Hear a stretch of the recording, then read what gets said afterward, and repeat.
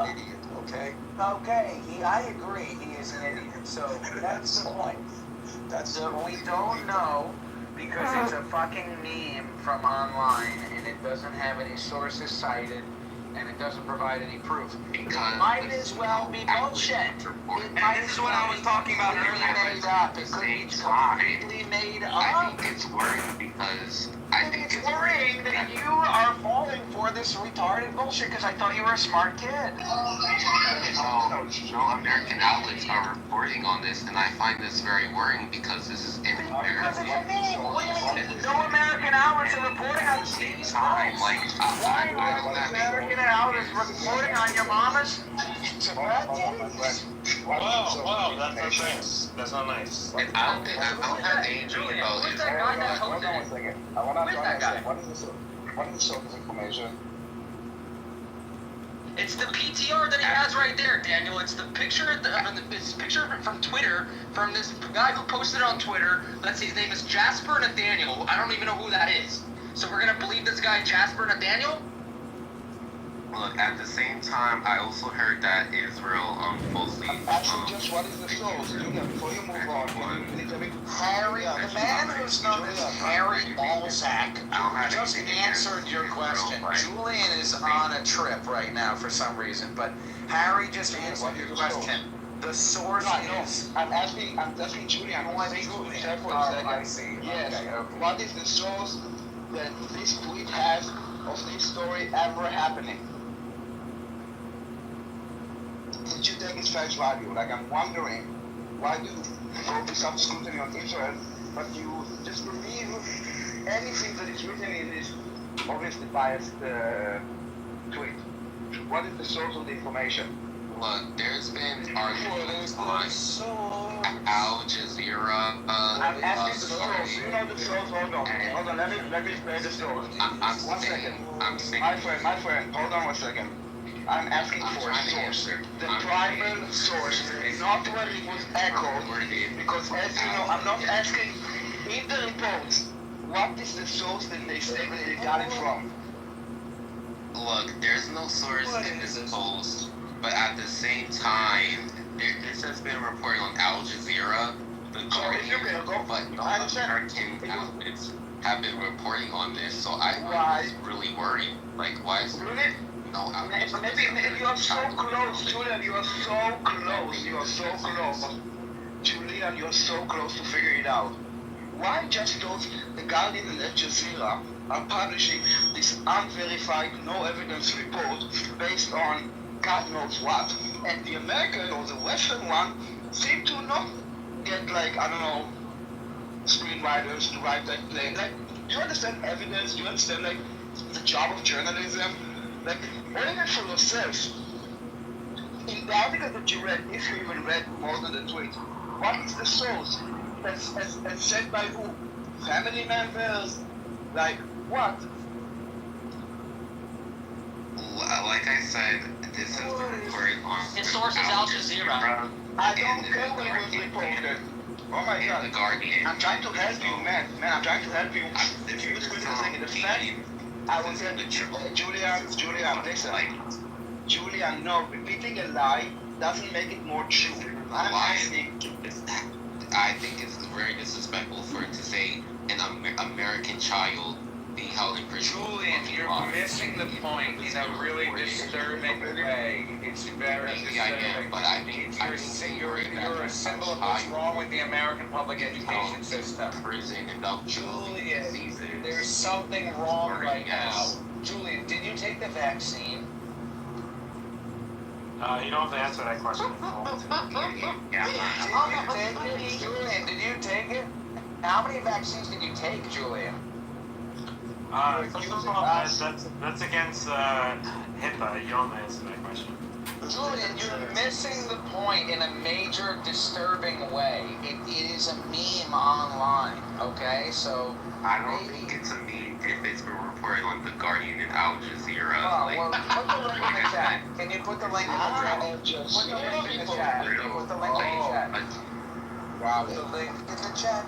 Okay, I put the link in the chat. Like, this isn't a joke. A child being held in prison and developing diseases.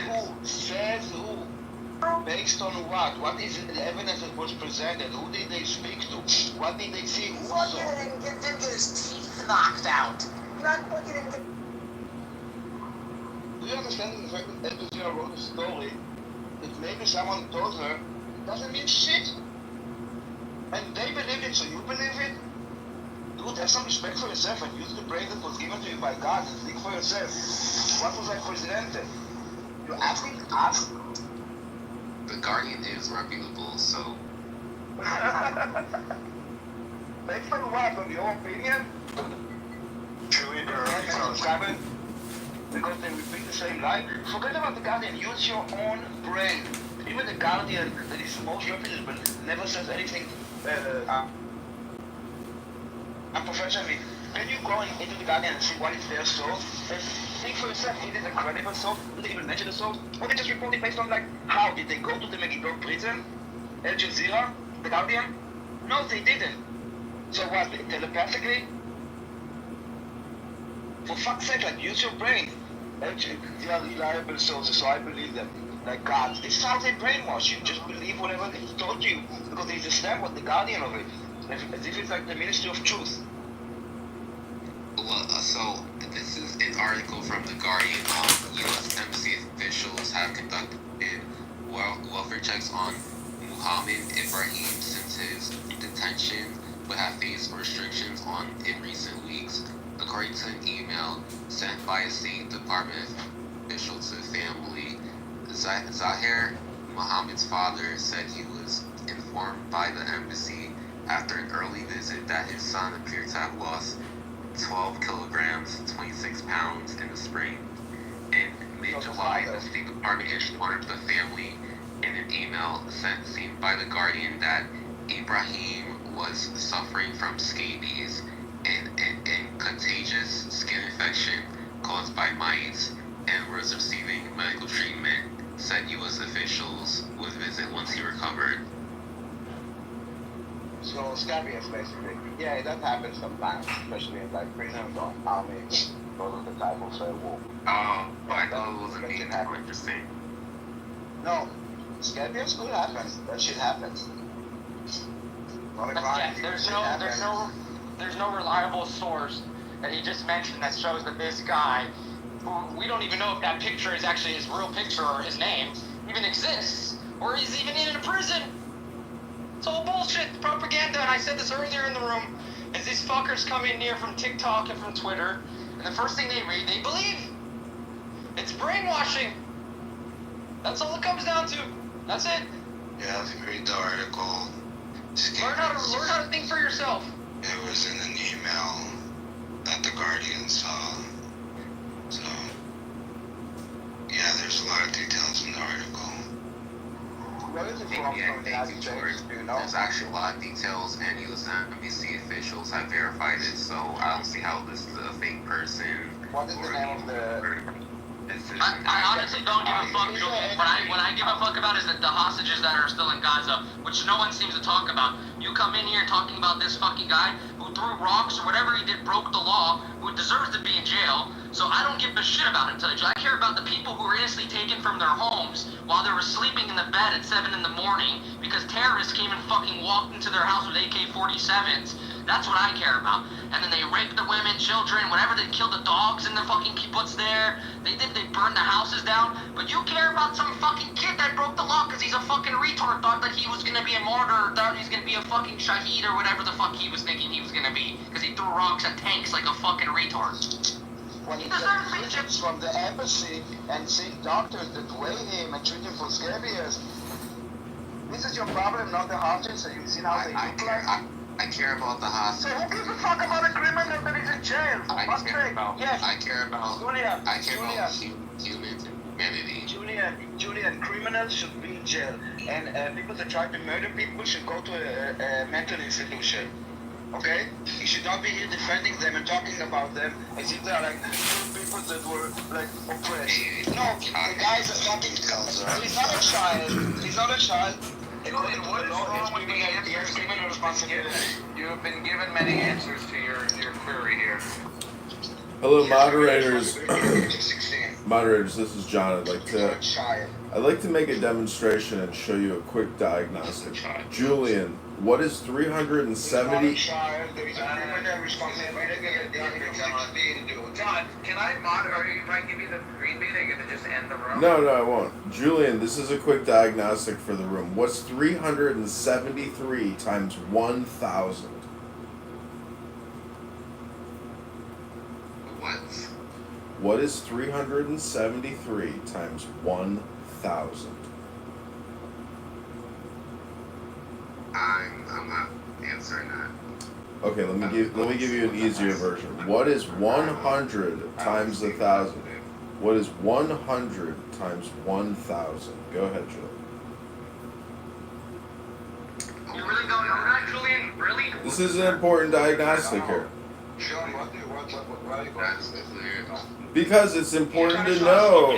It's important to know that as a speaker and having a debate with Julian, if you can't even answer a simple math question, maybe it's you that are having the problem, failing to realize that Julian, may not all be there, but you are having an intense debate with somebody who may not all be there. Someone that can't do 100 times 1,000.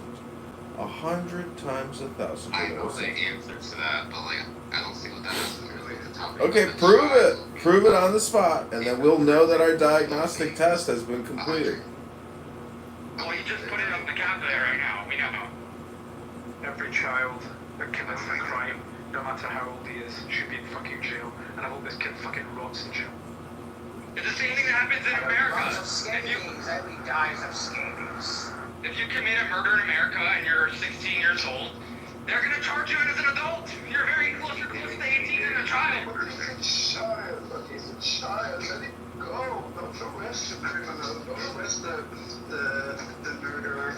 Let him go outside and kill more Jews because he's a child. Exactly. Because your problem should be with the indoctrination of children that teaches them from a young age that it's a holy war to go and slaughter Jews. Okay, that should be your problem. But you didn't say a word about it. You're blaming the Jews for arresting him before he killed the Jew and put him in fucking jail when he's getting all the rights like visiting from his counselor and doctors. And his face is from Florida. It's Wellness checks from the American. Julian, you're a The fucking... governor of Florida is helping him because he's from Florida. Okay.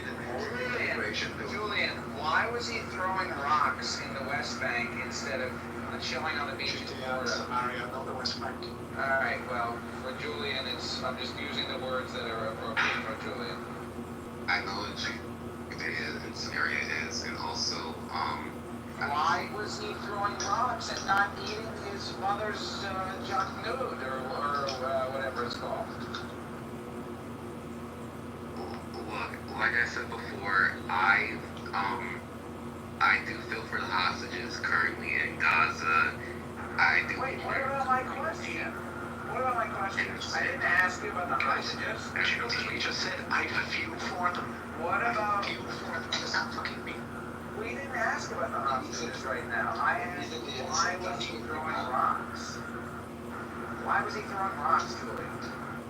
Look, he was accused of throwing rocks. Why was he accused of you? Why was he... So we're telling you that he was accused because it happened, okay?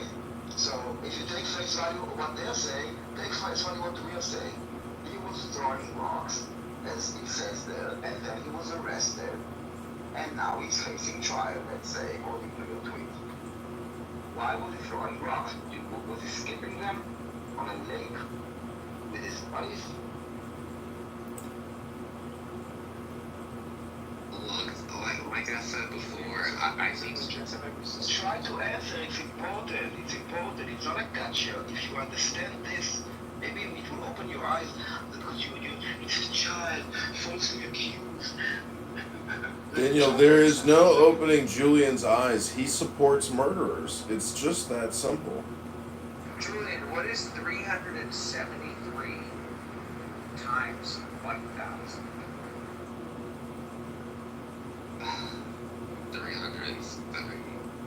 300,000. Oh shit! 373,000. 373,000. Yes. But anyways, 73,100,000. you have to anyway.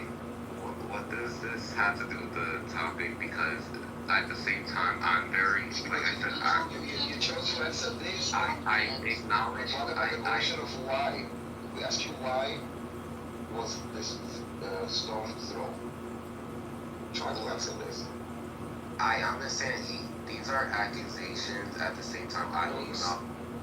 Are you going straight? Commodities are necessities. We don't need commodities. You don't need Red Bull. I mean, It's not a commodity. well, I'm sorry. Maybe I'm using the wrong word. Yeah, there's a lot of words here. Gas. You're using a lot of proprietary words. You don't have a specific definition, but yeah, like it's Sorry, I thought I could real definitions. She's not going to be familiar with the economic definitions what's happening. Oh my god, we just don't talk to people like that, idiot. Okay. It's not going to do this right now. There's no way to talk with you guys and spend this time with them, you know, just go and just leave them here and talking bullshit. Okay. I really hope y'all change your approach, please. It's audio. I think they're making this up. Then I hate to admit is that Mel Gibson makes some of the best movies in the game. Like it pains me as a Jew.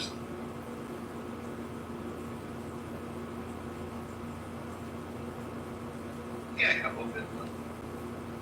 Braveheart, Apocalypto. What else did we do that's really good?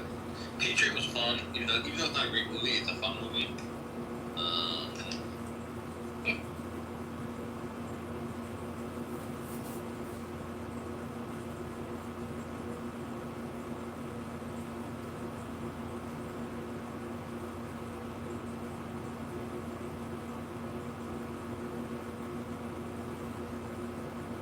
Not recordings. I got text messages. I got pictures. You know, I have screen grabs. Because people be lying. When it comes to Clubhouse, it ain't that deep for me to go back and forth for people.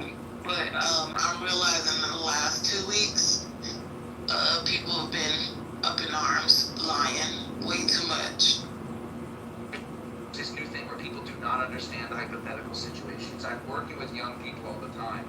There are some people, younger people, the future stewards of society who do not comprehend the concept of a hypothetical situation. And so you'll say to them, hey, if you were going to do that, and they're like, oh, like right now? And you have to say to them, no, like in the future, like in your imagination, like pretend, like let's really do you know pretend? Can you pretend? Let's do it differently. Yes, very much. No, it's felony. Very much. It's felony assault. No, if he no, he said it didn't happen. He didn't say it. No, he didn't. Okay, but if it happened, it's felony assault. It doesn't matter why. No, of course it matters. It matters why, because it's not a criminal act. It is a criminal act. Yeah, No, throwing the rock is assault. It's in your words. It could be attempted it's murder not- also. This is a terrorism. No. In your world, this is terrorism because it's the reason why it matters. Also in court, okay? Well, it Why could be did you do this? an Is it additional hate crime? charge. It's You terrorism. have an additional charge of terrorism. Yes, sure. but I'm asking. I'm asking at the very least, why. It matters to me No, why. but you're missing the point also. The question is why, not what. No, but Jason, that would be the classification. Why did he get up the same day, got out, and decided to throw those rocks? Right. Not right. But that This is the doesn't- question. He It goes does in matter. jail. It But does he's in matter. jail for assault. But When- it does whether matter. It does matter. When you rob somebody. Oh my God, or Jason. doing No, it does matter. we Jason, assault. Jason. No, for you, it's assault, okay? But it does matter why. Because it happens a lot for the same reason. For the courts, it's assault. No, for the courts, it's For the terrorism. justice system, it's assault. Wait. No, Jason, Wait, I cannot say pause. no enough. Go and study the topic about the Palestinian terror just with assault all like you would do if I would meet you in the supermarket and we have a fight. It's not. No, assault is when you put someone in fear of bodily harm. Okay, and battery is when you deliver on. Battery is when you harm them. That's what those two things are. Intent is a critical part of any violent act. Yes, intending to. If you don't have the intent of self-defense, it's assault. But any violent I act. don't know why you guys are arguing about this right now. Because it's the I need to know to explain why the kid is in jail. The kid is not a hostage. It matters, Jason. If it doesn't matter to you, let the conversation go because it does matter. Maybe if you hear the answer, you will understand why it matters. Maybe if you will hear what I'm saying, we heard what you're saying. We heard you. We heard what you said 7 times. But the question that I had was not what was the charge. I asked why I was get up that morning. Why did he get up this morning and decided to throw rocks? That is the question that interests me. And I think that if Julian would understand it, he would have a better understanding of the entire situation and not think that it's like a child that was arrested and accused and got scared. Look, I understand that, but at the same time, I'm reading the article, and I think they make it clear that his family does dispute the charges about these. Of course they do. They always do. What does that mean? That means nothing. Oh no, so it didn't happen. If the family says that the child didn't throw rocks, then obviously what are we talking about? That actually never happened, that a Palestinian threw a rock at the Jew. That would be actually the first, so it makes sense. And me asking you like, I think 12 times, you failed to answer once. And I think it's because you know the answer, you just don't want to admit it for some reason. Question. The question is, why is it that little child, instead of playing at home with his friends, soccer with a ball, decided to take a rock and throw it at Jew? He's a child, I remind you. Okay, not a militant, not a fighter. He should be, I don't know, nursing, whatever children do in your eyes at the age of 16. Look, at the same He doesn't want to answer because he knows the answer to the question. Right. Why wasn't he nursing? Why wasn't he nursing in his mother's Right. And also, I think that's a valid question, but I think we're also ignoring that his family did dispute the charges. I am not asking about the charges. Try to focus about my question first. Answer my question, then we can talk about. Let's return to John's question. Because I think that this is really disturbing that Julian is consistently. Julian, we have heard you. We can hear you. We're all on the group call together. We can hear you. So you already said the family disputed the charges. That was already responded to. Then it was your turn again. Then you said again, the family disputes the charges. That is very disturbing because it seems like you're not flowing with the, you're not following. Topic. We're still talking about why he threw these rocks. No, Daniel, it doesn't matter if the family disputes the charges. I think that is important because then why do you think he was arrested then? Then why do you think he was arrested then? They're both why do you think he was arrested then? He was. It literally. Why I'm do going you think? from the article. Why do you think? Go from the article. Go from the article. Of throwing these rocks. But why? Why? Do you hear me? Do you hear me? Why would Israel take a 16-year-old and outfit him and hold him in detention? Why wouldn't they take his whole fucking family? Why wouldn't they just roll him and shoot them all? Why wouldn't he shoot them all? Why would they go up? Why did they airstrike that whole? Airstrike the whole fucking believe what you want to believe, and just believe what you believe, but just give us a reason why this event happened. If you want to say that he threw the rock, why did he throw the rock? If you said that Israel arrested him falsely, why? Like, try to make sense of it so we can understand you, because I don't think we do. Look, I'm just trying to say that I just think it's worrying an American child is being held on these We heard you there. We heard you. I agree with you. It's worrying that an American child is being held on these accusations. You're not answering I agree with you word for word. It doesn't matter. It doesn't matter. It doesn't matter what this family is saying. His family is saying, and that's disturbing. It's disturbing that his family is a bunch of fucking dirty liars. And they're not just fucking owning up to reality. Their son is a Palestinian terrorist who goes on vacation to Judea and Samaria to throw rocks at people's children. He's from Palm Bay, Florida. They enlisted the help of the Florida government. They were there half the year. The thing with the bomb pilot is that they don't shoot. Julian, Americans are chew arrested. the food for them and put it in their mouth. Guys, I have a Americans are arrested all over the world all the time for crimes like this, and no, the U.S. does not bust them out or whatever. People who commit crimes should be in fucking jail. Okay, and this kid probably is in that category, dude. That's not fucking concerning. That's the system working. Can you argue with someone from America? Any person in America that would throw rocks at police officers or people will be put in jail right away. Like no questions about it. And it's amazing the way that he says American child. Like, dude, are you lying to yourself trying to manipulate like the situation? Let's maybe call it a terrorist undocumented child. The Julian child. Yes, America probably should be child indoctrination and recruitment of children. That should be a problem. Julian, my question remains unanswered. It is another hypothetical question, so you might have trouble with this one. But if he wasn't arrested for throwing rocks, Julian, you agree it's possible that he did not throw rocks? You agree? It's possible he did not throw rocks. Is this true? Well, so He's accused Dr. of Rainfall. throwing rocks. He's been accused of throwing rocks. It's like At the same time,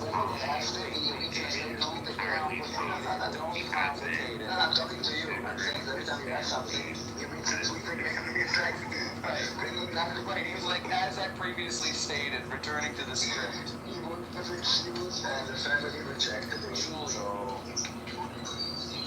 Julian, why do you believe that he was specifically targeted? I got the entire nation to like Hitler.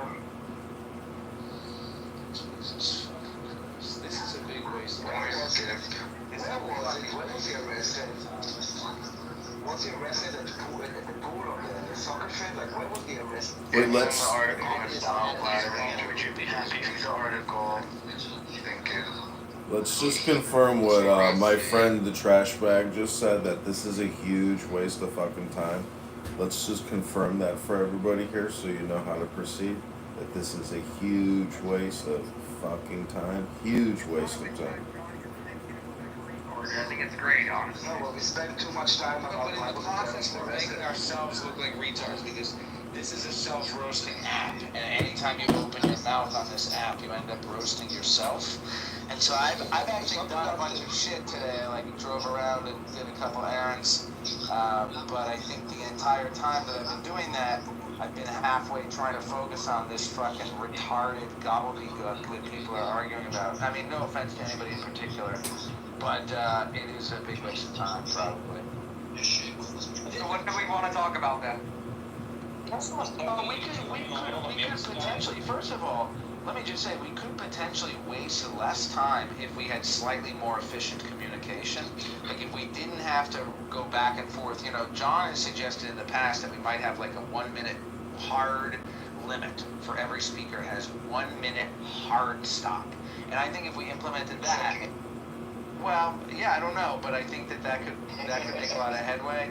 And I think that people have to listen. I mean, you have to listen if you're being spoken to. You have to really, really, really listen.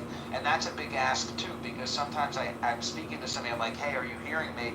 I can't see their face. I'm trusting that they're hearing me, but then when it's their turn to speak, it sounds like they didn't really hear me fully, so. Because they don't give a shit about what you say. They care only about the agenda and the propaganda that they want to spread. I 100% agree with you. It's a waste of time. You want to hear what? You want to hear what you heard already a million times before? What new about what they say? It's never new.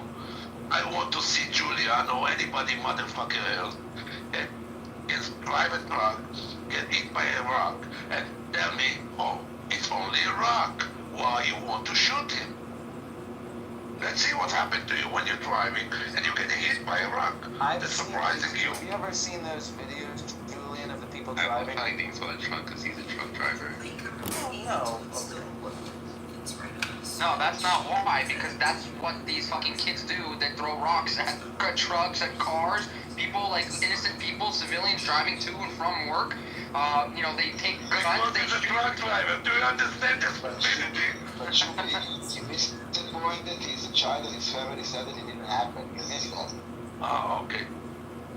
Yeah, we're missing all the points. We're always on the miss. Somehow, we always on the miss. We never on the get it. And Julian is claiming that he's so much for Israel, and he cannot bring himself to say one good thing about Israel. Unbelievable. I love him. Go sit on the cactus, you fucking piece of shit. Sit on a what? I just said I love like something from Israel. There's more. I think they're beaches or cactus. Oh, sit on a cactus.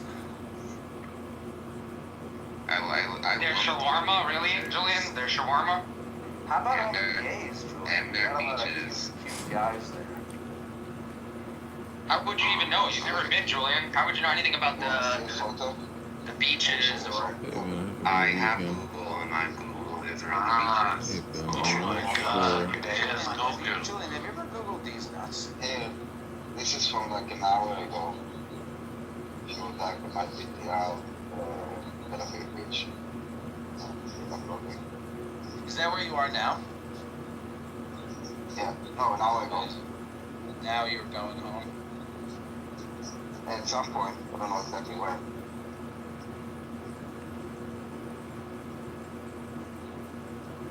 Nobody still answers. It's not just crowded. I would expect it to be much more crowded. 104 pounds for 28. So not really. Okay, so maybe not peak time.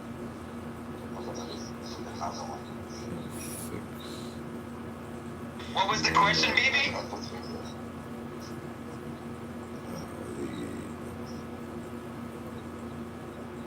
BB, what was the question that we're supposed to answer for somebody? Receiver. How do you pronounce this Hebrew name?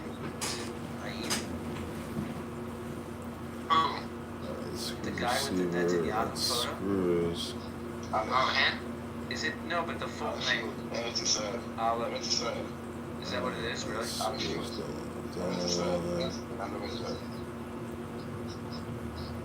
Or something else like that. Hi.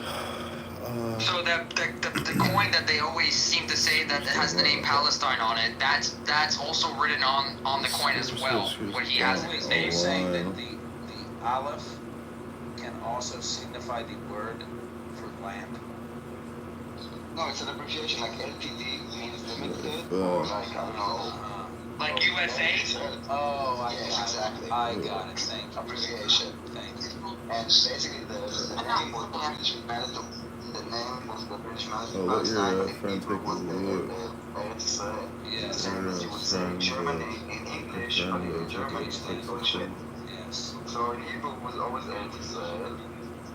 It's also every like stamp or document or passport or whatever. If not, hold tight. So whenever they show those coins or documents, it just don't read Hebrew. So December and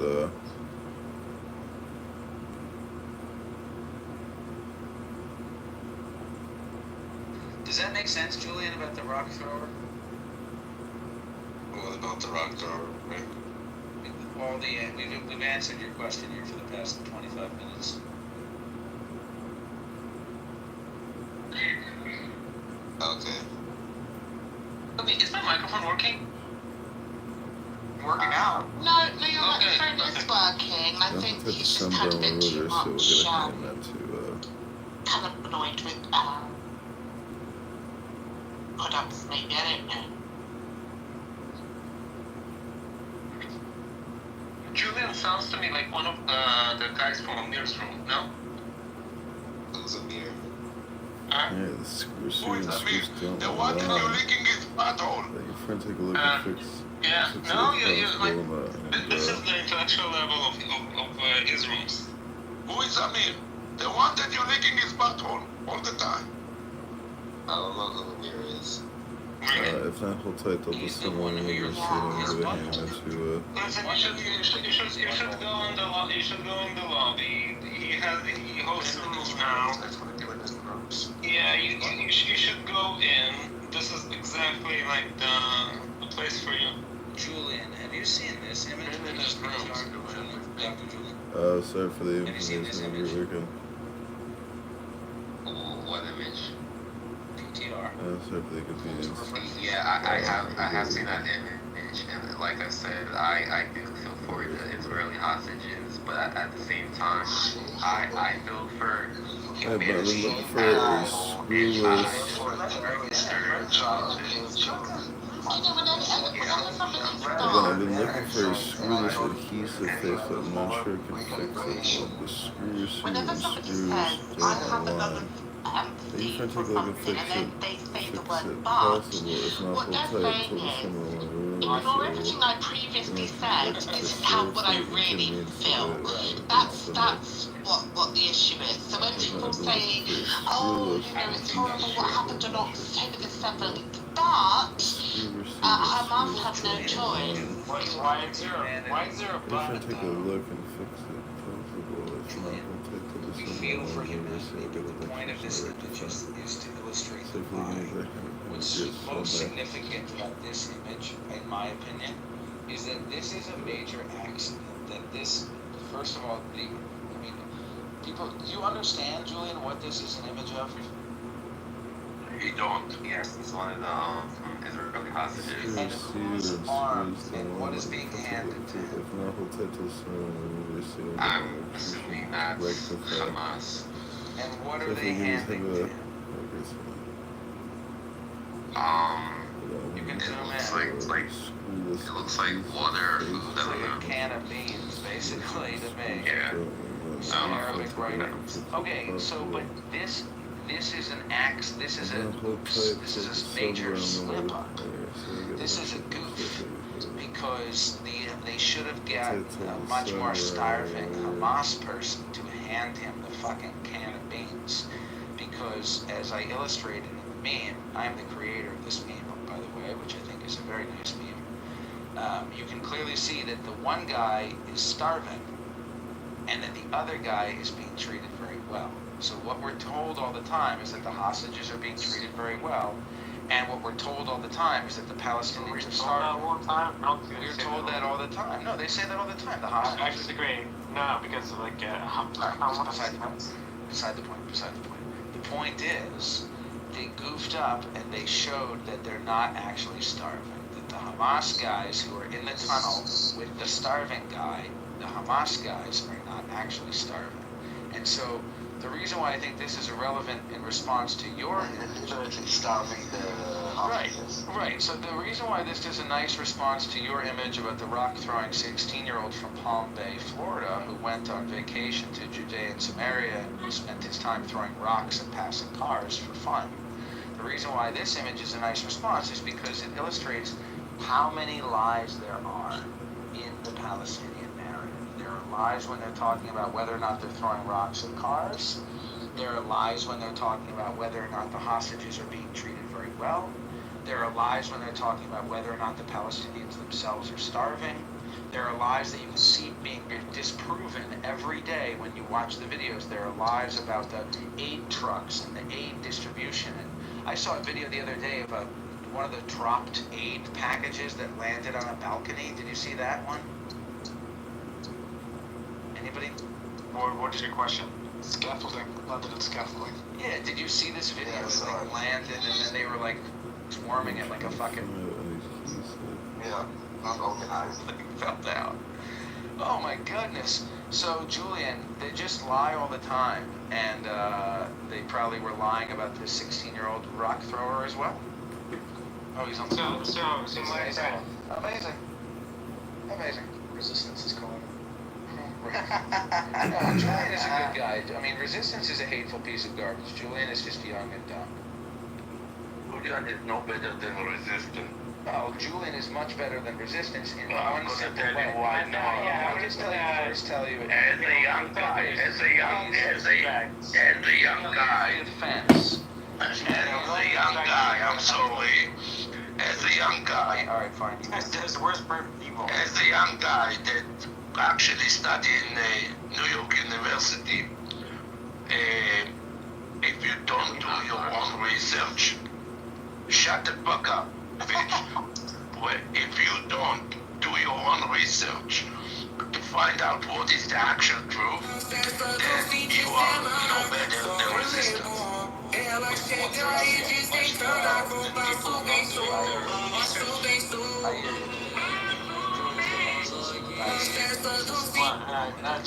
Julian, you should apologize.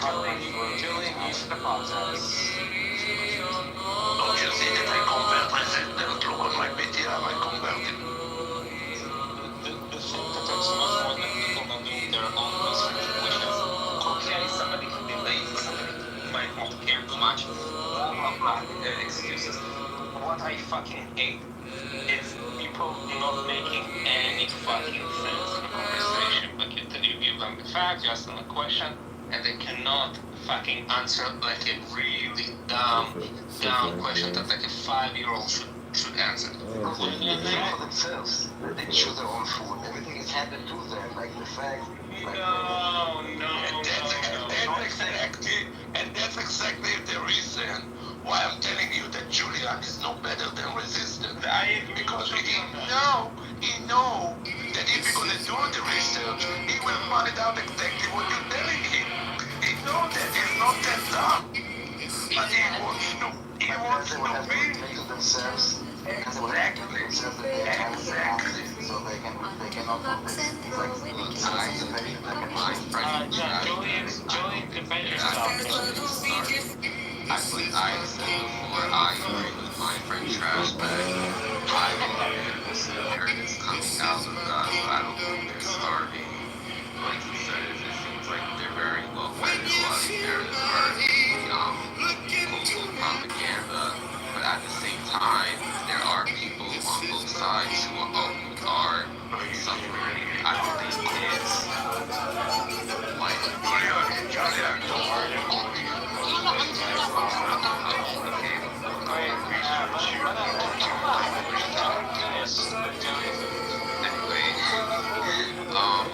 like I said before, there are people on both sides of this conflict who are suffering, and I'm just very concerned with this child and his situation going on now because I wish that you're gonna be that child. I wish that you're gonna be that child.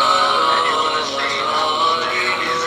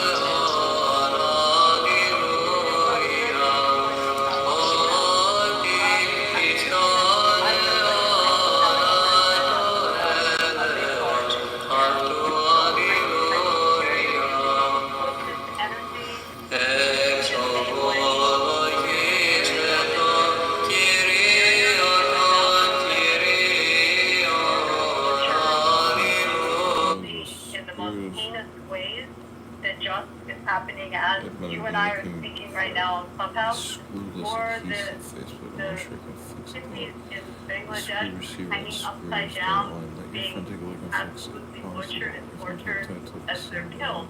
I mean, my heart goes out to the Druze in Syria, in the Sudan, the amount of people, as we're on Clubhouse now, that are being murdered.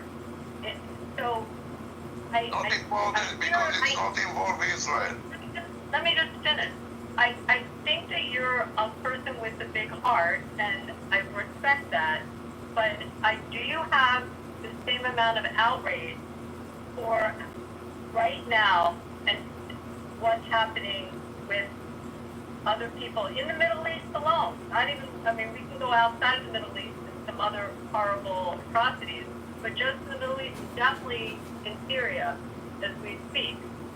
So I'm asking Julian that. The answer is no. Thank you, Julian. Let Julian answer it. Damn, David B. Anyway, I thank you for your sincere comments. So, about the Jews in Syria and the Hindus in Bangladesh, I think you mentioned.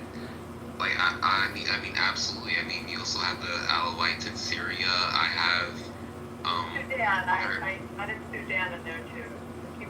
Yeah, and Nigeria as well, like the Christians in Syria and Nigeria, the Christians worldwide that are being persecuted. Like, I absolutely, feel for them. So, yeah, I know. To go out and hold a sign for them and go in front of. What about the Christians? What about the Christians in Nigeria? I didn't even get to all the Christians yet, Enigma, because. No, I just wanted to say, because we were talking about he was talking about persecuted Christians. What about the Christians in Nigeria who are killing their own children because they're being told by their pastors and pastoresses that they're witches and wizards?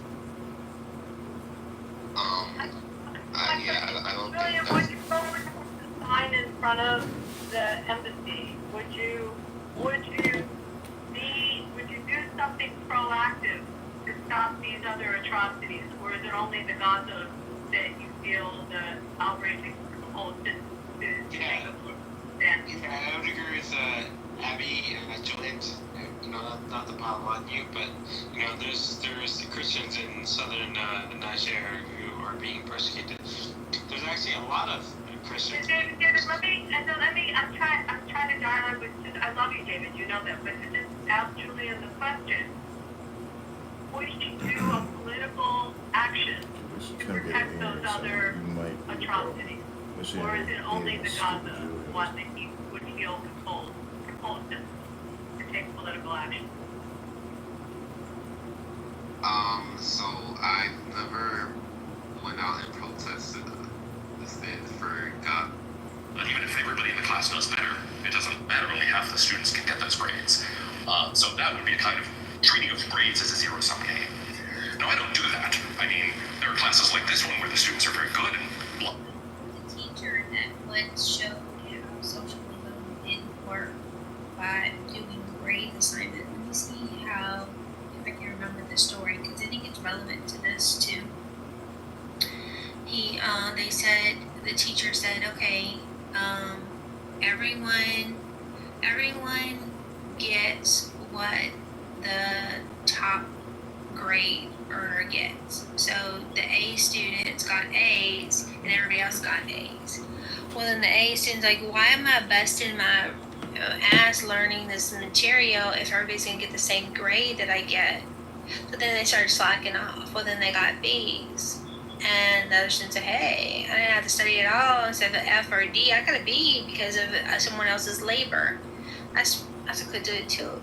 And they got to C's. And then it ended up that everybody was failing the class because it didn't mean anything anymore to work and do the job. And that's socialism. All right. lots of people get very high grades. There are classes where people are terrible. In fact, talk about an instance of bad cooperation versus good cooperation. We have this program called FIGS, First Year Interest Groups. The advisor advisors refer to the people in them as figlets, by the way. It is kind of cute. Anyway, the figlets, normally within those groups, cooperation is very good, and people in those perform better. But in the time I've been here, I did have one of these where it was bad cooperation. There were several people in there who were just terrible students, and they corrupted the others. They all co-opted. So, like, I think one person in that entire fig group got a C. All the others got D's and F's. And I don't think it's, at the first, they didn't look like they were all terrible students, but it turned out the few really bad apples just spoiled the whole bunch and encouraged them all to have terrible work habits. So that kind of thing can happen. In any event, normally grading isn't like that, but it could be. So it doesn't have to be economic. Now, lots of games are mutually beneficial in the sense that the players can increase or decrease the total amount of utility. So normally we would think war is like that. Wars can be fought more or less destructively. And in fact, one of the hard questions in looking at 20th century military history is why were 20th century conflicts so unbelievably destructive? The First World War, the Second World War, the loss of life, the destruction of property, and so on, just dwarfs earlier wars.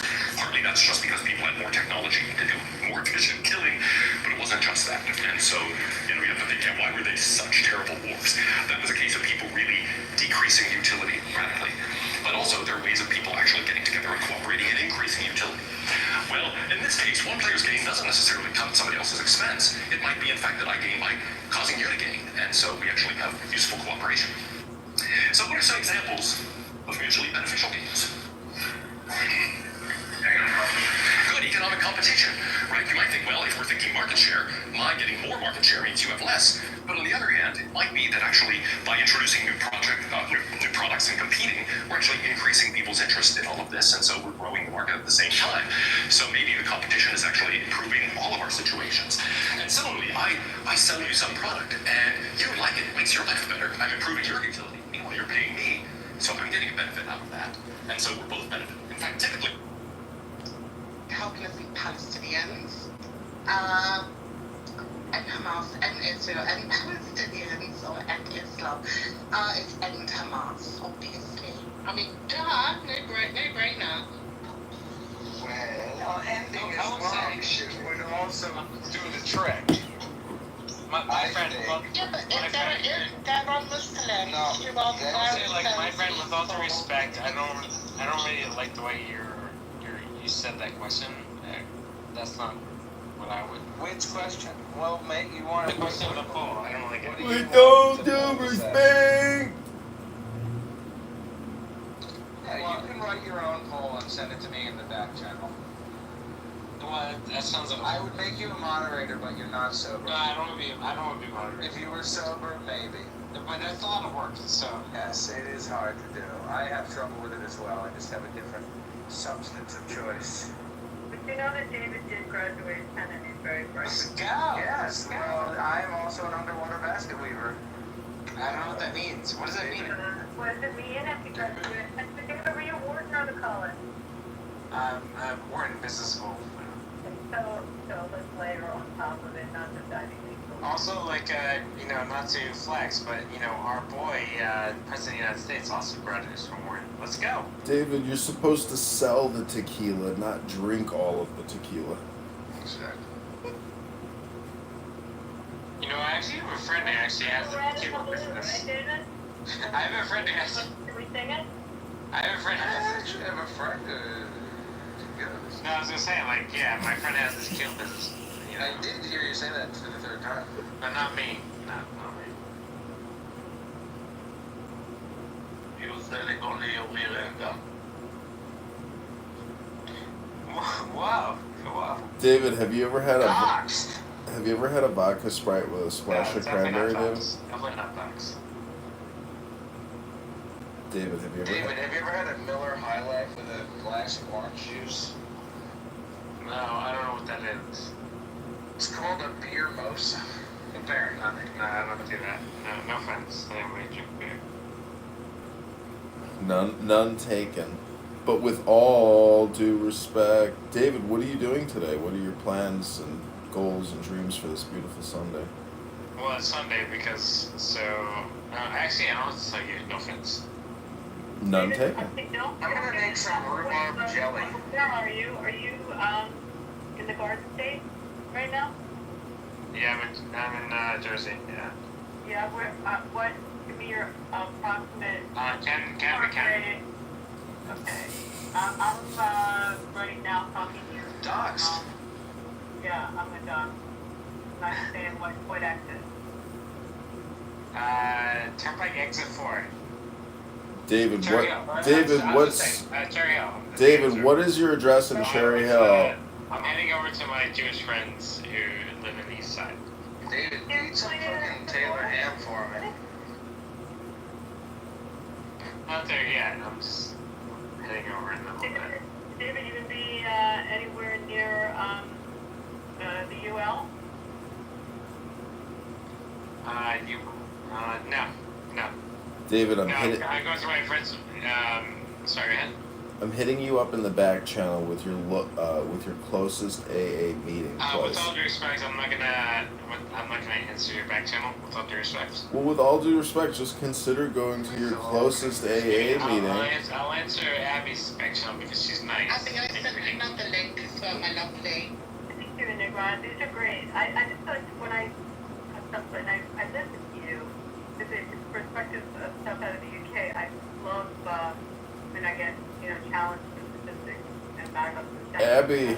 Abby, are you supporting Benjamin Netanyahu's declaration of escalating and culminating the war by destroying Hamas? So it's interesting because it's a 2-month period of time that they will almost act like what we know to be in the U.S., the Army Corps of Engineers, building makeshift hospitals and different areas for relocation, for housing and other services.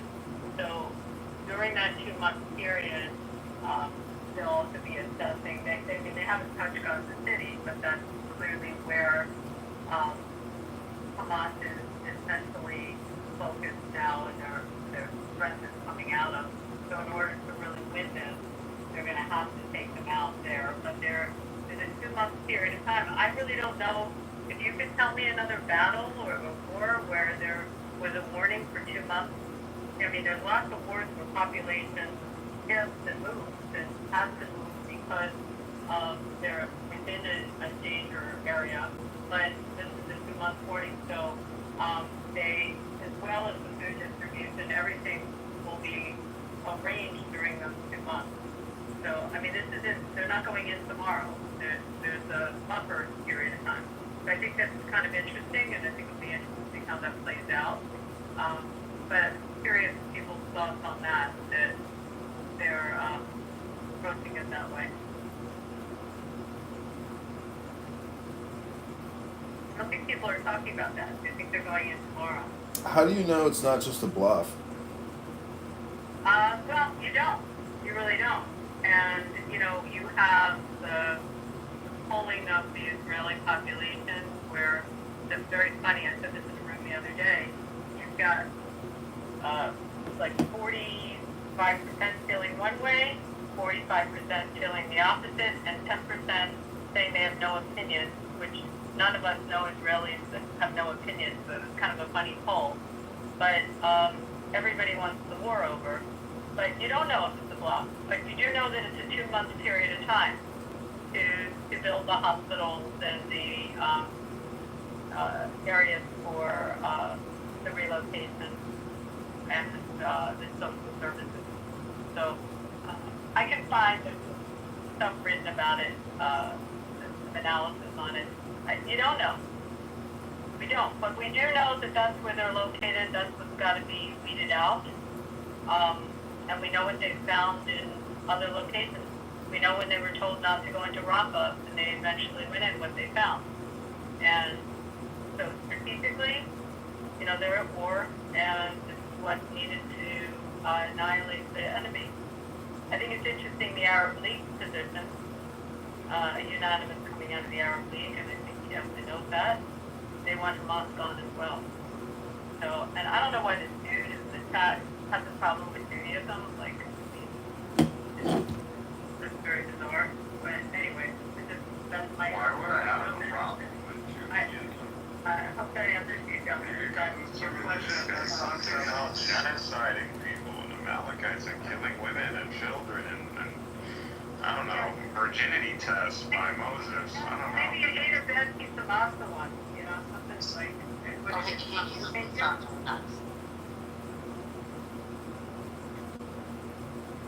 Isn't it funny that people, when they come into the room, when someone's talking, they just talk over them to troll because they want to put their propaganda and their narrative out there? It's quite sad, really, isn't it? Can you not wait your turn? Sorry, I was talking to Mikhail. Yes, Mikhail was in the Uncle Steve room just now. And then we realized there's something called Nation of Islam in US. It started in 1930. I think what we are seeing now is unfolding in one way, Nation of Islam penetrating US. And so the Nation of Islam organization, their plan is to make the black American community emphasize that the white supremacy working on this, and so this group of people are called the black Farrakhan? There's two different things. You said the NOI Nation of Islam Farrakhan, which is different than the BHI. Is that you're talking about Farrakhan? Yeah, they're two different things, but the BHIs are being held to form through the Nation of Islam in US. I think somewhere Michigan, I think. So I just found it in the ChatGPT, but because he came to Uncle Steve's room, he just non-stop spreading all the information to question the legitimacy of Jewish in Israel. So I think it's good that I think we pretty much defeated most of the pro-Hamas, pro-Palestine arguments over the last 6 months. Now they have no more arguments, so they are mobilizing the black Hebrew Israelite to come here. And that showed that in order to have unity for America, we have to help the black community to purge out this group of people who only try to cause more division among the American population, using Israelite as a justification.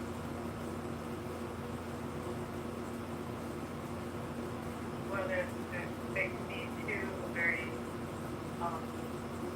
dangerous groups. I would tell you to pull up, if you're going on the internet, look at EPL reports on NOI and Farrakhan. You read a lot about Farrakhan. And he decides to use a termite, so he guys can find lots of videos of his speeches. And BHI has like many different stacks and components.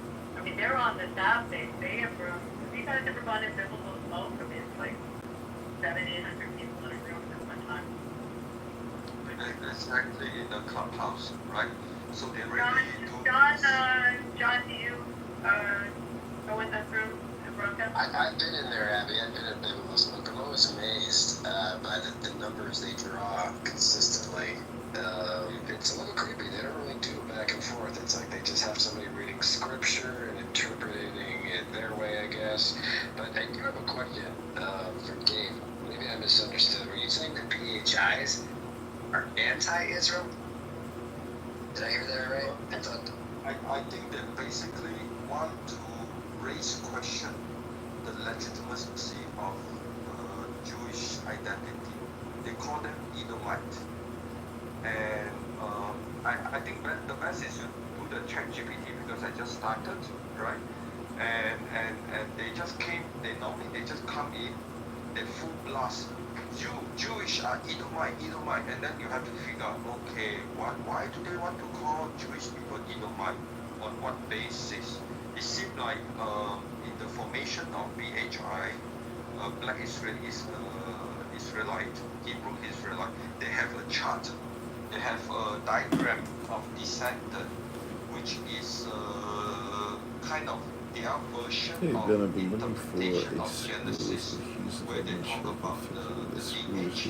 And so from this lineage, they justify that Jewish people are Edomites, and they have no claim to the Holy Land and all kinds of stuff. So I think it's good that we need to. So you're saying PHIs are pro-Palestine? Well, they are pro-Islam as well. So they are assembling multiple things from Christianity, Judaism, all kind of stuff, in order to jihadists create more hate. They're very stupid people. So why do they have money? Surface? We understand what else the enemy Oh, have wanna in go? mind, right? So we understand they come to U.S. Oh, wanna go? University and destroy the Wanna future go? of children of many family, right? They are totally indoctrinated, and this is through direct donation. And now I learned in Wanna go? 1930 they already started this thing. Yeah, it's called the Nation of Islam. I think AB probably know more. But the question is, what else Nation of Islam are doing in US? If they are doing in US, what else the organization is doing in UK? Oh, wanna go? We have to understand all this thing. Then we know exactly how to deal with it. Yeah.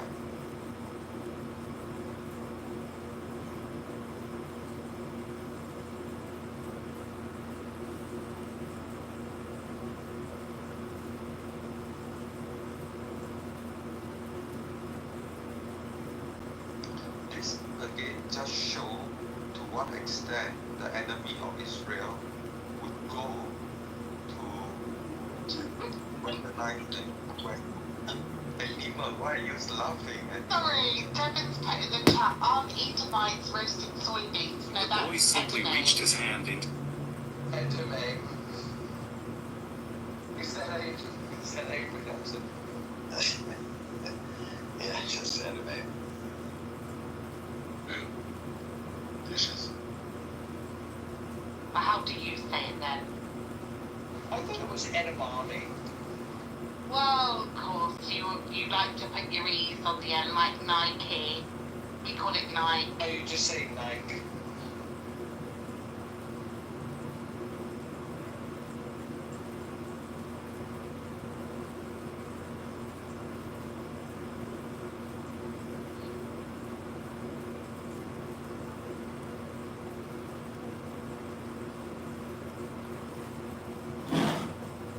Anyway, if there's nobody to fight with, then there's nothing to say.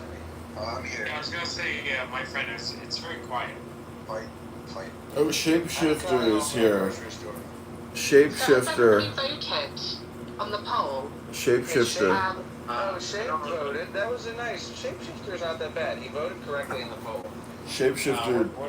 Do you think Benjamin Netanyahu's all bluff and bluster, or do you think he's really going to send in the hardcore IDF soldiers to go in there, blast out those terrorist cocksuckers, and liberate those hostages? Whoa. What do you think, Shapeshifter? I think there is a chance there's a bluff in there. Do you think? Are you still? Why would we be bluffed though? It's just strategic, David, so you can try to extract some type of negotiation. Hold on, I didn't ask you, I asked him. But he didn't ask you, he asked him. Well, I'm asking him. David. Okay, with all due respect, my friend, I'm asking him. But what if somebody else wants to answer? Yeah, Are they David. not allowed to? Okay, well, we can do a poll, but as of right now, I'm asking him. David, if you're even dumber than Julian, what does that say about you? David, No, what first of all, is that's not funny. That's not funny, by the way. 1,000. I feel insulted that you were laughing at me. David. No. David, what is 873 times I accept 1,000? your apology. It's okay. David. I prefer coffee before 5 p.m. You happy? It's a good choice. It's a smart choice, David. Coffee before 5 p.m. Don't forget the numbers there, David. You don't start drinking alcohol till after 5 p.m. Yep. So I think it could be a bluff, and it would actually be really smart if it was a bluff. Really good move if he's bluffing. Okay, so like me and her were having a conversation. You guys. Sorry, me and her. Yeah, right. Like we're having a conversation. And all these men, right? She and I. She and I. David, are you ready? I put him in the audience real quickly. I want David to simmer just a minute, because if you're gonna pre-announce that you're gonna take the whole Gaza Strip, and that means you're going to, engage and defeat, guaranteed. So what I'm trying to say is, by making all or nothing statements or creating clickbait titles, you create that in order to see how, what the feedback is, what the response is. And so I think that, saying you're going to wipe your ass, versus actually wiping your ass, are two different things. I think it could be a blufferoo. It's a little bit like chess, you put a feeler out there to see how they respond, and because, to sacrifice more soldiers to go, liberate Gaza from Hamas, versus getting some type of negotiation or settlement, or meeting in the mines through this type of negotiation tactic. But it could literally be him actually doing a neurolinguistic program and saying, "Hey, we're going to prep the world for this. That there's going to be some carnage. So we told you 2 months ago, and now we're actually doing it," because that's most likely what's going to happen. Where they're going to hope for the best but plan for the worst. Nice. Moving the pawn on the rook file. Somebody probably forgot that 12 days ago. And you think that BP now gonna advise everybody that he's going to do something? Really? Wait, so what are you saying, Shucky? I think that it's completely blown, but we will see. There is no way that it's not a blow, from my opinion. Like, since when you're going to let your enemy know when you're planning to do something? Well, did he do that? Did he do that with Iran? Did he do it with Hezbollah? With who he did it? So now we decide to be the stupid to let the enemy know. Well, I mean, they're in kind of a cornered position, no? No? Why it's in corner? Do you see Trump saying anything against it? Do you see Trump stopping him from anywhere? He is in the best time of his life. 30 years in the political industry, never had so much support.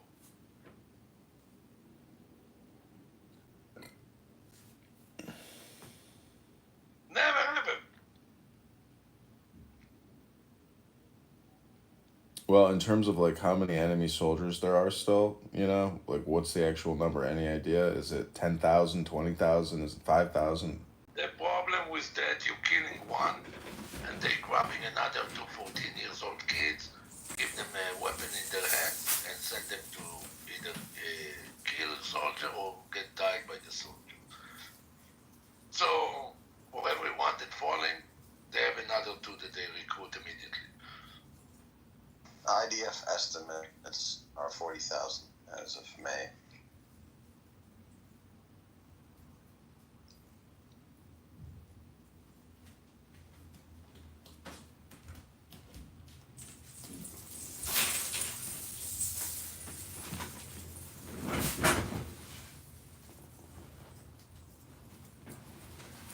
It could be as simple as just getting the Hamas to move out of Gaza City and establish a corridor for aid to flow. Could be a big PR move. That's what I'm saying. It's all a blow. What do you think about the theory that if you actually go in there and take them all out and engage in a very aggressive action, in some ways, like Benjamin Netanyahu's political power, by doing nothing but saying you're going to do something is the essence of politics, So the moment he actually completes or ends his objectives in the same way that some other historical figure. You know, it's always like a Pyrrhic victory. So there's never really any true victory per se. So I'm just saying that like Benjamin is so smart. This is like him just floating and flying. You know, it's because Gaza has been neutered. Terrifically. So I'm just saying that like from a Benjamin position, like he's infallible in a way. Not really. Right now, I think he's trying to balance the bad PR against appeasing Schmoltrich and Ben-Gvir, and this is almost like the only move he has. So he's got both sides kind of balanced off of each other. He's extending his shelf life, is what he's doing. He don't need to extend his shelf life, no matter what he's gonna have until the next election, because now they are in 3 months of a vacation, whatever the government. So he don't need to extend his shelf life anymore, because he's gonna continue until November of 26, no matter what. Even if somebody gonna be able to vote the government down, the government not gonna go down until the next election. That's scheduled for November. So this is bullshit. There is no extension life over here. The thing of it is, the bad position that he has right now, there is no deal that can be good. Because no matter what's gonna be the deal, hostages gonna stay hostages. Because Hamas not gonna give up the last leverage that they have. So no matter what, he gonna need to go in. And probably those hostages gonna be the casualty of Israel. There is no other option. Think about it. You think that Hamas gonna give you all the hostages? That stupid even to think about it. They cannot, because if they give you, they lost all the leverage that they have. How you think that they're gonna do that?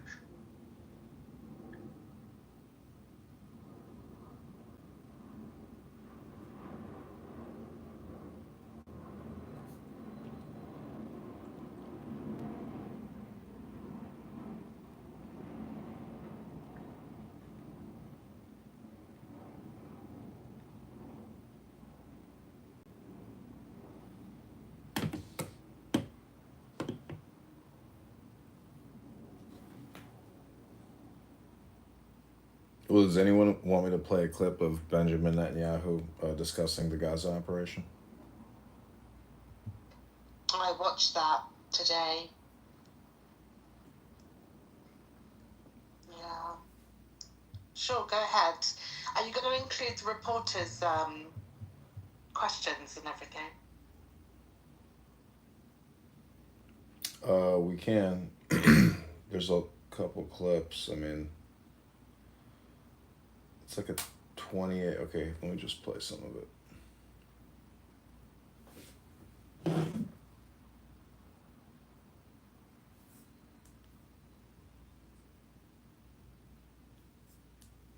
Not anyone advocating the destruction of Israel. That's what we want to do. We want to liberate ourselves and liberate the people of Gaza from the awful terror of Hamas. And you were in the Gaza Strip today. You met Palestinians who are fighting Hamas because finally they see that they have a future. They can rid themselves of this awful tyranny that not only holds our hostages, but holds 2 million Palestinians in Gaza hostage. That's got to end. Are you saying today that you will take control of the entire 26-mile Gaza Strip, as it was 20 years ago to this month in 2005? Well, we don't want to keep it. We want to have a security perimeter.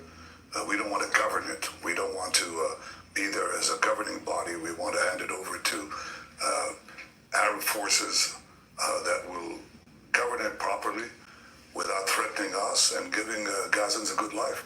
That's not possible with Hamas. The only way that you're going to have a different future is to get rid of this neo-Nazi army. The Hamas are monsters. Look at what they're doing to our people.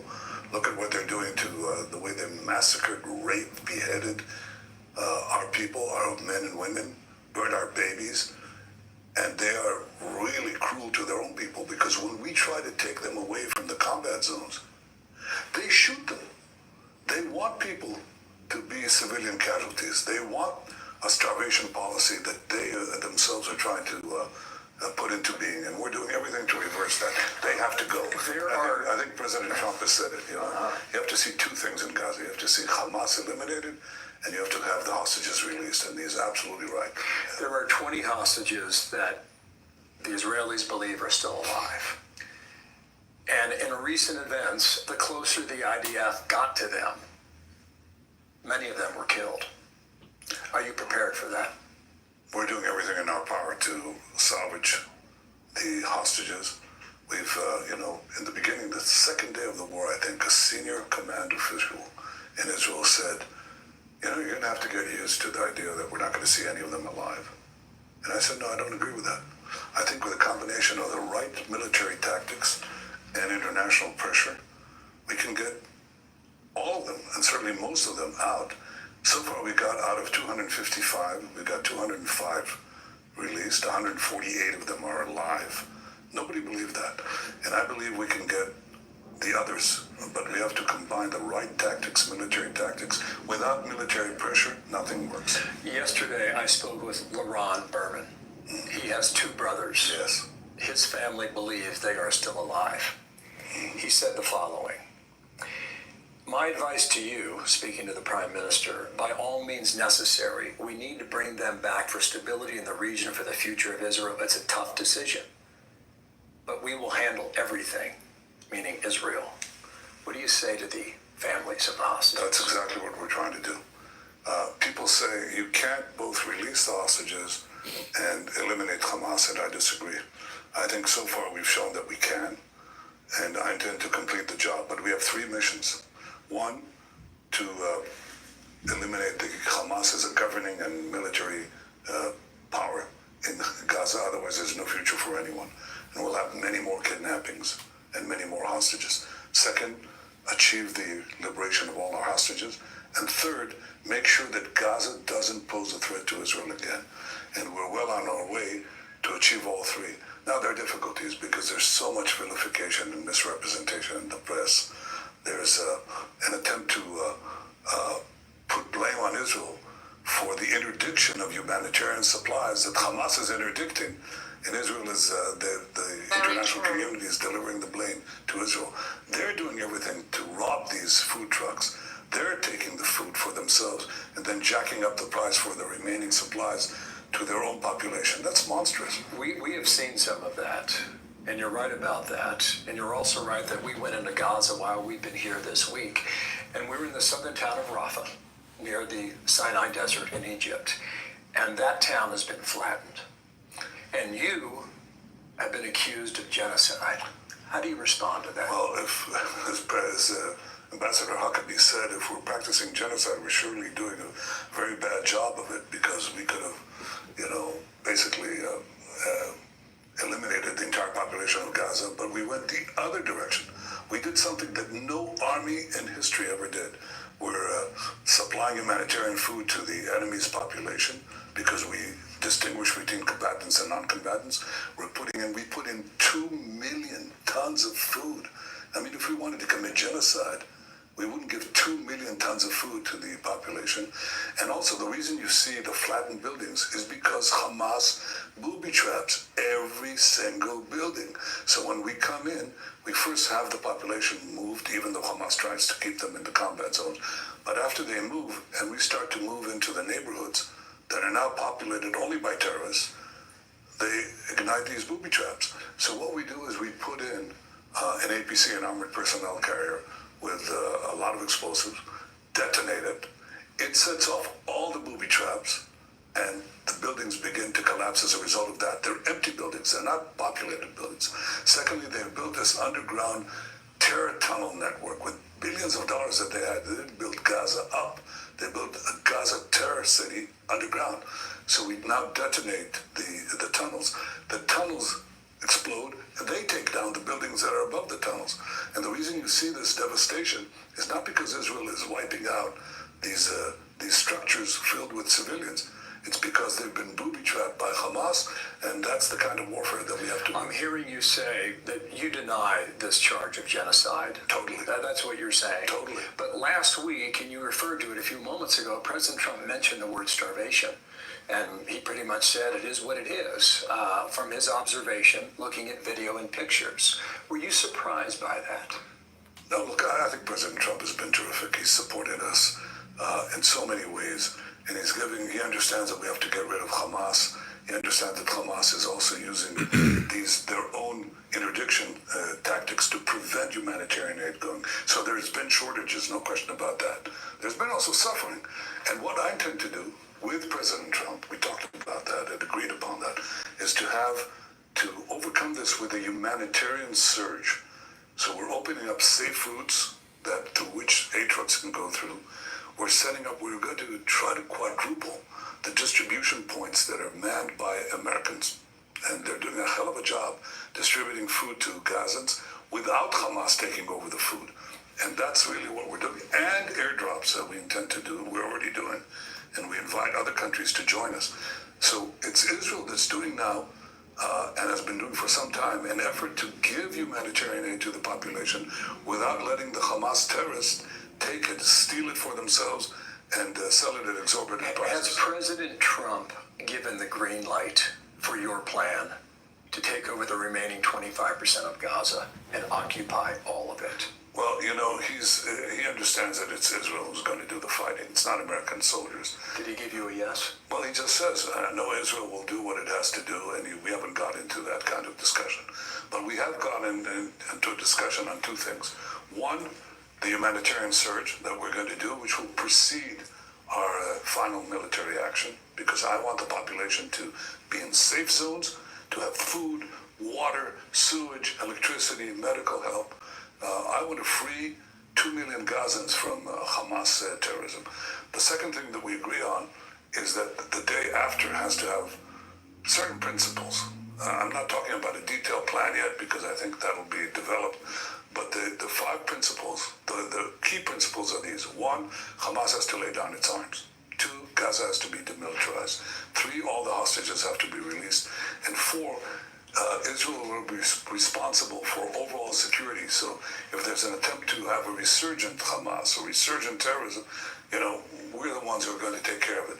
And 5, let Gaza be governed by a civilian authority that is not Israel, because I don't want to occupy Gaza forever. I don't want to govern Gaza. I want to have a different governance there that basically is willing to live in peace with Israel and give Gazans a different future. That's entirely different from these unbelievable lies that are leveled against us, frankly against me too, by the international press that doesn't care to check the facts. It just takes Hamas statistics, Hamas arguments. It just swallows them hook, line, and sinker, and delivers this vilification of the one democracy, the one Jewish state that is fighting people who massacred. It's the equivalent of the massacre of thousands and thousands of Americans, the rocketing of American cities. Nobody would stand for that. Come back to my experience inside Gaza this week. We went to an aid distribution site, food distribution site. Your own soldiers have been accused of killing innocent Gazans who are in line for food. That's the accusation, almost on a daily basis. Can you defend that? Yeah, I can deny it because it's a Hamas accusation. They're the ones often who are doing the shooting and waiting for our soldiers to respond. And in fact, very often they don't respond. But all these stories are repeated ad nauseum, and the people don't even bother to check the facts. We're doing everything that we can to avoid civilian casualties.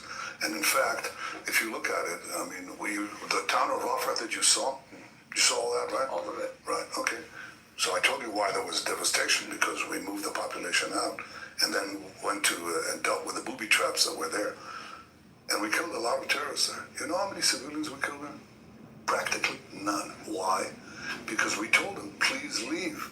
We showered them with leaflets. We called them millions of text messages and many other means to get them out, and they walked out. They walked out 2 miles to the coast, You know, people think it's hard to get to places like this, or this, but you can have all of this if you earn enough points. Well, we can take a break if you want. There's about 10 minutes left. But any thoughts, comments, questions, ideas, opinions?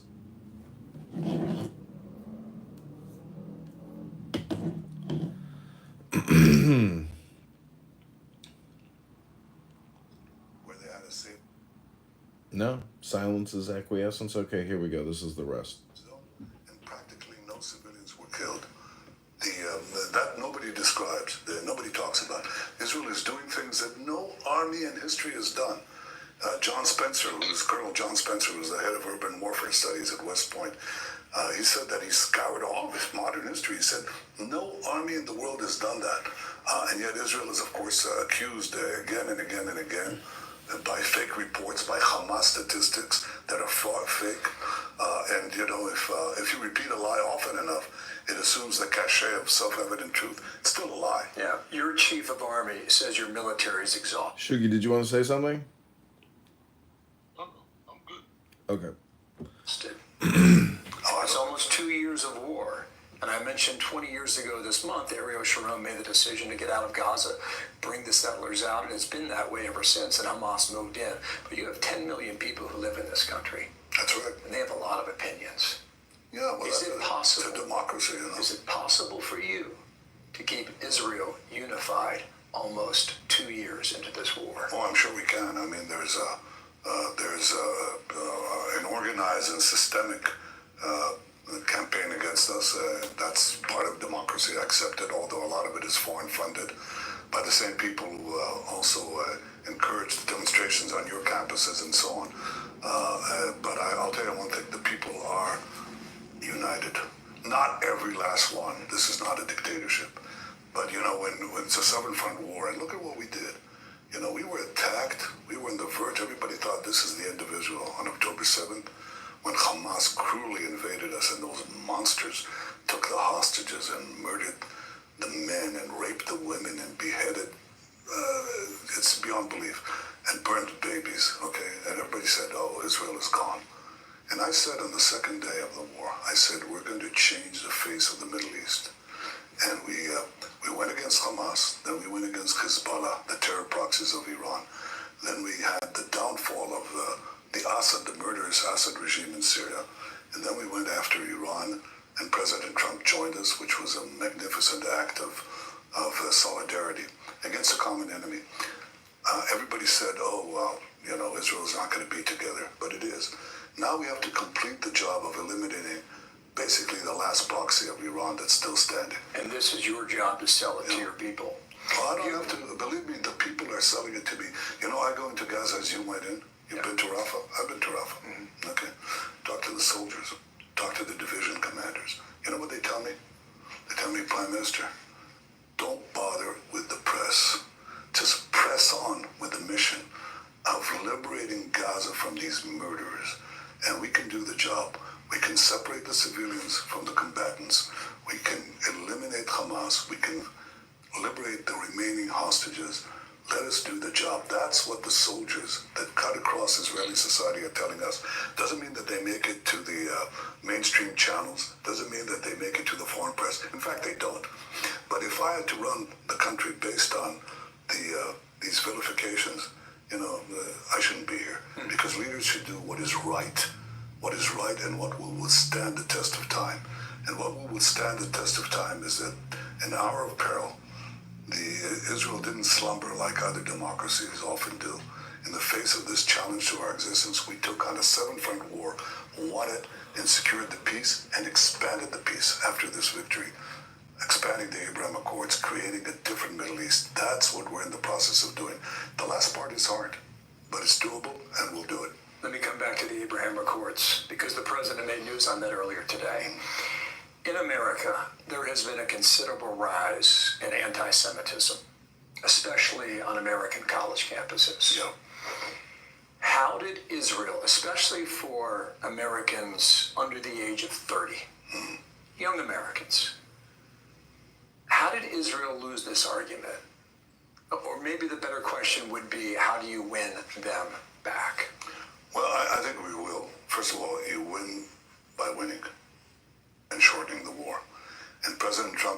us the support to finish this war as quickly as possible. Of course, we have to contend with campaign of vilification that is done by so-called reputable news media. I mean, the New York Times puts out a major story on the front page, a Palestinian mother holding a child, starved supposedly, and then it turns out that that child has cerebral palsy. It's a congenital disease. He has a brother who's well-fed, family is well-fed, but it's put out this thing, and then it corrects it with a denial the size of a postage stamp buried in the back pages.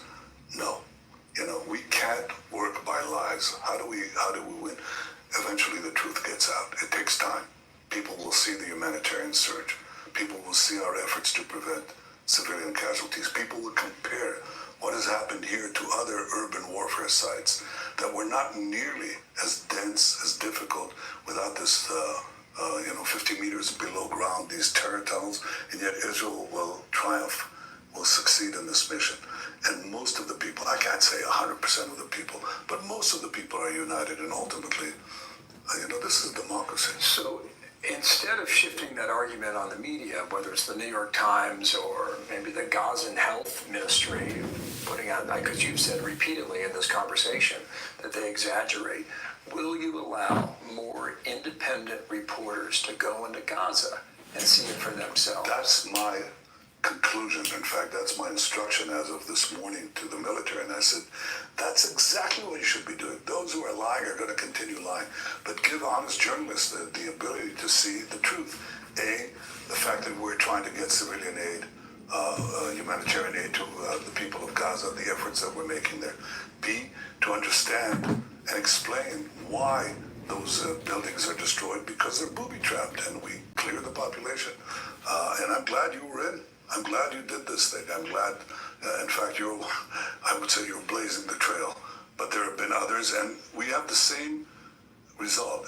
Every time people see it, they see it in a more realistic way, in a more honest way than the way that it's presented in, unfortunately, the New York Times. And other New York Times should be sued.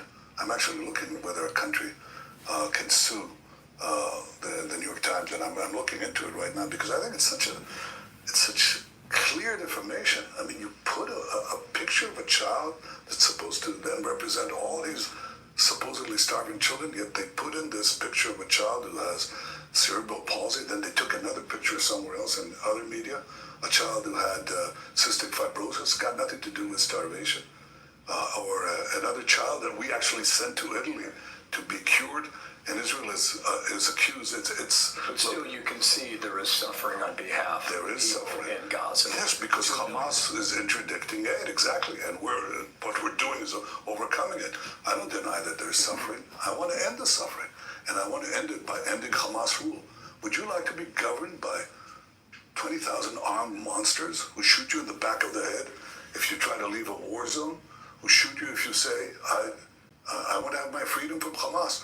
We now have Gazans fighting Hamas. They finally have the courage to do that because they see that Israel is progressing, and they think that we're going to win.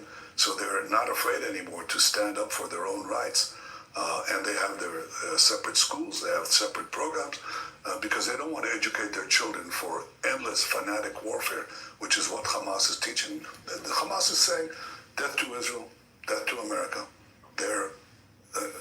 They hate everything that a free society stands for. And ultimately, the people of Israel understand it. And I think ultimately, the free peoples of the world will understand. I have one more question, but I want to clarify something if I could. Sure. You've said a few times now that the buildings in Rafah that we saw have tunnels underneath them.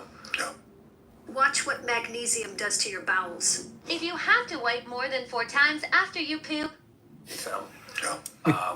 There's no way for us to see that when we're there physically with our own eyes, but you're saying all these buildings were booby-trapped? And they were not hit by the Israeli Air Force?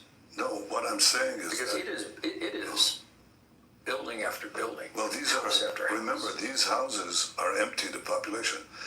In the beginning of the war, I remember my visit to Washington, and I was told under the previous administration, they said, there are 1.4 million people in Gaza, in Rafah, because we moved the population away from war zones and they all concentrated in Rafah. Then we wanted to eliminate Rafah. It's like, we were told don't go in there, and I said, what do you mean don't go in there? It's like the Allies are, take over Germany, and finally they're told don't go into Berlin. Don't go into Berlin and leave the German army, 25% of the German army intact. I said, of course I have to go in. But they said, but there are all these civilians. And I said, okay, we'll make sure that they leave. In fact, they left within 6 days. They all left. And then we had to go in. It's full of terrorists in those buildings. In the streets, they booby-trap the streets, they booby-trap the buildings. So we go in and clear it away, and that's what you would do. That's actually that's what you did. That's what you did in your war zones too. The reason why this point is important for me to understand is we only saw one part of Gaza, and we did not see the rest of it. The town of Rafah, as I referred. Last question, sir, if I could, please. The president earlier today put on Truth Social that he wants all the Middle Eastern countries to join the Abraham Accords. Who are the holdouts? Well, you know who we have peace with. So if you look at the other countries, they're the ones that are potential and real potential candidates for this. And I think, look, the president and I joined forces with Arab leaders and had the Abraham Accords, which were historic changes, a real change in the Middle East. We had 4 peace treaties with 4 Arab nations in a very short time. And in fact, I think that the attack on October 7th, among other things, it was meant to destroy Israel, but it was also meant to destroy the possibility of peace between Israel and the leading Arab country, Saudi Arabia. So obviously we like to see, with the elimination of Hamas and the Iran terror axis, which has been our war. Our war the last 2 years has not been with Hamas only, it's been with Iran and all its terror proxies and its attempts to develop nuclear weapons. Other than Iran, who would be a party to this deal?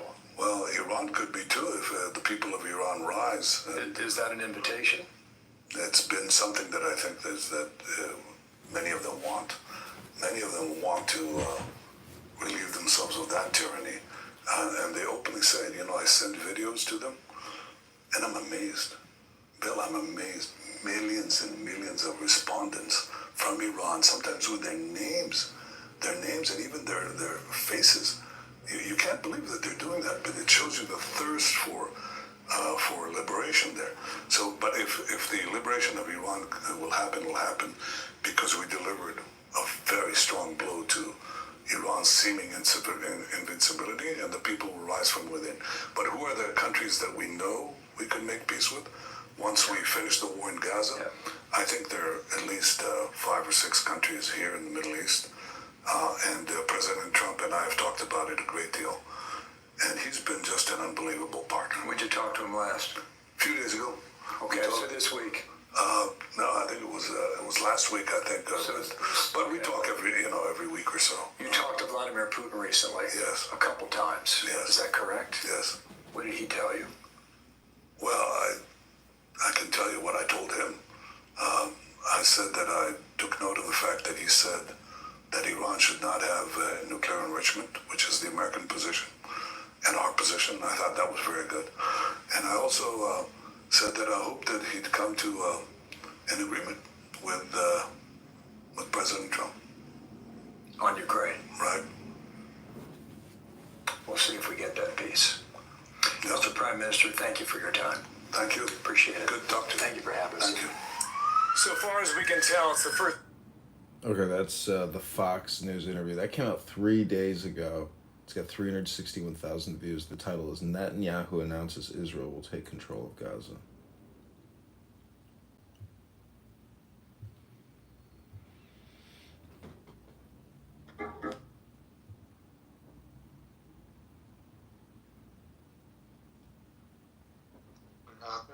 Have watched Tucker Carlson. Tucker Right, no, Carlson but is this not a religious interview- figure for me. Right. You so hate this is Jesus.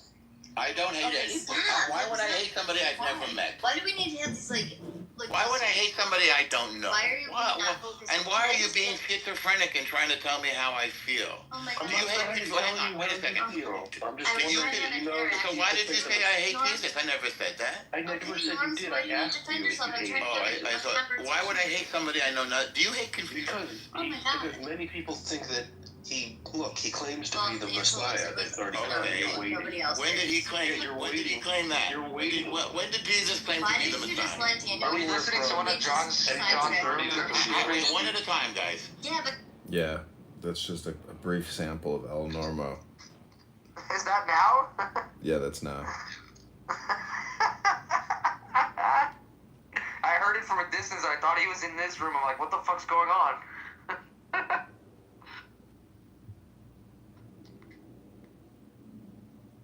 That's just hilarious, bro.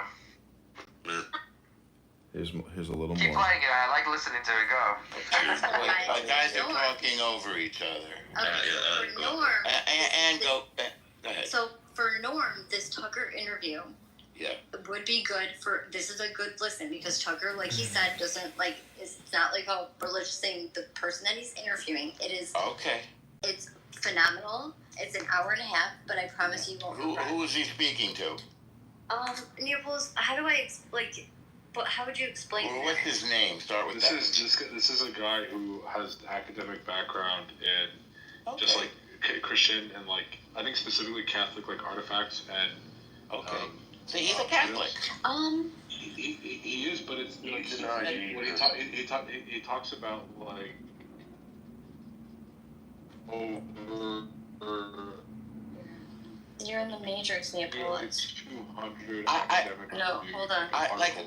don't have any smoke with the Pope. I love Catholics. I think they have a great faith. Can you hear me now? What's that? Neopol's was in the Matrix. Are you there? Catholics have a great faith.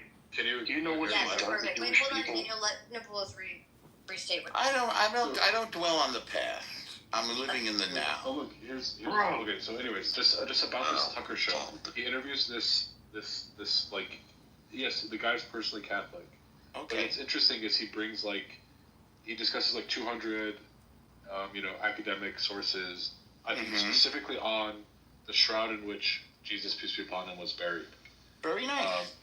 And it's actually To you, Jesus is a prophet, No, not God, no. correct? No. Yep. What's yeah, it? he's a. Yes, that's true. But he's a also, prophet. He's not the divine. Messiah. He's the Messiah. Oh, I thought that the Muslims did not think he was Messiah. No, we do. He's Okay. He's referred to almost exclusively in the Quran as the Messiah, Jesus, son of Mary. I see. So you believe he's a Messiah, but not God. Yeah, that's what yeah. Yeah. And the Christians believe that he's God. Yes. Yes, Well, the Messiah and we God. Muslims recognize that he's the Word made flesh, that he is the Logos. Yes. Right. We honor the distinction between divine essence and the manifestation of the Logos. So yeah. So from Wait, that you perspective, honor he's the just a prophet. distinction between divine essence, which we all have, Yeah. and No. On the ontological level of the divine itself. So what we call God is the divine, like that which is truly like divine on like in its proper place. Whereas Christianity. wait a second. You don't believe that there's a divine. God? No, no, they do. No. So you believe? So my whole point, everything that I'm leading up to is that I don't believe there's a God. Yes, you're correct. Now ask a follow up. Stop it, Neopol's. So the follow-up is that you believe that Jesus is the manifestation of God in Islam? Manifestation. No. In Islam, he is. We call him Ruhullah, the Spirit of God. That he is. I see. A word. That he is the Word made flesh. Right. He's the Word made flesh. Which word? They see him as a prophet. Well, no, but he's going into more detail than just like he's not like Moshe. He's different than Moshe. Yeah, he's different than Moshe. Moshe is not. Is he Moshe hears the word and writes it down, right? Jesus, Jesus is the word, right? Like every single thing that he uttered was like a perfect coordination and emanation from the divine. Yes. Don't you believe that of all the prophets? No. So. Oh, because that's what I heard that Muslims believe, that everything the prophets say is perfect and divine. Stop it. We believe that. Yeah, no, I heard that. No. First of all, the only thing that's divine is what comes directly from God. Jesus is, and so again, so my perennialism. I would just point out this certain thing. Christianity as a religion is the path of love par excellence, right? Okay. And so its starting point is love, And from that perspective, in every true love, and I think I'm quoting Rumi here or some other mistake. Wait, did you say in every true love, influence Islam? Say again? Did you? No, do you think that? So you're saying Of course it Christianity? did. No, him. He said that. You believe that No, Christianity influenced the Islamic? How could it not? I mean, so. No, I'm asking because I want. I think that. So obviously, I believe Islam is a revelation from God, right? But in its unfolding of like we have the polemics between Muslims and Christians. We know that there were debates and things, and of course, I think the intellectual trajectory. Certainly, there was influence, but in terms of it being a real revelation from God, as in like God Almighty decreed, like He willed that there would be Islam in the world. I believe that, right? I'm a Muslim. But I don't believe that Islam upends or supplants or is meant to replace Christianity. Quite the opposite. I think I have more thoughts on that. But would you say that anyways, majority of Muslims that like are practicing believe like what you do, or is this like? Because this is a verse that this is interesting to me, and I appreciate listening to and learning from you, but I just have never heard this. No, first of all, I don't think that the typical believer, whether of any religion, like I've been very blessed that Okay, I can't listen to any more of this. Use it. They use their. So this has been how can Palestinians win the war while also being genocided? Just doesn't make sense, right? Like if you're getting genocided, like you can't win the war. So it's been an exciting room. I hope you have enjoyed listening to Benjamin Netanyahu talk to, I don't know, is his name Brett Baer? I can't remember. It's Fox News. My friend, Enigma, Daniel, Harry, I bid you all farewell and adieu. I am headed out into what's called a book.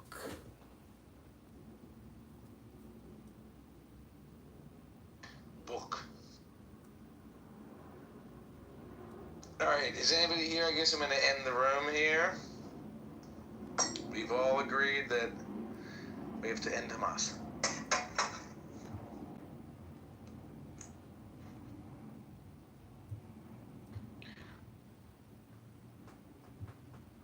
End Hamas, end the room, end your thinking, and end your problems.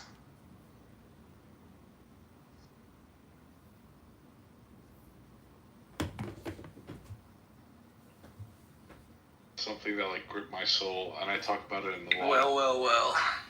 What do we have here?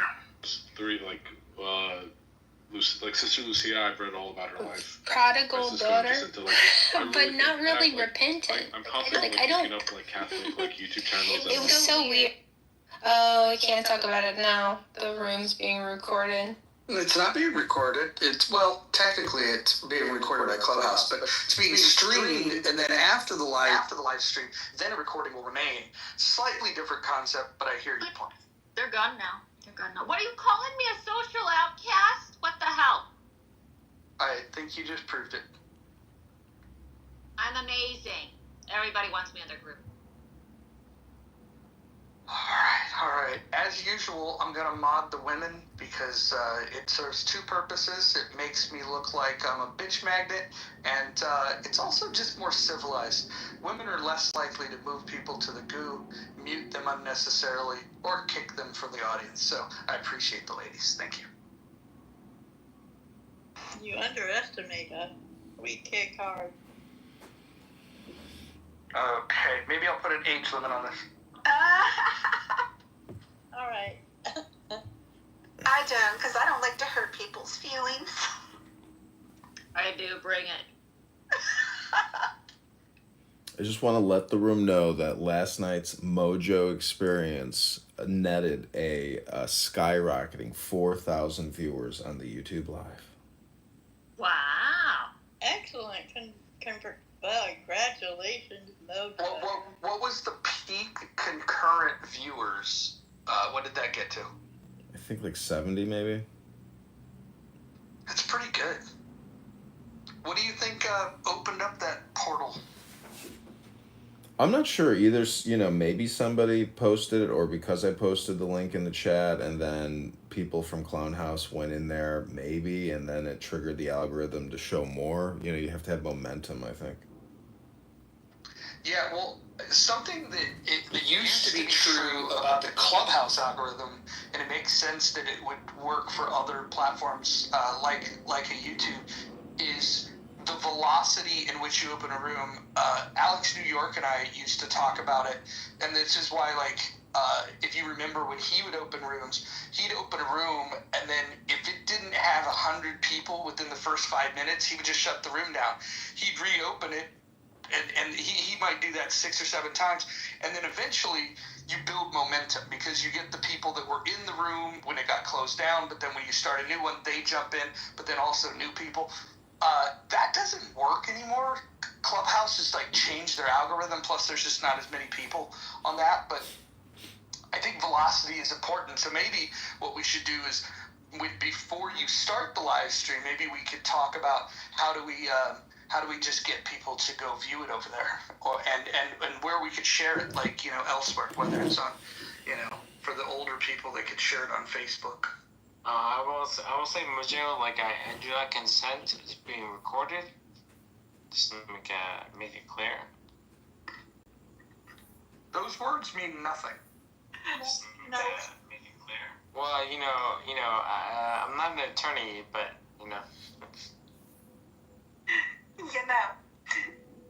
So can I ask 2 questions? Cackles is an attorney. Cackles is my. David, isn't it too early to be drunk?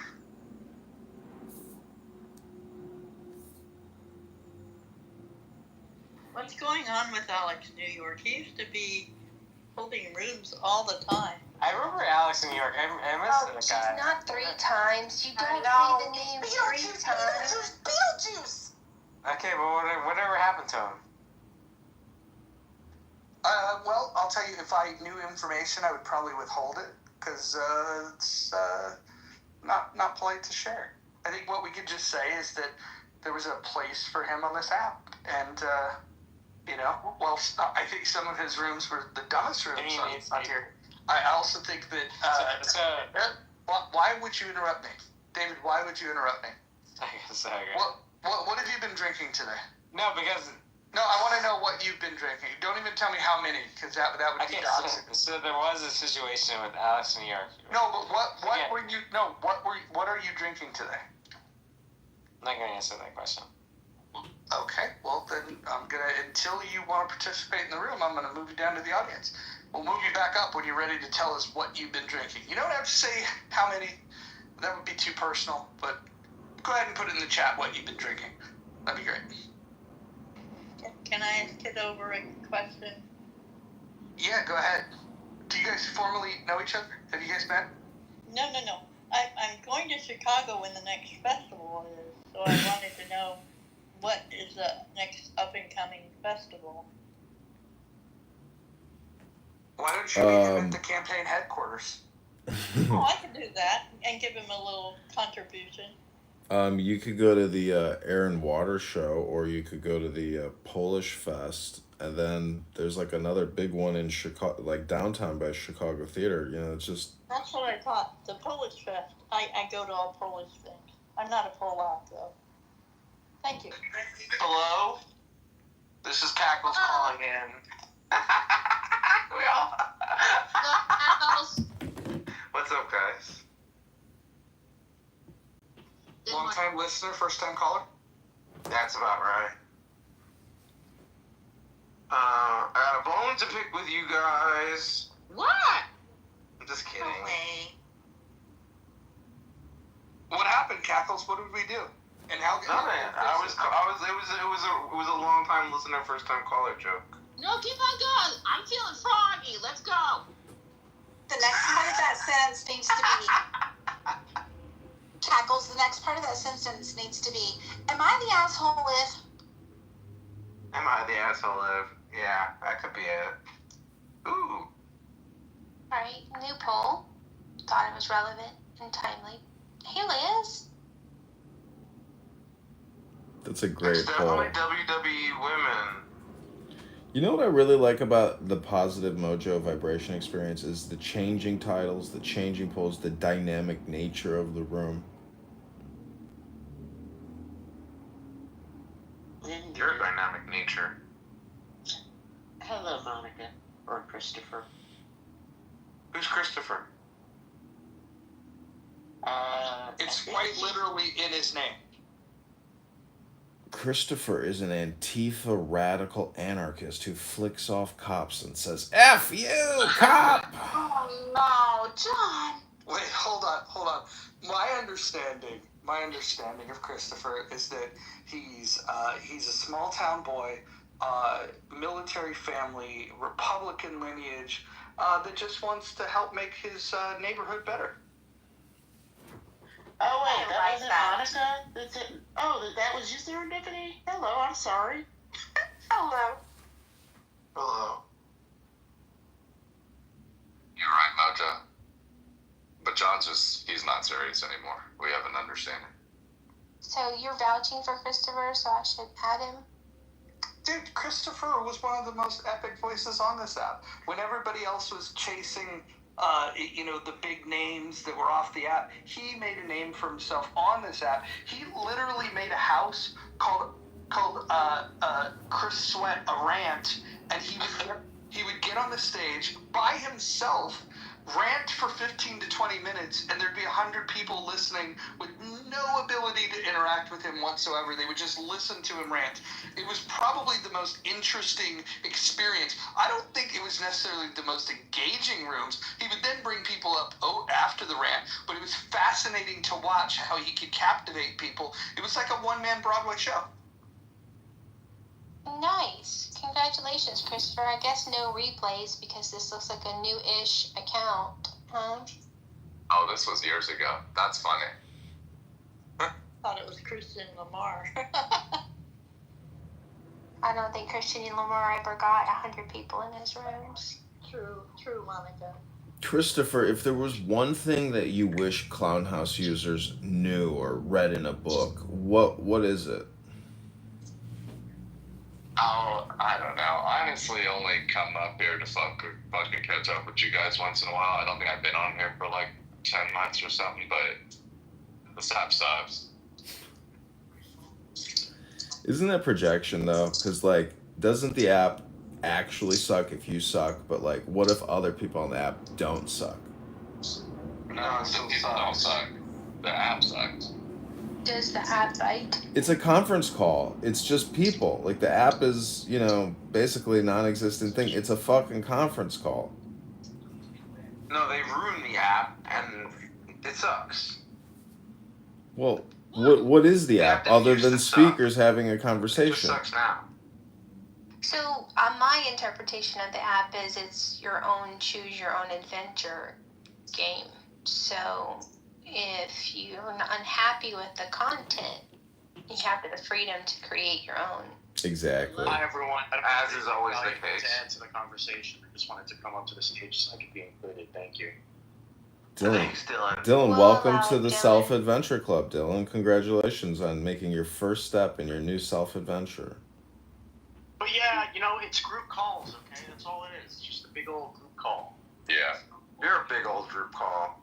With a picture. Whoa, what the violence, Cackle? Sorry, I'm feeling violent now. I don't think any of you are real. I think you're all just dots on a screen. Hey, Dylan. Making noises. Hold on. Do we move him down for outing us, or what? Well, hold on. Maybe what we need to do is read the rules of the house to Dylan. Exactly what let me put him on my PCR. Dylan, we have rules. We're a real inclusive bunch, too. What? I just read the rules for the first time in my life. Do you agree to abide by them? I have so far. Hold on. Would you like me to read them to you? Just for us to hear more of your voice, we will answer yes. In the bus. Okay, In the no bus? violence, no problem. No doxing, no problem. Stay on topic. I'm going to try. Keep your shares brief, okay? Don't interrupt speakers. I'm pretty good at that. Okay, so we didn't say read them out loud. We said Monica's going to read them out loud. Yeah, but don't forget the last few. Okay. In the month now has 1,029 members. This house, the rooms, and the chat are for entertainment purposes. So where did he stop? Number 5. Do not interrupt. Just start from the beginning. We want to hear as much Monica as we can. Okay. I'm so lost. Where are we starting? The rules. This is Number 1. No. Bye. No threats of violence. No doxing. Stay on topic. Keep your shares brief. Do not interrupt speakers, especially mods. Mods may interject when appropriate. The N-word is forbidden on stage and in chat. Don't spam the chat. Do not bring drama here from other rooms, and English only. PSA. Assume that all rooms are being streamed. Paul and the Clubhouse team have taken away the mod's ability to remove people that do this when they introduce the Anon features. So well written. Who left in a temper tantrum? Hey, Bren. I appreciate the English only. I mean, Do you know the spirit of why we have the English only rule? Can anyone guess? So the ICE will know who not to take? Oh, that's a good guess. But no, I unfortunately only am fluent in English, although I do know un poquito when it comes to Espanol. And so because I don't have a mastery of other languages, it's just easier for me to moderate rooms, both on the stage and in the chat, if we agree that we're all going to speak English. Poker rooms have this rule to avoid collusion. Oh, poker rooms. I disagree. I think you might be fluent in sarcasm and have a doctorate in memology, but I could be wrong. I also have a crush on Monica. You guys are getting married. So cute. Monica and Mojo sitting in a tree. Clubhouse style. Where's Kelly? K-I-N-S-I-N-G. So uncomfortable. Monica, I hear you blushing. You guys, don't be ashamed of your love. Seriously, can we get Kelly in here to... Kelly is making sandwiches at this time and eating watermelon. She might show up later. I would like to join the Monica pylon and also just say that you are a beautiful woman with the greatest voice on Clown House. And when I saw the moon last night, that beautiful light, I thought of your beauty and your grace and your magnificence, magnificent Monica, aka Scarlett. He's trying to get me to leave, isn't he? No. Hello and welcome to Con House. Fight with Mojo. John, we do not believe in duels. Settle down. Well, when I hear flattery and compliments. Hold on. I just want to say that if we believe what the Bible says about love, it's okay because love is not jealous. So there could be plenty of admirers of Monica. Oh, good. Can we just throw me in the mix, too?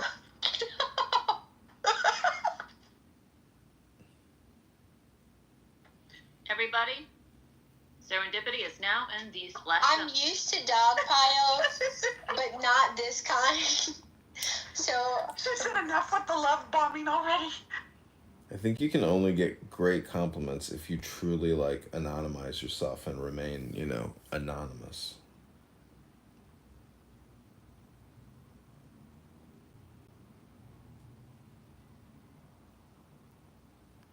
I like this poll. This is a fun poll. Should we go around and each have our own pet peeve poll? Like, what's the worst? Yeah! Chewing off mute just kills me. There's a very few number of people who can do it that I don't get, over.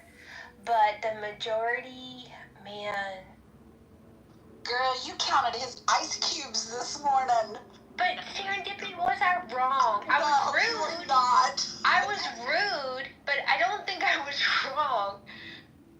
You were absolutely not wrong. That's honestly all of my pet peeves surround noises. Noises trigger me. Are we talking about pet peeves just on Clubhouse or in life?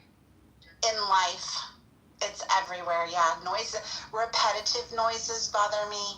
Chewing, smacking, gurgling, gulping, anything you do with your mouth. Ugh. Okay, I was really offended that I was watching a YouTube video and a foreign language ad popped up. Not a ad about learning a new language or new foreign language, but an ad in a foreign language. And I was like, this is America! What are you doing on my YouTube feed? Was not happy. I have so many pet peeves. I guess one of them, I cannot handle someone tapping on my chair with their foot, or like even my kids a lot, they'll kind of keep pushing on the back of the couch while I'm sitting there, and that I cannot handle that. It's definitely a pet peeve of mine. Well, that's an invasion of personal space, so I think you're justified in that one. What about someone walking too close behind you, clipping your heel? I hate that. What about someone recording you and putting you on YouTube? I also cannot tolerate BO. I am very sensitive to smells, and BO is I just can't do it. Oh, I'm afraid you're right, Holly. You got me there too. The smell thing is a big thing for me. I remember being around someone who was very pungent, so pungent that they activated my gag reflex. I could not deal. Monica, what perfume do you wear?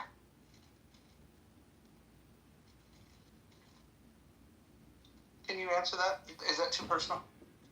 No, it's not that it's personal. It's that I really there's the Michael Kors original was my favorite, and then it just continued. So. Well, the reason I ask is that I'm thinking of getting your favorite scent and spraying it on my pillow. Oh my! What? Is the world turning?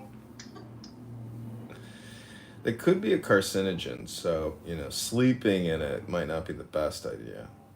Yeah. I wanted to sing doobie doobie doo. Yeah, I've definitely been in really awkward situations. I was on a plane. It was an international, long plane ride. But before we disembarked, whatever, I was sandwiched between these two very, very large men, and they were really nice, very talkative, but very bad smelling. I mean, it was pungent, and I was like sweating because I was like, what am I gonna do? What am I gonna do? Like, I can't. I was literally sitting there thinking like, I think I have to get off this plane. And it was a really full, like the plane was full. It was filling up. I'm like, I honestly think I have to get off. Said, please, is there any spot I can move to? I honestly don't think I can do this. I think I might have to get off the plane. I can't sit where I'm sitting. And she was like, let me see, and she's like, just go back, let me see what I can do. I was like, okay, I'm praying. So thank God she came and grabbed me, and when I got up, those guys said, they made a comment like, it's okay, we're used to it. And I was like, damn, it was so awkward. But, so is it a natural scent? Is it a food scent? Is it bad hygiene?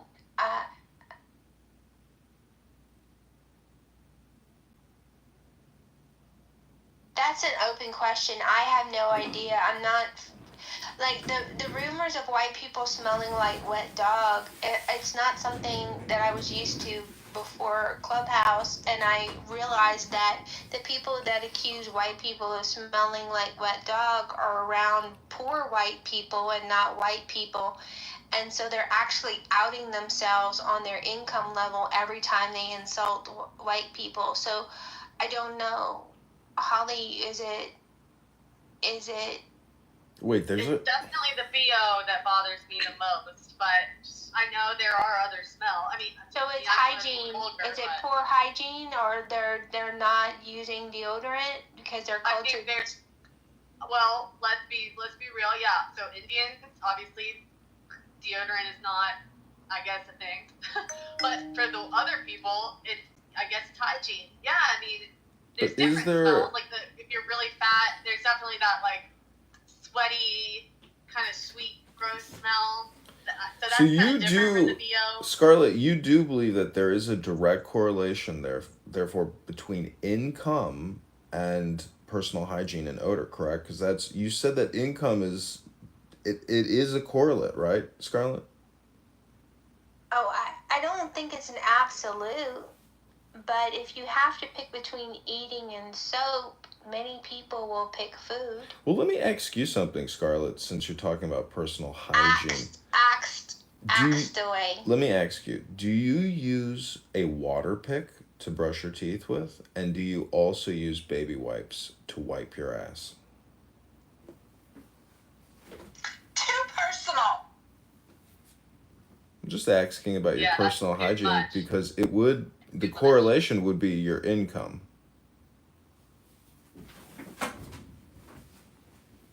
Well, some of this is just culture also. Like we there's differences in the way we based on. Do you guys clean your mouth out with coconut oil and oregano? That's a thing? I use safflower oil. Is that what do you mean?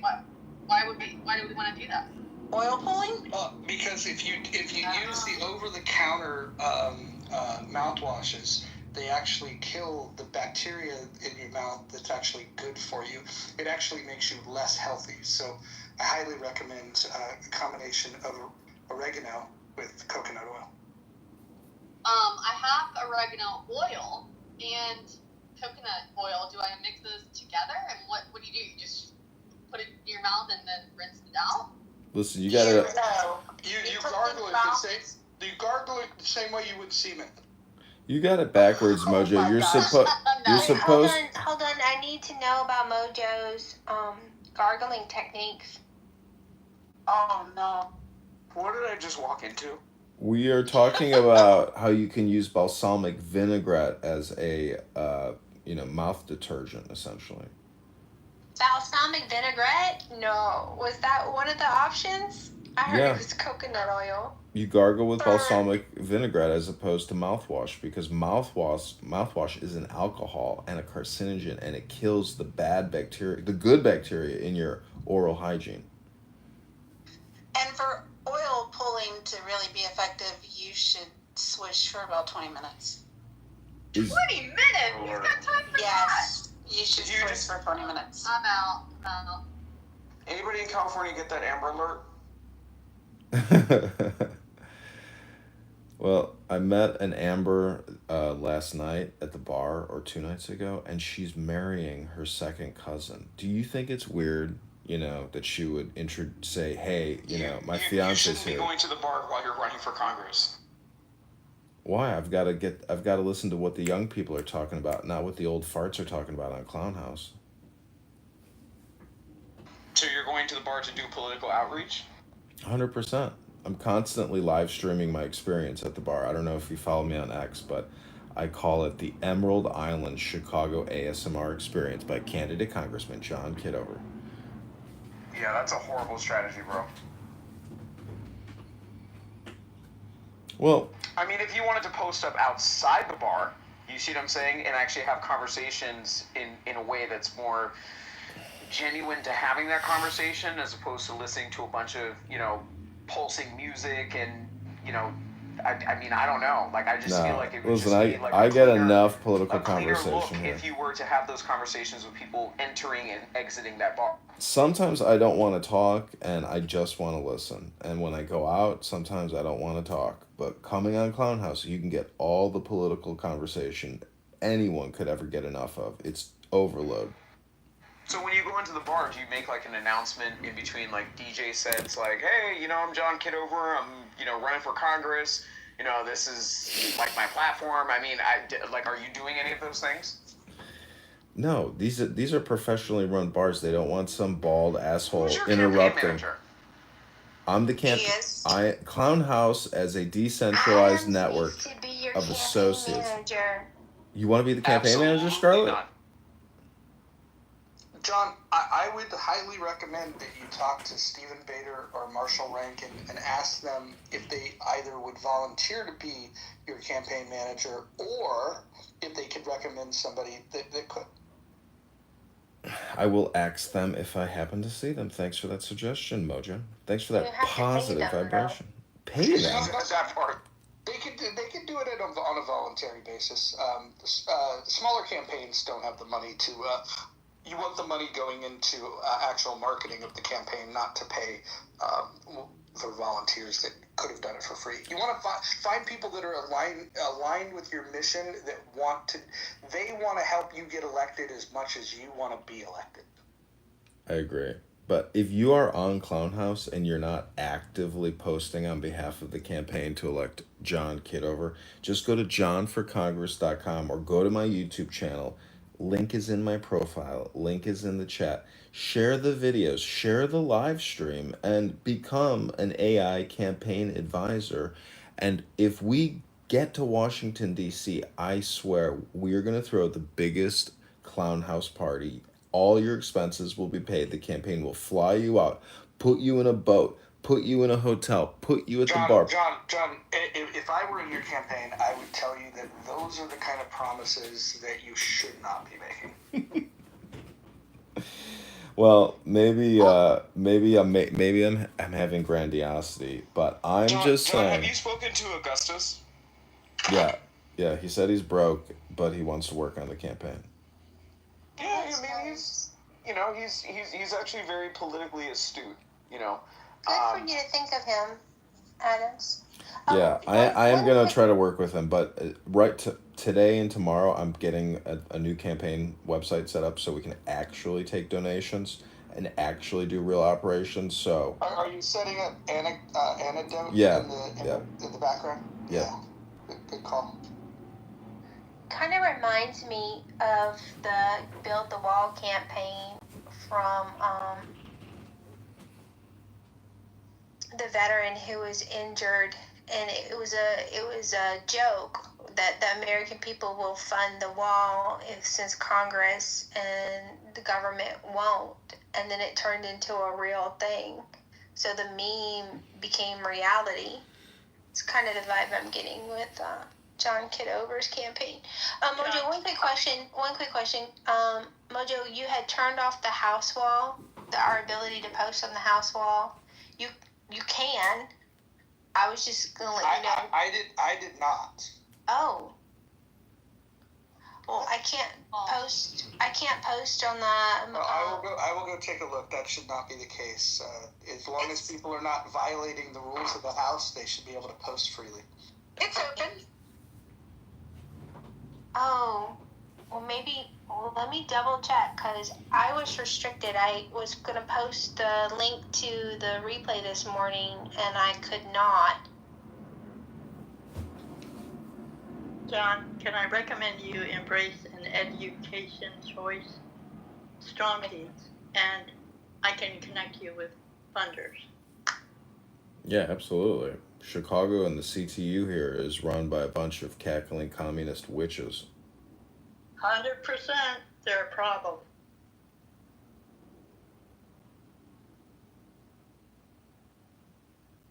So the guy's name is Paul DiPerna, DiPerna. Goggle him and tell him I sent you if you embrace an ed choice agenda. Well, we have a gentleman, maybe I can get him to come on Clown House. His name is Governor candidate Joe Severino, and he is getting attacked by the Illinois GOP in a way that you can't believe, but he's getting a lot of views, and he is the only Republican who has any visibility running for governor. The Illinois GOP doesn't field anyone. They have no candidates in any election cycle for judges, for committee people. for Congress people, for senators. They field nobody. None of the other positions in Illinois state government do they ever field, not for commissioners, not for Secretary of State. They field no candidates at all, and they have only $5,000 in their bank account. That's it. That's all the entire Republican political party has in their bank account. $5,000. That's it. Have you guys seen KB on the app? Serendipity? No, I haven't seen him in a couple days. No, I'm talking about the female KB. Oh no. Oh no. She goes on X Spaces with Andrew Meyer a lot. I haven't, Adams.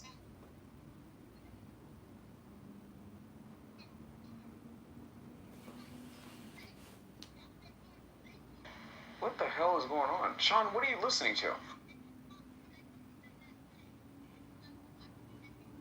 Hey Sean, mute your mic or drop to the goo. Hey, Sean, you have a hot mic. Is he watching Maury Povich?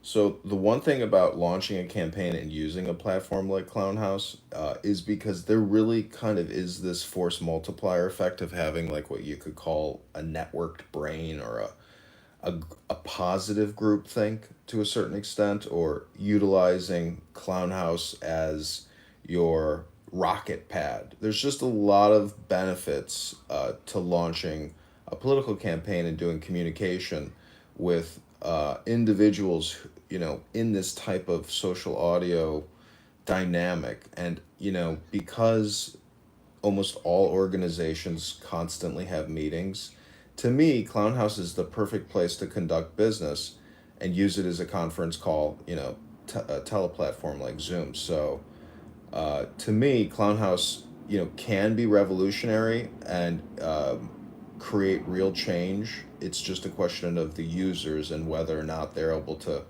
successfully work together to actually do anything other than just like have casual entertainment conversations. Yeah, you have to show up prepared. I ran 3 successful state, local, and national school board campaigns, and won. It's work, but you have to be very targeted. You also have to define success on your own terms. If winning an election is not the only strategy. Sometimes it's an awareness thing. Sometimes it's a learning thing. There's a lot of things that you can do. Libertarians love talking about Joseph Overton and the Overton window.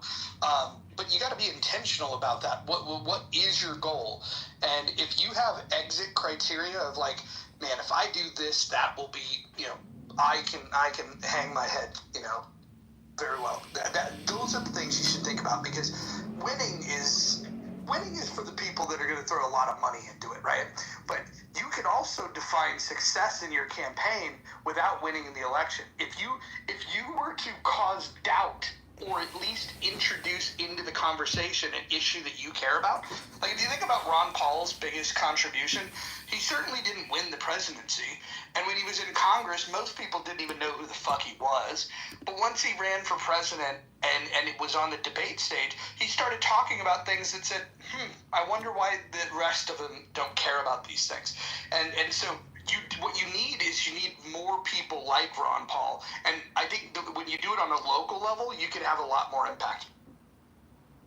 Yeah, I mean, even putting out videos about property taxes in the top towns in the district, income taxes in the top town. Like the current congressman, probably if I were to do a quick Grok search about how many times and give me the content where he has talked about lowering your property taxes, income taxes, gas, plastic garbage bag taxes at the grocery store, everything. I mean, there's ways to create content which cause doubt and bring up relevant topics that are priorities. I would like to have more people like Ross Perot. Ross Perot, I can't remember the lady from Texas, but just more people who had a different political and economic viewpoint. I think what America suffers from is the agree with me because I say so crowd. I think we got to have several different conversations, and of course let the people other side.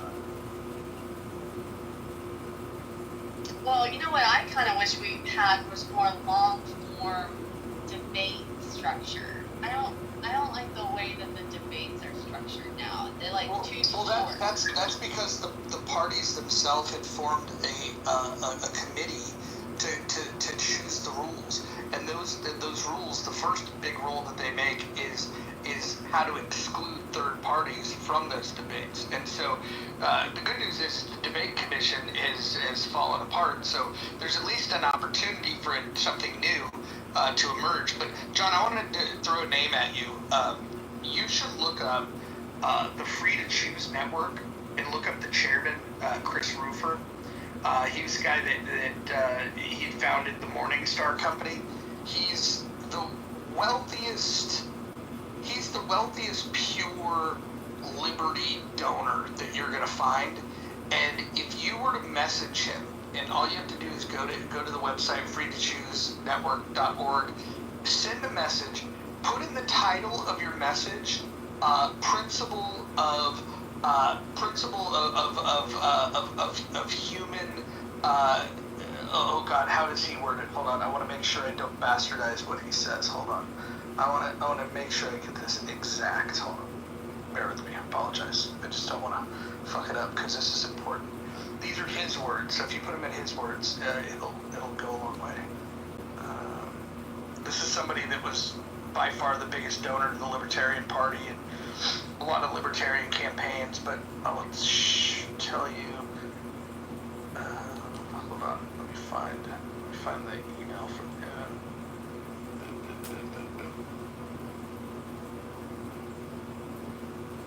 Principle of human respect. If you can send him an email telling him that your campaign is all built around the principle of human respect, you'll get his attention and you might get a donation. So for the people who said, parties need to have a different structure, Mojo's correct. A lot of those ones that we see are structured a certain way, but you do have the opportunity as regular Americans to bond with some people who may be having a similar conversation with people who are not part of the structure. I think the sad thing is that when people who are not aligned with how the Democrats want the Republicans do their thing, Green Party, Colored Party, Forward Party, the people who want a different structure are not paying those things attention as you should. Give those things your eyeballs so that over the next 4 or 8 years they become at least number 16 or number 10 on the debate tour. And you can have those conversations and force those moderators to ask the questions that you want.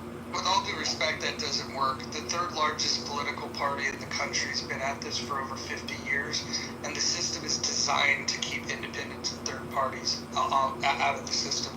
And the idea that you're going to lend your support and give them their eyeballs, I don't think it works that way. I think a better idea is you take your ideas, you organize, and then you look at the way that the game is set up. You have to play within the rules. If you break the rules, they'll kick you out. So what you do is you have to bow down to the fact that there are two parties, and then you have to push your idea into one of the two major parties. No, I think that's a different premise. I don't disagree with that premise.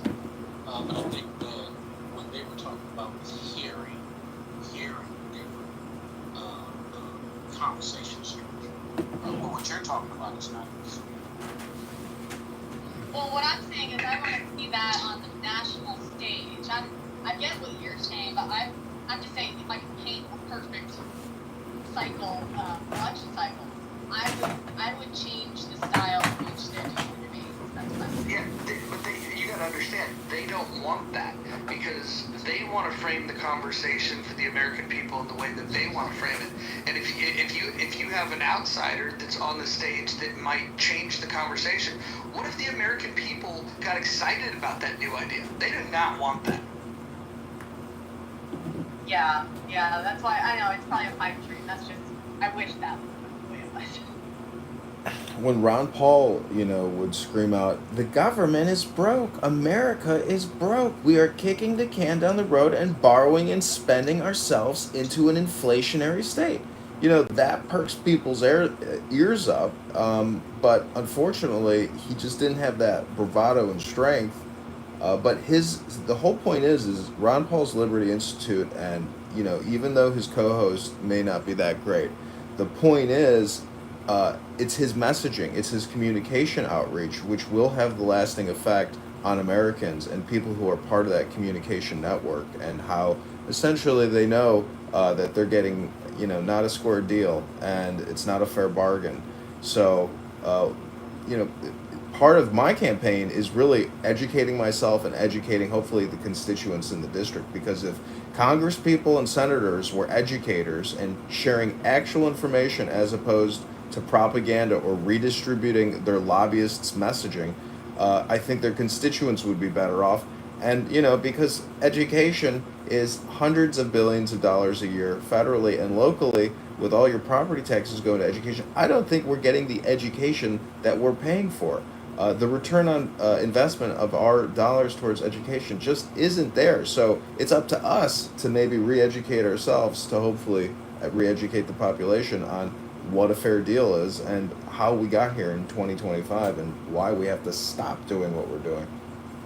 So, hold on. Yeah, real quick. So, the problem that Ron Paul ran into is that the party itself does not allow these ideas to be able to see the light of day. So when people started liking what Ron Paul was saying, there were states in which he had delegates in 2012: Maine, Minnesota, Iowa, Louisiana. Bryce, sorry, I'm taken. I'm married. When Getting they got engaged. to the convention, they actually challenged the credentials of Ron Paul delegates.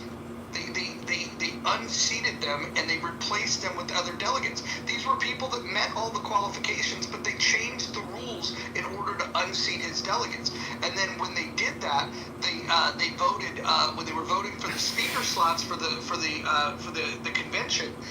They didn't select Ron Paul to even speak at the convention. When that happened, all of the Ron Paul people just left, and so they forced that voice out of the party by saying, no, we don't care if you qualify or not. We're going to change our own rules to exclude you. Go ahead, Adam. I mean, doesn't the Constitution doesn't say you can do that in the party, but I mean, doesn't the Constitution give them the right to even do that? So, Roger, I wanted to ask you, what are your thoughts on Donald Trump pulling over $500 million from UCLA? I think federal funding should never go to education, period. I think the people that are asking for it are asking for trouble. And now some people might like the idea of why he pulled it. Some people might think that it was the reason that he pulled it was a bad idea. I don't even care what the reason was. I want federal funds pulled from K through 12 as well as the universities. I would agree with you, but I also want to introduce the context that the student population at UCLA is 2/3 foreign students. So, I mean, the fact that we're even funding on a federal basis, a campus that doesn't actually have attendance from, United States citizens, like that to me is my main point of contention with UCLA. It's disgusting. Like back in the 70s, like UCLA used to be free. Like, Roger, what people have to go through, to get their kids into schools in Southern California is disgusting. Like, I'm all for Becky from Full House. Like, I think that every parent that does have those means and their kids are able to academically qualify, I definitely think that they should be utilizing that pathway. So this kind of happened when, in my view, it kind of happened when people tried to make a degree as the benchmark for a job, and so we took it away from the GED people. We took it away from the people who may have 8th grade education, but they did way better than the college degree person. And we kind of put ourselves in this little conundrum of, well, we're just gonna, out of the blue, glorify this thing. Well, in doing that, now you start to weaponize against many of the Americans. So it may not seem that way, but from my point of view, in my culture structure, the way we see it, the minute you start saying, okay, this is okay, but now we're going to create something, policy, right to work. Now it's not okay. And then 20, 30 years later, you see the ramifications of all of it. If you had just left it alone, let it live and die organically, it would have been okay. But we tend to, here in America, weaponize for one or another and not realize that you're basically getting the outcome that you just spoke of a moment ago. So, do you believe that in certain concentrations of study in college, it's to have you recite information, or is the whole concept to teach you how to think? I'm an honor roll student. It is to recite information.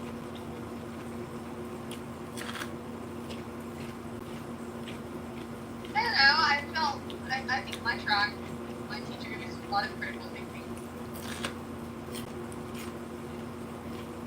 Right. So, when we look at the state of social issues in America, the fact that a school like UCLA has an enrollment of 2/3 foreign students, when there's otherwise an opportunity for American students, which, by the way, a lot of American students are denied, entry into, UCLA on a yearly basis.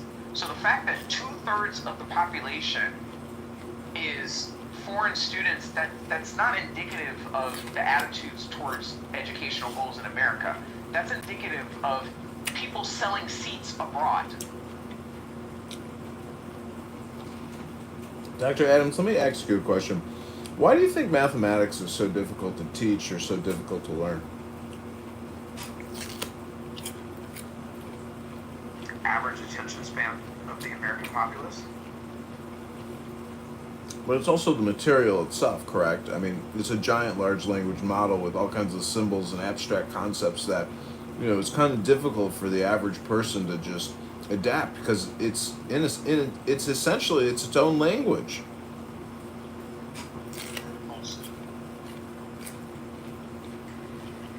There's a reason why they don't allow you to have programmable scientific calculators when you take your SATs.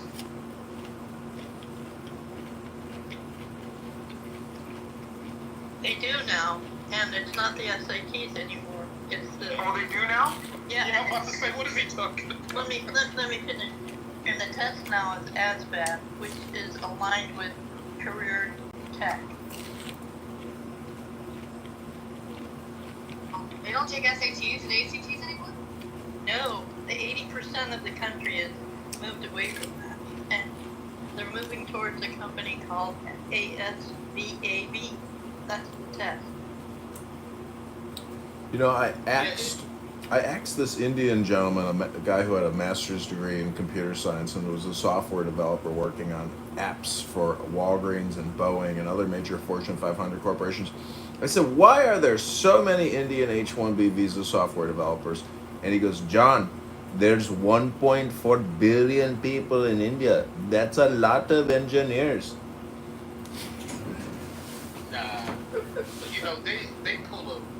They pulled the nice scam during the automobile situation where they weaponized that.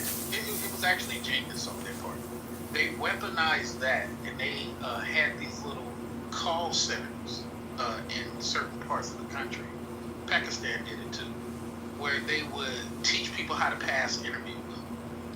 And what's so amazing is they weaponized the way for the people who trampoline, it's called trampoline off of the automobile industry into these other certain areas, and they would pull their people in by getting this type of scenario where those people who came from the centers would get interviews from people who were placed in certain areas. So I speak a little bit of Gujarati. And what's so funny is I remember a lady in the HR department tell somebody, hey, just get here. I'll guarantee that you get an interview. So it isn't that these industries necessarily need it. It's just they did a very smart thing. They said, hey, here are some people who want to get cheaper labor, and they don't really want to pay the American-born IT guy. Wait, hold on. What you're saying doesn't make a bit of sense, and it tells me that you don't know how these visas are issued.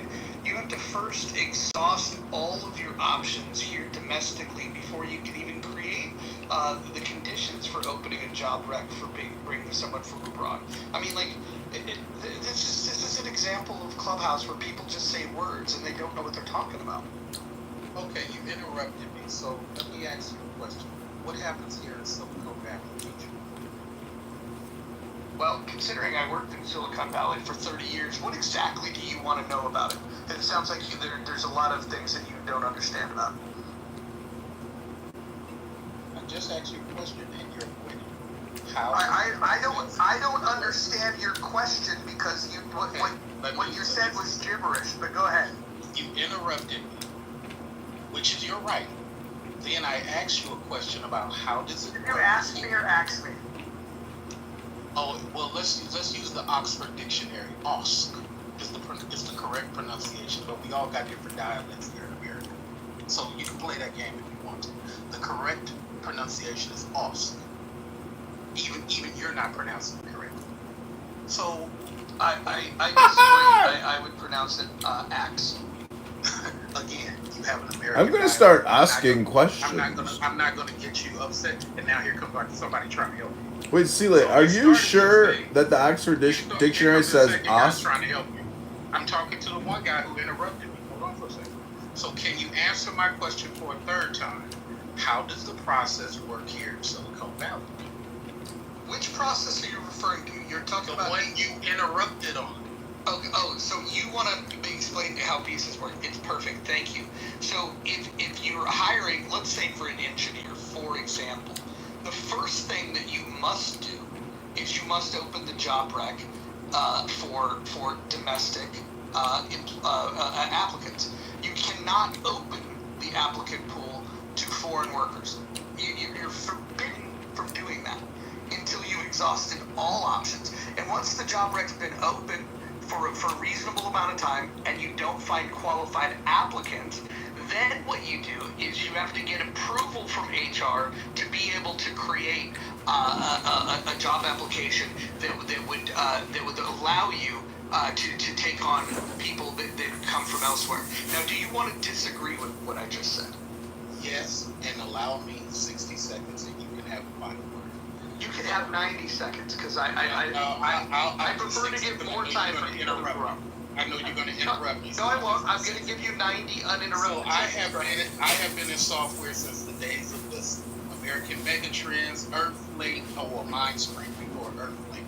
I've been around for quite a while. People have jumped past the process that you just claimed is in existence, which it is, but they jump past it with these contracts through temp agencies. So you're saying they have truth, and that's why when you interrupted to try to be obtuse, you actually failed. They've been doing this for over 2 decades, jumping all that entire process that you're talking about, getting people in through the temp agency. But you got the last word, sir, because it was a great conversation. You got the last word. Yeah, let me ask you this: Are you a hiring manager? In the field that I'm in now, yes. Great. And so you have hired people. You have hired foreign workers. No, I personally refuse to. Gotcha. Okay. But you haven't seen the process through, then that's kind of what I'm saying. No more questions. Yeah, and I think the restriction, Roger, is they have to have that applicant pool open to domestic employees for a year. And 1 year period is seen as a reasonable amount of time to try to find an applicant. And only then can you say, hey, I want to hire somebody who's a non-citizen. Let me try to get some paperwork here. And then you have to establish that, okay, you're bringing in that foreign worker. Are they just a migrant worker, or is this a long-term thing? If it's a long-term thing, then you have to demonstrate like a 10-year period or a 4-year period. There's all sorts of restrictions like that, at least in biotech or for trying to find talent. So, Celia, Trey, the thing you said about the temp agencies, that's only one exploit. So I'm not sure. No, I agree with you, sir. It's just that he's talking in absolutes as if these things don't happen. So thank you for acknowledging that it is one aspect. And I acknowledge that he spoke half-truth also. But when he interrupted as if what he was saying was a superior thing. And it's only half-truth. Well, typically what I say is a superior thing, but carry on. It's just good to have good competition. I mean, hey, you may be right on some days. It's all good. But respectfully, this conversation has many layers. And the way people outside of the country, and I think Dr. Adams might appreciate this, weaponize the loopholes that you may not know exist. That's where the problem really lies, and that's why people like Dr. Adams get frustrated, because there's a lot of loopholes that Americans have not closed because they're unaware that it even exists. But the loopholes help Americans because they're American business owners, so it's weird to say like Americans versus Americans. I think you should specify the special interests and what the loopholes are. So before we go down the rabbit hole, the way that this conversation started was I asked Roger what his personal opinions were as far as Donald Trump and his administration pulling $500 million of funding away from UCLA. Roger gave his opinion. I gave my opinion in saying that in greater context, people should also understand 2/3 of their population are international students. And I feel that it's inherently unfair that even $500 million funding goes to a public school, okay, to basically have an enrollment that is 2/3 international students. Yeah, that is weird. And they're also, they're paying like double, right? I mean, international tuition is typically significantly more. Yeah, but what I think Dr. Adam is talking about that money order, some way somehow the Americans are not at the forefront of the benefit. And even kind of that's my whole point. And I also mentioned the fact that in the 70s, UCLA used to be damn near free. Okay, so the fact that, as a state citizen of the state of California, born and raised, I'm not an implant, okay, I find it very troubling at the fact that, my nieces and nephews applying for college now have to pay, $40,000 to $50,000 a year. Yeah, that is troubling. Keely, I'm just saying they're raking it in, right? If they're getting sizable. Oh yeah, they're getting it from both ends. Yeah. I think colleges, their number one thing, and maybe you, Holly, and Doctor may appreciate this, if they would just stop changing the book structure every year or two, they can cut at least 1/3 of the money off. That's not the issue. That's not the issue. UCLA's issue is that they're selling seats abroad. Okay, and this is also why I brought up Operation Varsity Blues. People in Orange County found a loophole that went across the whole entire country into buying their kids into college, which in my personal opinion has always been historically consistent. And I don't think that it should have ended in the federal government coming down and throwing Becky from Full House into jail. So when you have the context of people at UCLA selling seats abroad, 2/3 of the population in a public school that does not benefit its state citizens, I can understand why the parents found the back door. Respectfully, the curriculum changes every 7 years per state, and I can validate that if need be, but I don't think you guys really want to read it. So, Joe B., that's one part of it, but the main linchpin of where this becomes an issue is the enrollment outreach. They're not showing up to college or high school campuses in America. They're not showing up and engaging in that type of outreach by having, conversations with Department of Education heads in foreign governments the same way that they're having conversations with state governments here in America. They're not. It's the enrollment outreach that's the issue. They're selling seats abroad. And you're not even... Career tech is growing, and so it's going beyond college bound. But let's expand Dr. Adams' point in just on another part of the spider web. You know, it used to be, and I'm going to speak up for the GED class. It used to be where we used to have shop and we used to have all these things for those children who maybe were not college ready to be part of a lot of these unions or workforces or industries or what have you. So to his credit, what he's bringing up now, if we use this as an example where we're weaponizing the college, which for many people is a prereq for entry level to an interview, then where do all these other American people go?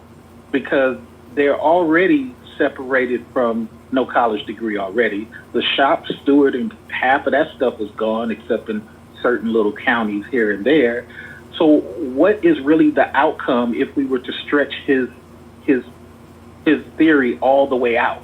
Well, that means that a lot of Americans are going to go without, and people on the outside of America who can financially pay for people to exist in these colleges will be the supreme people in 2040. But it's not individual people that are sponsoring those F1 visas from kids outside of the country. It's foreign governments. Let's be very clear. Yeah, that's what I meant.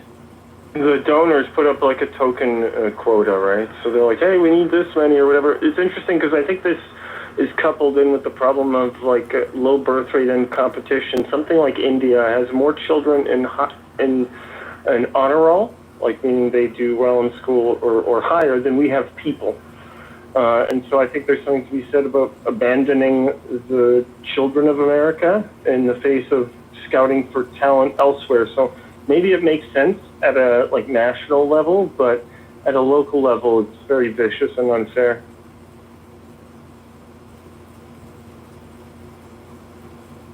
That's why when he asked me, was it about critical thinking or just reciting? A lot of it's just reciting at this point. Critical thinkers are kind of shut down.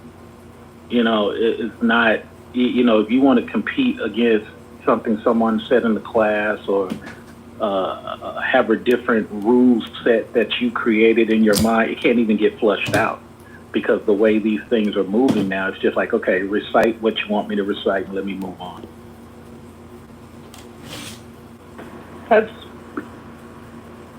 That's split in half nationally now. Literally, career tech taking 50% and college bound the other 50%. And what's happening is it's choking colleges, some need to be choked, and building career focus.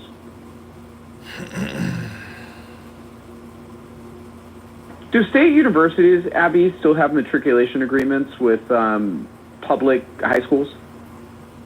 I don't know. I mean, I have a lot to say with respect to this.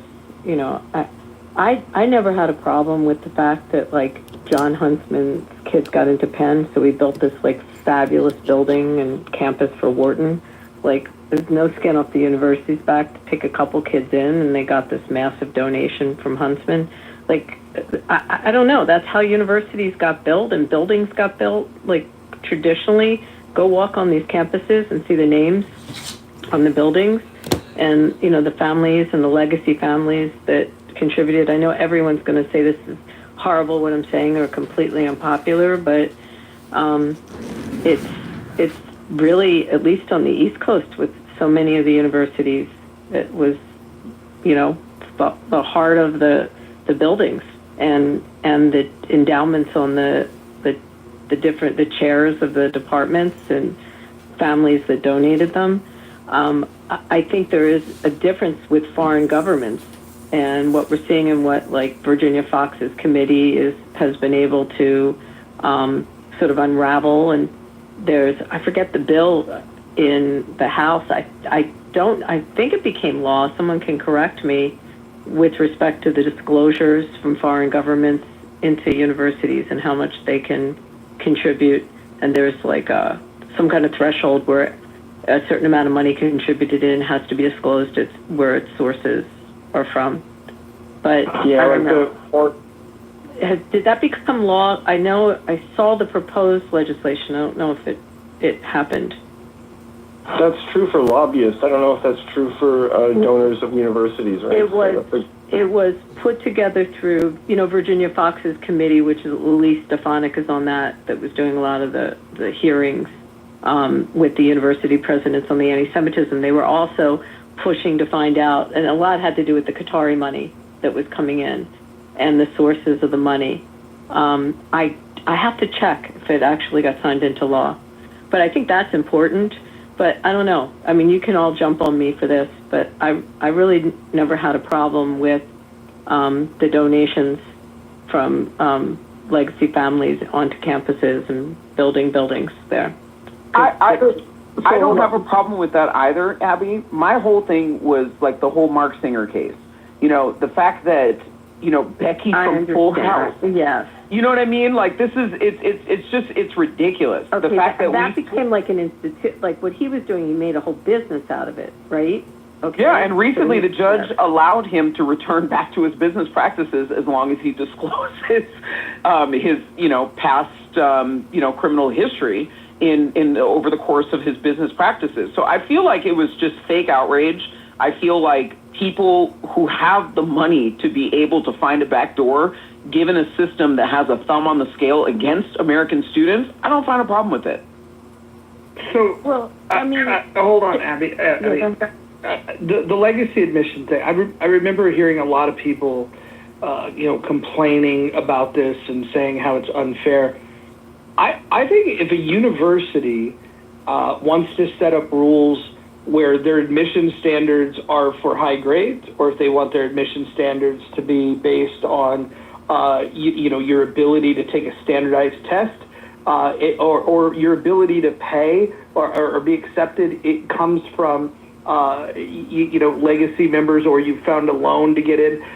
The only thing that I would like to see applied is that if they can't pass whatever standardized application process you have, for example, if you're going to let the legacy student in and they couldn't pass the exam, I think that's a fucking big problem. I think that level of nepotism is a problem, but you have to balance that with the fact that if you made a hard and fast rule, where are you going to get the funding? Because first and foremost, my goal would be to make sure that the government doesn't fund these universities at all. And if the government, and if I get my way and the government doesn't fund it, the universities are going to have to fund it somehow, some way. And I don't think that if the government's not backing these loans, then you're probably going to have to rely more on legacy. And so I wouldn't want to send my kid to a school that practices nepotism to that level. If they would allow students in that couldn't get in on their own, I think that that's a huge fucking problem. But I also think that's a problem for me. But I don't think that they should be disallowed from setting their own rules. I 100% agree with it. So I know with legacy, they still have, definitely with the Ivies, they still have to reach a very high minimum on their SAT scores and their cumulative averages. There is a very high bar. There's, by the way, a high bar for athletes at the Ivy level. They can't take a dumb athlete in there. And by the way, they have to survive the university. So they still, they're getting into Princeton. They got to stay in and get through those classes. And these, of course, a lot of these schools have classes that are the easy ones to take, but they still have to matriculate through for 4 years. So I 100% agree with you. But, these sports centers and, the what do you call it, the aquatic centers, the swimming pools and these different facilities on campuses, especially on the sports, get built by alumni. It gets built by alumni money. It's not, except maybe if you're at, I don't know, maybe a really rich school has it, but most of these campuses, especially stuff like sports. So you're going to have to rely on that, and you're going to have to rely on the goodwill of the alumni, and I 100% agree with you.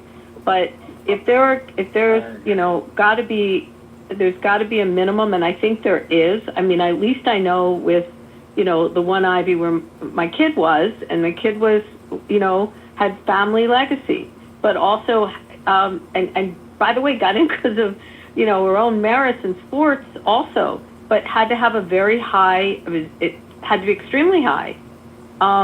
They wouldn't even look at it if it wasn't. So I think it does exist. I mean, I can't speak for all the schools, but I know with some of them, at least at that level. I think it's unfair to introduce what happens after they get in. I think it's unfair to introduce a particular building that's, a quarter of a mile away that somebody built for lacrosse. The thing is, if you're promoting, hey, this is what the rule is while we use taxpayer money. Your money, my money, her money, they money. This is what the rule is. So what happens after can't be the argument. The lacrosse thing that somebody built can't be the argument, because all this really started when people start saying, nah, you're this and I'm that. And then people start saying, okay, well, let's dig into that. Oh, you're not really this. You bought your way in. Oh, yeah. And now people go to their political connections and they say, okay, let's make this a little bit stronger, because the people who are talking about na have gotten caught. So in that particular case, you did, and we're talking about the tennis guy, I think he was in tennis, who leapfrogged a lot of people in. He was in either tennis, lacrosse, something like that, or was it swimming maybe? But he got a bunch of people in through athletics, and some of them didn't have the scores. So it's like, it's the same thing the Asians are going through now.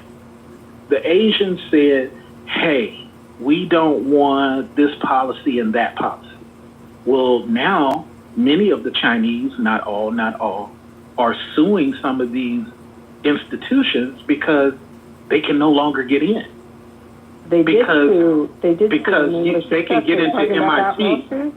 Let me just finish the MIT point. They can get into MIT, but some of these other ones, they have lawsuits against them because it's more than just your scores, and they wasn't thinking about that. Wait, but I'm confused. Are you talking about the lawsuit that they won? Because they sued Harvard and North Carolina, a Supreme Court case, and they won it. So it is now the law in the country that exactly what you're talking about, that the Asians have to be considered on their merit, because it was exactly what was happening to them at all universities now. It can't. They have to be viewed that way. Is that what you're talking about? Because they won that case.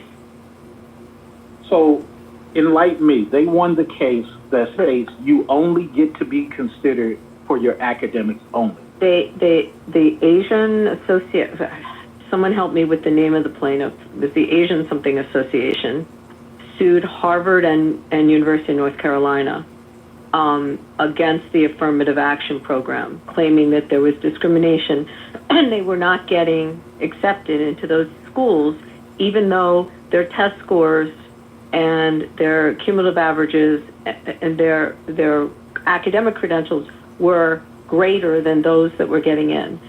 And the schools were relying on affirmative action, which was a case, decided by the Supreme Court 25 years ago, or someone helped me also on the dates, that set out affirmative action, and it only was supposed to have a shelf life of about 25 years. That was Justice O'Connor's opinion when they passed when they ruled on affirmative action way back. So the Asians sued, and they were successful. And now the law across the country is you cannot discriminate when in admissions, that the admissions have to look at merit. You can't, that affirmative action is not going to be the guideline for admissions. So let me try to find I'll put the case. I'm going to look at it also, but I think we're talking about two different things. So what happened with a lot of the Asian students, they have to get judged for other things like volunteering. They have to get judged for things they did during the summer. They didn't calculate all that. They were only going off of scores. Only. I'm not even talking about the the affirmative action thing, because that's up and down. They were benefiting off of affirmative action. You're wrong. No, Let me just finish. Let me just finish. It's hard to finish. Let me just finish. You'll get the microphone. But they were complaining about, because they were benefiting from it. So most of their complaint with Harvard was that, hey, we have these scores. And their rebuttal was, well, you don't have all these other things that regular students get vetted on. And so what you're saying is, and I'm going to look it up while I mute myself, but what you're saying is now we're not talking about affirmative action. What you're saying is now they only get to have merit-only conversations. And I find that interesting, but I'll go research it. Yeah. Well, hold on. So the Supreme Court decision, they ruled 6-3 in the Harvard case and 6-2 in the UNC case, and it was a violation of the Equal Protection Clause of the 14th Amendment. And so, according to Chief Justice Roberts, he said that the programs cannot use race as a direct factor in deciding who gets in. But they do allow that applicants can discuss their race in the essays that they have, but the schools can't use that as a backdoor way for racial quotas or preferences. And so I think, first of all, you have to applaud the Supreme Court for their decision here, because regardless of what people might think, we are a nation of laws. And if the Constitution is the supreme law of the land, then we should look to the 14th Amendment for this guidance. It's a sad thing that it took this long for the Supreme Court to step in and overturn those wacky rules that were ignoring equal protection under the law.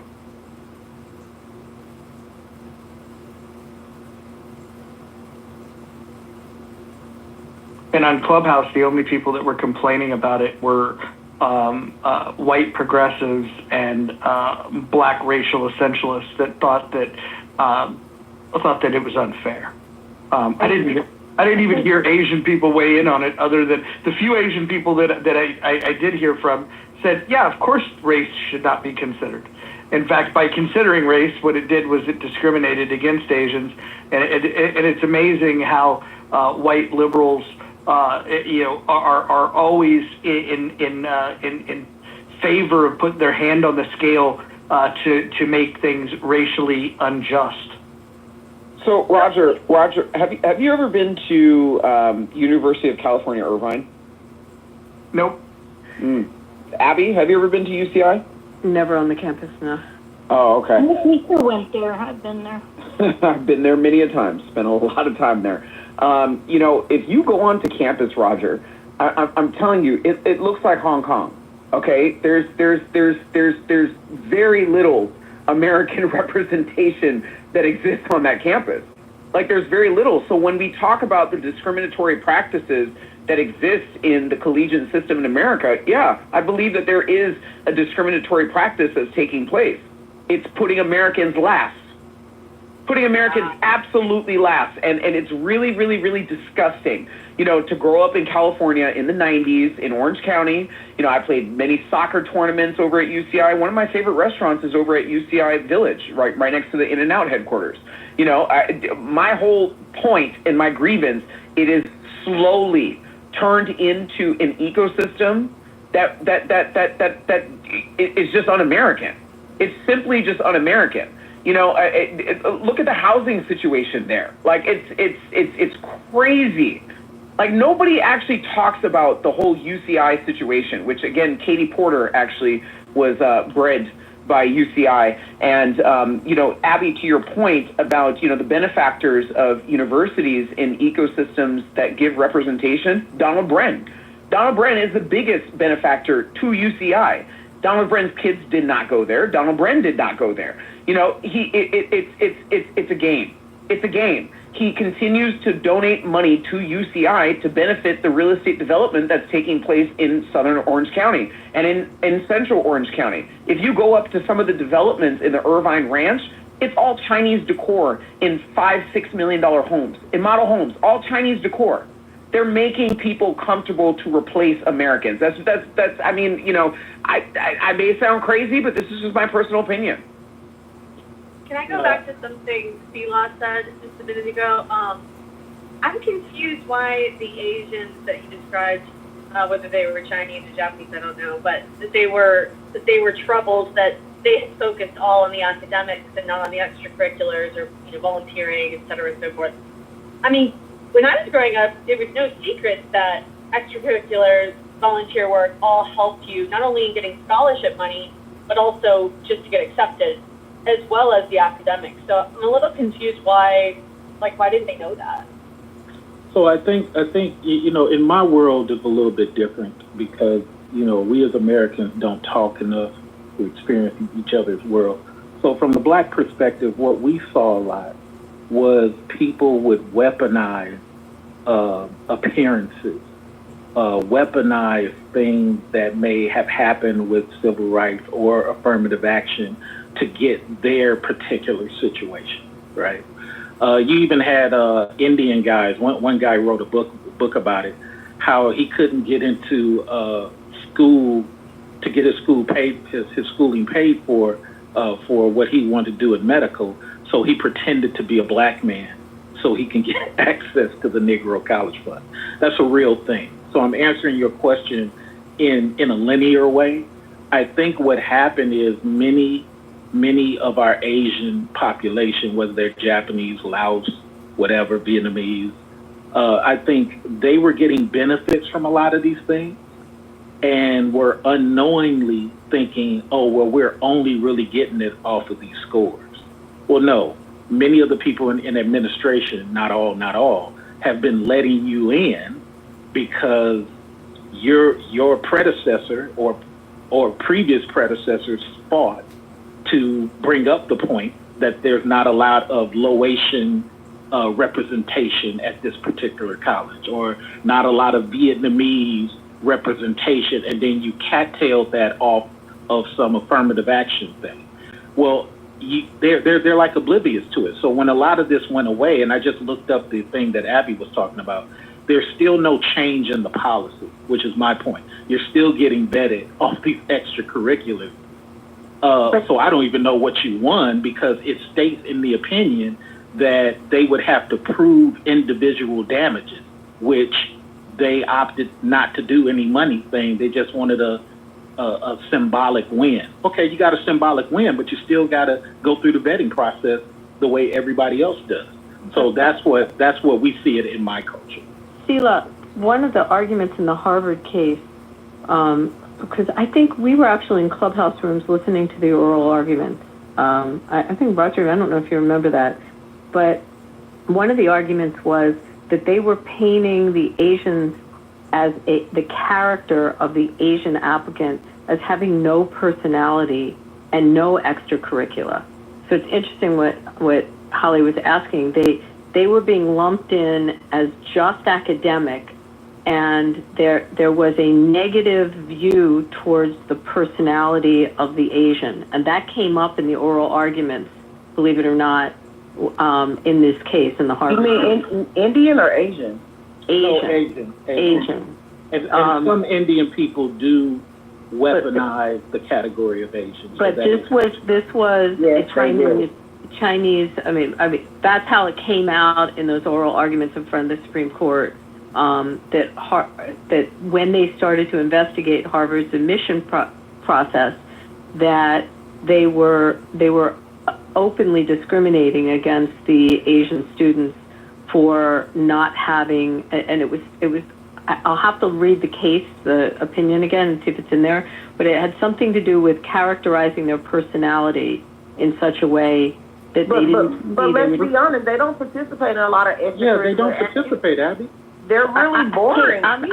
Don't really do here, guys. I'm just telling you what came out. What do Asian people really do for fun? I mean, just to be fair, Abby, even if they argued it, they never solved it.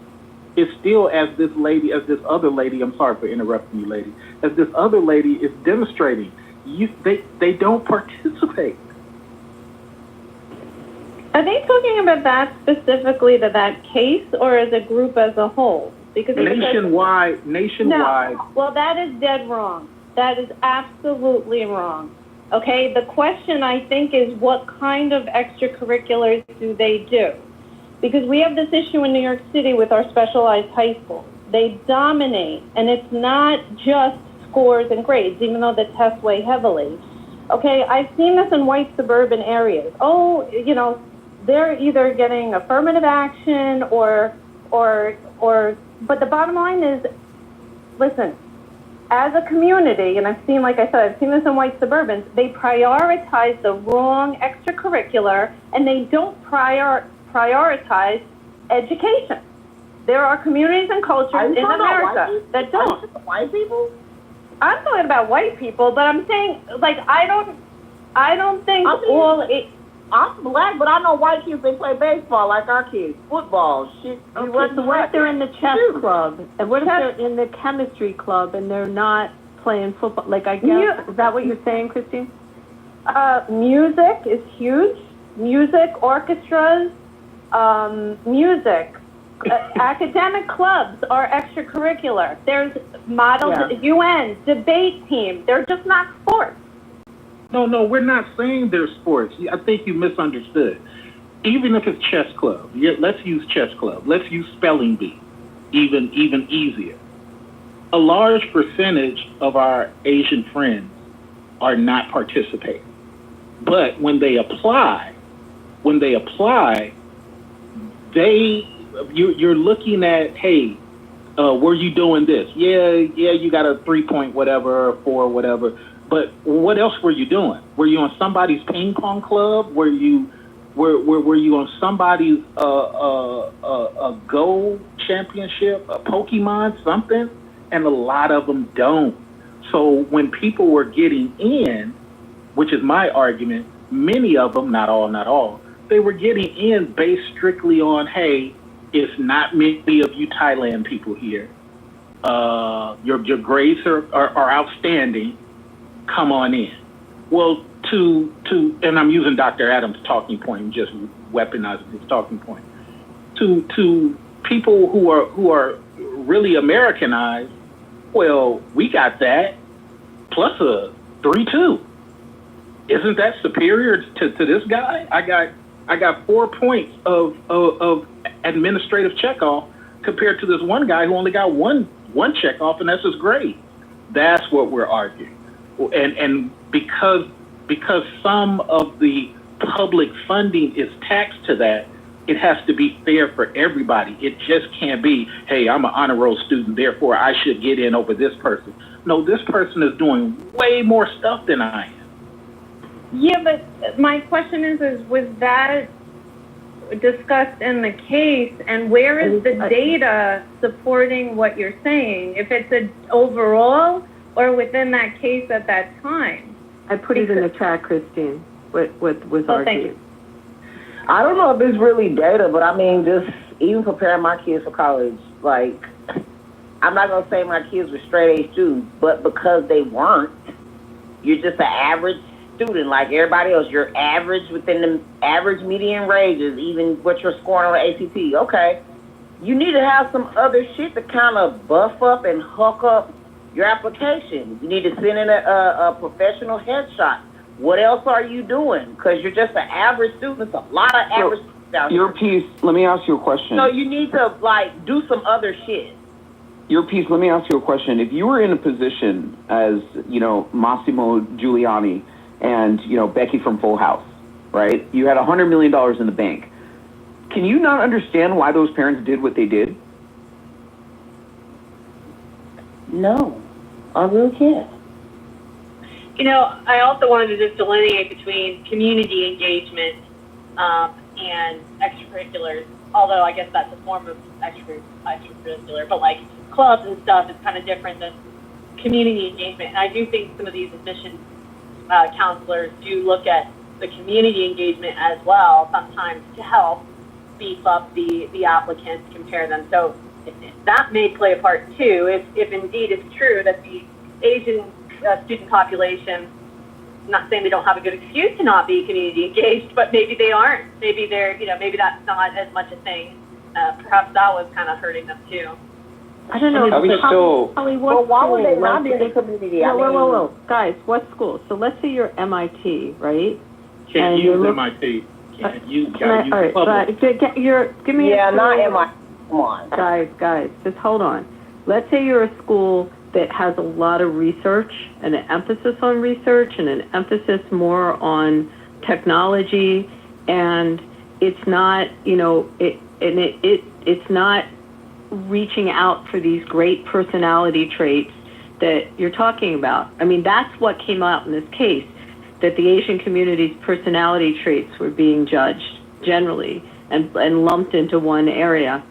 But some schools maybe want to graduate research nerds. Maybe that's more of an emphasis at that school. Like, all right, I will not use MIT. Find another tech type school, that has that emphasis. But I think, you're right. It didn't get fully resolved as a result of the Harvard case. Whether they can't use race as a basis now for admissions. Affirmative action's expired. It was, again, according to O'Connor's ruling when it first came into place, it was not in perpetuity. It was to expire. And she guesstimated at the time of her ruling 25 years to correct society. However, this personality issue is interesting that you all bring up because it's totally subjective. So imagine all of you are sitting on an admissions committee for a university, and one of you is sitting on admissions at a school that's got, like a big sports school and a big social school, and the other is sitting on admissions at a school that is more research and tech-based. So, where do you go with that? I mean, it's subjective, right? So it's not so much tech-based. I don't mean tech. I apologize for using that word. No. Even engineering. Let's just be fair to the Drexel. argument. Okay, you're a Drexel. I mean, I don't know. Find an engineering school or something. Anything that's taking public dollars has to be fair. So if you're MIT and you're getting a lot of your funding from military, if you're MIT and you're getting a lot of your funding from some secondary science department that's connected to government, then yeah, you get to do what you want to do. If you're super private and you're taking no public funding, no tax dollars whatsoever, you get to do what you want to. St. Mary's of Graces of on the hill, whatever. You get to do what you want to. But the minute you start taking funding, public dollars from all of us, then there needs to be a different conversation about that particular school. And we don't mind, I'm speaking for my community, because many people give us black people hell. We don't mind things being merit only, okay? But we always been merit-based. Yeah, I'm about to say. But when it's like that, and C-Lay shows up with a 3.8, don't all of a sudden change the rules and say your favorite friend from Russia, who has way less than me, gets to do X, Y, Z based on his optics or based on his daddy or uncle's money. Hold on. Let me make the point before you get angry. Hold on. I'm going to interject. Okay, never mind. He's angry. That's fine. Listen, read the House rules. If you don't like them, you can piss off. Moderators will interject when appropriate, and it's appropriate here. The idea that you think that a grade point average entitles you to a spot over someone else, to me, that's the funniest thing that I've ever heard. Because what is a grade point average actually telling you about innate talent? Absolutely fucking nothing. And so while I do agree that we should be on a search for finding people with innate talent, and we should look high and low for it, the idea that people think that a grade point average is a good measure of it are just, you're fucking insane. That's what they just finished saying. This merit thing where they said, hold on, we're going back to merit-based. The whole D&I thing, there was a crock of shit. Some black people did benefit, but a lot of us, we've always had to jump higher, run faster, harder, and everything. Any job I've ever had has not been because someone knew me and I was black, they let me in. No, it's because of what the fuck I can produce. My merit, my performance. Never ever got anything from fucking D&I. Never. And hold on. What is D&I? I think. I'm asking your piece. What is D&I? DE&I, you know what I meant. D, E, and I. Okay, got it. Okay. Okay, so the other Wonderful. people introduced merit. I think you didn't realize the other people were suggesting let's not use all these other measurements. Let's only use merit. So you're disagreeing with them. I'm not. I want it to be judged on innate talent, and we need to find systems to be able to measure that. We could have been doing that, but many people. But if we did that, somebody like yourself with the 3.8 might not get in. Exactly, because of optics. No, you're absolutely right. Because of optics. So I got the 3. Go ahead. Sorry, you keep bringing up merit and using it interchangeably, I feel like, with academic. No, he brought it up. I didn't. Okay, I just want to throw out there, merit is only academic, unless I'm wrong.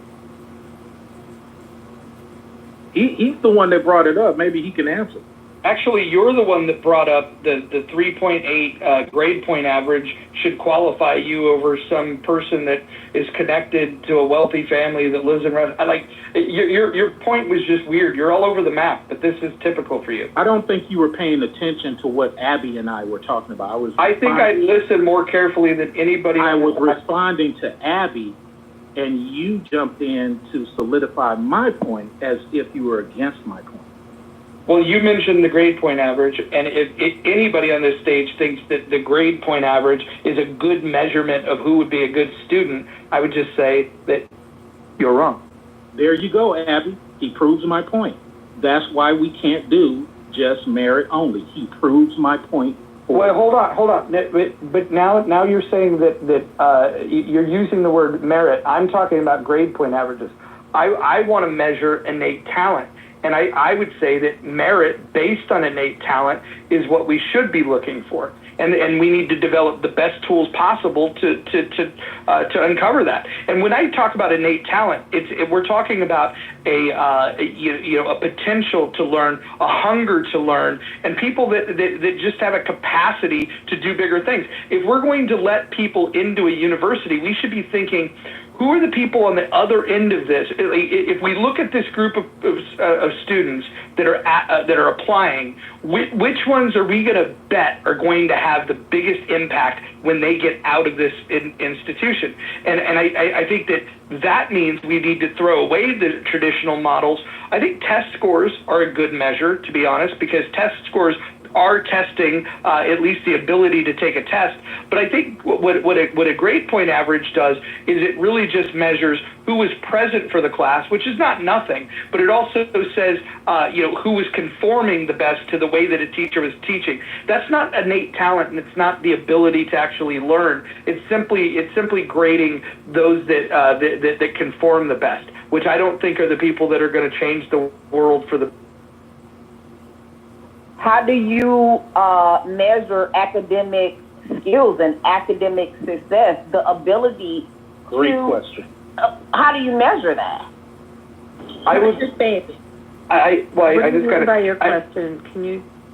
Are you saying like merit scholarship, being able to scores on your tests? What are you asking? I have a background in to vocational evaluation, and I'm asking you because all of you all are so smart. How do you measure? I just put in the chat. If you look at some of the ways they were measuring them, they were looking at scores at national merit scholarship programs. They were looking at Intel Science Talent Search, various national awards that they give for high school students. I mean, in my profession, you'd be looking at people that won mock trial, debate, awards. I mean, you're going to look at people that have assumed high levels nationally, and definitely in scoring. I also put in the chat something that came out of the Harvard case.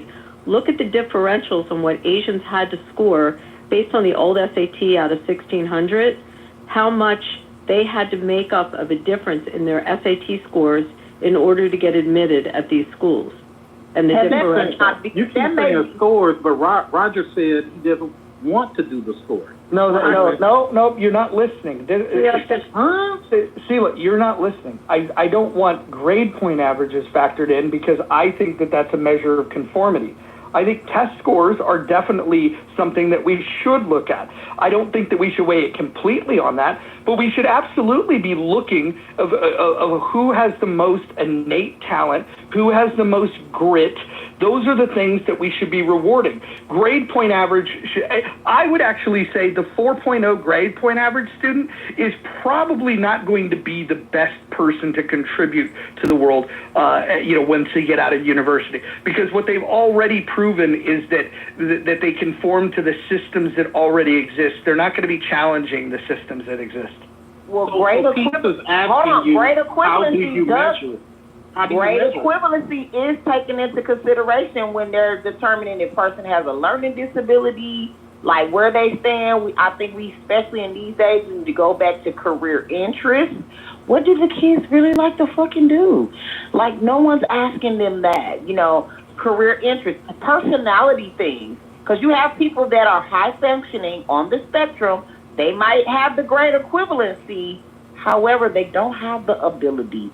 We all know ability is speaking about the future. What could you possibly do? What could you do? What may you be able to do with intervention if you may need it? I'm done speaking. Can I just jump in? I just wanted to say, I'm sorry, go ahead. I was just going to say that more than 50% of the Fortune 500 CEOs do not have MBAs. I think some people place this education thing way too high on measuring or even predicting success. If we are going to keep these institutions prestigious, though, what we should do is set some pretty high standards. And I think the biggest point I would make is that when you start introducing identity as a qualifier in any way, shape, or form, I think that you're completely missing the point of what higher education is for and why we would want to send certain individuals to get a higher education, right? We want to send people with the most talent, with the most grit, with the potential to change the world in a positive way. We want to send the best of the best. And I would say that if we were searching for innate talent, if that ended up meaning that an entire race of people, whether it's white people, black people, Asian people, Hispanic people, even if an entire identity group found themselves that they didn't have a single student in a university, as long as they were indexing for innate talent, I would be totally okay with that. I think that identity is 100% irrelevant when you start thinking about who should we deem worthy to get into these prestigious universities. So I totally agree. That's all my community was asking for. I totally agree. Can I just jump in? Please. So I just want to say one thing. Number one, for those people that know me, my background, I can honestly say, unless your high school can kick anybody out and not worry about funding, the grades are inflated massively. Everybody just wants to hold their job. So I don't hold any GPA coming out of high school, even if it's over 100, as a marker, which is why these colleges went back to, whether it's a perfect system or not, SATs or an ACT, because they see what happened. I don't know, I never looked at Ivy League. I'm in the arts. I do say one good admissions to kind of hit on a couple of points people made. If you look at, and it's hard to get access to this, if you look at Cooper Union, which is in New York City, that used to be free, and is still one of the most difficult architecture and arts programs to get into. If you look at their admissions... With all due respect, this is past. But go ahead, so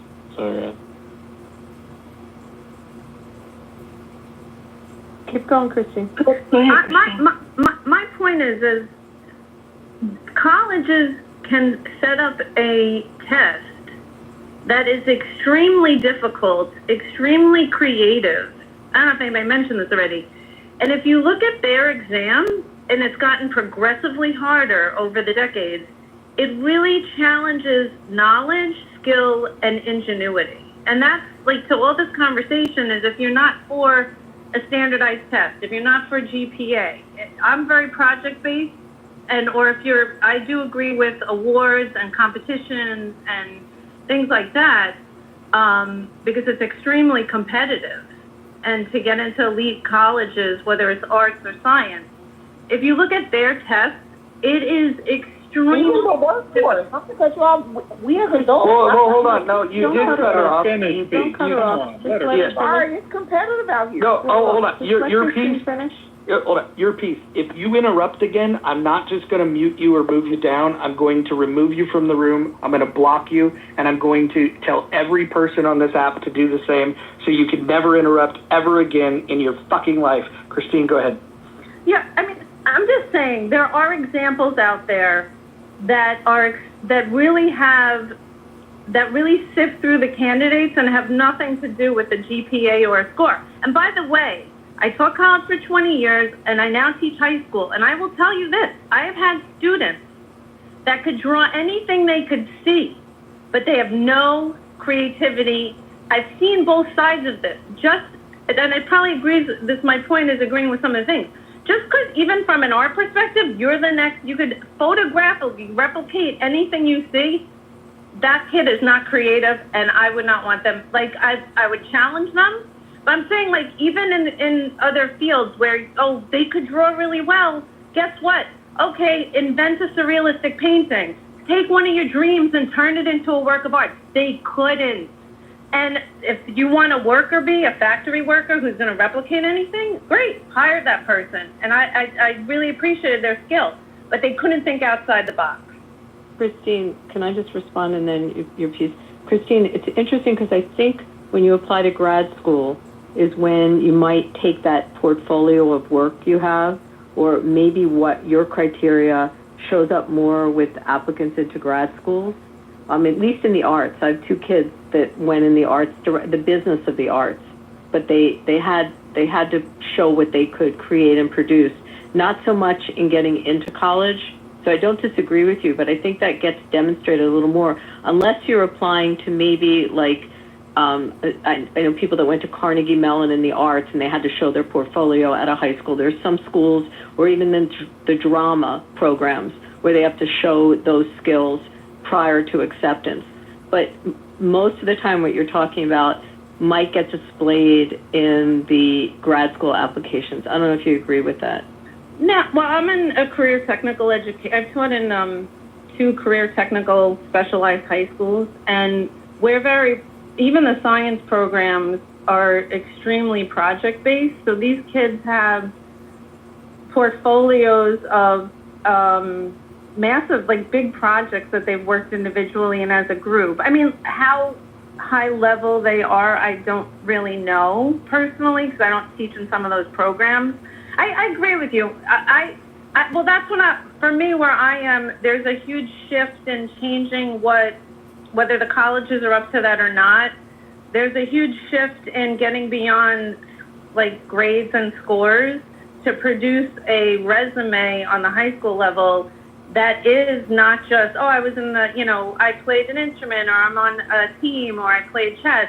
They actually have, it looks like an entry-level job to land my plane. That's what it is. So here's something that happened yesterday, and I think Roger and Dr. Adam may find this interesting. I totally agree with it, but it goes to something that Roger was kind of suggesting, even though Dr. Adams might not like it. So yesterday, there was a lawsuit that went in. It initiated with Washington U, but it's other, probably like 30 or 25 other elite universities. Basically, what they're doing is they're saying, hey, we're going to treat you and your scores like an athlete. As long as you sign a binding contract, Dr. Adams, get this, binding contract, that you will forego other people that you're considering, will guarantee you a spot. So now the alleged thing is it violates antitrust laws and so on and so forth. But look what's happening in reverse of what Dr. Adams complained about with the whole, going against Americans. Here's a structure where somebody came up. They said, hey, we're going to pick and choose based on talent. Okay, using Roger's talking point, talent. But I'm going to make sure you get a seat, pre-admission. And as long as you sign a contract, then you're good. And this flies in the face of what somebody else brought up about they still have to do the work. They're under contract at this point. So they're almost guaranteed at least half a darn degree. All they got to do is not mess it up. So I find this really interesting, but I'm okay with it because as long, and I'm landing here, as long as we know what the rules are, everybody will play. But I find it unfortunate, all this flip-flopping. So now that these people have got busted with this, who's the next person that's going to say, hey, we're from a particular community.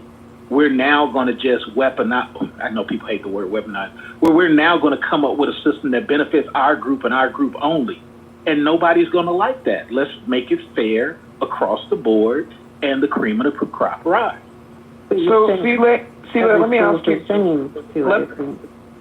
Oh, sorry, Abby. No, I mean, I'm listening to what Sela just said, but across the board fair, but schools are different and their needs are different, right?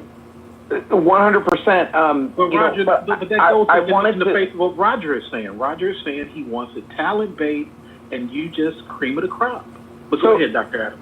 So Sela, let me ask you a question. As far as fairness and consistency is concerned, and there are many parents on stage that struggled through the woes of having to conduct distance education during COVID, don't you think that foreign students can still benefit from that said education, pay international, premiums, for logging in and learning abroad when we could otherwise repurpose their seats to American students in the physical classroom? Yes, I totally agree. Give me 30 seconds. I totally agree. The sad part about it is we've been picking and choosing who gets what since the Reagan days and probably even before then. And it's unfortunate now that we got these camera phones and internet, we're just exposing the fact that we've been doing this for a long time. I would love for it to be the way you want it, Doc Adam, but the problem is Americans have been working against Americans for so long that foreigners are like, they hate each other so much. Here's how we can sneak in and use their tax dollars to benefit us. That's all that's happening. So I think what I would prefer to see for colleges is where they have spontaneous testing of creativity, improvisation, and problem solving. For those that are you could do a hackathon, you could do an art contest where you don't give them the assignment until the last second. I think the fact that people prep for tests, we're actually looking for the wrong thing. You're looking for somebody that could go study something and then recall it and then follow a structure. I want to improvise.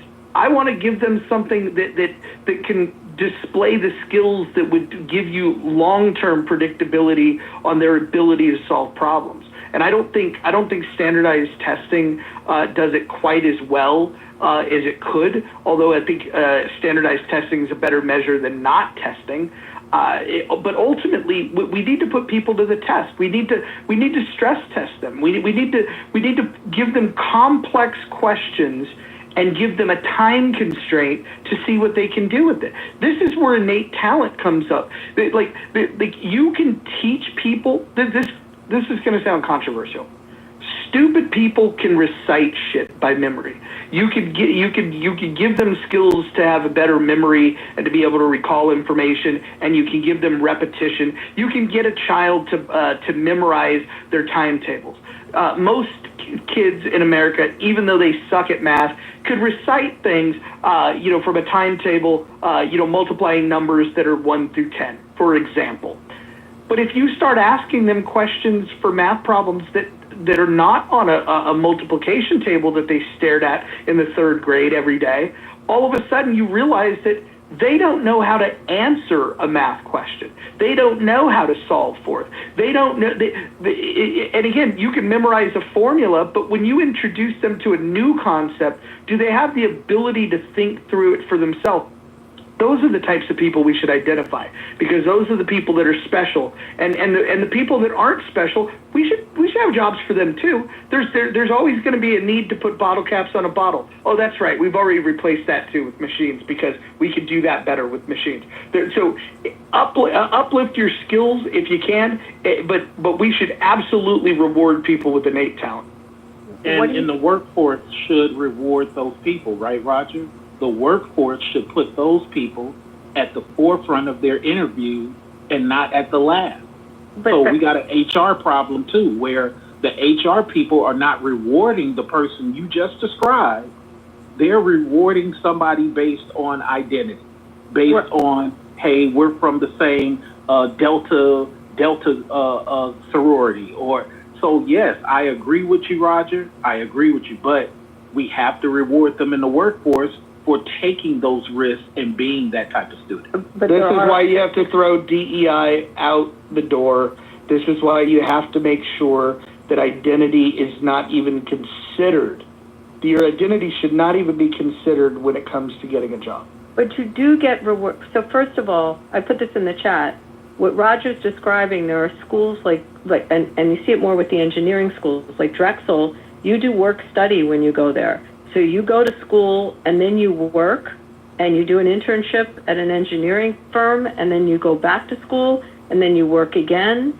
And it's work study. I think it's like 5 years when you finally get the engineering degree, but you've had all kinds of work experience and you've had to perform and you've had to do exactly what Roger's describing. And that's at some universities. But I will tell you, Sile, that when you go to law school, the people that excel, that make law review, that are the great writers, or the great orators that win all the moot court competitions, they do get the better jobs, and they do make more money when they get out of school because they've excelled and they've showed that they can excel in school. I mean, there's a reason you try really hard to make law review because you're going to make more money when you get out. You will get rewarded for that. So I don't think that it goes without notice. When you achieve, if you graduate summa cum laude and you've gotten great grades and you've been in national honor societies, when you're in college, you will get a better chance to either get a job at a better firm in the field that you're going into, or your grad school. You'll get into a better grad school with those achievements. So I don't see where that's not happening. Here's my final word to Roger and to what Abby just said. I'm going to go hit the gym. But here's the final word. A lot of us did not really want DEI, but here's what was happening to us based on optics. Hey, your appearance is more important than all these great accolades that you have on your CV. Wow, really? Or the optics of you is more important than the fact that you have a certification that none of us have in this whole department. Cool. I even got told, it was so funny, just to put in one anecdotal thing. I got told one time, because I've had a lot of discrimination because I'm dark skinned, and no matter what I had, because I had certifications that a lot of people didn't have, right? And what was so funny is one person told me, and this was an HR person, right? You're too dark skinned to be in front. Literally. Okay. And I didn't respond to it because I'm so used to hearing it at that point in time, from 18 up until that period, that I think DEI came around because there was a subset of people going through stuff that many other people had no clue that they were going through. There was a lady, great lady. She happened to be a Caucasian lady, great lady. She wanted me to be in her department. We interviewed. Everything was great. Well, the HR representative falsely told her that I didn't want the job. And I'm up here waiting and everything like that. And finally go to the lady and I'm like, what happened? Well, she told me you didn't want it. So see, stuff like that happened prior to DEI. And I just want you to understand, Roger, that it would have been great for us to be a little bit like England, to where it's not so much about optics, a little bit like France, not so much. But here, it's been about optics for quite a long time. So DEI only came about because so many of us was experiencing this nonsense, and all we really want is a fair shake. So if we want to go back to just, hey, things are merit only, Sile got 5 certifications, great. He should be at the top of the interview list. Doesn't mean he get it, but at least be at top of the interview list. And that's all we want many a times as Black Americans. But go ahead, I'm gonna fall back and listen as I go to the gym.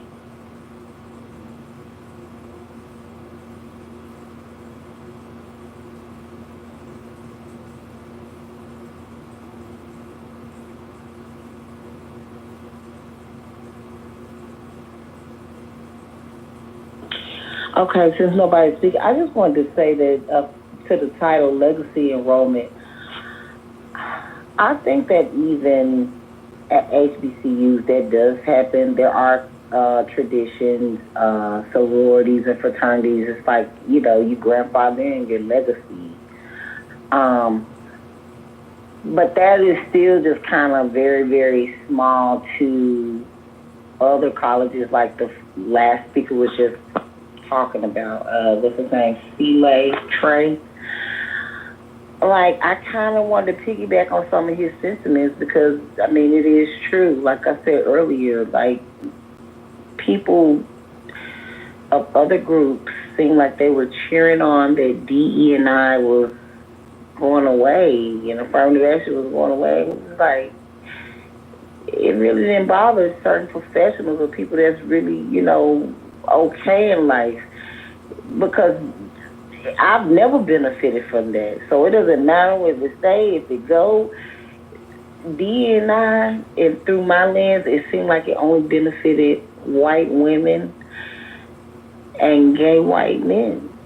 And then black or other groups, gay men, or the LGBT community, LGBTQIA community. So I would have to say I think those are the only communities that really, really, if you look through the lens, really in the dynamics of those are the only people that really benefited from DE9. I'm done speaking. I'd just like to clarify, I think you're talking about equal opportunity, which is different from DEI. White women did not benefit from DEI. I would have to beg to differ, because you can beg to differ, but DEI is diversity. It's diversity, equity, and inclusion. White women absolutely benefit most from equal opportunity, for sure, and it was not established for white women. You're not wrong in that respect, but DEI was for diversity, equity, and inclusion. That did not impact white women. But white women still say that they need to be diversified. And I was having a conversation with Roger a couple of weeks ago as far as even talking about feminism. I mean, I'm not trying to go here with race, but black women only really got turned on about feminism from white women. Like, white women share with us what feminism was. Oh, you're being oppressed and you shouldn't have to do this. These are things that they was telling us. Well, we was like, oh, she might be right. She might be fucking right. Your piece, hold on. I graduated law school. There were 20% women in my class. What we're talking about with equal opportunity was the change that women started getting jobs and we started getting accepted into professional schools. But that wasn't DEI. That was something completely different. And it was bringing women into the workplace generally. It was benefiting all women that were coming in. And the percentages now, I think law schools have more women than they have men. I don't know what the medical school breakdown is. Someone could tell me. But she's right. It was equal opportunity. It was completely different.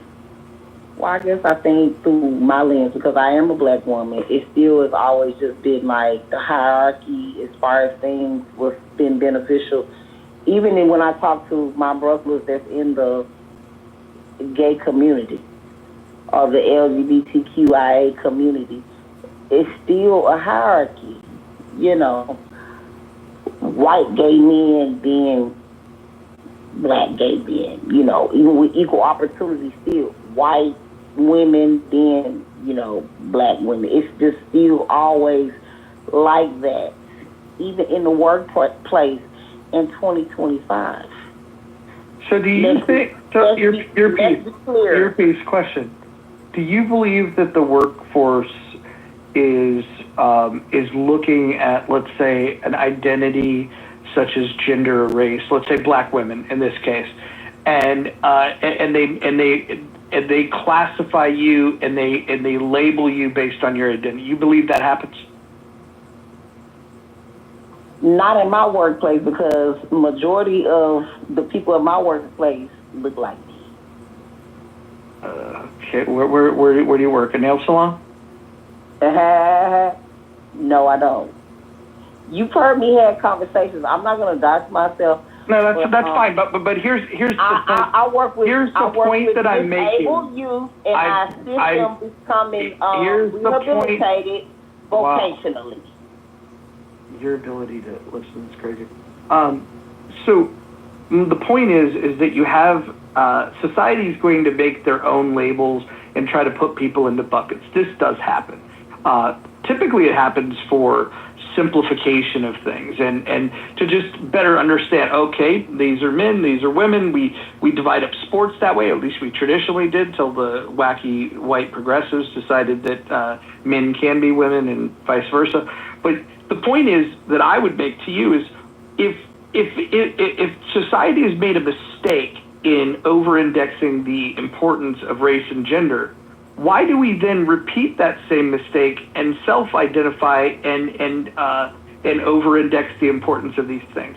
For example, if it was wrong in the creation of the United States to emphasize special rights for white male Protestants and minimize the rights of people that don't fall into those groups, and if we could recognize now, 250 years later, that that was a bad idea, why would we fall into this trap of now saying that perhaps if we set up rules that gave favor to people based on gender and race, why do we now think that's a good idea if we've spent 250 years unpacking the idea that it's not a good way to organize?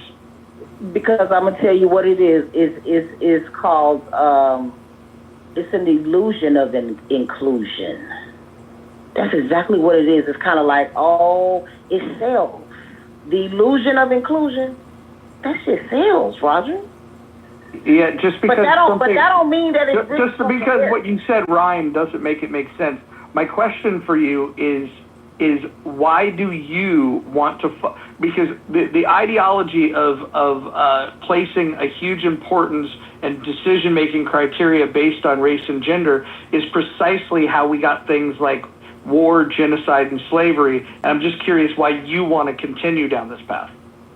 No, I do not want to continue down that path.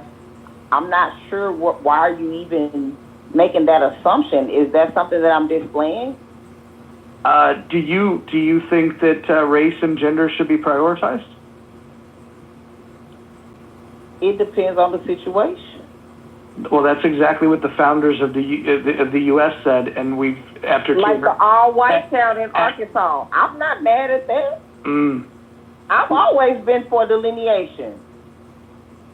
If that's not a problem, if they want to do that, I don't feel no type of fucking way. That don't mean all white people are gonna do that. My mind is so much broader than that. I think your mind is so broad that you have an inability to respond to anything that I've said.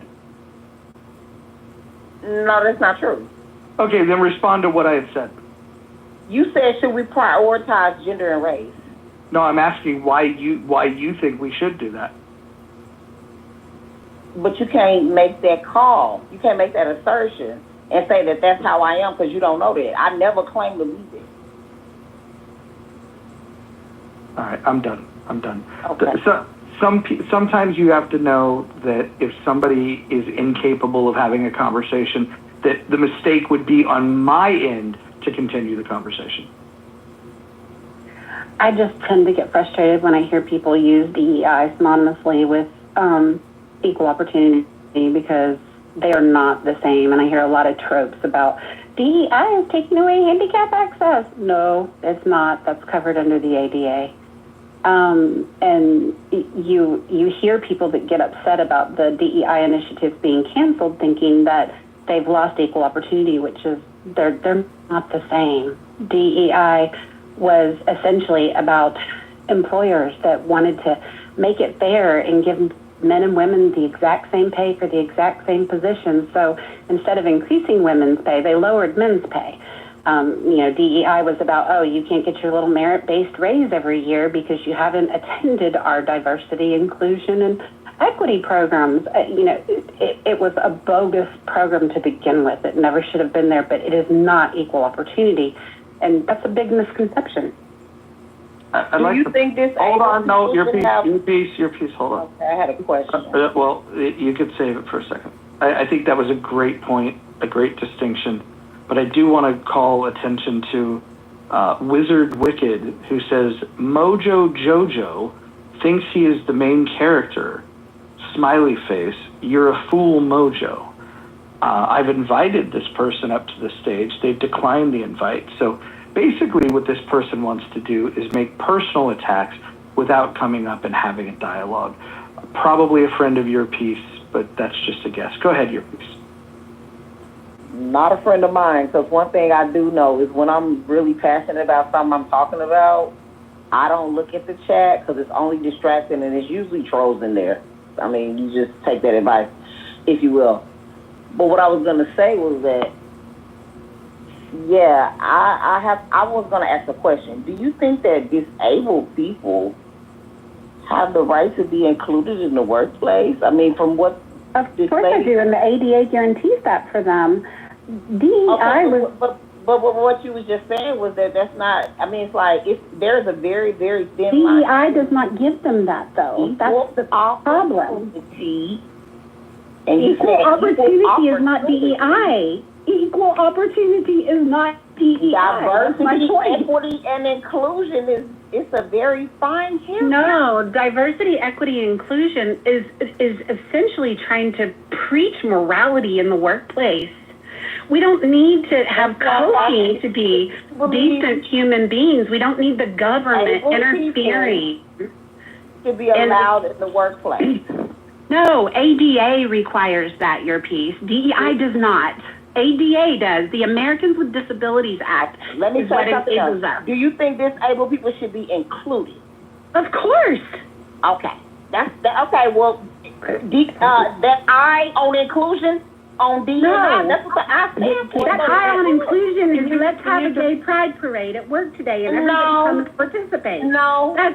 That's so far right perception. That I on inclusion is let me govern your morality and make sure that you're treating everybody inclusively. Because one of my clients called me and say, Your piece. That you're writing them up every day. Your piece, before you talk about it. Because you don't have a wheelchair around outside of your business, hold on, I'm on your ass. Your piece, can you define the word equity to us? No, I can't. But you're using it. You're talking about diversity. Can you define inclusion for me? I can define equity. You coming off mic because you've been over there Googling and got your paper and pen out, and then you're going to try to put me on the spot. No, I'm not. You're using the term equity. Goes? I'm asking you to define the term equity. Can you look it up for me? Because I know you over there writing down everything we're talking about. Why don't you define the word equity? No, I want you to read it and tell us. Because I can sit down and Google some shit just like you did. I didn't ask you to Google it. You're using it in a conversation. Exactly. Define it. I don't ask you to Google it. I asked you to define the I'm word that you're asking you using. to define it. Because you've been on mute all this time. Of course. So I don't have a moment to give you the exact, precise fucking definition. Well, but you're using it, right? So give me what are the maxims? What are the maxims? Give me a moment. Equity? I'll look it up, the definition for you, because these are the type of fucking games y'all play. What are the maxims? Wait, hold on. Everyone mute for a second. Everyone mute for a second. It's that time again. I have to do this. I apologize. But for the sake of the 1,089 members of the House, I'm going to read the rules, and we'll emphasize a couple of them. Rule number 1, no threats of violence. We've done very well there. Nobody's threatened any violence today. No doxing. We haven't done that today. That's good. Staying on topic. We're doing better than average of doing that. Keeping your shares brief. I actually think we're doing okay there, but here's one where I'm having a bit of a problem.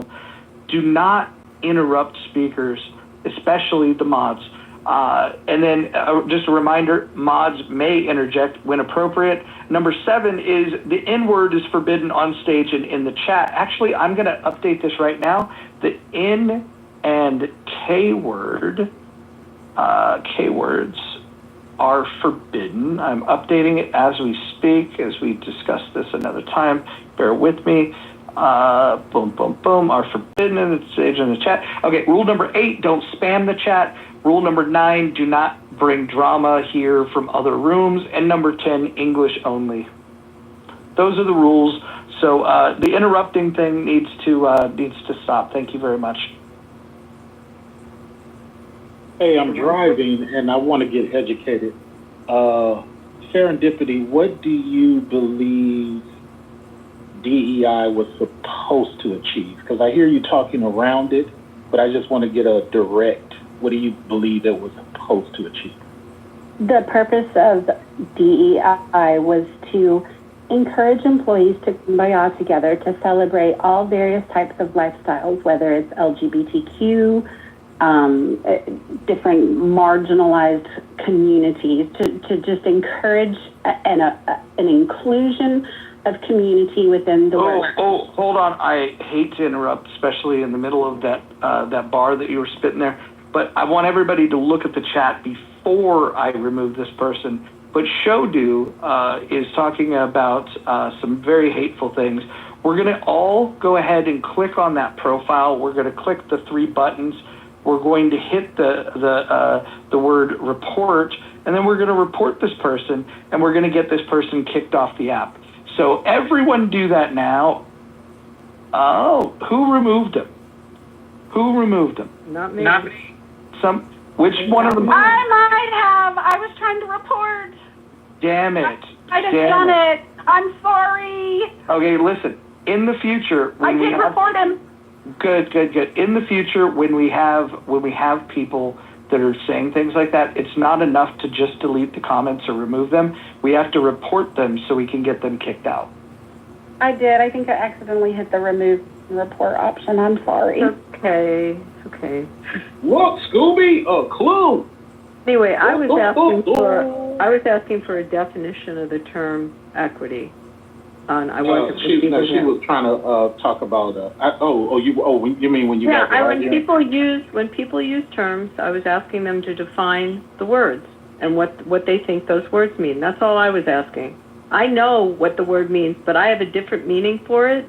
So I'm curious when people talk about it, what they think it means. That was my question. So I guess serendipity, you can answer mine after they finish doing their thing. So your piece, once again, how do you define the term equity? Demanded something from me? I don't demand anything. Because I already told you I'm not answering that question. Yeah, and I have had time to look it up. I have had time to look it up, so that should let you know I don't give a fuck about what you asking me. Good. I don't owe you shit, Abby. We come into equity with clean hands. I will tell you that. So you can go ahead and tell the people what the fuck it means, because I know what the fuck I'm talking about. Equity is a term that's been in our world, in our legal world. I work with employers every day who don't give disabled people a chance. Able-bodied people just because they're on the fucking spectrum. Leave me alone. Okay, with all Is that enough interruption? You're saying way too many F words. I mean, just saying. Thank you, David. That might have been the best contribution you've ever done on Clubhouse. Yeah, but Mojo, like she's saying a lot of F words. Like, come on. No, you're right. That's why I'm thankful. What is a positive? That's why I don't know why Abby even asked her or even went back to her. Equity. No, it has nothing to do with Abby. I was talking about the other person that Abby was talking to. Why do we have multiple people speaking at the same time? Abby, I apologize. I was just saying one of the maxims of equity is it regards substance over form. I'm just stating equity as maxims. They're old legal maxims. You can look them up. Everyone, since we're all into Googling, but you can read what equity is. But when people use it, I'm curious because it's taken on a whole new meaning under DEI than what the term equity is or how we've treated equity in our system for centuries and also prior to us being a nation based on old common law. So that's what I was curious how she was using it. But we have a refusal to answer. Go ahead, someone else. Sorry. Yeah, I would say Abby is correct, and also somebody who deals in mathematics. If anybody wants that, HR. Hold on, real quick. John Kitover, do you have a question for David? David said that he's good at math equations. Do you have a question for David B. Mr. Kitover? What's 565 times 1,000? Not. This is too. No, no offense. I shouldn't say the S word. It's not a question that should be. But go ahead. Sorry. Got it. Well, that's what we like to call a test of IQ. David, you failed. Yeah, but Mango, like when I was at my college, like they said that you should never say the S word, and so I try very hard on Clubhouse to never say the S word. David, please, what are you doing? Oh my gosh. David, My own brother. I always wonder. No, but my professor said like don't whatever happens, don't ever. Can somebody please, anyone that knows David, give him a list of local AA meetups so he can get the help that he needs? Thank you.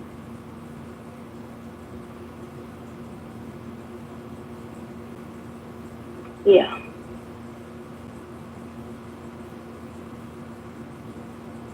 Earpiece, do you think employers should be forced to hire people that are neurodivergent?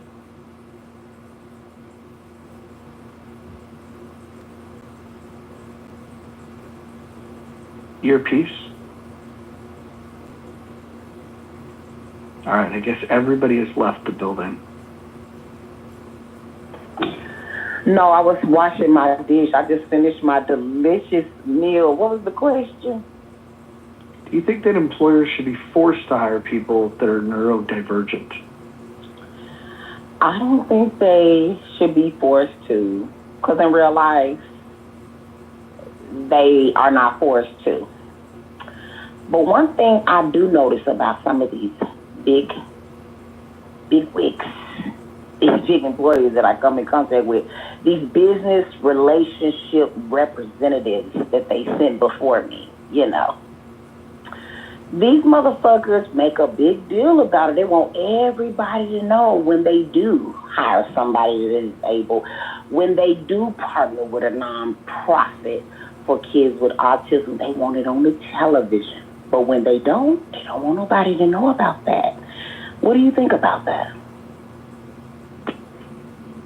I have no idea what your point was.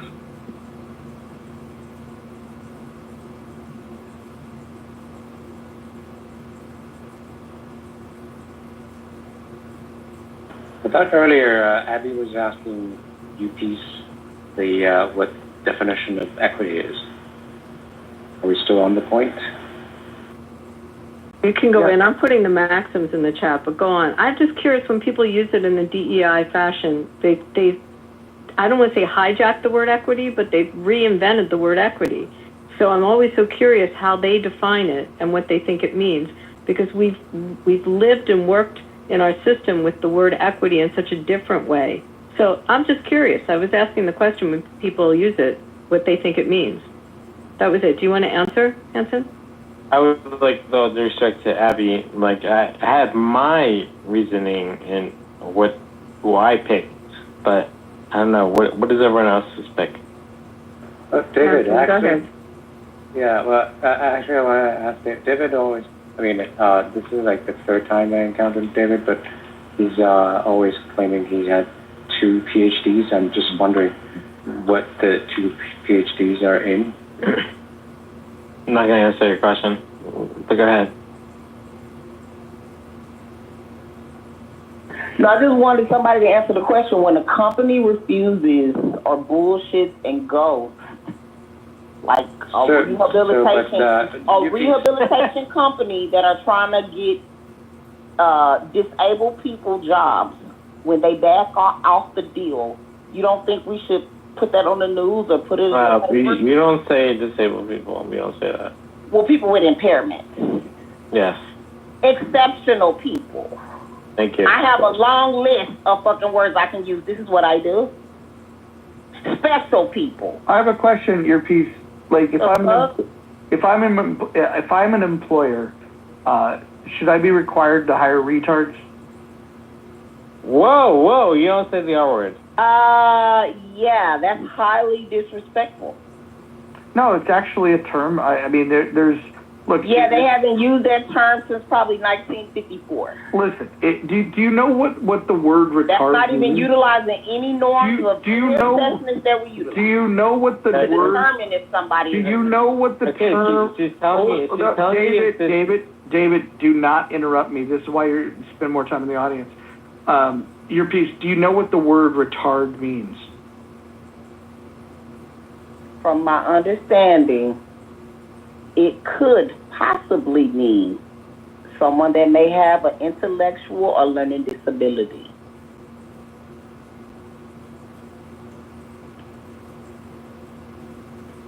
But it's subjective. I can't say because that word is not a word that I use. Yeah, so this is why I think the language police are so dangerous. So the word retard means to slow down or to delay. And so I think that if you have someone that's mentally retarded, if their mental development has slowed down or been delayed, impaired in some way, we could say that they're mentally retarded. Now, you could say that you find that term offensive. You could say you don't want to use that term. Textbooks can choose different words, but I think it's very descriptive. And the question really stands, even if you want to replace it with a different word. Do you think I should be required to hire people that are mentally retarded? No, but I think that the community that you serve, any community, any business that you, I just think that they should know that you're not willing to do business or even do any type of volunteer, or maybe it might just be you might just want them to come in and just do a view of your establishment, do a tour. Some of these visitors is just very shady when it comes to people who are disabled, and that's why I said it's a fine hair with equity, inclusion, and what have you. So hold on, but your piece. Do you want disabled people there or not? Your piece. Well, can the guy in the wheelchair get in the picture or not? Hold on. And a lot of times the answer is no. Hey, shut your fucking mouth while I'm speaking. How about that? Did you understand those words? Sometimes when I talk about mentally retarded people, I'm referring to people like you. I shouldn't have to hire somebody that doesn't know when to shut their fucking mouth. You can't even obey the simple rules of conversation. Why would I hire you to speak to customers for me? Absolutely not. You don't know when to shut the fuck up. So here's my answer to this. If I have somebody that's mentally retarded versus somebody that's not mentally retarded and they're applying for a job, we could, you just give me a job at random. I would just ask you, what job could a mentally retarded person do better than somebody that's not mentally retarded? And I think you're uniquely qualified to answer this, considering you're on one side of that spectrum. Go ahead. Well, the abilities. That's the biggest thing. I think a lot of people automatically assume that if a person is deemed mentally retarded, that they don't know anything and that they don't have the ability. Remember, ability is futuristic, not futuristic like what you're thinking, but the ability. What could you possibly do? And a lot of times we can possibly do a lot of shit with a job coach, with training, someone taking out the time to show us how to do the fucking shit. The ability is very high. So a lot of people's time is money, and employers don't want to slow down for that. Maybe one or two people so they can take a few pictures and be on the internet that they fuck with disabled people too, but not really. You don't gotta do it, but when you don't do it, why can't that be on the front page too? That's all I'm saying.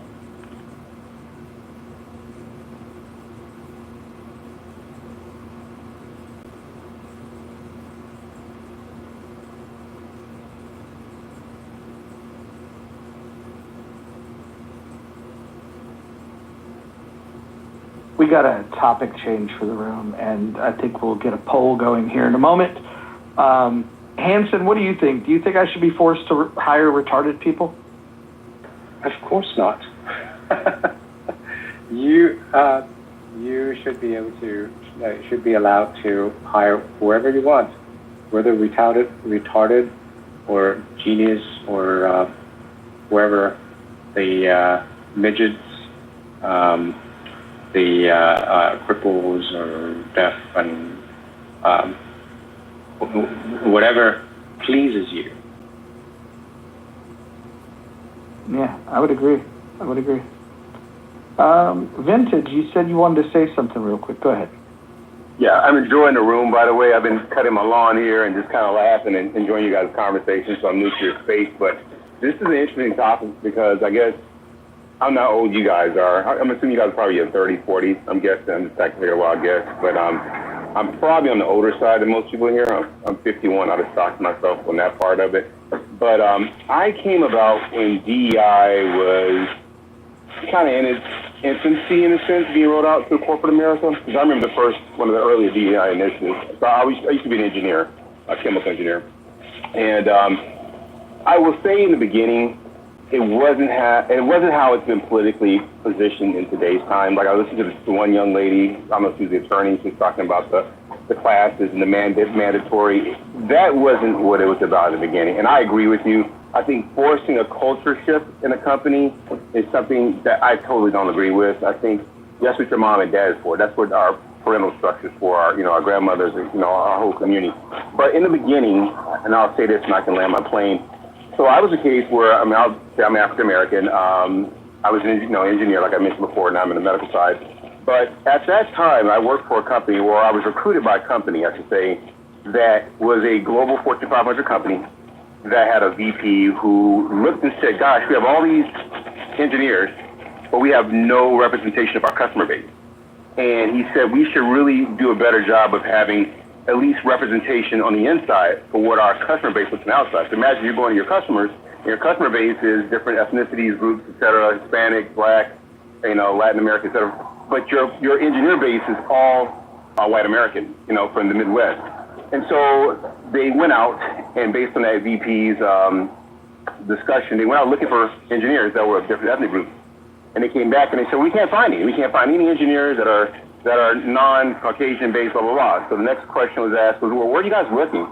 And they went to, and this kind of goes back to something that was said earlier, people tend to go to what they know, right? So if I went to Purdue, if I went to UW, if I went to Notre Dame, you're going to go to your alumni, because, I naturally do it myself. I know my program, I know my school, I'm going to go get where I know where people are, I know the professors, et cetera. And that's what was happening. So they challenged that group to say, hey, you got to go outside of your norm, and they did that. So that's how I was recruited with that Fortune 500 company in '98, and I literally was one of the first 80 black engineers they brought in, with the purpose of diversifying. It was a successful program.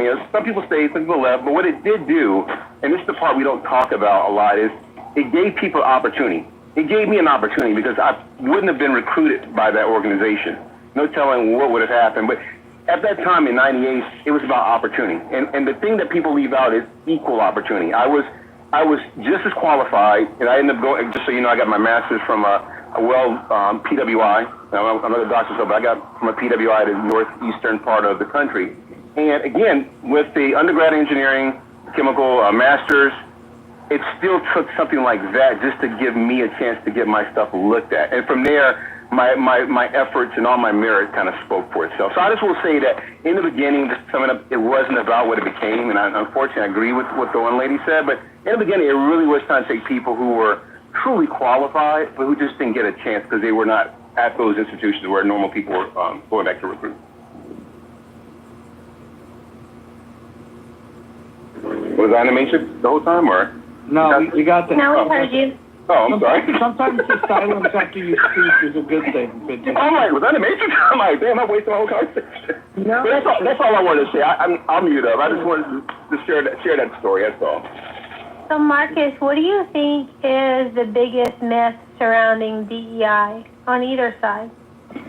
I think it's the same thing that would happen to affirmative action. They started calling it quotas.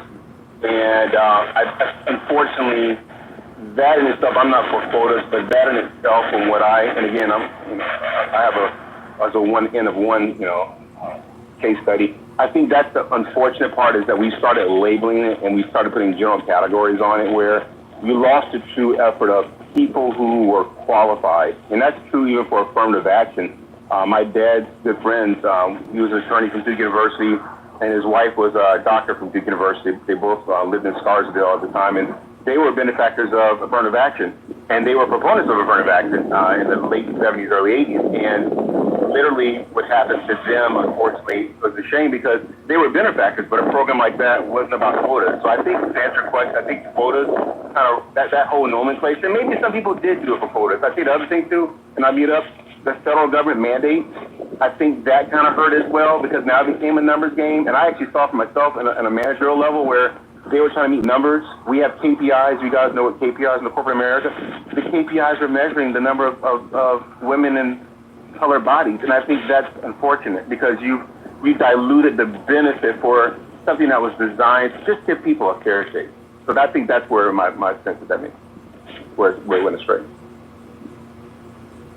One of the myths that I hear is that not explaining. Well, actually, I use DEI and I use critical race theory together, and I really shouldn't, because they are different. No, they're totally different. Yeah.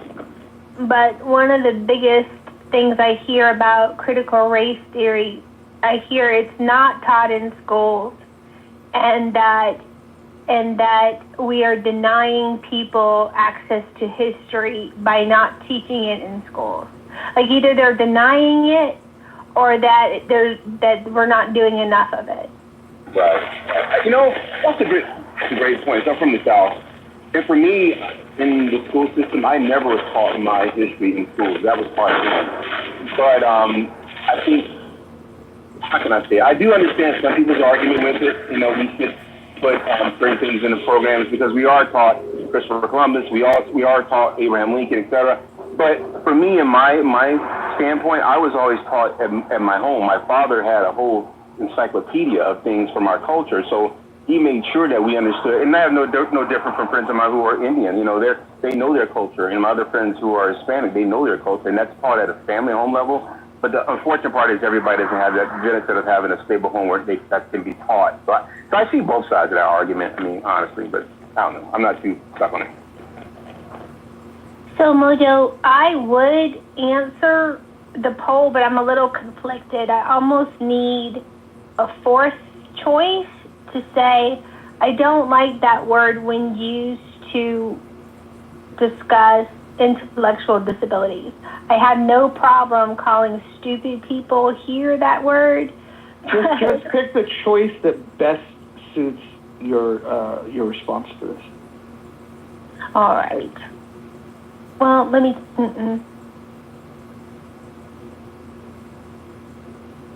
All right.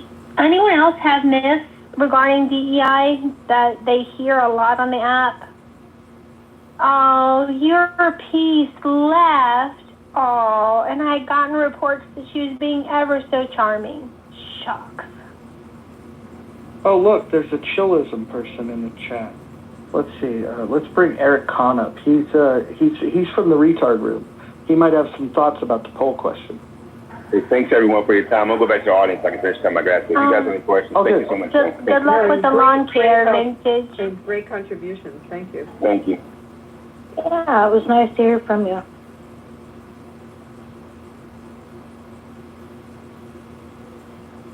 I guess the retard Eric Kahn does not want to come up and speak to the title of the room or the poll that we have. What did you think of Roland Fryer talking about DEI with Patrick Bet-David? I thought his points were sound, and some I never contemplated before. Do you need me to remind you what he said? No, I'm very familiar with the arguments. His thought is that if you're going to use DEI as a way to gift jobs to unqualified people based on their identity, that it's a terrible idea. And I think most rational human beings agree with that, but he does support the idea of looking in the highways and the byways to find people that have innate talent and giving them opportunities should their talent justify it. And so it's like a national or maybe even global talent search. And if that's what you mean by DEI, then great. The idea of equity, though, I would throw that out. I don't think equality is a thing. I don't think it's real. And if equality is not real, then why are we worried about giving equity? No, equity of outcome, equality of outcome is horrible. It's just. I think equality of opportunity is horrible too. Equal protection under the law is what we should be striving for. That's the only thing that we should be looking at. So can we dig into that a little bit? Because if there's limited resources in a community, there's little chance that the people in that community will rise above. There's generational wealth, but it is far outpaced by generational poverty. And if we don't provide extra resources or access to resources or even information regarding resources, it's like Road to Wigan Pier. Monica, but I think the problem is the flip side of it, is people taking advantage. When you do provide resources, people will game the system on those resources. I also think, with respect, and this is going to be really unpopular comment, but I'm just going to say it, as much as I think, as we talk about, as equal opportunity laws came in, and I definitely was a recipient of being able to get jobs as a woman, I also watched a generation after mine take advantage of it and litigate and overly litigate on, so you go back to on the basis of sex, and we can talk about, as Ginsburg, if you ever saw the film where you saw the fight to get equality for women, and then we put the laws in place, and we see a lot of people over litigious when they lose their jobs. And that's a big issue. And Dolly made a funny comment in the chat, but I was laughing at it because the problem isn't hiring of the women, it's the firing when someone doesn't perform their job. And some people just don't work well, and they shouldn't have the job because they fail at the job. And when you go to terminate them, you end up with a lot of these issues that have nothing to do with anything but job performance. And it's become a roadblock for employers. And I think, I don't know, you guys can totally disagree with me, but if you're an employer and you're looking at a situation, are you looking down the road, if the person doesn't work out, will they sue you for some type of discrimination? And I think it's been a hindrance, and we're overly litigious under those laws. So that's just my opinion, and I'm sure it's unpopular. No, actually, Dave Ramsey talks about this. He said the solution is don't hire them in the first place. So when you go to apply for Dave Ramsey's thing, it is a long, involved onboarding process. And I think they have six months or maybe even a year of probation and like high expectations of all of their staff. So they cut that off in the beginning. And they're like, you're just not a fit for the culture of the company. Well, and that's brilliant. What's different now is the advent of the internet and what you can do with respect to researching a prospective employee. And if you see of hostile work environment in their last 6 jobs, you're going to take pause as to whether, that would be a good fit for you if the person doesn't work out what your risk factor is with litigation. And you wouldn't have known that necessarily before, but now it's a pretty easy search. And that knowledge, that's an interesting factor of how that knowledge plays in the hiring process, kind of what you're saying. Well, that's the thing. I mean, these litigation, the laws should not be placed in the first place, and then the employer should, like, the at-will employment is the key. But Hanson, we needed them. Hanson, we needed them initially. So yes, the at-will is. But no, you're right. At-will is important, but so this is the dilemma. So help me through this, Hanson. We needed these laws initially because we did have hostile work environments and we did have situations that needed to be rectified. But now you have an abused law. So how do you work through that, Hanson? Yeah. So I mean, I'm not sure initially what's the need. I mean, the boss, if the let's say Mojo hires somebody, and if you have an environment, bullying or whatever, that affects the productivity of his company, I think Mojo, it is in his interest to fire whoever that instigate that the environment, and if you don't like the environment, you should be able to quit anytime. I mean, there's always the market provides just supply and demand. So I don't see why the government should extend its claw into the subtle relationship environment in the company or any place. Do you know how easy it is to? I'm going to say easy. I'm going to take back that word. The ability to create in a litigation posture a hostile work environment is an environment that I would tell you 30 years ago was a very normal work environment for a lot of people. And things that you may have in your work environment that seem perfectly acceptable and perfectly acceptable social behavior could be couched as a hostile work environment. So I guess my point is, how do you keep the laws there to protect those who really need them without having them so so taken advantage of? I don't. It's a problem.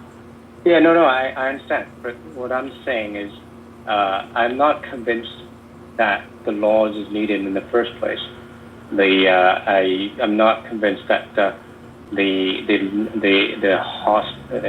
quote unquote hostile environment.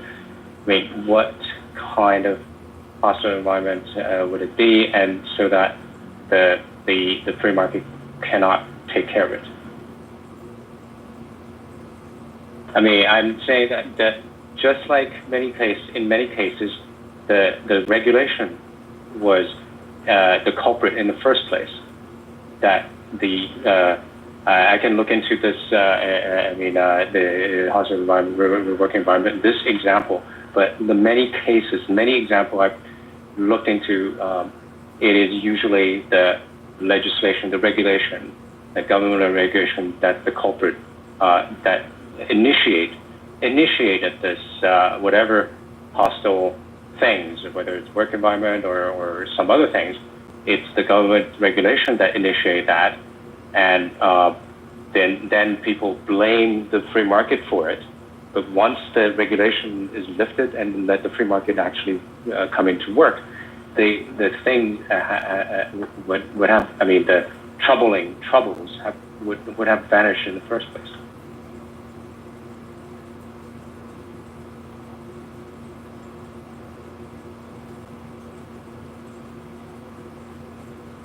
I don't know. There was definitely stuff happening in the workplace that in today's norms we wouldn't allow.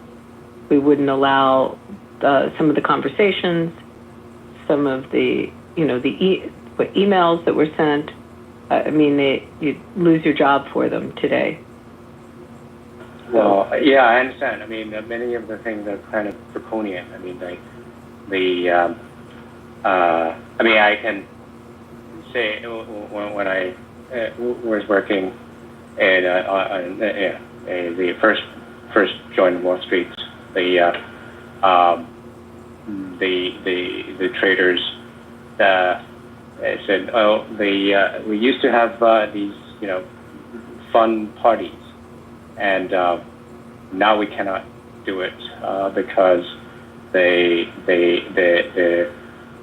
some women were first a very few. They will just make a fuss, and then the people who organize it will get fired, and so just killjoy and all that. And so well, geez, I joined the wrong time, but yeah. That's a question of serendipity. As we talked about the equal rights and women coming into the workplace, have we shot ourselves in the foot at all? Do you think? Yeah, making it so making exactly. I think that's the case. I mean, and then people just don't want to work with you and all that. I mean, the thing is, let the boys play their game. You can have ladies' nights, right? I mean, so if you don't like the thing, just have a segregated fun group, right? And do your own thing, and let others do their own thing. So I mean, what's the point? I mean, why are you? Basically, you're sabotaging yourself.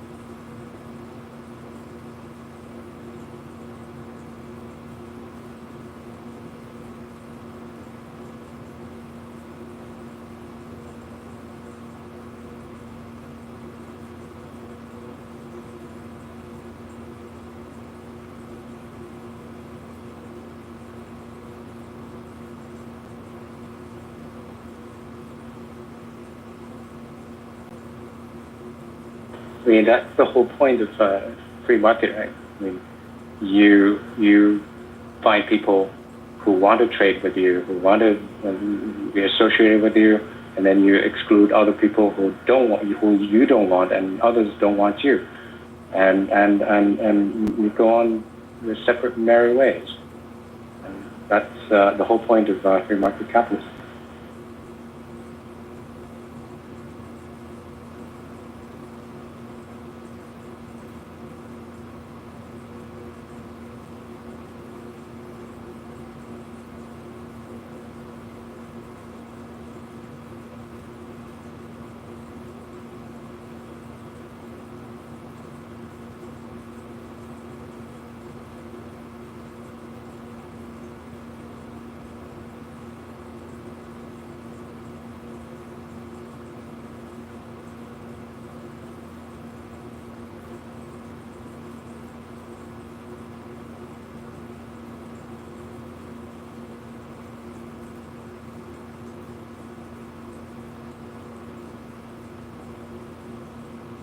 Necro, what did you mean by that comment?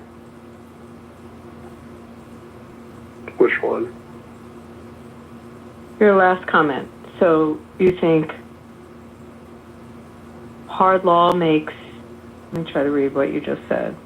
Yeah, whether hard cases. Yeah, hard cases make bad law. It's a legal maximum. And yeah. Yeah. No, but I'm curious how you're connecting it to these cases involving discrimination in the workplace. Yeah, it was just a random comment I threw out there. So.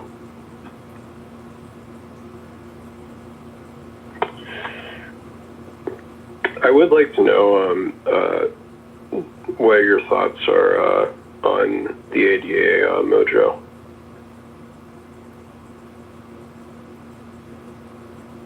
What was the question? Yeah, I just would like to know what are your thoughts on the ADA, the Americans with Disabilities Act? I don't want the government to impede the market at all. If I have a job where somebody with a disability can do it well, I should be free to hire them. And they should be free to make their case of why they would be a valuable contributor. But the idea that I need to bow down and accommodate people, I think that's just fucking weird. I should be looking for the best and the brightest and the most capable. not giving jobs out of pity for people that are physically or mentally handicapped.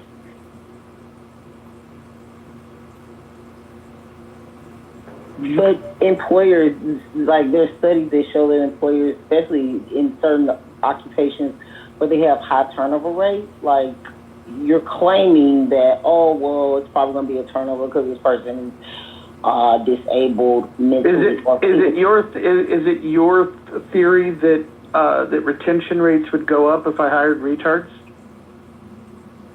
I don't know. What's the definition of a retard, first of all? Because I don't even know. I don't go by that. Okay. Well, just say incompetent. Christ.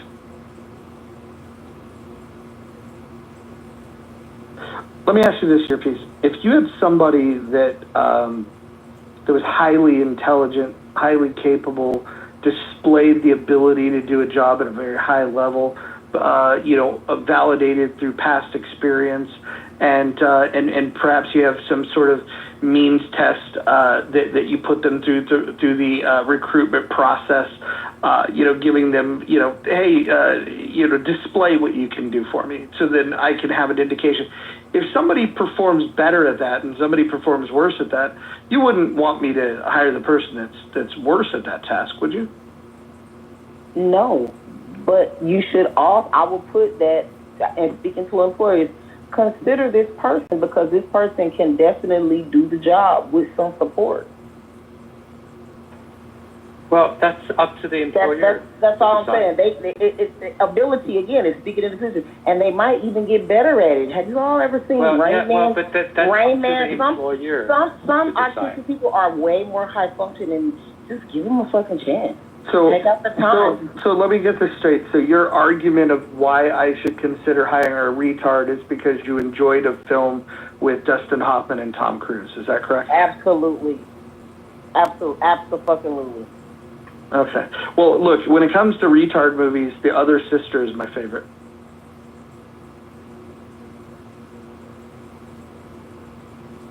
I'm dying. No. I don't respond to stuff with retard. Like you need to grow up, Roger, and you shouldn't be using retard.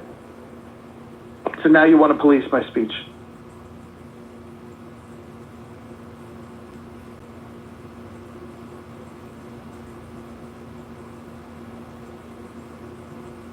Why does the word retard offend you?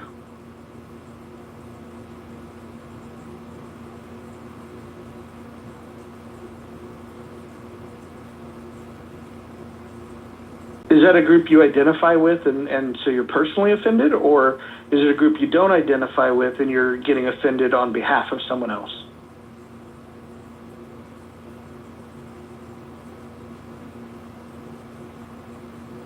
All right, back to Necro. Necro, you were saying. I just was wanting thoughts about I feel like you pretty much answered on.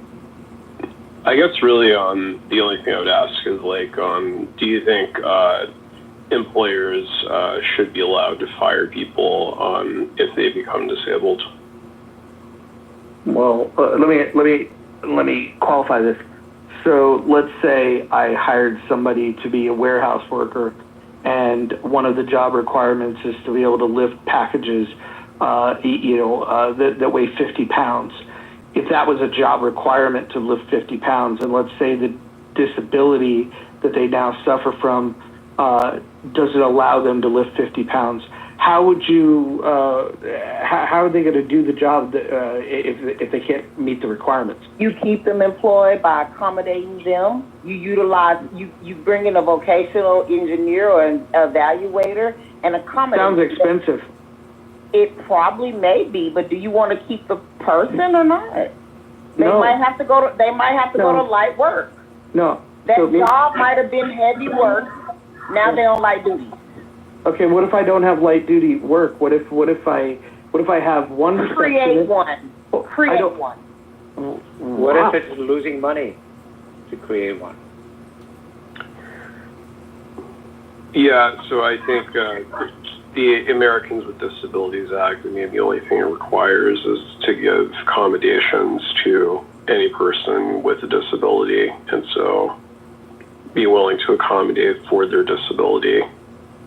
Yeah, but what if it loses money?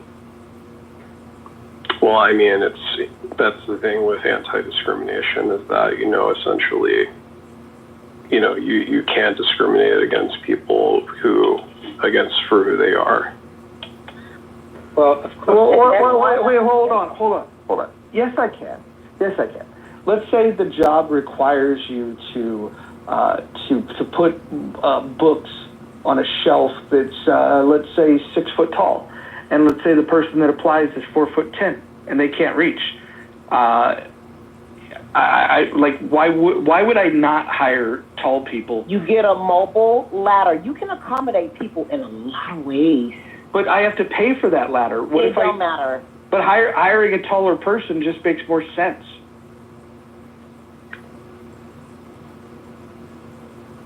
Yeah, I don't think necessarily hiring someone is necessarily the same as anti-discrimination. I put in the chat about. You're talking about firing them. Like, what if someone gets pregnant and they're in a job that's problematic for someone who's pregnant? Are we calling pregnancy a disability now? It's a condition. Is it a disability? I wouldn't call it disability. It is a condition, though. It would be covered under the act. I mean, the other part of this that you're missing is what about customers? I mean, it costs businesses money to put in a wheelchair ramp to their businesses. It costs businesses money to kind of accommodate for that. I think that's probably also a good thing that we cost businesses money to accommodate for people who can't walk, et cetera, in our society. So let me ask you this: if I open a restaurant, let's say I open a Greasy Spoon restaurant that's off a highway that doesn't have a ton of traffic, and it's like hundreds of miles away from a major city, but there's a few town folks, and then there's the people that are traveling the road that might be hungry. If the people in my town don't have wheelchairs, and if the overwhelming majority of the people that pull off the road don't have wheelchairs, would it be a good business decision for me to spend money building a ramp on the off chance that somebody pulls up that has a wheelchair?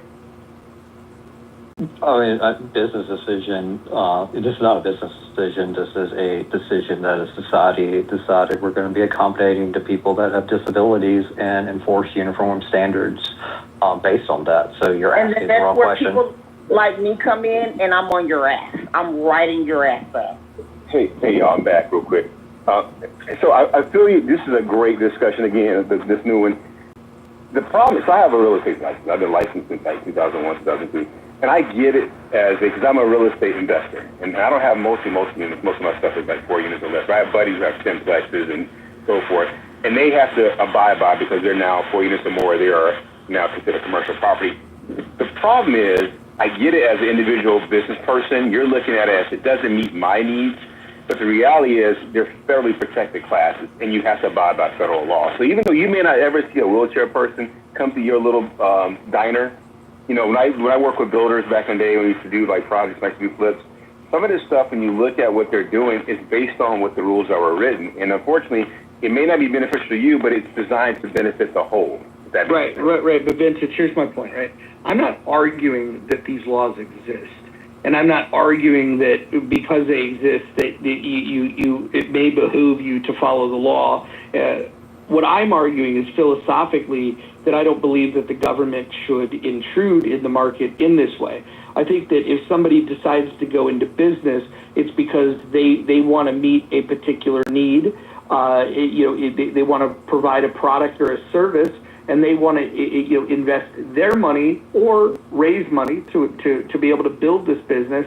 And if they want to do so, I don't think that this is me personally, my philosophical leanings is that the government should not put their hand on the scale. We should let entrepreneurs do what they do. And I think if there's a market for people that are in wheelchairs to eat, then I think that restaurant owners then should accommodate that. But if you're going to lose money to do that, I don't think the government should make decisions that's going to cause you to lose money. I think that's where just philosophically, I 100% disagree. That's where the government does have a role, and that's where we have a role through our democratic processes to kind of provide regulatory structure to a market to make sure that disabled person can have access to eating, and to make sure, frankly, that African American or Jewish person can face non-discrimination in employment. Keep in mind, there's a reason why these. You do acknowledge there are some jobs that would have, you might have a justification for discriminating if you're the spearmint rhino and you're hiring the girls that are the dancers. She better have a thin waist and big titties. Did you ever guys work UPS in college for the guys? I never did. I have buddies working UPS in college. You know, UPS, they had a requirement before automation now, where they were lifting boxes to go on trucks. You had to have a certain physique, or you got to have lifting capacity. Otherwise, you wouldn't get the job. So you can discriminate based on job functionality. Hold on. I'm going to go a step further. Go for it. If I want to have the authenticity of a Japanese restaurant that is making sushi rolls, I'm not going to hire a Mexican to be the one that's. That's different. Come on. Listen, he might be fantastic at making sushi rolls, but the authenticity of the restaurant is going to be shot. I need somebody that's going to fucking just nod his head, sit there and look extremely Japanese. I might hire a Korean if they could pull off looking Japanese, but I need the authenticity to be there, because that's what I think people are going for. Conversely, I don't want to go to a Mexican restaurant and see the Japanese person making burritos. I think that that's perfectly acceptable, because in a restaurant setting, authenticity is a big part of what you're trying to sell to the public. Yeah, I was going to say. Mexicans are frying chicken now. They're working. Mexicans are doing everything. I got friends of mine who are Ethiopian. They're doing Ethiopian food too. Yeah. I was going to say this real quick though. The reason why, so every year I have to go get my, for my real estate license, I have to do my license requirement, and we have to do fair housing and all that stuff. And the reason why, no lie, and I'm like, why do we have to do this every freaking year? And when you listen to these instructors, because every freaking time somebody's being violated for these rules. So the reason why we have the Disabilities Act, when it comes to religion, race, sex, people with AIDS, the reason why these things came about, because I agree with you, you would think a rational American would do right by people, but unfortunately, there's some assholes out there, and they have proven that they don't do right by people. So you have to now put borders in place to protect those who unfortunately don't have the ability to fight against. Vince, the asshole creates a business opportunity for the guy that's not an asshole. If you want to go and discriminate against people, then here's a perfect market opportunity for somebody that doesn't discriminate against people. So, but what if go ahead, sir. Look, this is like, I want to talk about like things like cigarette smoking, right? You had a push back in the 90s where, hey, it's unhealthy for the workers. Some of the consumers were like, I should be able to go into a place where they're not smoking. And they even imposed this in bars. It's like, you're going into a place to consume alcoholic beverages, which is a carcinogen, but we're worried about cigarette smoke because it's a carcinogen. Smoking and drinking kind of go hand in hand. I would have rather allowed the marketplace of ideas to prevail, and if the market really decided that I would prefer to go into a place that's not a smoke-filled room, Abby could probably talk about smoke-filled casinos versus non-smoking casinos, but if we just look at the bar example, I would prefer to be in a world where you have a non-smoking bar sitting next to a smoking bar, and then let consumers decide which one they want to go to. Let employees decide if they want to apply at the job that allows smoking and being exposed to that during their shift. I think that we should allow choices, and people like Brent are anti-choice. They want the government to put their hand on the scale. They don't believe in individual freedom, period. But you believe, though, fundamentally that there's an equal balance market, and we know that markets aren't equally balanced, right? So if I'm the guy who has the best, let's say, restaurant in town of fried chicken, or makes, let's say, the best Sammy, and I like people who are, non-wheelchair, we got steps, too bad, but I'm the only guy, even though you have, quote-unquote, say, an opportunity, if I'm the guy who's cornered the market, this is why we have monopolies and all these other opolies. You really can't just say, oh, I'm going to open up a system that's going to pretty much allow competition, because we know that in certain free markets, people have a dominating effect. It just is not always, it sounds good, it doesn't happen. It reminds me of like a Greenspan in the early 2000s, where Greenspan had this philosophy of equal markets and fair markets, and we saw that worked out, right? It didn't work out. So it sounds good every time. That's like almost like trickle-down economics, but it doesn't always play out in terms of reality, I guess, in a sense. So Vintage, here's the issue, right?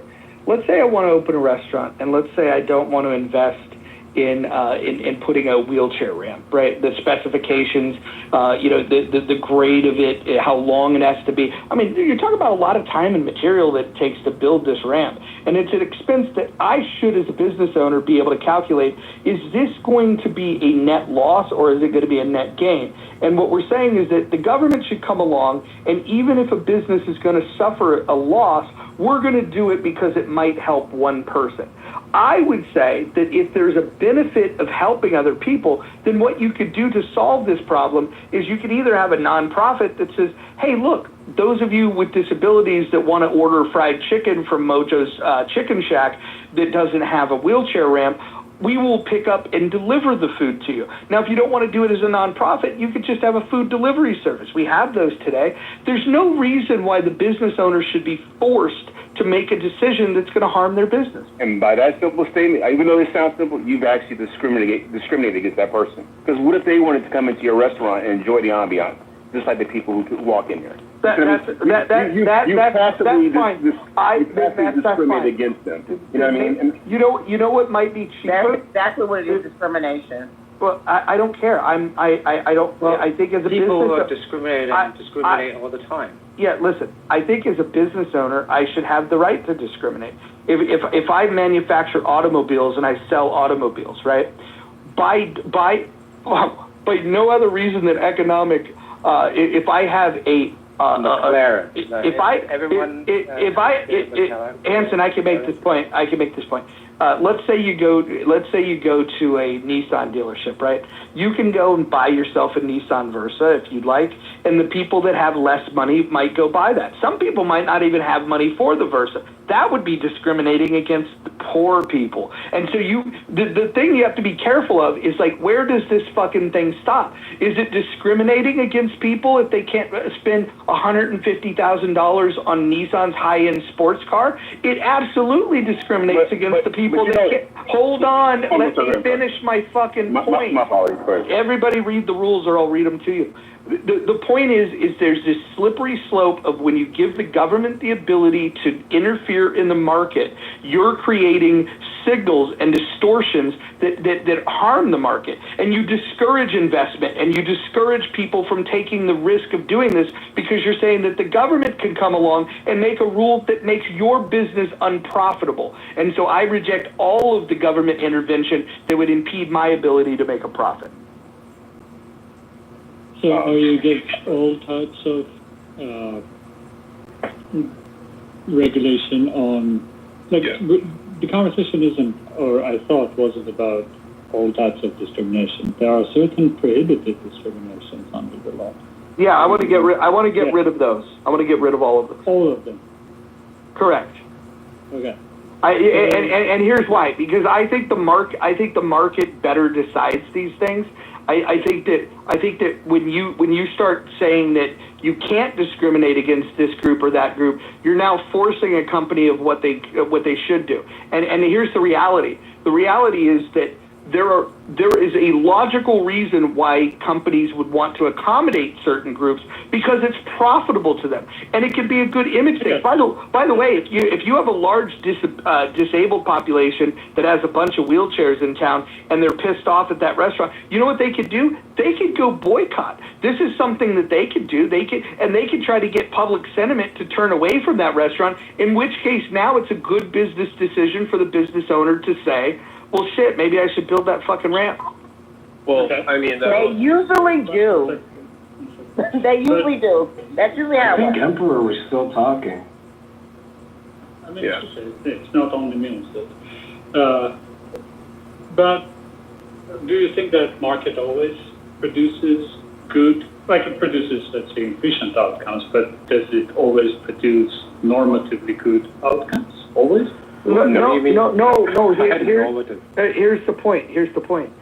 I want a world in which companies are free to fail or succeed based on the choices that they're making. And what I don't want is the government to come in and make these choices that create failures and successes.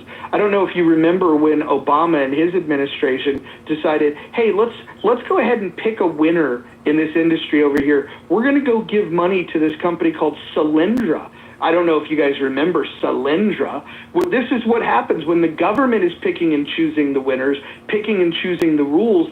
They then give the money to the companies that they want. This is why tariffs don't work. When you have tariffs and you're putting your hand in the scale of the market, what you're saying is that the company that wants to be protected needs to have a relationship with the government and make their case to the government to be protected, rather than letting the free market decide whether that company has the best product, the best service, or the most desirable one for the price. But go ahead.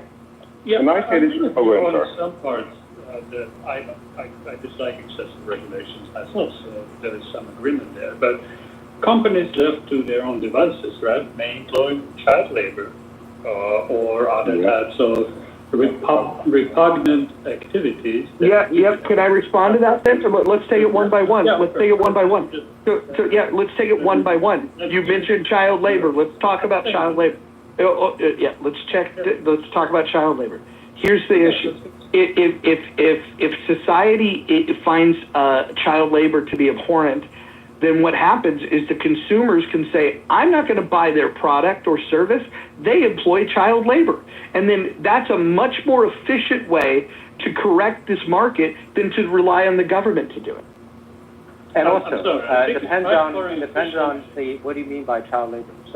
Some actually it's great to have child start working. Well, it's a great opportunity for child to build up characters and then business acumen and make money. Let's let Emperor finish. Shut up, Hanson. That's enough. Hey, hold on. Everyone's gonna shut up. All right. Okay, hold on. Here's what we're gonna do. Here's what we're gonna do. Emperor's gonna be next, but before we do, I have to read the rules of the room. The rules are: number 1, no threats of violence. Number 2, no doxing. Number 3, stay on topic. Number 4, keep your shares brief. Number 5, do not interrupt speakers, especially mods. Hopefully you guys get that one. Number 6, mods may interject when appropriate. Number 7, the N and K words are forbidden on stage and in chat. Number 8, do not spam the chat. Number 9, do not bring drama here from other rooms. And number 10, English only. If we could abide by that, this room is going to be a smashing success.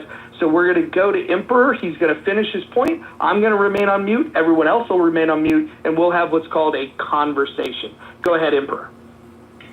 Thank you. Yeah, I'm going to make a standard Carl Polanyi argument that people are not only market participants, but they're also social beings. And social beings have also morality, right? And certain things are beyond morality. And those things are much more efficiently regulated through systems like representative democracy rather than consumer choices, right? And in their own countries, they should be free to make those changes through those vehicles.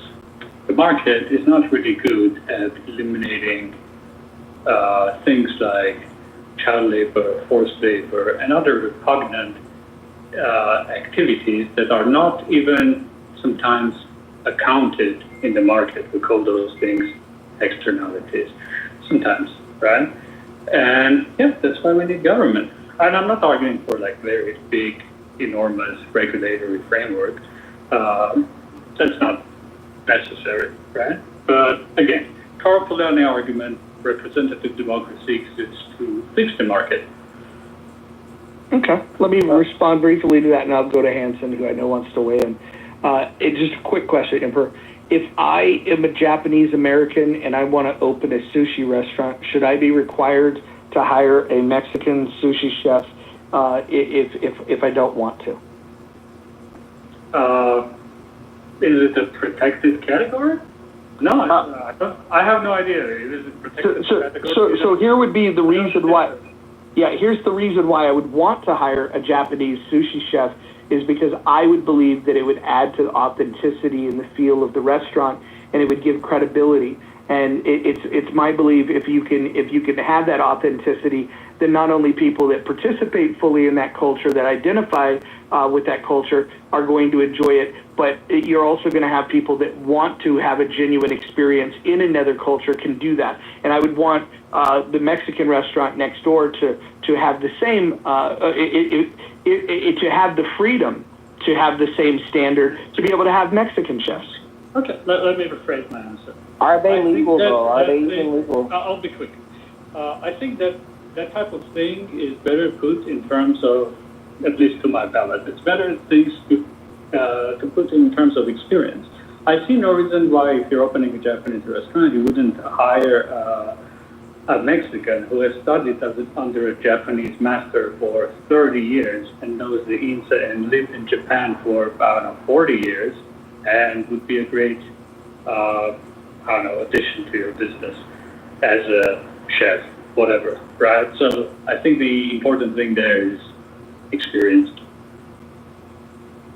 Yeah. Can I say this real quick, because I've been kind of waiting, Mojo, not I'll let you be in your room, but if you're going to do the way you're doing it, I would say that, and I know this is going to be popular with the attorneys, but you need to change our legal system in America. It's a very litigious system, and this is why we got, at least I can speak on the housing side, why there's so many things that the government has got behind, because there's been so many lawsuits that have come to the Supreme Court, and they had to make a decision. So I would say that if you want to do these type of things you're talking about, free market and free, you need to take our legal system and just gut it. Because right now, you can get sued for any little thing, and this is why they end up being, years later, laws that are put in place to either protect or remove or hinder people from doing certain things. I just want to land with that. No, well, hold on. I think you're hitting on an important thing. So I'll make I'll put my cards on the table. Something that very few people on this app like to do. My desired goal would be to have philosophical conversations, starting with what's metaphysically true. Then we would have a philosophical conversation, when it comes to epistemology. Then we would get into ethics. And where we get into ethics, that would be where a conversation around what are the rights of man. And I think it's important to have those philosophical discussions. Unfortunately, we go the other direction. But after ethics, we then figure out, well, what political system would best uphold the standard of the ethics that we've just agreed upon. And then once you have that political system, then you would want to have a philosophical conversation about economics. And so I would argue, if we work our way through this, I would be in support of the idea that people should be free to do what they want to do, provided that they don't harm other people, right? The John Stuart Mill interpretation of the harm principle, I think, is a good one here. And you could work with that, and there's going to be some debate about what equates to harm, but that's fine. But then I would say a representative government that upholds the standard that individual rights reign supreme, that people and markets should be free, which is where, in the economic sense, if people should be free, then markets should be free. And so a representative democracy like we have that leans into laissez-faire capitalism is the only thing that would be consistent in the ethics of people and markets being free. And so with that system, what I would like to see is the federal government being responsible for enforcement of contracts and having a military to protect against domestic or foreign threats, and a police force that protects against domestic threats. That is the full extent at which I want the federal government to operate. I think all of the extra asks that people have are the things that get us in trouble, because everything that you're layering on top becomes a direct infringement on individual and economic freedom. So you'd agree with me then, basically, because I agree with you on that. Those are the two founding principles of our government society: protect us from ourselves and from foreign aggressors. It was basically what you're saying. I agree with that. But I'm just saying, those other pieces that we're talking about, we have a legal system right now in place where, unfortunately, you do wrong, you have a right to sue. And this is what leads to these different things, that lead to different laws. Well, some of those are due. that's wrong. I completely agree with you. Jason, you can go ahead and I'll follow. Yeah, some of those are due to torts, right? Or various other kinds of things that violate contracts effectively or violate norms of commerce. You know, you buy something and it isn't the thing, and you get it and it's not the thing you were sold, right? You agree to a certain deal with someone, I don't know, they're gonna fix your car and they destroy your car, right? Those are all injuries that most legal systems recognize. But we have magnified the extent and scope of wrongs by passing laws to the effect that, like, well, you know, if you maybe could have got this thing and somebody else got it, and we have some, you know, statistical model implying some kind of bias, then you're wrong and we get you for it, right? And then the net effect of that is, like, you do everything in such a way to set things up so that you can prove that you couldn't have done things this way. And this is completely outside of wrongs like that you're talking about, or that some of the wrongs you're talking about, which are injuries, okay, which are violations of commerce or harms to persons, right? There's no way you can have a functioning legal system if you can just do harms to persons, concrete harms to persons, or, you know, their property, and get away with it. But it's quite another thing to hypothesize some kind of harm to people's potential. And the more abstract that is, I think, the more litigious we get. And this is the real problem with the situation that we have in the United States. This is the way the U.S. is different from other countries also, by the way. Yeah, so we need to lessen the litigious process, the legal process that we've layered on. Which was my point before, right, Hanson? That the litigiousness is what the problem that's come out of these laws. That people take advantage and people think they're losing a right when in fact, I mean, in the employment setting, it's really a problem. I hear what Jason's saying, and I hear the weighing of the risk. But there are circumstances, just like the Japanese chefs, as I brought up the strip club, or the cocktail waitresses, or, you know, the same with whether you have smoking or you don't have smoking, and whether that will affect revenue. Yeah, I have a question for your piece on this topic.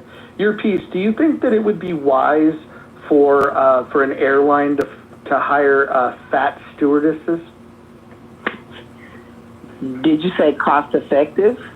Do you think it would be wise, was the thing?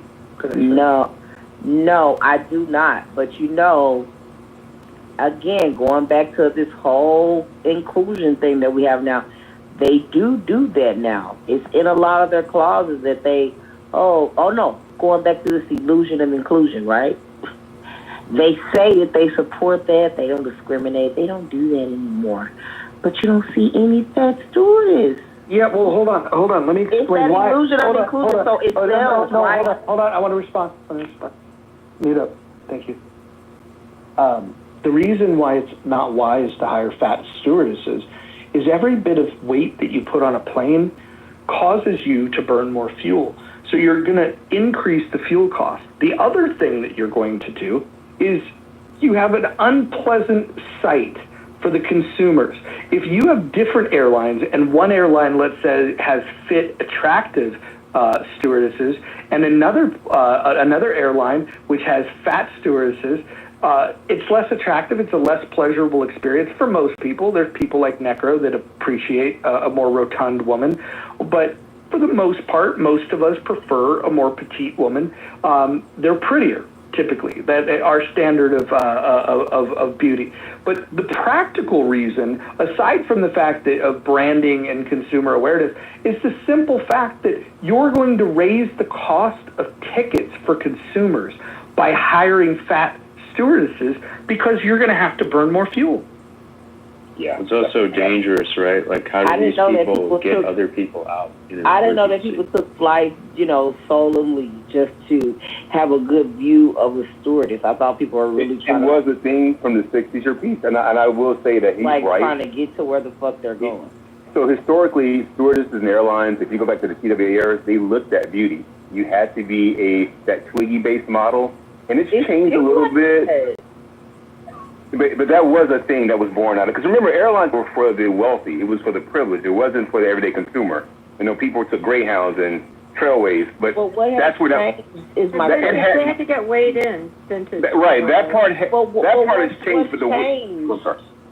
It's still like that. They don't you get in an emergency on an It's relaxed a little bit. It's not as bad as that. Yeah, but you get an emergency on an airplane, that person better be fit to help. Yeah, that's the other factor, right? Yeah, and also, exactly. I mean, the thing is that it's because of the regulation that you have to hire fat, ugly, old stewardesses. And also, to answer, continue the conversation I had with Abby, the legislation is also, it's taken advantage of the law that regulation that's put in place. I mean, not just because if you have no laws to hang your hat on, there's nothing to hang on, and then there will be no lawsuit. And so it's too bad that Emperor has disappeared. And so, but anyway, I can answer his question. He was talking about the morality, and morality is a subtle thing. There's no better tools to adjust and then tune the morality than the market, because you have your skin in the game, you have your dollar that cents and dollars and cents to execute your morality, and you speak with your dollars. There's no better weapons to speak for your morality than dollars, rather than the legislative or so-called democratic process, which is a very blunt tool, and usually it's at best is the 51% imposing their morality on the 49%, and worse, you can have, but usually it is the 30% that's most interested that the vote laws into place to serve their interests and their so-called morality, and at the expense of all others, rather than, and then using, actually worse is using your dollar to impose their morality. That is the worst thing that you can extend your morality, or express your morality rather. And so, and then we can talk about and then why the market is a better tool to express your morality, because you know your surroundings, your local conditions, that you can express your morality better than other people who are very far away from your local conditions, that who don't know anything about your local mores and the morals and all that.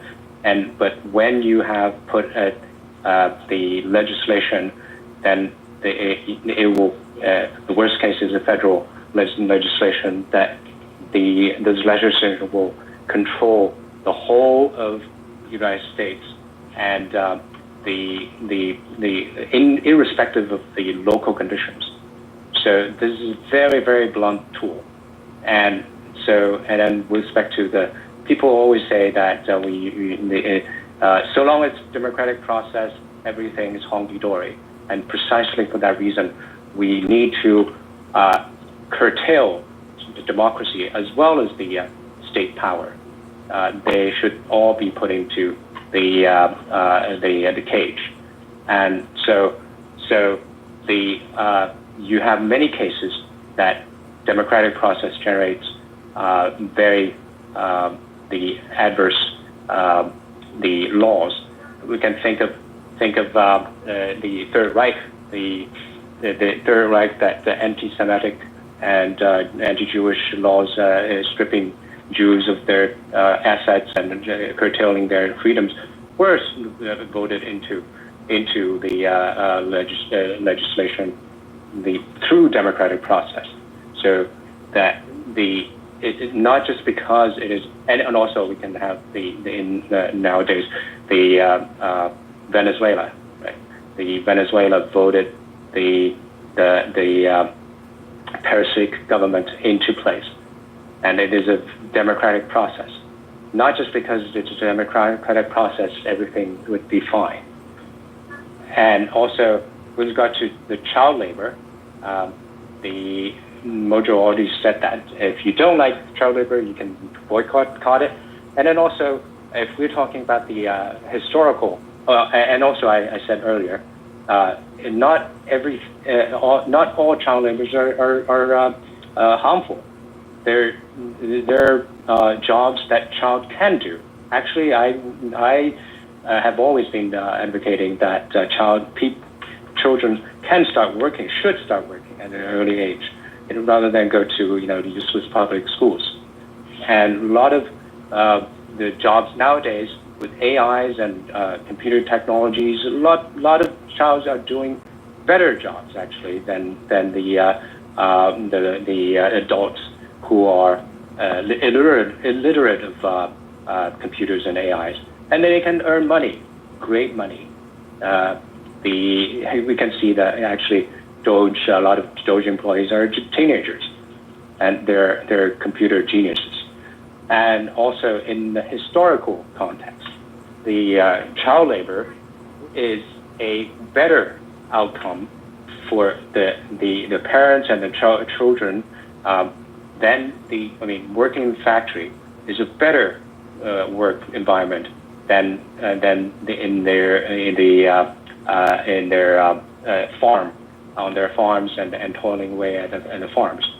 So just saying that it's child labor, it's a misconception. Okay, I'm done speaking.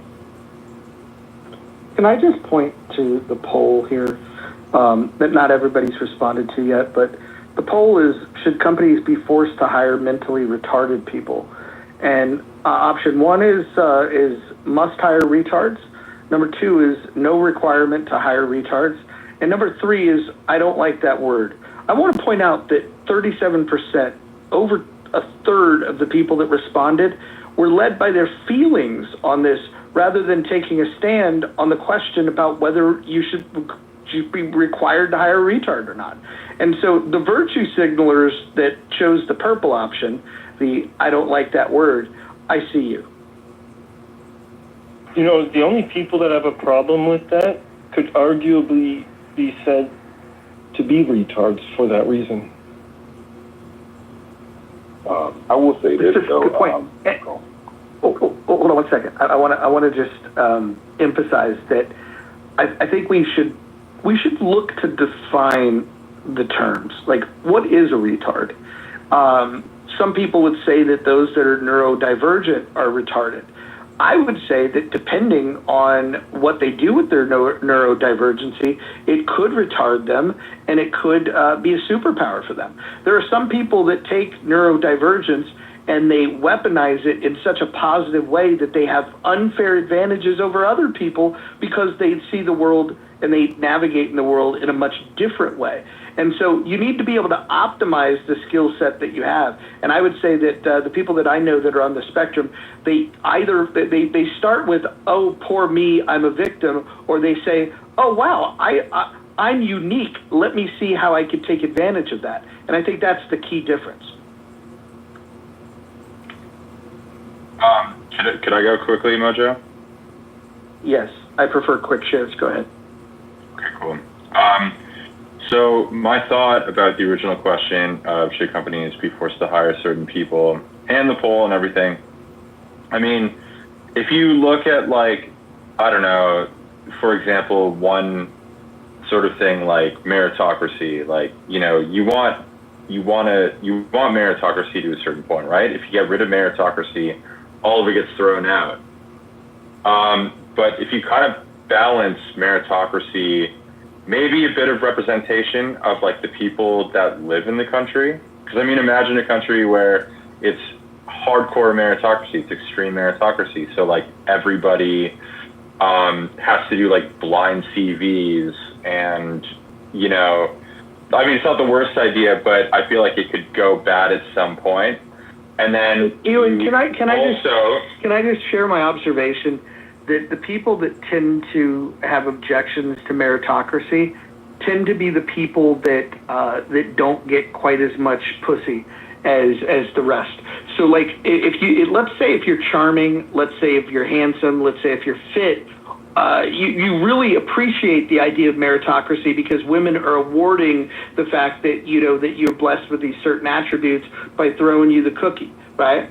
And then the people that are not blessed in those areas and don't have those attributes, they're always looking for a distortion of the marketplace of sexual proclivity.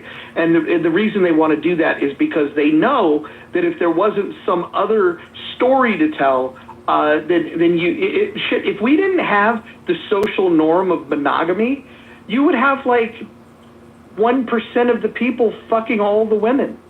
Like that's the way it used to work. And I think the whole creation and the enforcement of monogamy, which by the way, I'm a monogamous, and because it's self-discipline for me, I believe in monogamy, but usually the arguments that I hear around this anti-meritocracy is because there's an inferiority complex somewhere baked into it. And so I'm just curious, where does your inferiority complex come from with your criticism of meritocracy?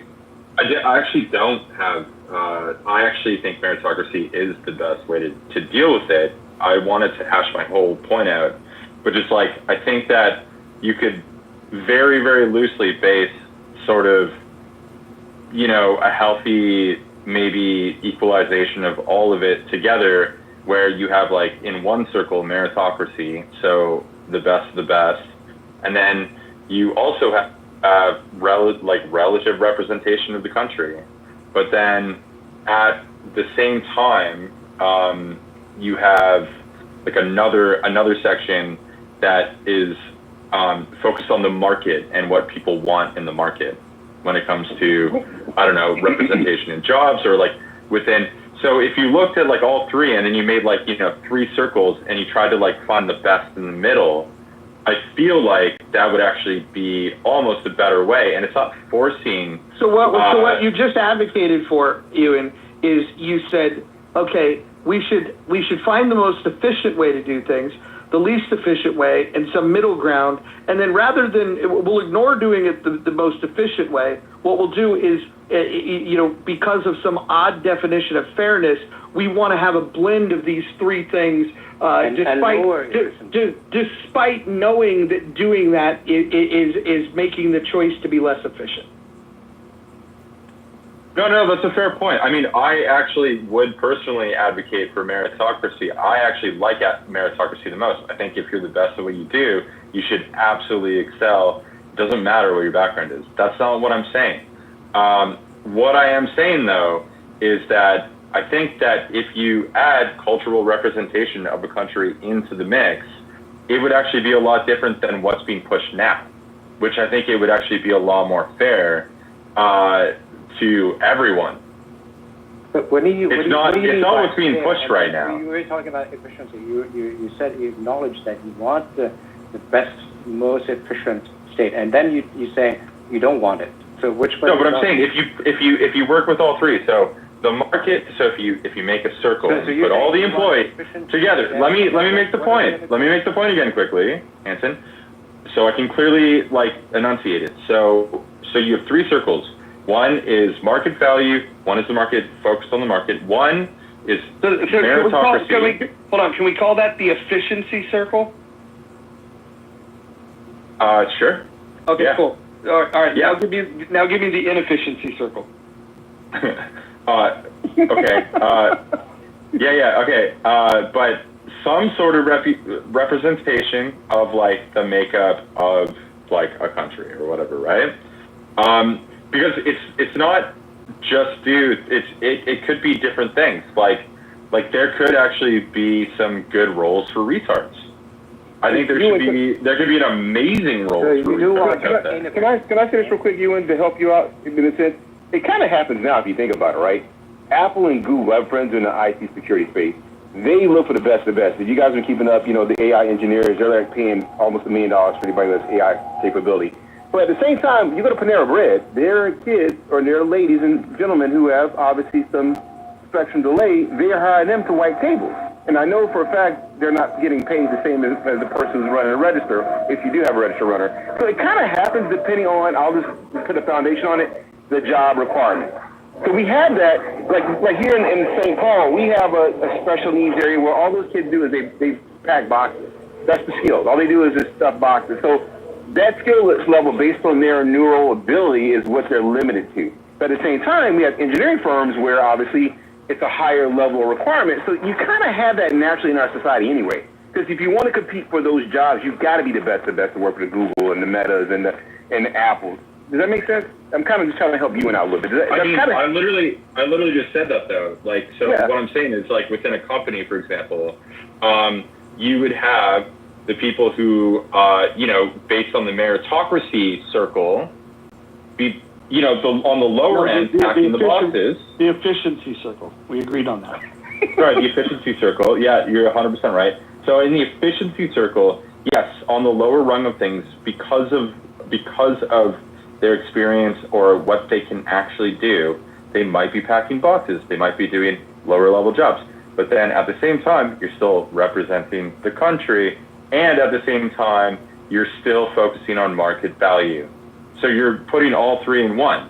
So you're balancing out all three. That's what I'm saying. But you still have the inefficiency circles. I mean, there's still. Those are actually called inefficiency squares, Hanson. Okay, get it right. Let me ask this question. Yeah, but I'm also trying to get rid of, just say, unemployment. Hold on. Let me ask you a question. So let's just say there's a downturn in the market, and the company is going to do a reduction in force. Let's say they're going to get rid of 5% of the work staff. If I have these three circles, the efficiency circle, the inefficiency circle, and the hybrid the hybrid efficient circle, which circle do you think the cuts would come out of? Yeah, of course, it's going to come out of the inefficiency circle. Yes. So if they're inefficient, then they're a drag on the company.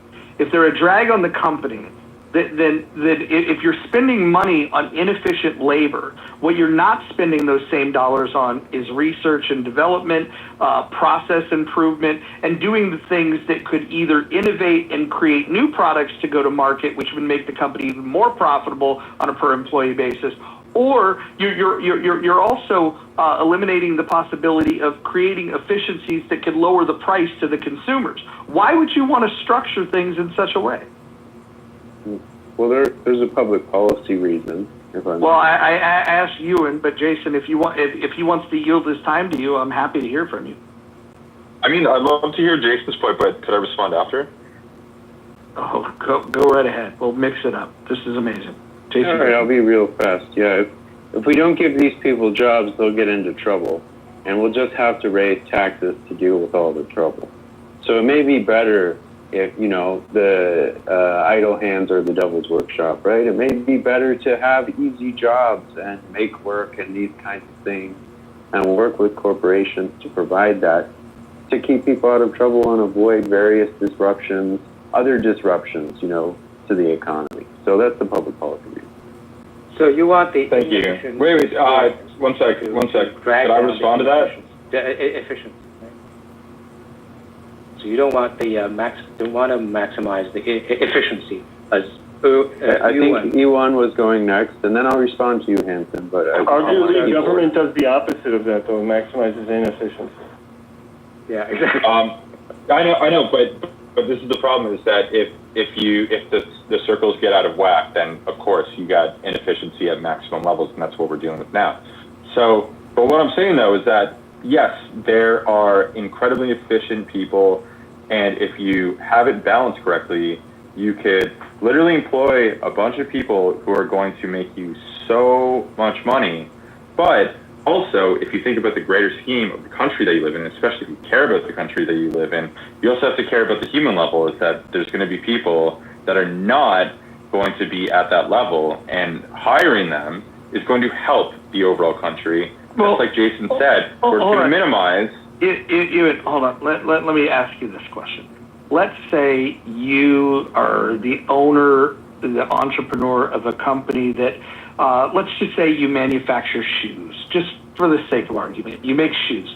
And let's say you've developed overtime processes for being more efficient, but that there's certain workers that, based on their hustle, their determination, their care, their attention to detail, can be more effective than others. And let's say you went out onto the factory floor and you divided this into 3 cohorts. You have the most productive workers, you have the least productive workers, and you have the mid productive workers. If you were saying to yourself, okay, I want to scale this business, I'm going to get a new manufacturing plant, would you model that over that same production level and say, I want to find people with the qualities across all 3 of those cohorts? Or would you think you might look at what makes those efficient employees good and try to over-index there? Or would you try to democratize it and have equal bunches of efficient employees, mid-efficiency employees, and low-efficiency employees? How would you do this if it was your company? Okay, well, I mean, if I wanted peak efficiency, I'd probably outsource most of the jobs to other countries, which is what we don't want, right? You guys don't want people, not getting jobs in the United States. I don't know who you guys. I don't know who you guys are. You guys. Yeah, I'm not in America. I'm talking about the United States. Hold on. Who define with clarity what you guys means in this? Sorry, I mean Americans, because most of you guys are in the U.S. So. So you believe that all Americans are anti-capitalists? No, I actually think that you guys are the most pro-capitalist country on the planet. Well, no, because a pro-capitalist would recognize that to your point, you might be able to find better efficiencies by outsourcing labor to other places, and that's a good thing to do, because if you create these remote workers in other nations, you could actually bring the cost down. The only reason why you would it's not about I need to create American jobs. Fuck the patriotism. I'm a capitalist, right? The only reason why I might want to make sure I don't outsource it is if I have quality control concerns. Because if the product is not a good quality, I might lose business there. So to control the quality, I may nearshore it, or I may have factories here in the U.S. It all depends. But if it's something that's very easy to manufacture, you bet your fucking sweet ass I'm going to outsource that to the cheapest labor possible. And the cheapest labor that eventually will be available is going to be robotics, and will replace them. Instead of those filthy Chinese hands making the products, we'll just have robot hands doing it. Filthy Chinese robot hands, Roger! I agree with you, but so we haven't thought about what's going to happen after this post-era when robots sort of take over, the majority of manufacturing, or driving people places. Driving things and people places is going to be the biggest issue, I think, that we have to deal with, especially with logistics and stuff like that. But what I will say, though, is that I think that any country that I live in that I care about, I think that there should be a certain care of employing people that, they might not be the most efficient people, but if they are jobs that don't require high efficiency, why don't you frame your ideology when it comes to how businesses should organize is that you want them to be nationalistic and pro-anti-efficiency? Well, uncompetitive in the marketplace is what I heard. But what I actually think that you're looking at like very short-term gains, where I think Jason earlier made a point that I really agreed with, and that's sort of what I wanted to talk about, was the fact that if you get people maybe out of poverty in certain regions, you could actually make those regions like more economically efficient. You can get more efficiency out of people over maybe 20 years. If you bring a bunch of manufacturing into an area. Ewan, that's not what he said. And secondly, we already have this system in place with fiat currency where we create these jobs. Hold on. Let me fucking finish. Don't interrupt, you cocksucker. I want to finish what I have to say. The inefficiencies that take place here, the government is already figuring things out. they're taking a wealth transfer, and they're taking from people like Hanson and myself, and they're giving them, they're transferring the wealth to other people. And here's the other thing. They don't even need to do that, because with fiat currency, with the borrowing that we do, the fact that we could have an unlimited debt, we have $37 trillion in national debt, not to mention $100 trillion in unfunded liabilities.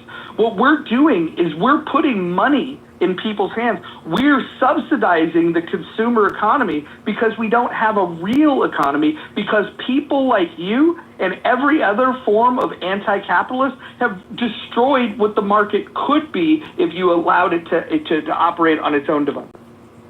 Well, I think we could do something slightly different there. We don't have to put money in people's hands through taxation.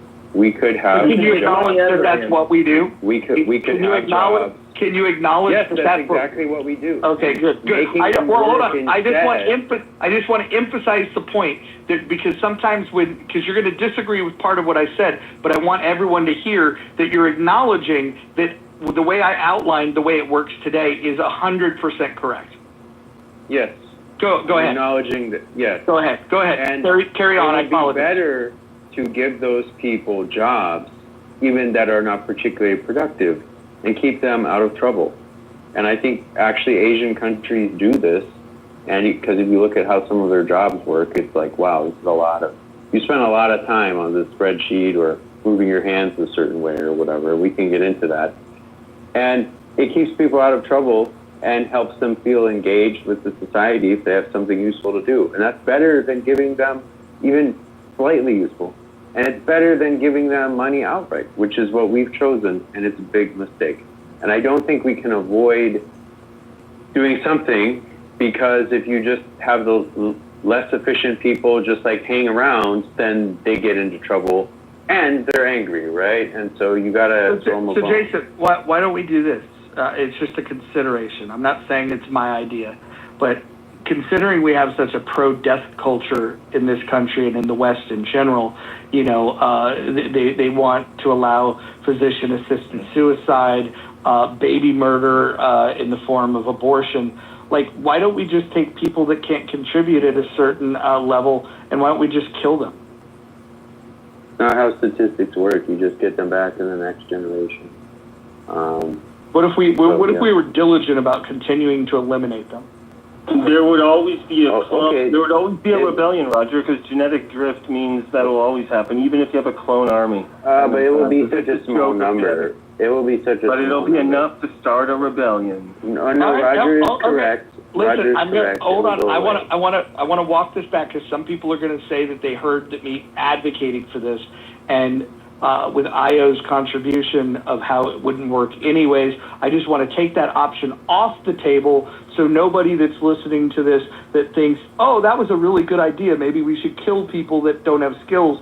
I just want to say that's not my position, and I'm walking it back 100%. Too bad. Mecha Hitler has already heard it. The next version of Grok with Elon is going to feature Mecha Hitler with that as a campaign slogan. Yeah, but the thing is, what Mojo said was not wrong, because go down with the same rationale Jason was advocating, we might as well just take Mojo's path. Well, no, I think in the long run, it would have a positive effect on genetics, but it would introduce chaos. And it doesn't work, I think. I think people have tried that in the past. And the net effect of it is destructive to social harmony. So that's why I think as a practical matter, it's actually easier and cheaper to allocate these people to relatively do-nothing jobs. I mean, killing people is also expensive and hard. Well, not necessarily. Really? China kills thousands with one rope. I don't know. How much do you think it took to gather those people? That's their brain. It took a lot of effort on the part. Like $12 rope kills 1,000 people. That's not the total cost. That's not the total cost. That's just a stupid comment. That's not that's literally the cost. That's not the all-in cost of killing. Well, if you're talking about appeals court and all that, I'm not talking about appeals court. I'm talking about all the admin costs of running this operation. It's going to be a big operation. They're not just going to come to you. No, but they're retarded. They're not going to be that good at hiding. What do you mean? This is like shooting retarded fish in a barrel. Unproductive people are not necessarily retarded. I got a question though. Well, that's a different metric. Hold on, sir. How dare you? I was talking about unproductive people. I was talking about unproductive people. Yeah, so if we were talking about retarded people. Exactly. Look, so all I wanted. Really smart, and then we should get them into work. You just defeated your argument. Look, Hanson, and look, Jason and Mojo, all I thought was that it would make sense to put a characteristic like that together because, I mean, the U.S. is sort of culturally a Christian nation, so including those people into it would probably also help, push that culture forward. These retards are already among you. Yeah, let me deal with you, Ewan. In fact, you could be one. Look, hold on, Vintage. Let me finish. Ewan, that you at the very first advocated for the maximal efficiency, right? And then you proceeded to say that you have an efficiency circle and an inefficiency square, and then you want to put them together, and then to make the less than maximal efficiency. So which way you want to go? I mean, you first started with maximal so efficiency, Hanson, I can answer. and then you ended up with inefficiency. So I mean, how do you square yourself? Yeah. Okay. Well, it's 3 circles, so there's no squares involved. So one square. I think you're talking about. I'm gonna be nice and play by the rules. So one circle is an efficiency circle. The other one is an inefficiency circle, and the third one is market value and focusing on markets. If you look at all 3 and how markets change and everything, making sure that you're balancing all 3 properly, then I think that within one company, you could actually probably be fairly successful. But the thing is that you want the maximum. I mean, did you, or I mean, I don't know if people can attest to that. Did you actually start with saying that you want maximal efficiency? I would say that meritocracy is like the most important to me. I completely believe in meritocracy. I'm bringing these ideas on board not as someone who's like, this isn't my religion. I don't give a fuck about it. Okay, hold on, guys. Everyone's talking. Hold on. Everyone's talking at the same time. You said you believe in meritocracy, but you wanted 3 circles, which include the efficiency circle and the inefficiency circle. Can you tell me, how do you determine meritocracy within the circle of inefficiency? No, I mean, of course, you want to I would say it would probably be the biggest piece of the pie. I think that meritocracy is probably the most important part. Market value and looking at the market second, and then the inefficiency circle is the way that you want to say it. How are you ranking the losers? How are you ranking the losers? Well, that was my question. How do you know who's winning? And can I just submit that everything like any program like this would require a slogan, and I just want to offer up the idea of sponsor a retard, because you're essentially saying that you want the efficiency circle to sponsor the inefficiency circle. So I think what you want to do is sloganize it with sponsor a retard. Sponsor the tongue. The other option, wait, can I say this though? So the other option though, Mojo, is that those people that are inefficient don't work for me. And then what happens is that I get taxed. And then those taxes go to them instead of them working for me. Ewan, have you ever watched Willy Wonka and the Chocolate Factory? Great movie. Please explain to me the Oompa Loompas right now. I would love for the Oompa. Okay, let's go. Well, I just want to walk you through this. So, Willy Wonka was a wealthy entrepreneur chocolatier, right? And he could have used any labor he wanted. He could have. I mean, he was a great inventor. He could have just made the machines do the work. And he did this thing where he hired people that might have been ostracized from some society, but they were highly efficient. the Oompa Loompas, which he got from an island of people that were enslaved, which were very downtrodden. They were treated terribly, right? And Willy Wonka, what he did was he rescued these Oompa Loompas, and he brought them. I don't know if he paid them. That's another thing that we need to look in. I don't know if anybody's ever read the book. I've only seen the movie with Gene Wilder, but I loved the movie. But I'm just wondering, do you think that that's the way that these inefficiency circles may or may not work, where you just take the inefficient people and you send them off to some eccentric chocolatier and you have them sing songs in between making chocolate? No, because Mojo. Wait. Let me answer. So I didn't come up with the inefficiency circle. You did. I said. No, I simply named the circle and you agreed. I didn't say. No, I said let's just go with it because I didn't want to argue with you about it. Well, that sounds retarded. I didn't say that it was an inefficiency circle at all. In fact, I would say that there's tons of efficient people in my circle that I originally named, and that was equal representation of people within the company. I think there's tons of efficient people. Okay, So what, you said Well, the efficient people would be in the circle. efficiency circle. No. This is the thing, is that having a circle that represents the people of the country that you live in, okay, is not an inefficient How are circle. we segmenting? I just decided to go with it to make the original point. Hold on. How do you want to segment? Because you're using these terms. You want to represent the people that live in the country. Should we segment that between men, women, and other? Because some of you progressives like to create the idea that there's more gender. I'm Is not that the progressive. Well, you're a cocksucker. No, I would say that You've sucked a cock, haven't? Have you sucked a cock in your adult life? No. You've never sucked a cock.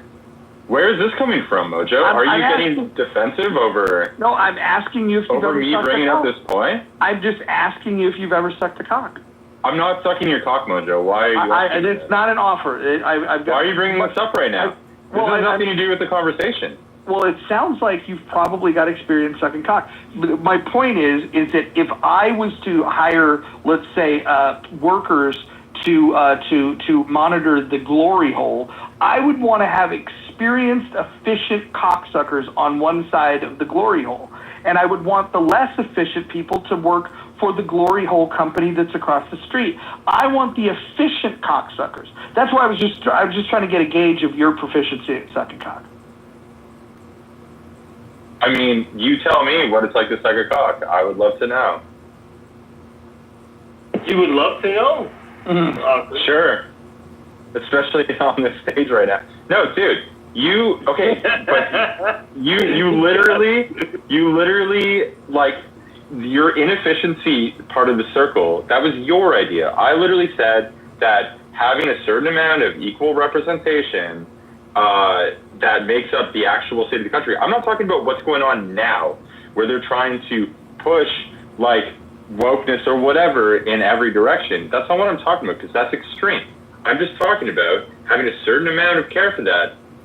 Do you know what, though? I would even add an inefficiency circle for the people who actually can't compete to the same level of the people who are adding to the meritocracy. Because I think that, isn't the USA a Christian nation?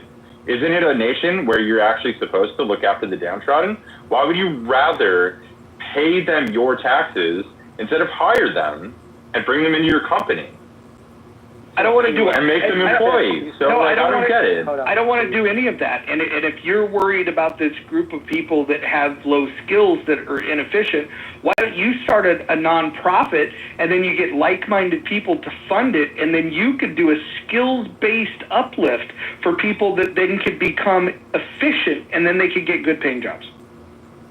You could become the Moses of retards. That's a good idea. But I mean, don't you also want to serve your community? Like, aren't there, there could be downtrodden people in your community. I just gave you an opportunity to serve them, and you declined. I always think, it could be the Moses of the retards.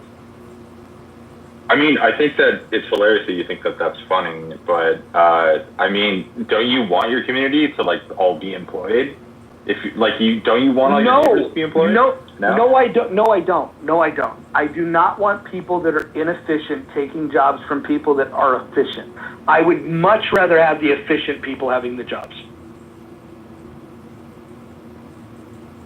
I think the part doesn't miss is jobs have all types of people. That person working shipping and receiving is not a high-end person. That person is just a general labor person. So you have all types, inefficient, efficient in a corporate job.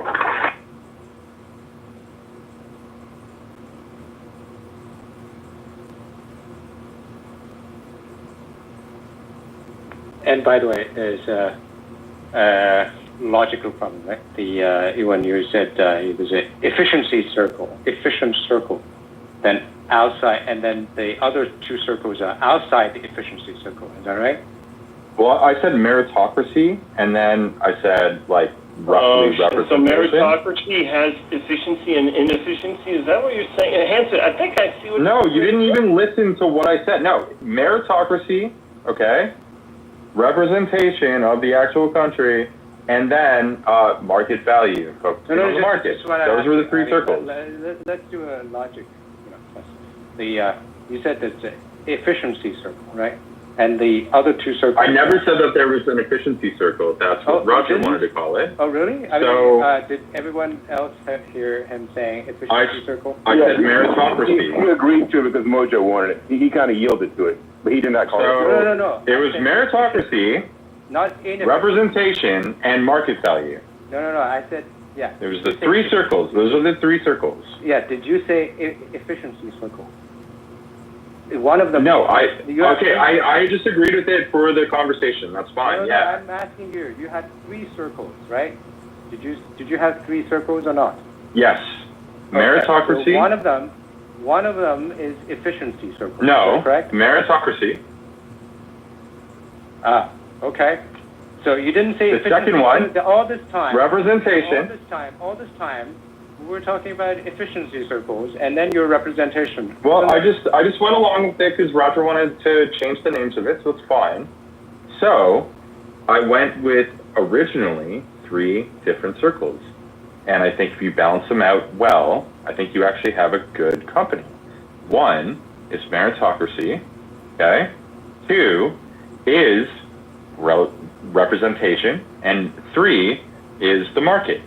Those are the 3 that I thought would be a good 3 circles to talk about when it comes to the modern market and how it works in the United States. And so those were the 3 that I wanted to focus on at the beginning of this conversation. Okay, fine. The meritocracy circle. So all the 2 other circles are outside the meritocracy circle. Is that correct? I mean, yeah, they're literally all different circles. So these 2 other circles are dis-meritocracy circles. But they all intertwine. You realize that, right? No, outside of it. Of course. Outside. No, wait, no, they're not outside. No. You have. No, they intertwine with each other. How does the market and meritocracy not interact? What's the 2 circles you said? Okay, meritocracy, and then representation of the country, and then the market. They all intertwine. Why is the market? Why is the market outside the meritocracy circle? They're not outside. They all intertwine. So it's a subset of the meritocracy circle. Is what you're saying. What are you doing, Hanson? This makes no sense. You're insane. It's a simple question, right? Can you look at 3 circles and have them intertwine in your head? You have your algebra, and your diagram is not Venn appropriate. You have been dismissed. Yeah, I mean, let's do a simple logic question. Just like I was saying. Go for it. Venn diagram, right? You have meritocracy circle, and then I just want to now we don't have a whiteboard or a blackboard. So where does the market circle situate? Is it a subset of the meritocracy? No, I would say put them equally and then figure out what matters the most within all 3. No, I'm asking you. I'm just and asking adjust all 3. Okay, so fine. You have you have 3 circles, and then they have the meritocracy circle and the representation circle. You said have a non-empty intersection, right? right? Did you so say all that? three interact equally. No, I'm There's a asking middle one ground. thing at a time. They all One thing at a interact. time. One thing at a time. Yeah. So Yeah. the meritocracy circle and the representation circle, you said they had a non-empty intersection, right? They all intersect equally. Yes. Okay. Fine. I just yes, right? They all intersect equally. Yeah, there's three circles that intersect equally. Wait a second. The meritocracy circle and the representation circle have a non-empty intersection. Yes or no? Yeah. Cool. And then, so the representation circle minus the meritocracy circle is also non-empty, right? Do you realize that Hanson, it's not just when it comes to, for example, I could bring up a great point that you might agree with me with, I don't know, but maybe the meritocracy circle and the representation circle could be someone who is incredibly intelligent coming from an incredibly working class background, right? And they've gotten a very high GPA. They graduated from a very high. I'm talking about people within these intersections. Yeah. I'm not talking about qualities. That's fine. I mean, you don't have to. You said yes, right? Okay. So my question is are there things that is in the representation circle that is not in the meritocracy circle? That's a good point. I mean, so what I'm talking about is the actual cultural makeup of an entire country. No, just answer now, the question. entire countries Yes or no? are different. I'm asking you. No. Are there things in the representation circle that is not in the meritocracy circle? Like what? I'm asking you. Well, the market, because that is another circle. No, I understand. Well, I'm asking you just the two things. The meritocracy circle. You're asking me what's not in the circle, though. So I can name a million things that would be in that circle. It'd probably be a good idea to grab a piece of paper and a pen and just make sure these circles make sense, is what I think Hanson is suggesting. Do you not see that that's like, this isn't that difficult what's going on? Exactly. Three circles That's not difficult. that interact. Answer the question. Why aren't you answering? Because you're asking me what doesn't interact with those two circles. What do you mean interact? I'm saying that are there things that in the representation circle inefficiency. that is not there you go. in the inefficiency. Huh? That's what you want the answer to be? Is that okay? You're bringing in inefficiency and efficiency now? No, because I could say inefficiency is actually one that doesn't interact with those two circles. 100%. Well, what do you mean inefficiency? I thought you excluded efficiency and. Hold on. Can I interrupt? I want to give people a visual. So, you and I were talking earlier about how many Dixie had sucked. And so if I had opened up a facility with a peep show, I would be hiring people that could efficiently get people off, because the more dicks that Ewan can suck per hour, the more profitable the business would be. So if you had people that were inefficient at sucking dick, in mid-level efficiency or high efficiency, I would say for a thriving business, for a peep show, for a glory hole, you would definitely want to hire the most efficient cocksuckers you could find. Well, so I would respond to that, Roger, with what I would say is that I'm actually much more highly efficient with marrying. I don't know if you want to make an argument about efficiency here. You can't take that long pause. I'm just saying that, my man. What I would say is that my baby daughter and my wife, who I met on this app, who's still on this app, would probably say that I'm much more efficient at making babies than doing anything like that. And on top of it, what I would say is that I've also been successful, like business-wise. Like I've done well with my business. So I think that, taking people in who don't necessarily, come across as the most, perfect person on the planet, and also being successful in business is maybe not the worst thing in the world. And not only that, but I think it's really funny that you're bringing this stuff up when I think that you're just like realizing that I'm correct about this.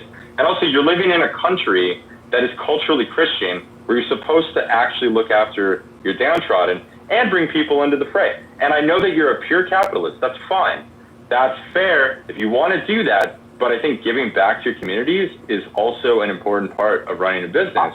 Well, hold on. So I think that you're making a mistake by doing this, dude. Hold on. The way that I give back to the community is by running efficient businesses that could provide the best quality product at the lowest possible price. This is how the consumers benefit.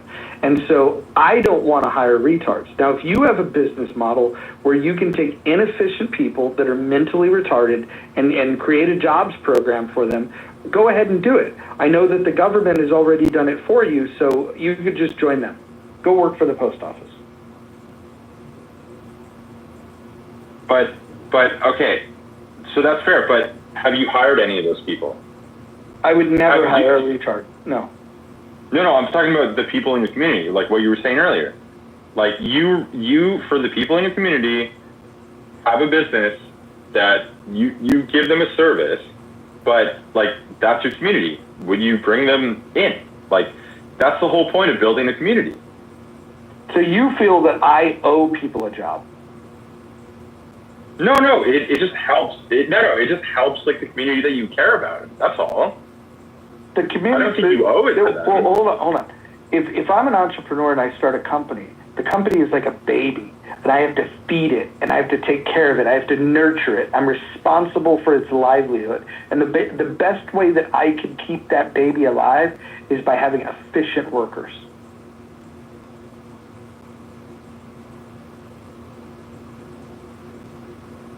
But you realize that you could like run an incredibly efficient company and also hire less efficient people, right? I would not have any incentive of doing so. But why not? Like, why wouldn't you do that? Like, just say you opened up. Okay, because I'm not stupid. That's why. Because then you're going to fire them, and when you fire them for inefficiency, you're going to get sued, which is the whole point we were talking about. Ewan, hold on. It was what we were talking about before you came in the room.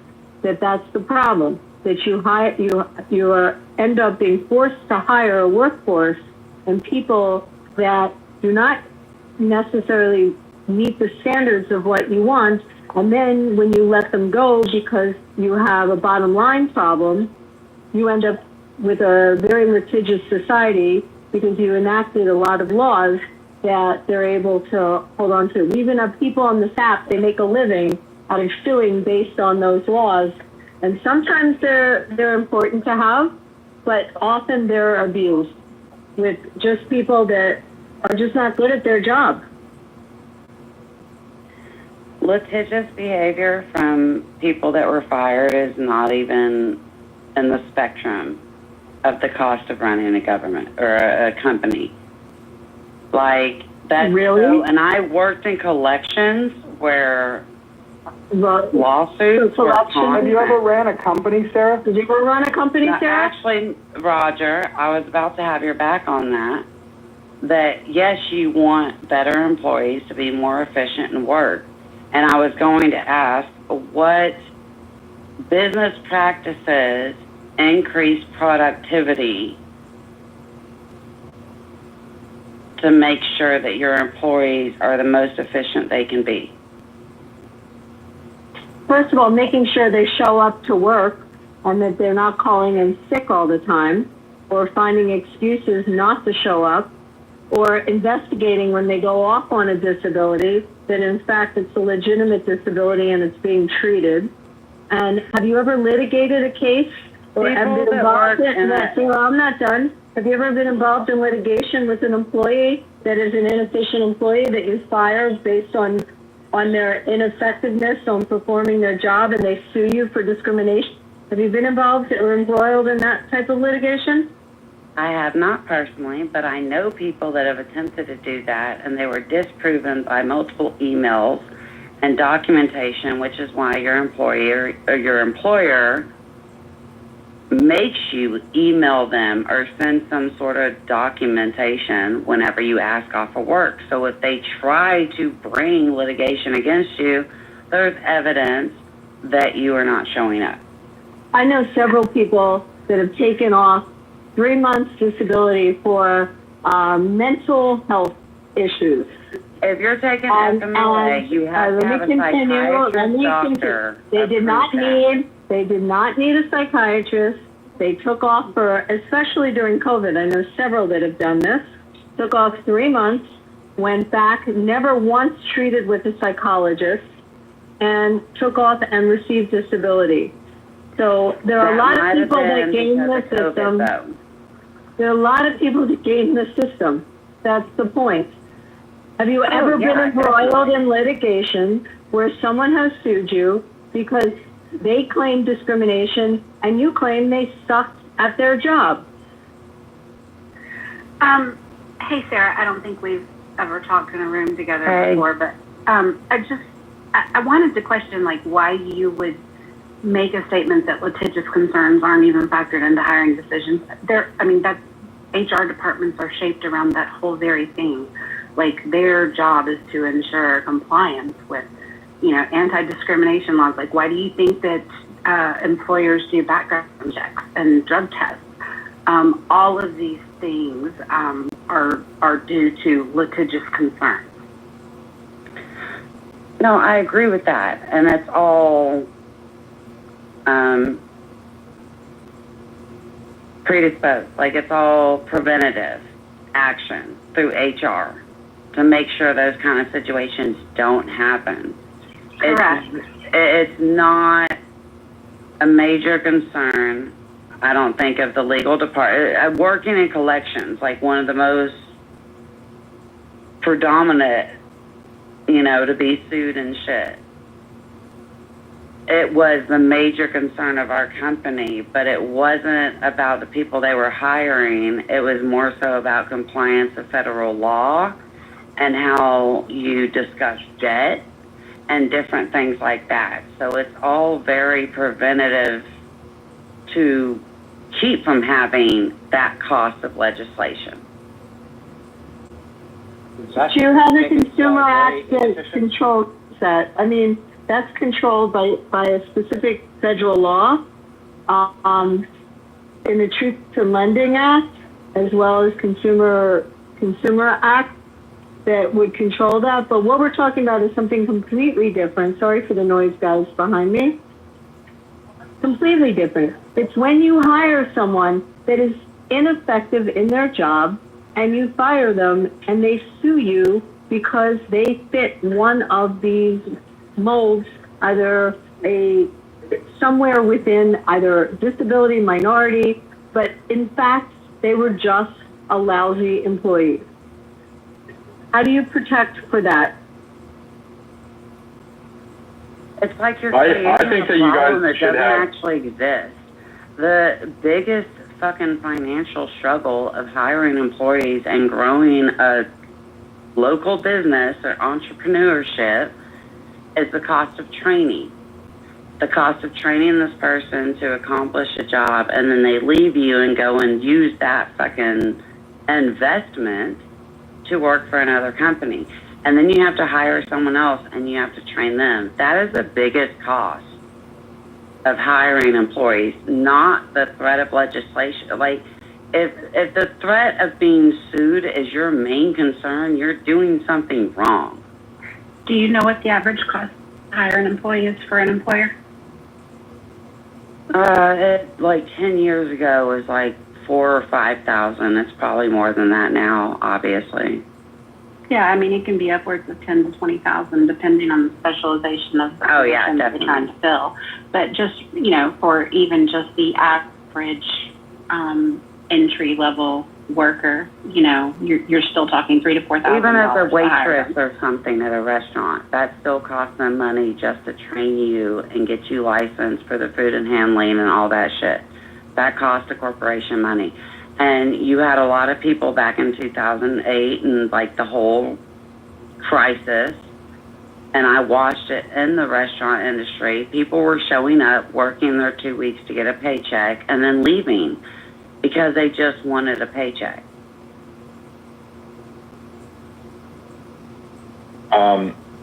So, Abby, I kind of brought up this point earlier that I was talking about 3 circles that Hanson hated. And one was meritocracy, and one was, again, representation of the people that live in the country.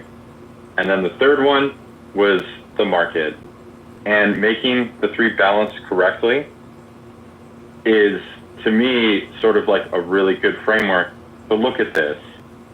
And I think that investing in, I actually think that, for example, representing everybody, that might not work all the time, but you also have to make money. You have to work with the market. You have to work with meritocracy. You have to get the best people into your roles, like throughout your entire company, right?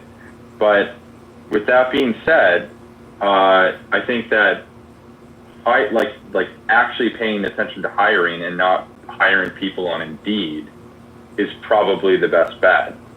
Like, no, I agree with you, Ewan. But my industry is unique. Hold on, guys. Hanson, hold on. Hanson, hold on. Hanson, hold on. I have a unique industry. So in my industry, we hire dealers. There are people that don't want Asian dealers. There are people that only want Asian dealers. There are people that want sexy cocktail waitresses. There are people that don't want to get drinks from big, pregnant cocktail waitresses. I mean, we have a very specific industry, and we cater to our players. And what is efficient and what makes us money, and you can have a good player walk away and not stay at your property or not be at your property because you decided to hire, in your hiring practices, a bunch of dealers that are not what they're comfortable with. So, I mean, my industry is very, very specific, and it's customer driven, if that makes any sense. So, I'm coming from, maybe it's a bit unique. I don't know if it's unique, but it is, we can lose really large amounts of business by making bad judgments on hiring. I hope that makes sense what I'm saying.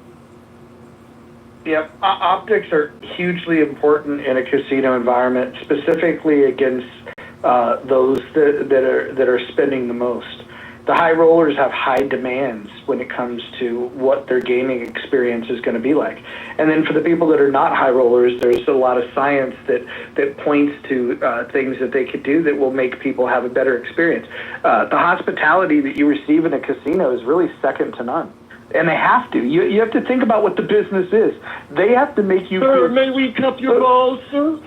They have to make you feel so good about losing your money that you're going to want to come back again and again and again. Think about it. They have a business model where they have a house edge where you're going to lose your money, and they're going to make you feel so good about losing your money. And if they don't, imagine if you had a bad experience and you lost your money. That would be a terrible, terrible experience. The hospitality industry is very, very specific with this, but if you get into the casino industry, you have to make people feel great. And not only that, it's the weakest link, the least trained, maybe the lowest person on the lowest rung on the Don't do that. Don't go there. No, David knows, Sarah, you don't understand. David really knows this. No, that it takes Sarah, to manipulate Sarah, let David finish.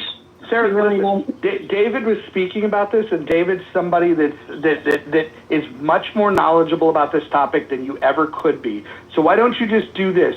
Listen to what David has to say. David, go ahead. We found out when we ran grocery stores that the box boy spent 8 minutes with the customer walking outside in their car and talking to them. This was the youngest person. He wasn't on board with what we were doing and happy. The customer believed him much more than anybody else on the food chain, okay? I'm just saying that everyone in the organization has to buy into that experience and make sure, because if someone brings a drink in the hospitality area and it's not right or they don't fix it, it's just as much of a problem as if they can't get comps from their manager. So it's the concept. David, don't you think they walk? Hold They on, walk, I have right? a valid question. It's the concept that this person is lower on the food chain. No, that that's not what he they said. need to serve you. No, they That's need not to what be he on said, board with Sarah. what the company wants to portray. I'm not talking about anybody serving But I any get more that, than but anyone it's else. hospitality. I'm not being like. Sarah, you don't understand what he's saying. It's like it's I'm the not Steve trying to Wynn- argue, no, I'm Sarah, trying to clarify. Sarah, so we're going to teach you a little bit. It's the Steve Wynn model, okay? It's every single person, from the bellboy to the host to Abby, the that's top not the Steve Wynn. CEO. That's the Bill Hara model that he borrowed. Okay, it is the Bill Hara model. Thank you. You're right about that. That adopted by Steve Wynn. However, it's every single person, and he trains them. But what Wynn added to it is he bought them cars. So he said, if you're really good, I'm going to buy you a car. And he bought it across the board when he had his property in Jersey. So he trains, it's intense training of every single person all along that food chain that deals with the customer. Because what David is saying, you have no idea how fast you will lose a customer and someone else will gobble them up. And it could be anybody. That's what I'm saying. It could be anybody, exactly. Yeah. I actually do comprehend that, honey. Like, I worked in the restaurant industry as well as fucking cocktail industry and all that shit. Like, the relationship matters. The relationship is customer service. Sarah, if the if the receptionist at my firm was bitchy to a client in the waiting room while they're waiting to see someone, they may leave and not use your firm because the receptionist was bitchy. I would fire her if she fucking wanted to argue or be but you can lose. There's a Customer reason. service is always number one. So there's a reason people spend a fortune to decorate their offices, and they spend a fortune to train their staff so that the customer and the client walking in has an experience that is positive. Even and that's an investment. before Like they I said even, earlier, the biggest before they cost even of running a have, business is training and hiring. right, but So it's that's even an before investment. they have the professional experience. It's when you go to your dentist, how the person at the front desk is to you before you even sit in the chair and have your teeth looked at. They can lose a patient. You can lose a client if your front office because you got is girls bad. on their phone not giving a shit. That's what David is trying to say. And sometimes you don't know until after it's happened.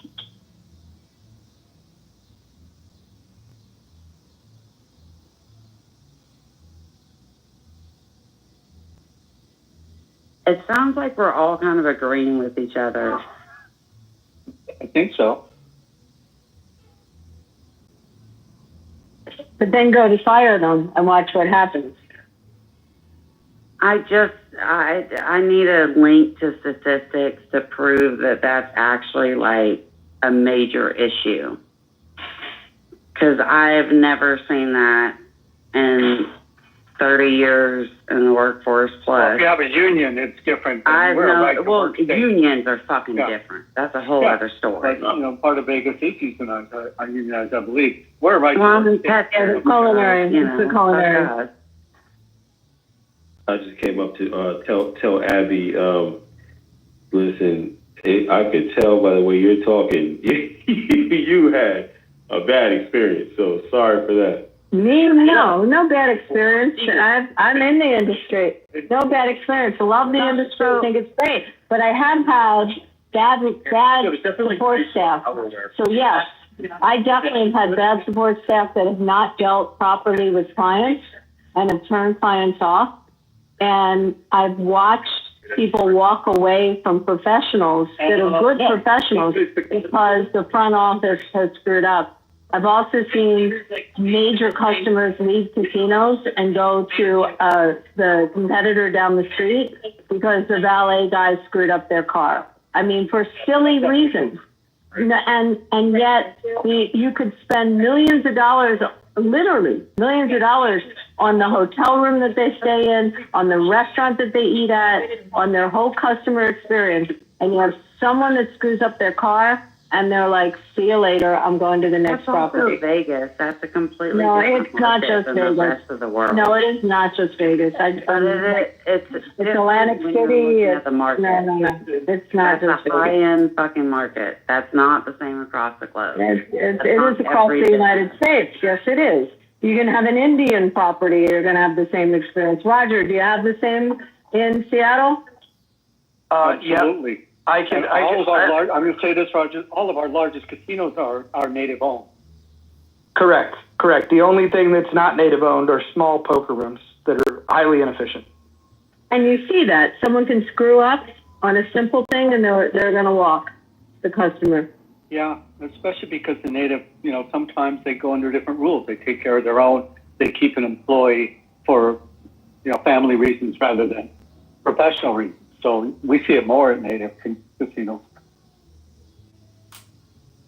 It's in hospitality. I mean, I'm using my example, but just look at generally in hospitality. It happens. It happened to my dentist. It happened to me as a lawyer. So that's not even hospitality. It happens when you have someone at the front desk that screws up. You can lose business.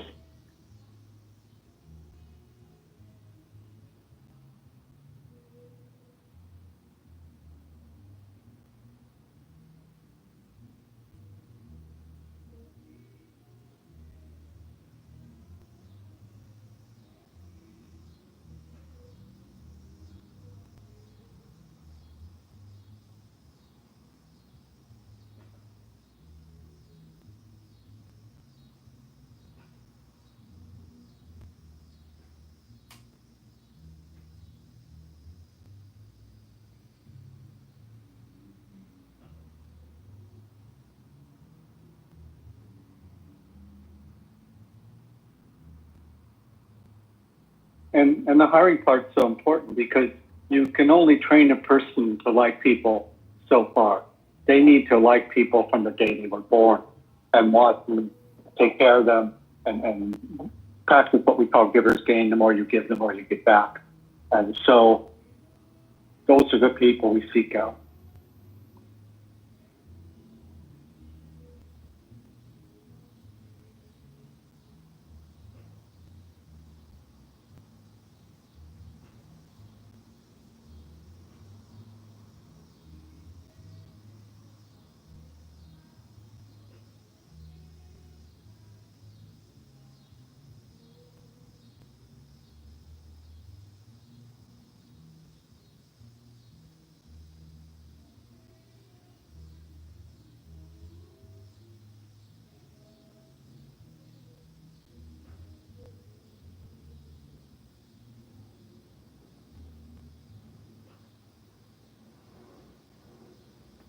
I like the results of the poll. That's the first one of its kind, ain't it? 100%. Yeah, well, usually it adds up to 102%, but that's a clubhouse glitch. Also with mail-in voting. Just kidding. So in other words, most people are pro-free enterprise. I would say increasingly not across the country.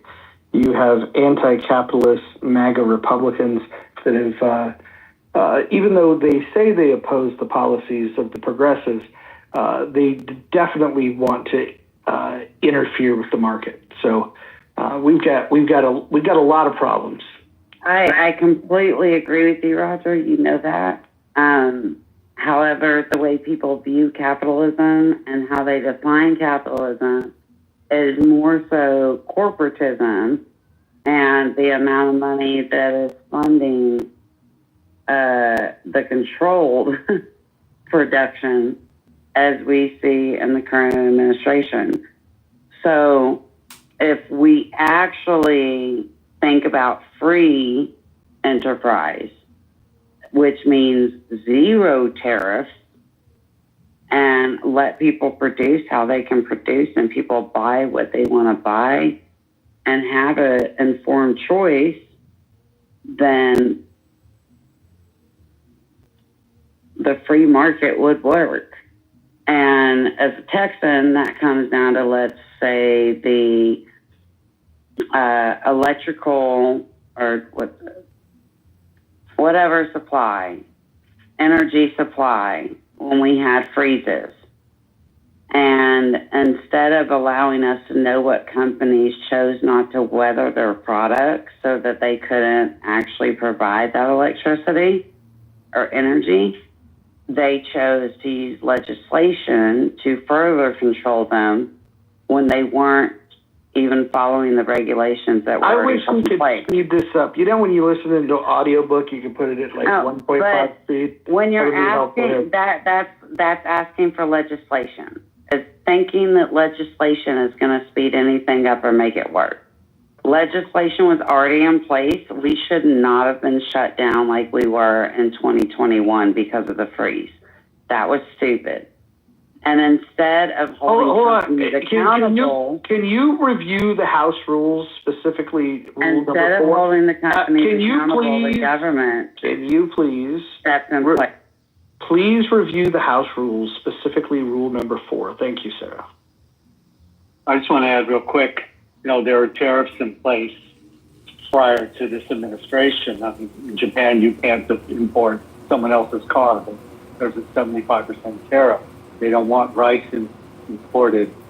Unfortunately, if we allowed every electric car to be imported from China here, we would lose General Motors for sure, and maybe Ford in bankruptcy. I mean, you have companies that are using slave labor, that are using government-supported finance, and it isn't a level playing field always. I'm not crazy about all the tariffs that this president is doing. I didn't vote for this president, but there have to be selective tariffs because we don't live at the level playing field.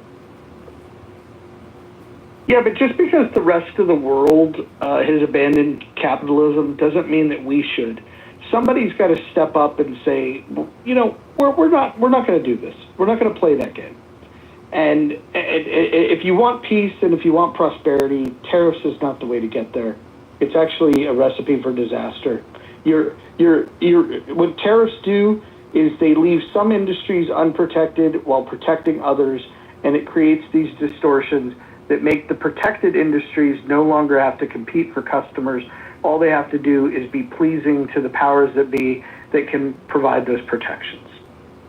I hear you. I don't know if we're ready for the carnage of just free, open everything would be. And I just guide you to, we have a person once an hour in many of our spaces that asks, what are we going to do about the national debt? Well, when we try and work on it, what it looks like in reality is people lose jobs, and it's painful. And so the reality is a lot of people don't like it when it happens in real terms. Then we have a big bill that actually adds to the national debt. So I think that we talk about it, but I don't think we really are ready for what it looks like. Yeah, I mean, when we live in a free market, we prosper. Mute yourself. I need to reply to David. So we have $37 trillion worth of debt, $100 trillion of unfunded liabilities. At some point, the system's going to break. At what point is that going to be? Should we wait until the national debt is $150 trillion and the unfunded liabilities are $1 quadrillion? Like, at what point are we supposed to say, hey, this doesn't make any fucking sense? I hear you. When the U.S. was actually living in a somewhat free market, capitalist society, that was the goal. Hold on, pause this here. Are you under the impression that the term free market and capitalism are the same thing?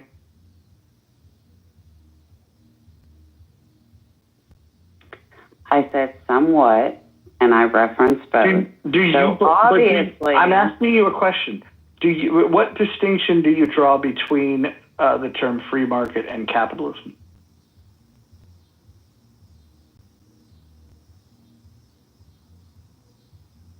capitalism is more perceptive. Sorry, I'm trying to find the right words. It's okay. It's okay to say you don't know. It's okay to say you don't know. It's okay to say more susceptible. Let me speak to manipulation. It's okay to say you don't know. It's more susceptible to manipulation, which is what we've ended up in. I asked you if you know the difference. I'm asking you to tell me what I'm answering your question. No. Shut the fuck up, Roger. And let me finish a... That's not going to work. I don't know why you thought that was going to work. Jesus. She had enough of your shit, Roger. Hey, she really did. She really told me. Oh, man. So does anybody know the difference between free market and the term free market and capitalism? Because I think those terms get used interchangeably, and there is a difference, and it's an important distinction. Does anybody know? Free market is prices are determined by supply and demand and minimal government. And capitalism, you go ahead. Thank you. I'm boosting myself. So capitalism is the means of wealth production, right? And free market is the means of wealth transfer. So capitalism is where you make the distinction that the means of production will be owned privately, which is an important distinction from the alternatives where it can be owned publicly. And if you understand those distinctions, then I probably don't need to elaborate. But a free market allows you to take that means of production that's owned privately, and then you can exchange it on a free market. You can control the means of production with the public, or you could have a hybrid of both, which would not be capitalism, and you could still say that you could have trade that is free with other nations. So you could have you could have a system that's not capitalist that still utilizes a free market. You could also have a system where the means of production is owned privately, and then you create these trade barriers, such as what we're doing. It's very important to understand these distinctions because the newfangled Republicans are really bad at guiding people to good economic principle. Once upon a time, they listened to wise men like Milton Friedman. Today, they listen to I don't even know what they're listening to, because maybe Benito Mussolini, because that's about the economic system that most parallels their desires. Mussolini was mad that Italians ate pasta, and he tried to get Italians. He didn't want to import flour. He tried to get Italians to stop eating pasta. Seriously, I never heard that. Wow, that's wild. Could you give an example of a free market that existed in a non-capitalist system, either a hypothetical or a real example? Yeah, it would be like if you had if you have a country, let's say you have a country that's really authoritarian, like North Korea, right?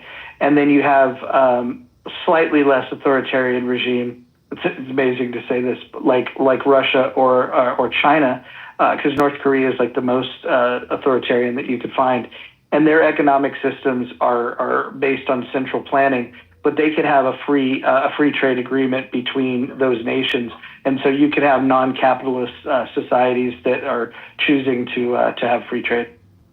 Okay.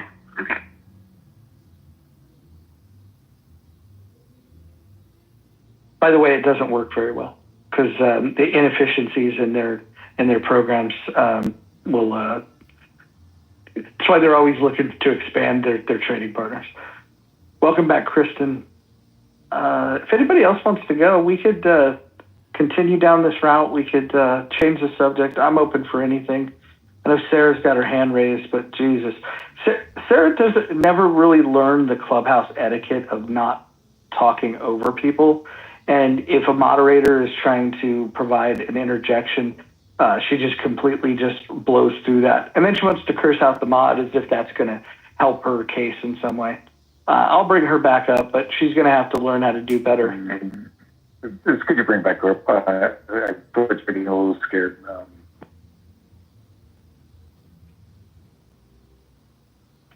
Time out. There was a user-generated poster that I saw where it was the Tri-Valley tournament in Reseda, where Daniel LaRusso was defending his title, and against I know the one.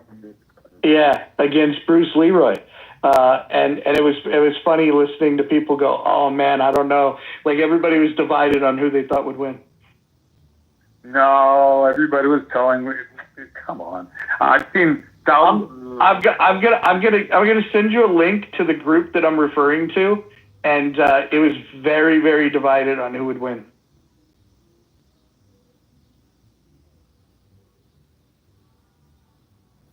Oh, someone thinks you're in the Matrix, my brother.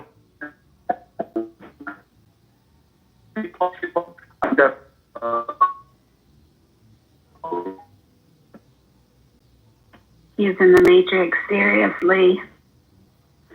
My daughter's taking econ this year, and guess what book I just got, Mojo? Henry Hazlitt? Economics and Winning Zero. Yeah, it's very good.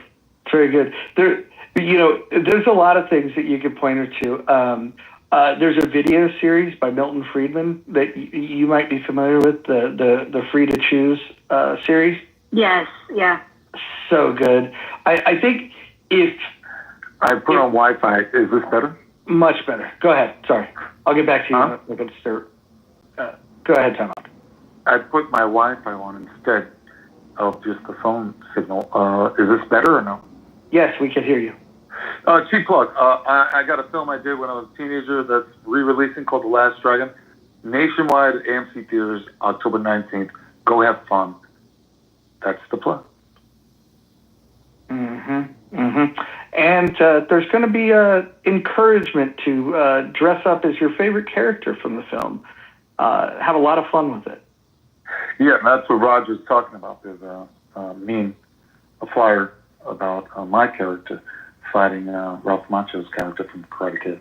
Yeah, that flyer is so badass because it looks like it could be real, and it also means they might have missed an opportunity here, Tom. I mean, if you think about it, Karate Kid came out in '84. Your film came out in '85. Right.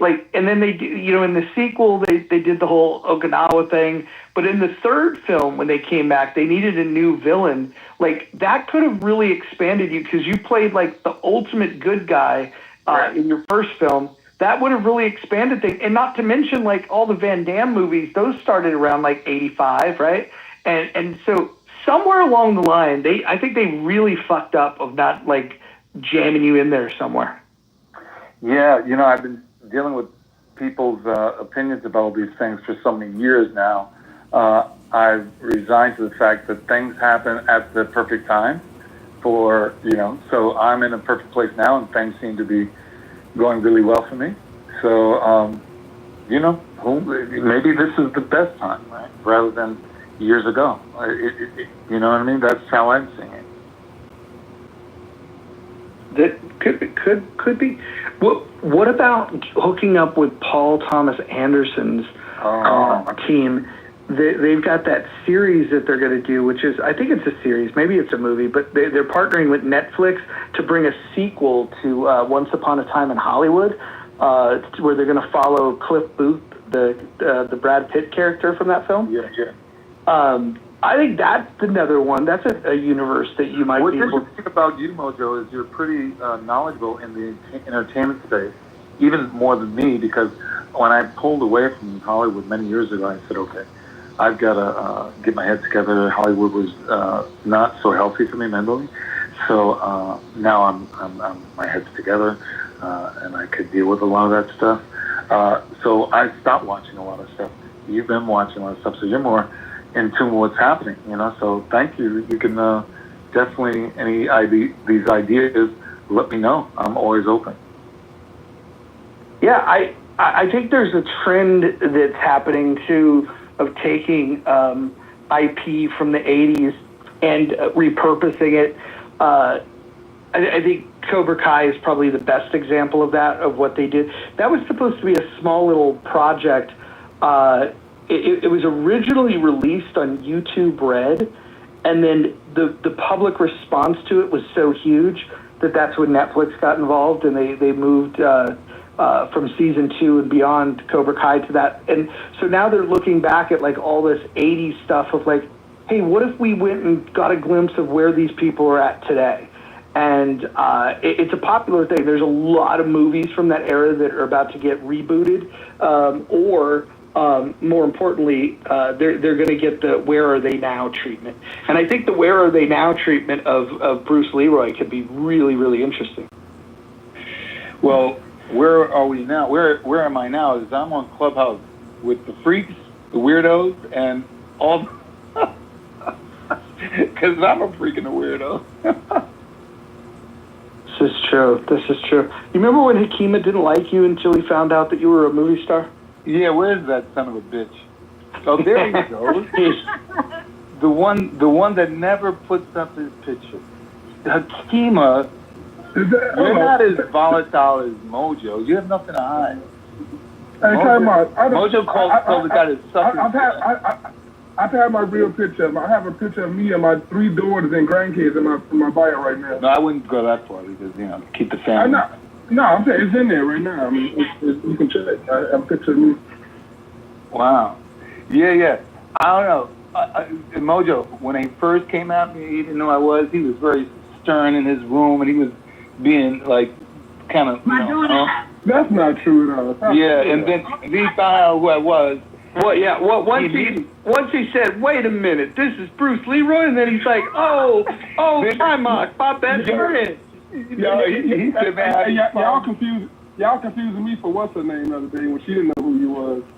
She was actually Ben Pizza. Yeah, that was Mojo. Then as soon as he turned on that character that knew who I was from the movie, right? He fell in love. He was like, "Oh man, I love you," and I saw all that other character leave, and I said, "Wow, this guy's really cool now," and I really believed it, and it's true.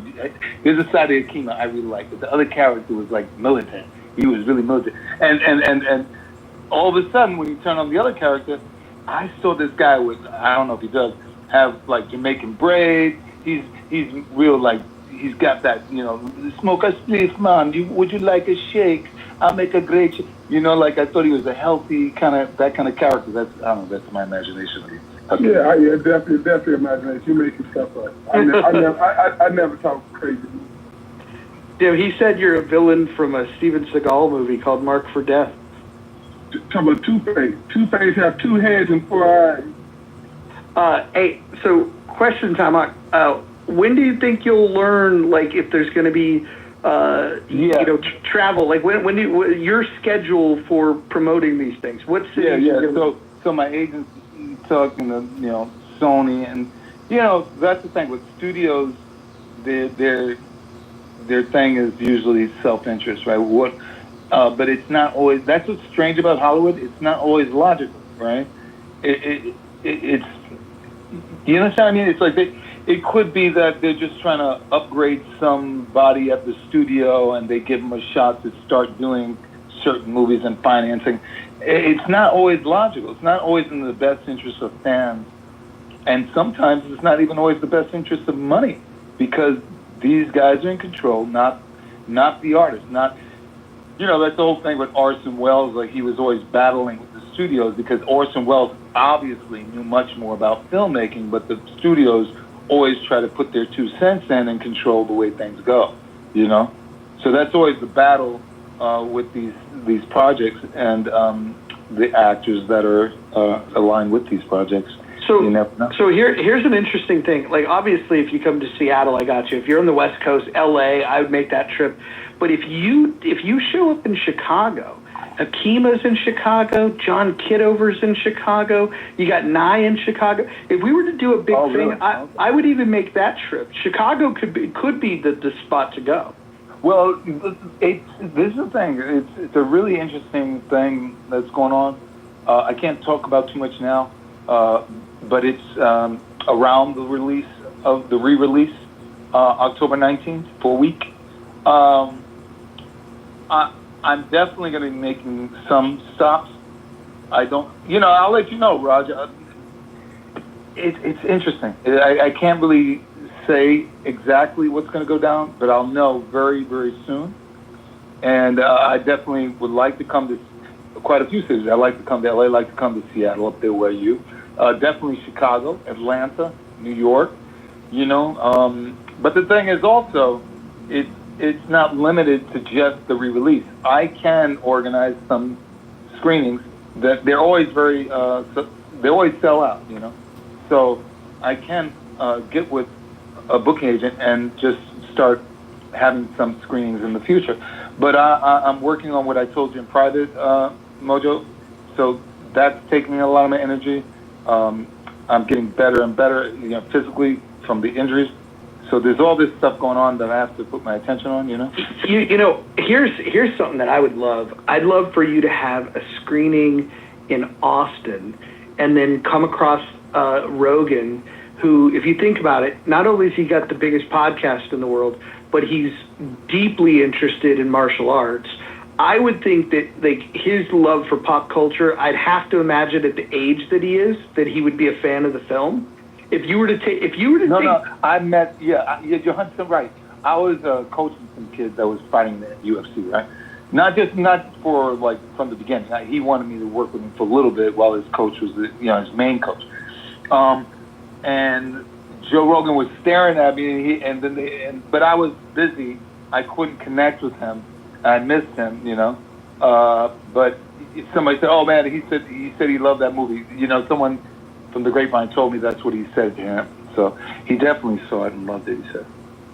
That's really cool. The one thing that you can't do with Rogan is when people pitch, "Hey, this guy should be on the show," it's almost a turnoff to him because he wants to curate it himself. But if somehow it could become his idea, I think you guys would have a good conversation because I'm sure he would want to know a lot about your experience as a young actor, your experience as a martial artist, and then the shit that you're doing now, and in the rise and fall, and just how the treatment of how success and all that stuff works, and I think he would be really fascinating to talk to, and it would hit such a huge audience that I would imagine that instantly you would see the people watching it on Amazon Prime would go up dramatically just from an appearance on his show.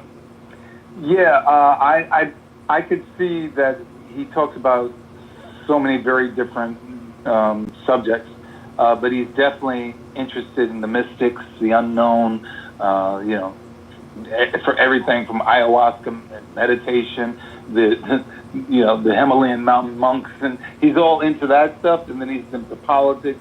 So there's all these things. I don't know anything about politics. I'm here, and I'm learning some from you, the tariffs, all these kind of things. So you could definitely be on the show talking about politics. But me, I'll be talking to Joe Rogan, and I'll be like, look, that's not my world, So I don't know. We'll see. It would be a pleasure to do it, and it would definitely help my career. So I'm open. I'm open. Yeah, I think that would be awesome. I think that. Last thing is I'm committed to having young people have a different direction rather than the same old thing from the past. A fresh new look on life, all races, all cultures. I actually can see a time when there are no more wars.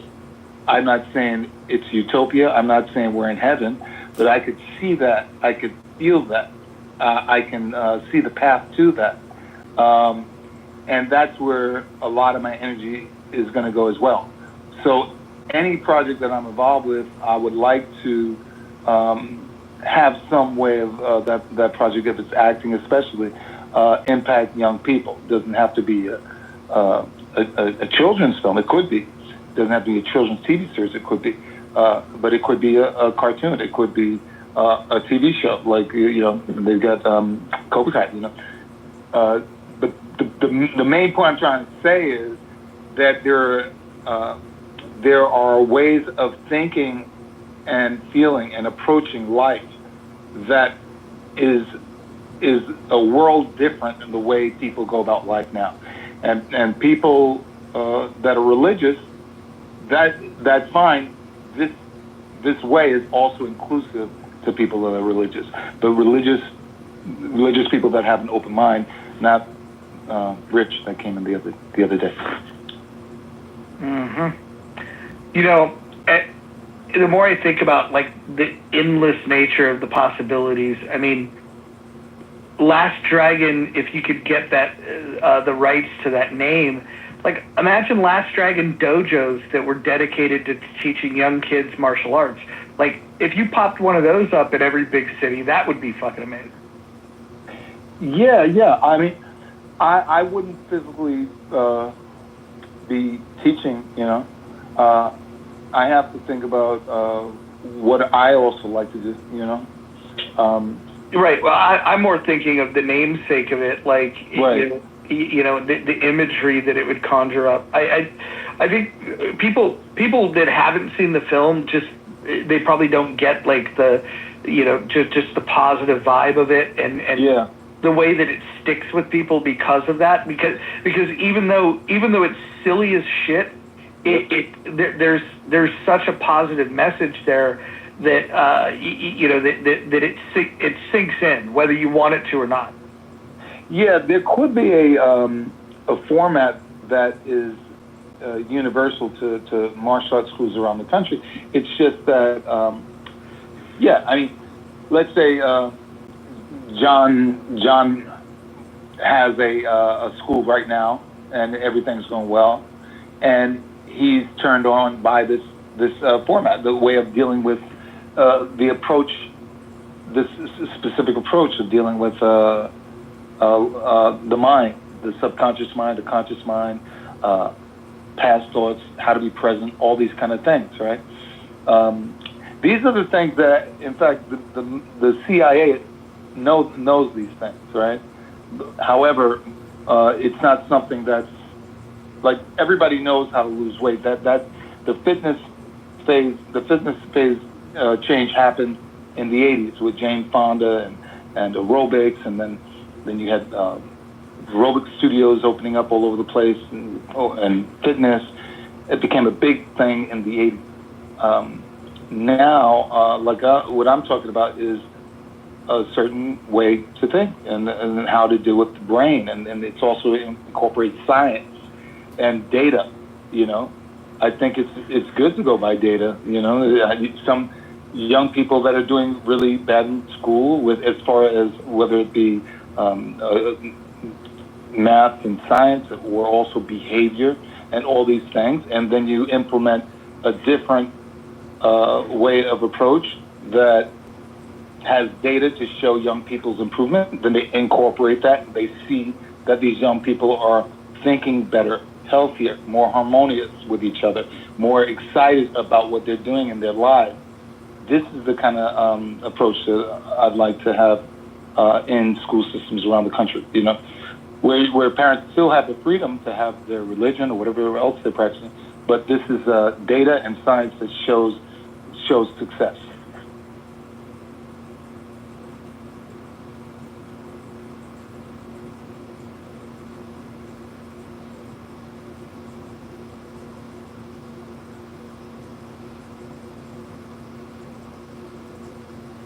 Yeah, I'm sorry for breaking the rule there.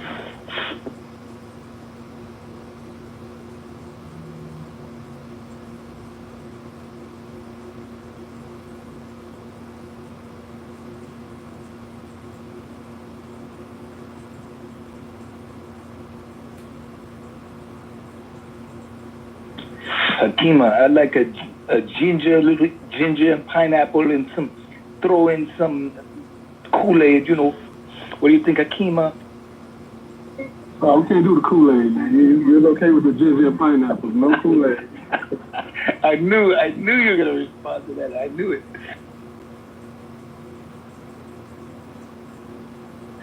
That's what they mean when you're too sensitive. You easily see it's predictable. With Akima, you got to just flow with it. No, that's not sensitive. You kind of touched on what something I'm passionate about, which is nutrition, health, and eating. So I was okay with this. I just pointed out the Kool-Aid. I threw in a little bullshit just to see if you would respond. You did exactly what I thought. I know, I was going to respond regardless. You mentioned my name, I was going to respond regardless. Oh, okay. Yeah, it's all good. Chicago. Yeah. Hakima was much more emotionally regulated before the election last year. He was quietly supportive of RFK, and then when RFK dropped out and endorsed Trump, he lost Hakima. That was the breaking point. This is where the man lost his mind, and so then he went in. He ran into the arms of Harris, who I know he doesn't fucking agree with on a lot of shit, but he did that because he hates Trump so much, and when his guy RFK endorsed Trump, Hakima just lost his mind, and now Hakima is politically homeless. That makes two of us that's politically homeless, then, right? There's a lot more than the two of us, my friend.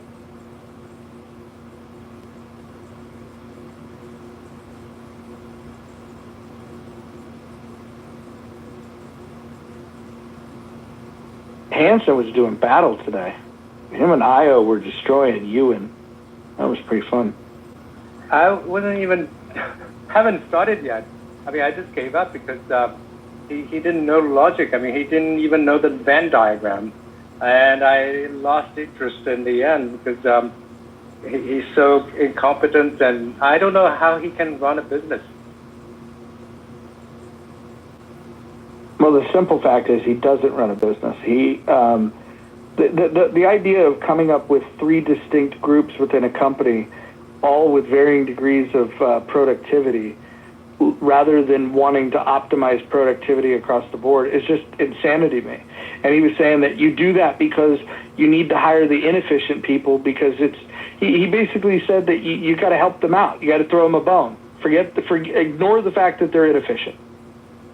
Yeah, but the thing is, I mean, he doesn't even know the logic. I mean, I'm just saying that, so inefficient people, and then outside inefficiency, outside the efficiency, that's by definition inefficient.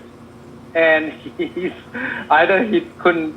doesn't have the IQ to realize that, or he's just trying with all his might to avoid that, avoid answering the question with a yes or no question answer. I just gave up. In the end, it's a waste of time.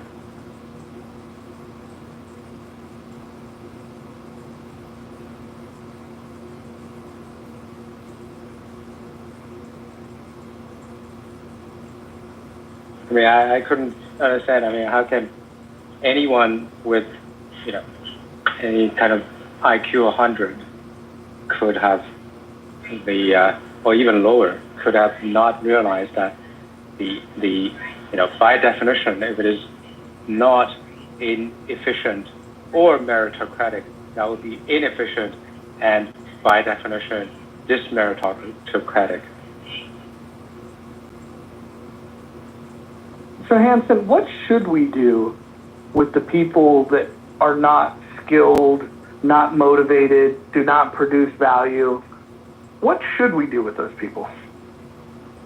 Well, we have charity organizations, right? I mean, one thing is earlier, the reason why Jason was saying because we have to take care of them because what are they doing? What are they gonna? They're gonna be to do damage. Well, then and then eventually I will corner him into saying that they're not all stupid. Okay, I said, well, you just defeated your argument because they're not stupid, they're smart because they're gaming the system, they're exploiting the system. Then we, as a society, we give them the incentive to work, and then if we don't, then these smart people are going to exploit and game the system, and then that's what we want to avoid. And then he's basically saying that we're going to give the bones to those smart and gamers, the exploiters, the bones, and instead of giving the bones, we have given them the incentive, the carrots. Now should come the sticks. We should put them in either in jail or let them rot. That's the way, because they are the smart people and gaming the system. Yeah. So I mean, I didn't pursue Jason on that point. I just said, well, that you just prove my point. But there are many different types of people with mental health issues. They're not all in one big category, right? There's some people with mental issues that are highly efficient in certain things, and that are not dangerous to society, that should be doing those things. So the Jason's point. Hold on 1 second. Jason's point is they are a danger to the society. That because they're a danger to the society, then we should just back down and throw them a bone. Right? I mean, that's his point. I don't think that's what he was saying. If he's saying that, am I wrong? He said that because they're going to be, rebel. Well, the argument that Jason made was that idle hands, are going to create problems, and so if you find people in society that are not productive, he was saying that some sort of subsidy for them, or at least something that keeps them busy. Which those can be two different things. You can keep them busy without subsidizing them, I suppose. But that was his concern, was you don't want to have a larger portion of the population that is completely unemployed and broke because he's worried about the crimes that they might commit. Which I don't think that's an illegitimate concern. I just think that his solution to that was not well thought out. Yeah, exactly. So Hampton, hold on one second. Okay, let me just. But you cut me off in this. Clarify. So hold on. Yeah, because you were asking me my question. I mean, I want to clarify what I was saying. Shut the fuck up. Hare Krishna. Fuck you. Oh yeah. Yeah. You. You win, Hansa. You did. You asked. You Hansa. Shut me up.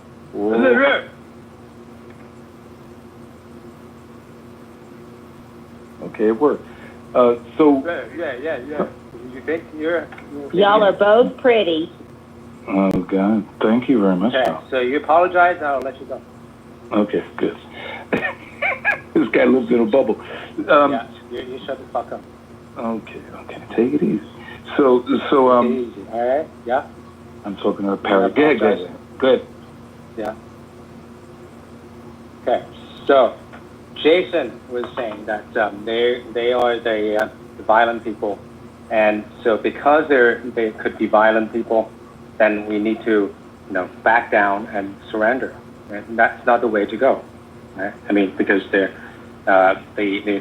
smart and they want to game and then use threats to blackmail law-abiding and diligent, hardworking people. Well, that's what the police are for, and then Second Amendment is here for, and you have the incentive for them to work. And so you have carrots and sticks. So we need to use both of them. Okay, so I've clarified my point.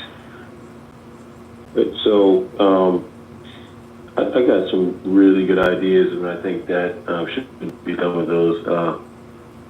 Oftentimes, I want to call them mediocre, but even below average people that we have in society, especially in Western culture. The jail systems haven't really worked for most of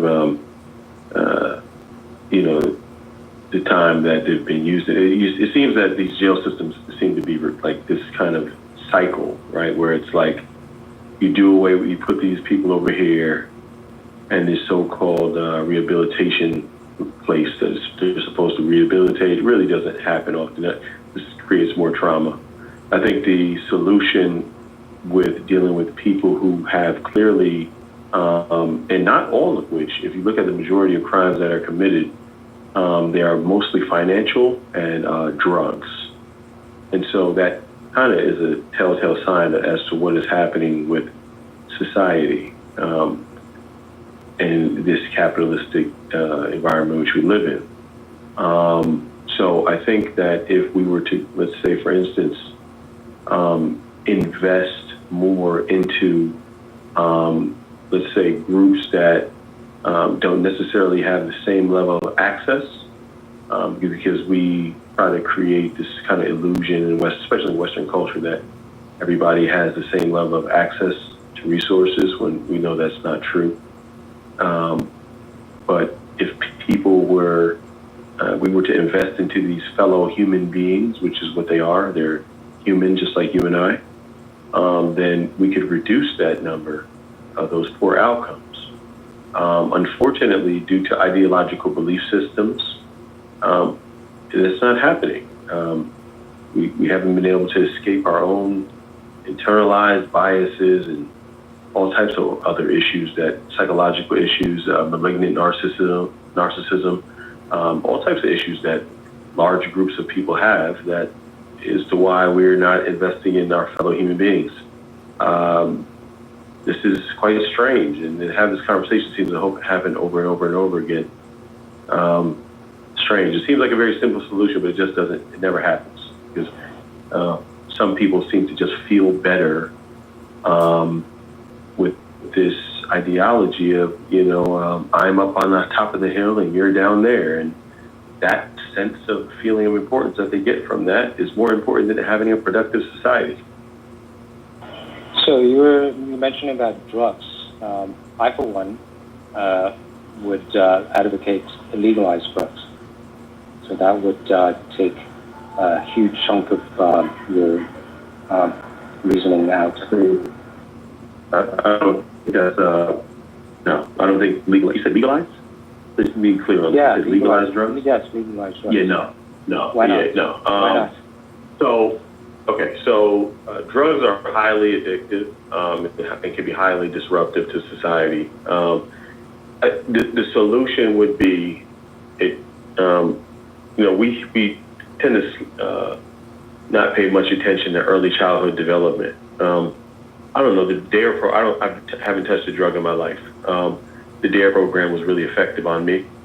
I think that if we create scenarios in which there's a great deal of shame and you're ostracized and we got to create the same kind of propaganda that's anti-drug in children. Early childhood developmental stages are truly influential to human beings, and it's very impactful, very helpful. The earlier, the better. We can indoctrinate children to see drug use as this sort of weak kind of behavior, this sort of very bad behavior. There's something that is just,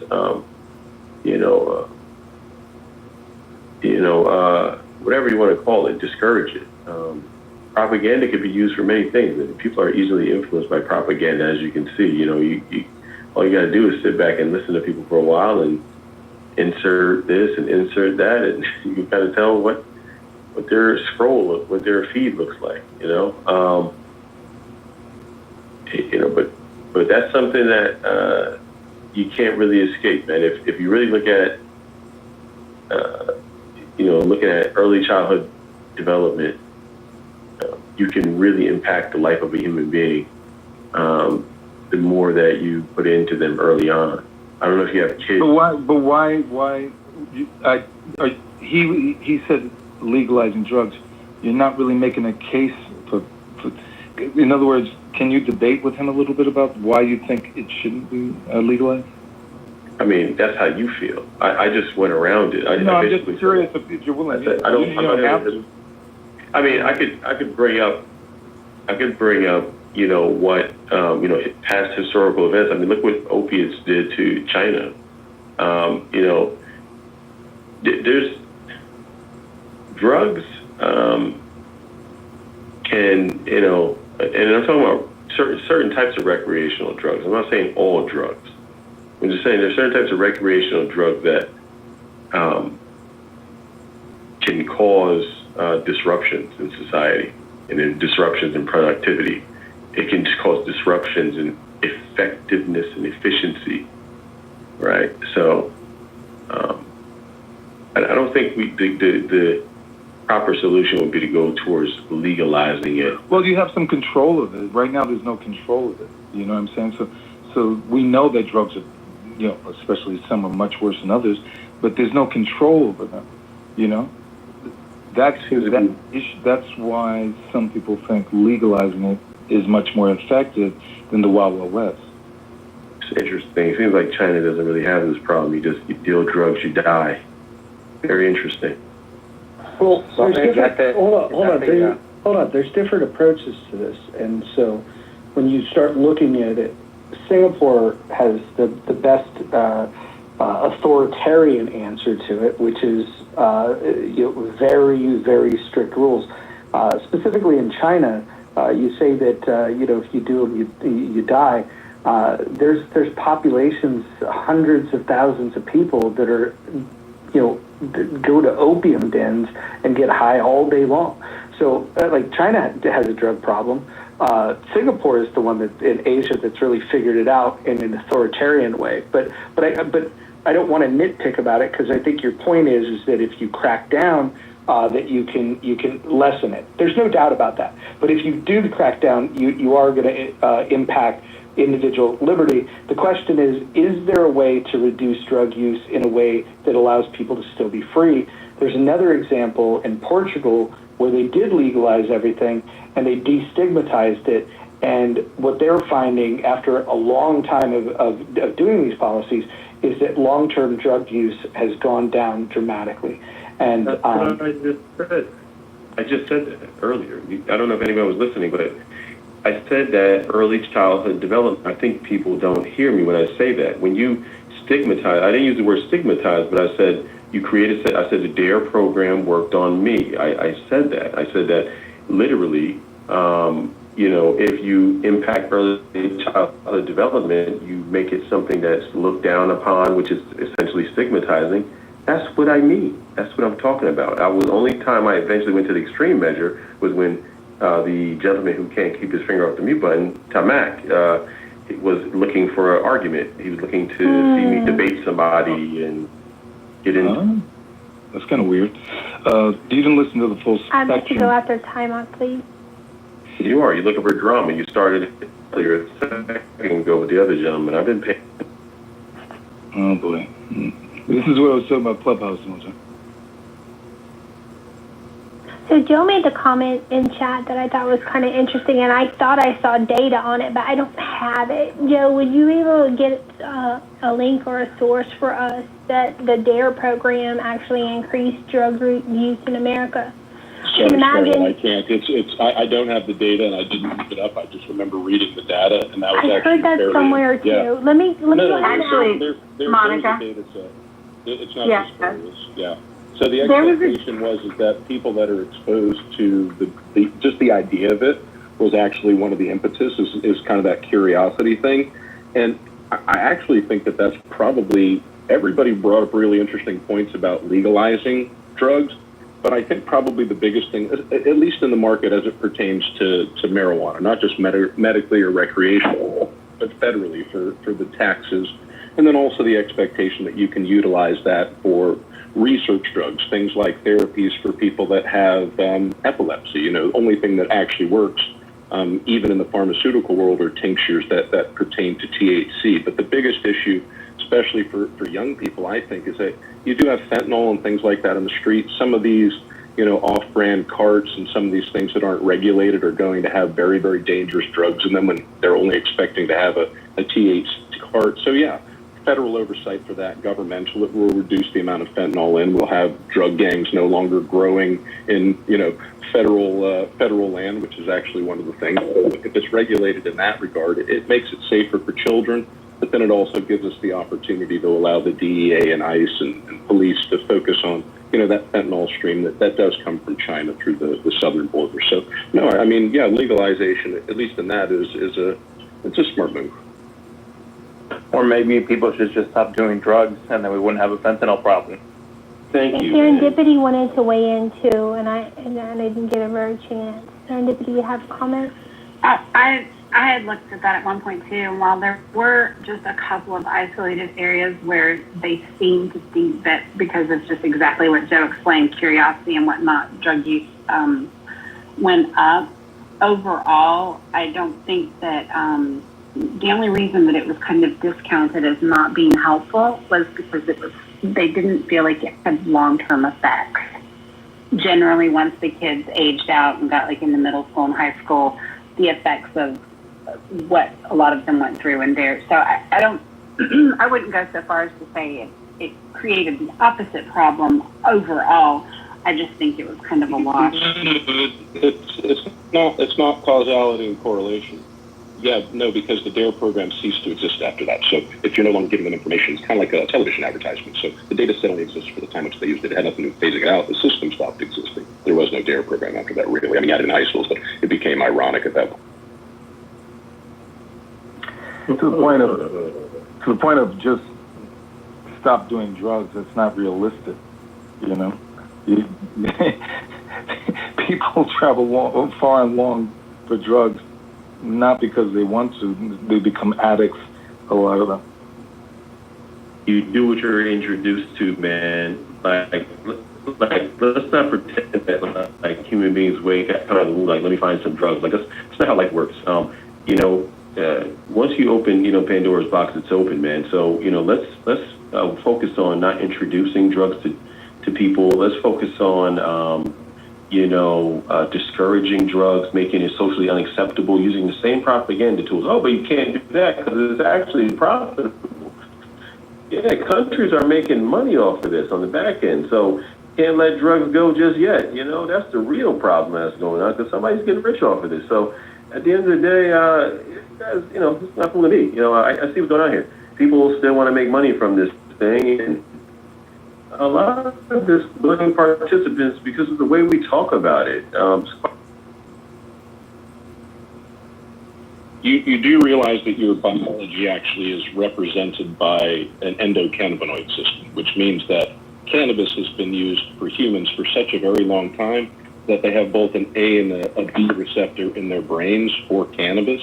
And it actually it regulates things like hunger or pain reception. So you have an endocannabinoid system that is part of your biology, every person that exists on this earth. So it's not just that people are encouraging it, it's that it's part of your system. I got a question for you, Joe. Why don't I smoke weed then, Joe? I don't smoke weed, Joe. Can you explain that? Yes, sir. So it doesn't matter whether you smoke the weed or you do not smoke the weed. Your neurological system and your body have something called an endocannabinoid system. So they're brain receptors as well. They're part of your limbic system as well. They're very old. So your endocannabinoid system does actually exist in you, whether you smoke it or not. The thing that happens is that whether you're using one varietal or the other, depending on your historical lineage, because remember, it's grown all over the world for such a long period of time that almost every society has touched on it. Then you've got other places like the Middle East and Pakistan that use opium, poppies. You've got that obviously from the opium wars and before, but you can go down to Marseille and see as it comes over from the Middle East. So yes, these things have existed on Earth. We utilize them, but the endocannabinoid system is just a representation of humans, and I don't mean you specifically as a person who does or doesn't smoke weed. Humans overall have an endocannabinoid system, biologically. Okay, thank you. But that doesn't, I don't use drugs. So regardless, something that's naturally occurring within me has nothing to do with external factors. whether or not I'm going to make a decision to take in a drug into my body, right? Oh no, So, I was regardless of, I know, I can allow me to, I know, but it doesn't, just your biology, but even if it's my biology, even if that exists within me, what in the world does it have to do with somebody saying, let's discourage drugs, let's not use drugs? Like, you can live without it. You're trying to make it, hold on, allow me to, no, don't interrupt me. Do not interrupt me. Do not interrupt me. Do not interrupt me. See, people like you try to intellectualize, and what you try to do is you'll try to say things that seem as if, or try to indicate why that somehow it's some kind of natural part of your process, but in reality it's not. You don't need to take in marijuana. You don't need to take in any of these aspects from your external environment, regardless of what's going on internally. So it sounds good and feels good to maybe pot smokers or people who smoke weed. Yeah, telling yourself these amazing facts about the human body, it's amazing, right? It's great, right? But you can live your entire life without taking in from the external environment marijuana. You can live your entire life without taking in from the external environment cocaine, opioids, whatever. You can live your life without these drugs, these hallucinogens. You can live without it, right? So whatever point you're making about saying that, oh, it's with you and, you know, it's part of your biology and, bro, like, it doesn't matter. You don't need it. Stop justifying drug use. See, Profile, why do you give broad strokes like people like you and say things like that? As if you're the... Do you smoke weed? Do you smoke weed?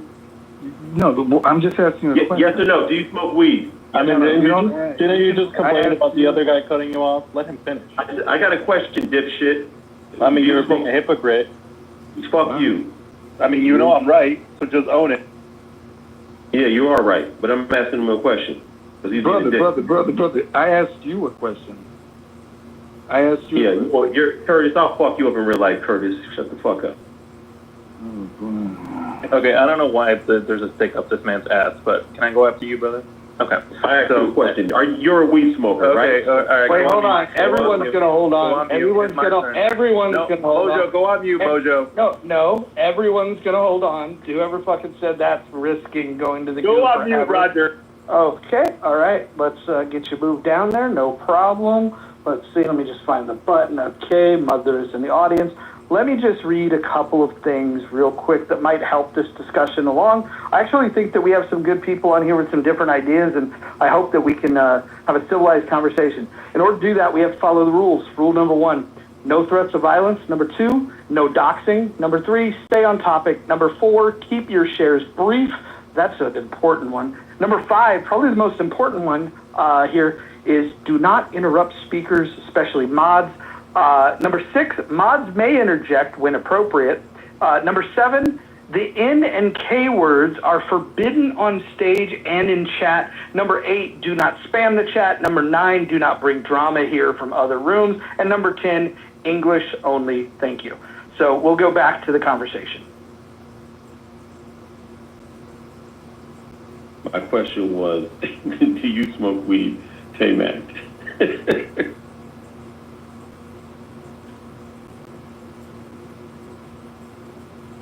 Tama, do you smoke weed? No, I asked him a question. I'm not going to answer his question until he answers my question. I'll insert myself in this. I am completely drug-free unless you want to count caffeine. I'm a huge caffeine enthusiast, but everything else I am drug-free.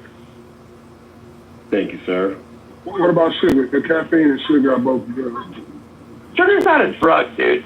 Sugar is surely a drug. It's the most deadly. It's getting there. It's getting there already. Definitely. It kills more people than anybody. It kills more people than anything on the planet. All right, so I use sugar. Okay. Hold on. Profile. Hold on. Can I ask you? Yeah, hold on. Something that kills somebody doesn't make it a fucking drug, dude. Fucking eat this. It's addictive. It's addictive also. It's also Listen, if you eat too much mac and cheese, you can fucking die. That doesn't make mac and cheese a drug, for fuck's sake. Come on. Let's get sugar and caffeine are both addictive. They both have addictive properties. Maybe it's fat kids like you. What C profile, I'm trying to make sure that I know that we're coming from the same perspective. What is the difference between a drug and medicine, at least as you would define it? There's no difference.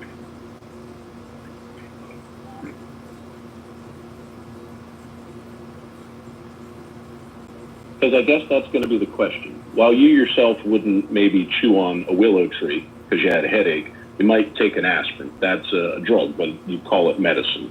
So if you have most medicines that, unless they're genetically modified like gene therapies, they generally come from a plant or something, and then they're synthesized. So I'm trying to figure out, like, a drug and a medicine, how do you consider something to be beneficial to you, depending on where, again, your historical diet comes from? Again, not the system in and of itself, but if you think that maybe there's something external that is good for your body, that is helpful to you, would the stigmata of changing the word from drug to medicine, because it's a medicine for certain people, would that destigmatize it, at least from your perspective?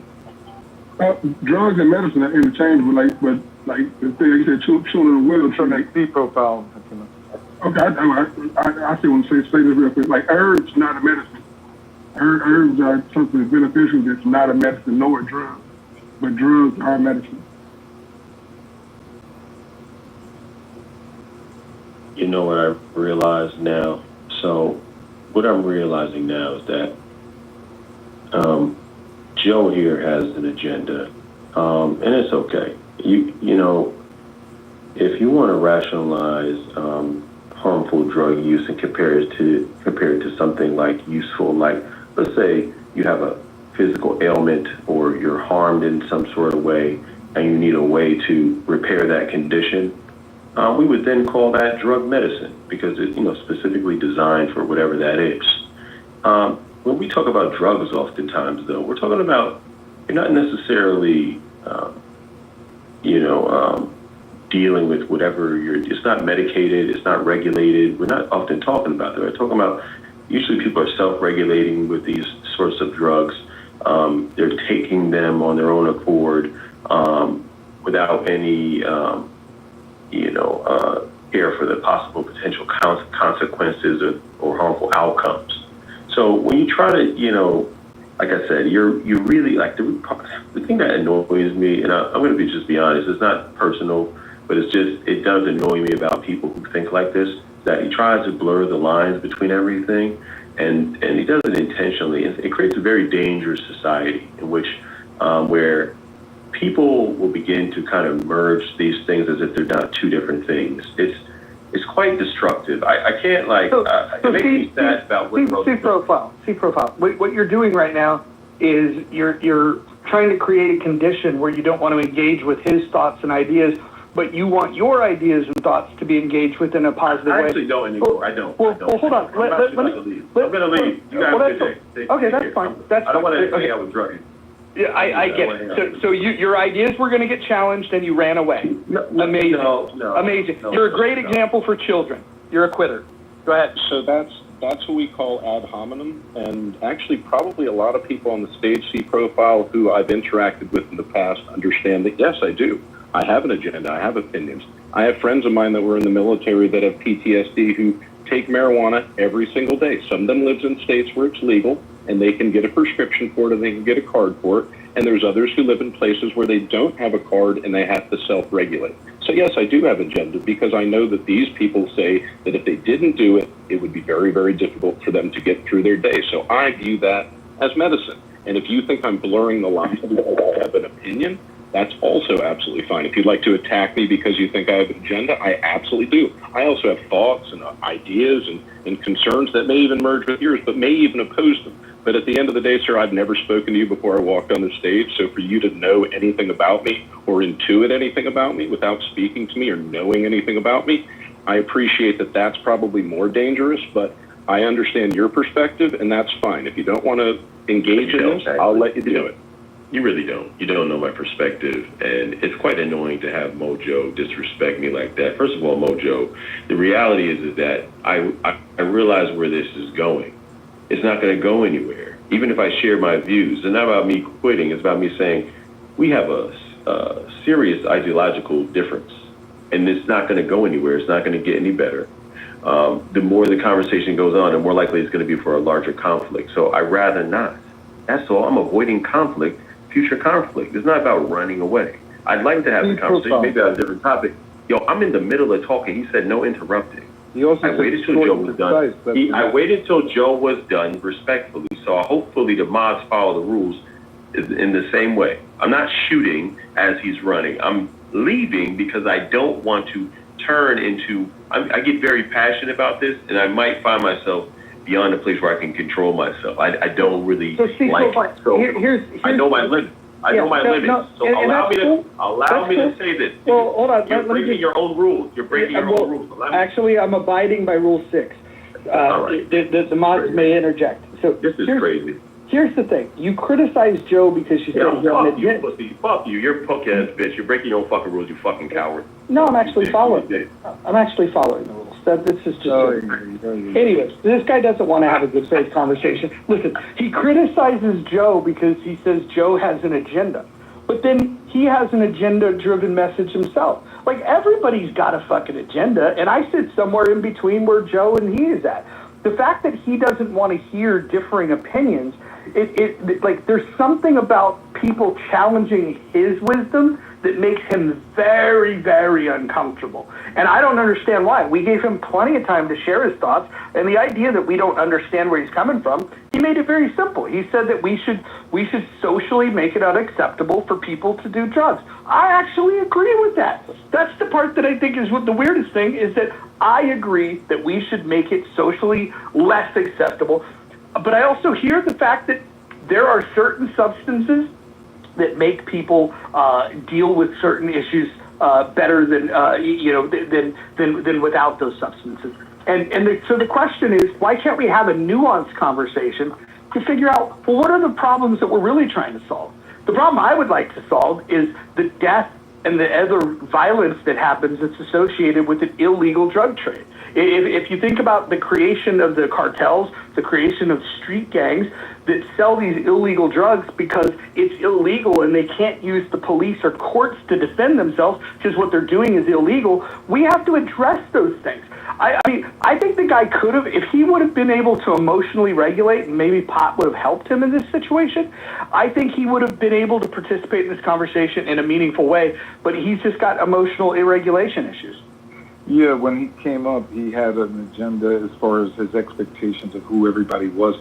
He had a point of view that was twisted about everybody, and then he was projecting. Joe, I followed you. You gave him a very smart answer to him without offending him, but of course he got offended, right? Mojo, you gave him the rules.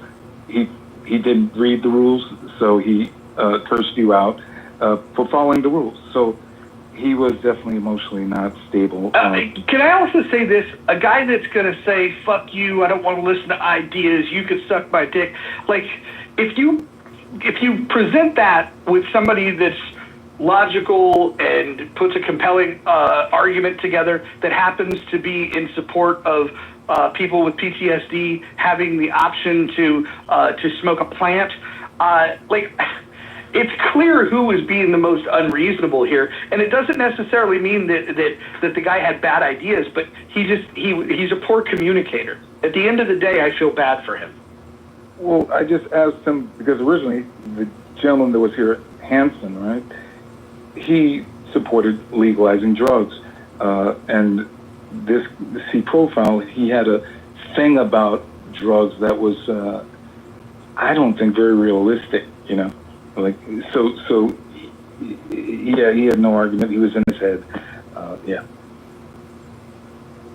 And I'm very sorry that he did threaten you with violence, because it seemed like we made him a little bit upset. And again, I did love The Last Dragon. You were awesome in that. So I just wanted to say hello. Thank you, Joe. Thank you there. That's right. Well, that was the other thing. I was like, I think he saw your picture. He's like, oh, this is just some dude on the street corner, without realizing that you actually have literally like a lifetime of martial arts. So yeah, that was why I kind of thought it was a little funny. But I think probably if he probably shared with us, you're probably going to find out that there's somebody in his family that had, and all of us have somebody in our family that had, some terrible thing, or contrarily wise, he may be on prescription medications that he does not consider to be, like drugs, if that makes any sense. And for him, no, my bad, Joe. I thought you were done. I said, go ahead and finish up. My bad. And again, I don't mean to disparage. I'm speaking from my own perspective that I know people who vilify certain drugs and take other ones because, it's prescribed. So from my opinion, yes. The thing that happened in Oregon is obviously shows us that we can't just wholesale legalize drugs in America. It's wanton disregard, and it just has negative consequences for everybody in that society. But I think a wholesale reevaluation of at least marijuana and the fact that you could utilize it for so many helpful medications that are aligned with things like not being addictive and like selective serotonin reuptake inhibitors that change the brain's chemistry. Again, I'm speaking from friends of mine that literally the answers was, if I don't smoke this today and I have to go out and deal with the world, it's going to be a problem. Because these are people who, like Timac, are trained, to deal with things consequentially with violence. They don't have that mindedness, that centeredness. They're still in that PTSD. So your system or any meditation system or yogic system would help, but this drug, for whatever reason, because of our endocannabinoid system, seems to be the only thing that these hyper-aggressive PTSD guys, it calms them down enough to get through the day. I'm not saying that drugs are good. I'm not saying that anybody should take them. I'm just saying it should be an option just as any other medication is. So I do want to say real quick. I don't say real quick. I think his only agenda was to have some moral superiority that he don't use drugs. I think that was his only thing that he wanted to keep his mantra, to say, I never used drugs in my life, and wanted to point out any flaws. So it wasn't necessarily about legalization or harm. It was simply about him. So I was going to say, I do think that the Oregon example is obviously a way of not doing things correctly, but that doesn't mean that the idea entirely is flawed, right? Like, you look at the results of what they got in Portugal, right? They do have decreased use of drugs among their population since they basically legalized everything. They do see drops in HIV transmission via needles because they have those sites open. They do see overall the entire population is using drugs at a lower percentage than before they started doing this, and there's a less of a stigma around it. So I don't know how Oregon fucked it up, but that doesn't mean the entire idea I can tell you. Flawed. Go ahead. So Oregon only looked at half the model that Portugal was doing. They looked at the piece of like, oh, we'll just let people use. They didn't build up the infrastructure for rehab and for the off-ramp and for the courts to identify the people that really need the rehab. And because they took these half measures, that's why it failed. Which is why, even though I support legalization of drugs, I think the Portland example should not be ignored. I also think that the Portugal example should not be ignored. What I would like to see is an intentional design. Maybe we take Barstow, California, and we put rehab centers all around the outskirts of town, and then we put a big fence up, and then that can be the part in the Western United States that if you want to use drugs, you do that. And then zero tolerance outside of that. I also think that we should make a distinction about which drugs we're referring to. I think marijuana is a clear example of something that, if you look at crime rates, nobody's getting in a disproportionate amount of trouble once they've smoked pot. The one thing that they might do is get a little fat because they get the munchies and they eat a little bit. You don't see violence associated with an increase in use in marijuana. Yeah, I think at a certain point everyone kind of agrees that the government is lagging behind. Like, who the fuck cares about marijuana at this point? Like, the fact that the cartel is still making money off of this is ridiculous. Like, it's just everywhere, right? People in my high school were growing it at home. Like, it's really not something the U.S. government can or has been able to control, so they might as well make a profit out of it and use it for whatever, So I think marijuana is also cocaine. Like, what's the hype with cocaine? I've tried it. It's really not that big of a deal. What else have I done? Yeah, I would say we need to keep LSD illegal. That shit fucked me up when I tried that. Hey, why only two people on the stage voted in the poll? Two the head mod did vote. Oh, I don't want this in my profile for life. That's why I don't vote on some polls and I vote on others. Hakima, I think Mojo didn't announce it and changed it without announcing it. Is that what it is, Mojo? So I have a question. How many drugs have y'all done on this stage? 0. 2. 3. All of them. Sugar, marijuana, alcohol. I'm a crackhead, but I've done every fucking drug known to man. I've done cocaine, LSD, shrooms, ketamine, marijuana, and now I don't do any, but that was like when I was dumb and young, but I haven't done any drugs in like 5 years.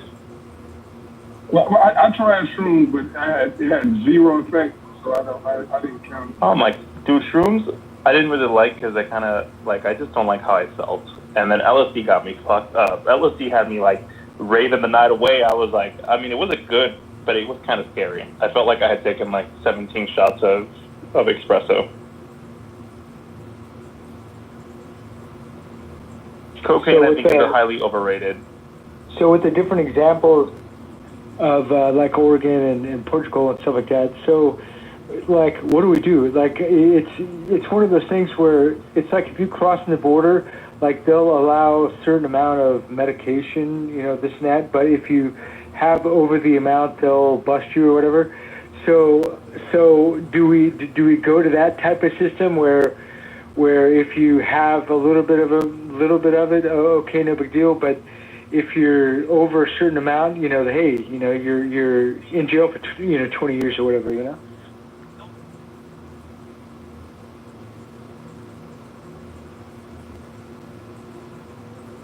Yeah, so here's how I would break it down, right? So if I was gonna write the U.S. drug laws, of course marijuana would be illegal, but I think ketamine should be done in like like how in the Netherlands they do marijuana bars where you go and they bring you marijuana and you sit down and you smoke it and then you have to leave it there before you leave.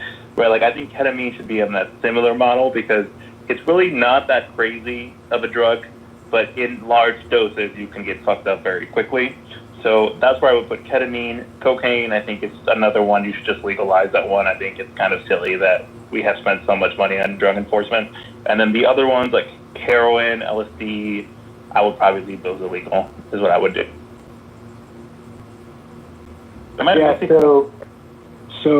Cocaine's my drug, but I tried heroin once and I just, that shit made me shake so much. I didn't like the high at all, and so I would definitely put that on the illegal list big time.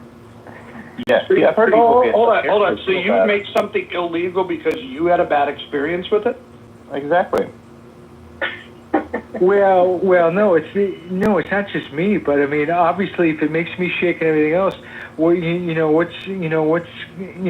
what about the other guy? You know what I mean? I mean, what is it going to do to the other guy? It's going to make him shake and hallucinate and everything else, just like these people on the street. It does the same shit. Oh, crystal meth. That's one I forgot. I did crystal meth one time. That was not fun. I was wild when I was young, guys. Can you tell? All the gays tried meth. Yeah, crystal meth was not a fun time. That was not enjoyable. I couldn't sleep for like 2 days. Mother, what you doing trying crystal meth? Come on, you gotta do better, bro. So I got it handed to me like at a party. I thought it was like a pipe, like a weed pipe. And then they're like, oh, just, do it. And I was like, oh, it's probably just like weed or whatever. And then it ended up being crystal meth. And I was like, why does this taste weird? So that was the first time something was off. And then I was just drunk and dumb. I didn't go out and buy it. Someone handed it to me. But then when I got home and I couldn't sleep, that's when I realized it was crystal meth. Because that's like the number one thing. Yeah, and I was just like laying on my bed like till like 9 a.m, sitting there. Yeah, crystal's another one, man. Well, hold on. You didn't rearrange the furniture in your room? No, I actually got up and went to go see the sunset or sunrise. It was like 7 a.m. or 8 a.m. But no, I didn't rearrange my house. Do people do that at crystal meth? Is that a thing? When I first did meth, I've only done it a handful of times. I had a bunch of like rock and roll posters. It was like the little pictures that you would get pulled out of a magazine, thumbtacked to the wall. And I remember the first time I was just like, I'm going to rearrange it. And like, I rearranged it and then I didn't like it. I rearranged it again. And then afterwards, the wall was just destroyed because I moved where all the thumbtacks were at. So don't do that. Oh, I've never tried to clean well on drugs. Maybe I'll do like an edible and start cleaning the house. That's a true tweaker there, buddy. But also, here's another thing. I'm not a huge fan of marijuana. It puts me to sleep every time. I know people are like, oh, try different strains. My body just reacts by knocking me out every time I do any type of marijuana, regardless if it's sativa or the other one or whatever. One time, I smoked some weed before I went to the bars, and I fell asleep in the middle of the bar at a table because it just knocks me out for some reason. This is how my body responds to it. Well, me too, by the way, Mother. The last time I smoked pot, it was at a fantasy football league draft, and they were passing around. They know that I don't smoke, and so they were passing it around me, and I was like, why are you doing that? And they're like, well, you don't smoke. So then I just like ignorantly grabbed it and took a hit off of it. When it got passed around, I did it again. So I took 2 hits. I fell asleep before the draft started. I woke up as the draft was ending. They picked me a decent team, though. Okay, so I'm not the only one. Okay, so this is a common response. People just knock out. Well, the other thing about weed, too, is it actually has the THC oil inside of it. Gets extracted and turns into oil and is a very good cancer treatment. So that's also another good thing about weed. So there was that massage oil. Have you ever been to those massage parlors, like where they do the THC massages or whatever, or the THC oil massage?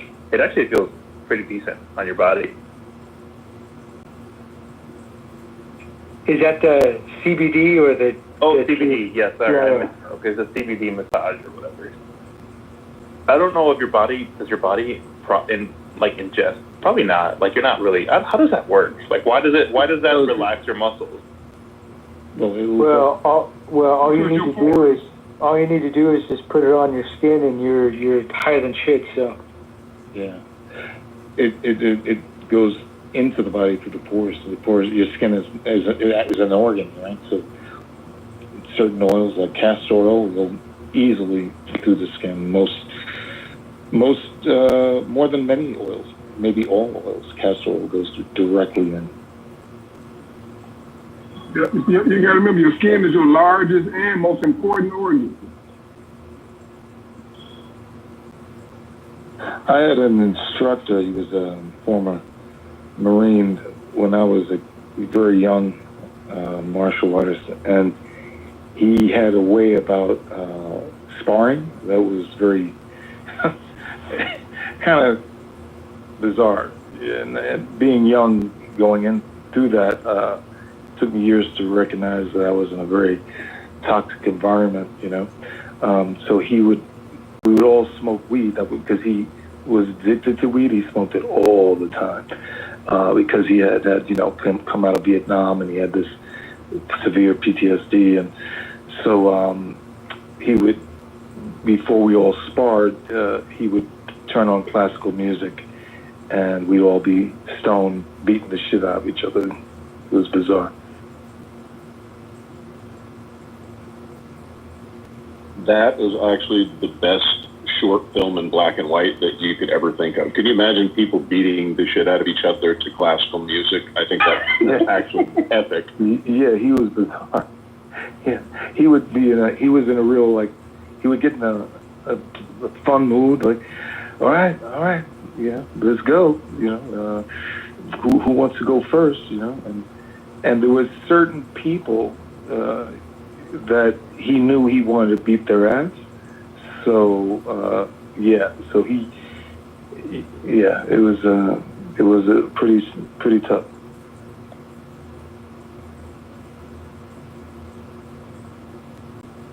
Now my question is this: was he any good as a teacher? It sounds like he had some anger issues, but was he a proficient martial arts teacher?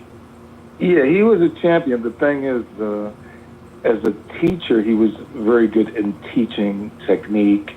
He had a lot of experience, right? He also, from the Marines, combat there, and also growing up and coming out of Vietnam into the streets, He was a cop. He was a club bouncer, as head of security, blah, blah, blah, blah. So he had a lot of on the street kind of experience. So there you did learn effective stuff. But as far as a teacher, spiritually, he was the worst possible teacher you can, because violence was his way of dealing with a lot of things, you know. So I had to get away from him when I saw him strangle his wife. Yeah.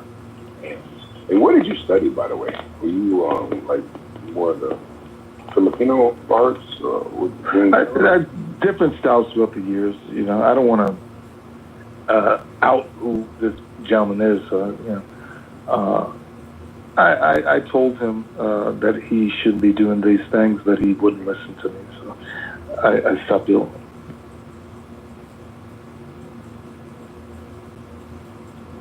So he was your best spiritual teacher in the fact that he described to you a life and a lifestyle that you didn't want to live. So he was your spiritual shono.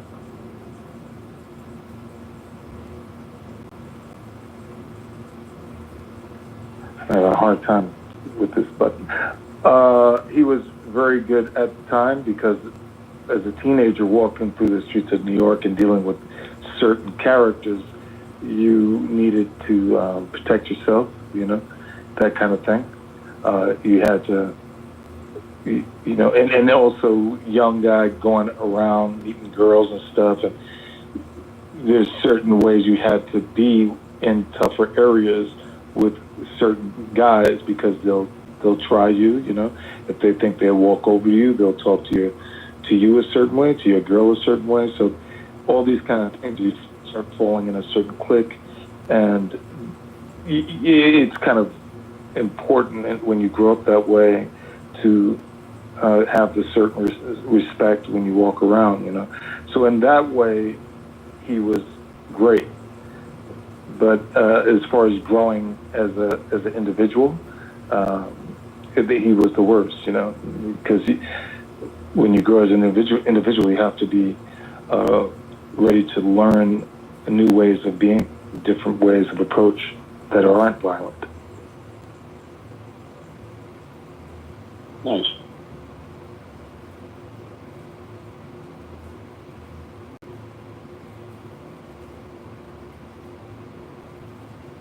So do you think that, at least from a philosophical point of view, and this is one of the things that I was a teacher for a lot of years and always liked to have sports and stuff in school, and always noticed, you know, even if somebody wasn't good in a particular sport, at least it gave them an opportunity to maybe find something that they would like, that they would carry on, you know, kind of keep them healthy or kind of, you know, enjoy it for the rest of their life.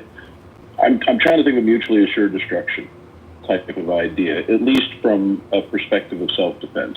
Do you think if every kid that went to a public school was taught hand-to-hand combat and meditation, and if everybody knew that everybody knew it, would that be a beneficial program for schools in America? Do you think that that would actually reduce violence, or do you think it would increase violence?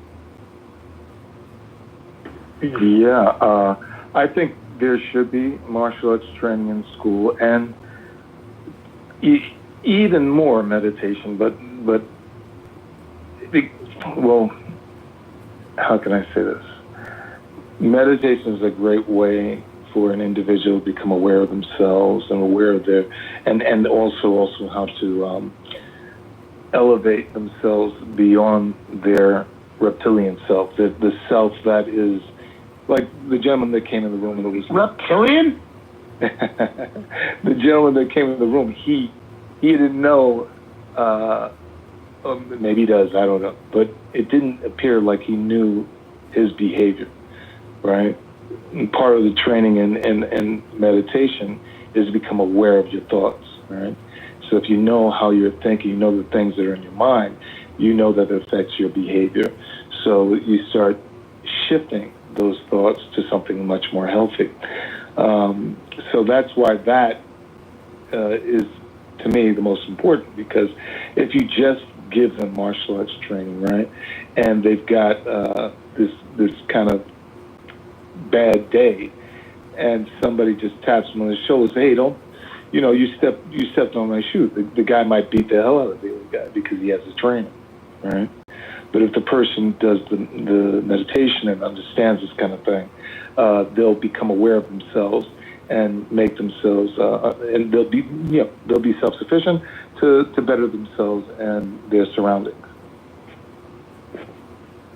So that would be like, so I know like some of the problems that I ran into, depending on where I was in the world, was like you don't have equipment for schools and stuff. And I know they're cutting funding and stuff, and they're getting rid of like music and art and things in school. But I mean, if you taught literally meditation and martial arts, apart from like some bow staffs and some, depending on which style you use, ultimately it doesn't take any resources. I mean, you don't need a field, you can do, those things anywhere. So I mean, that kind of the gentleman that was in here before talking about the no drugs and talking about early intervention for children, in schools, I'm just thinking from a philosophical and a health standpoint, that would be an excellent, opportunity for someone like yourself, obviously, to, kind of, promote that and see if that would be something that would be functionally advisable for PE programs, especially like in places that don't have a lot of teachers or can't afford a PE teacher.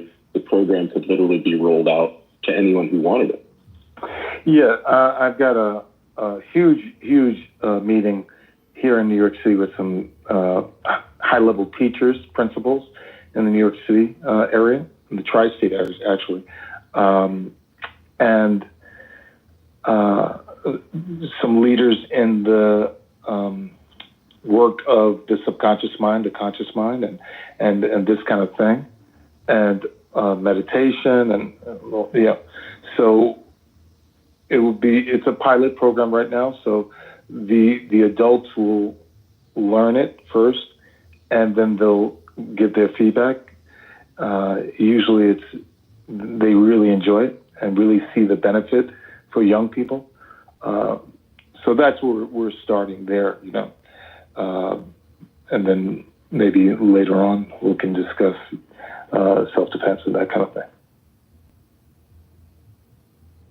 That's actually brilliant. Well, I haven't lived in New York in a couple of years, so I understand some of the problems that you have with the school system. But I mean, New York has really, really, really good resources. So this really could be a cool opportunity if the pilot program works to roll it out elsewhere. That's great.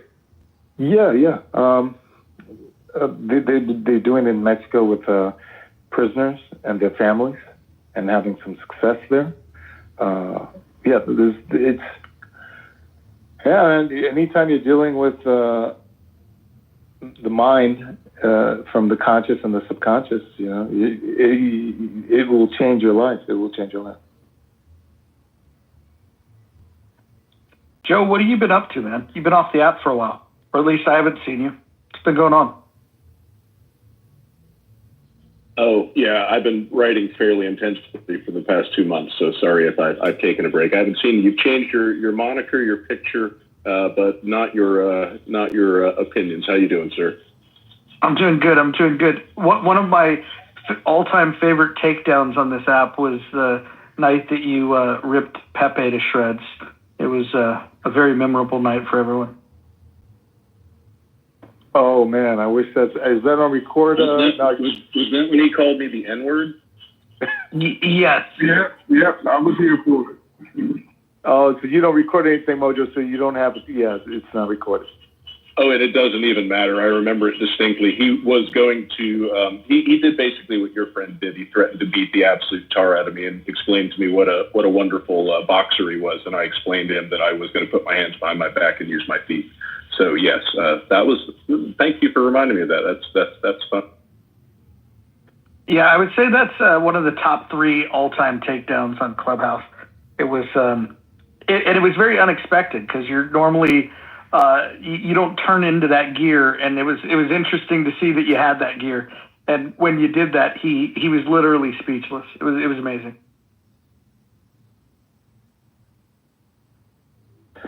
I was ready for your takedown of the gentleman. They walked in here and ran away.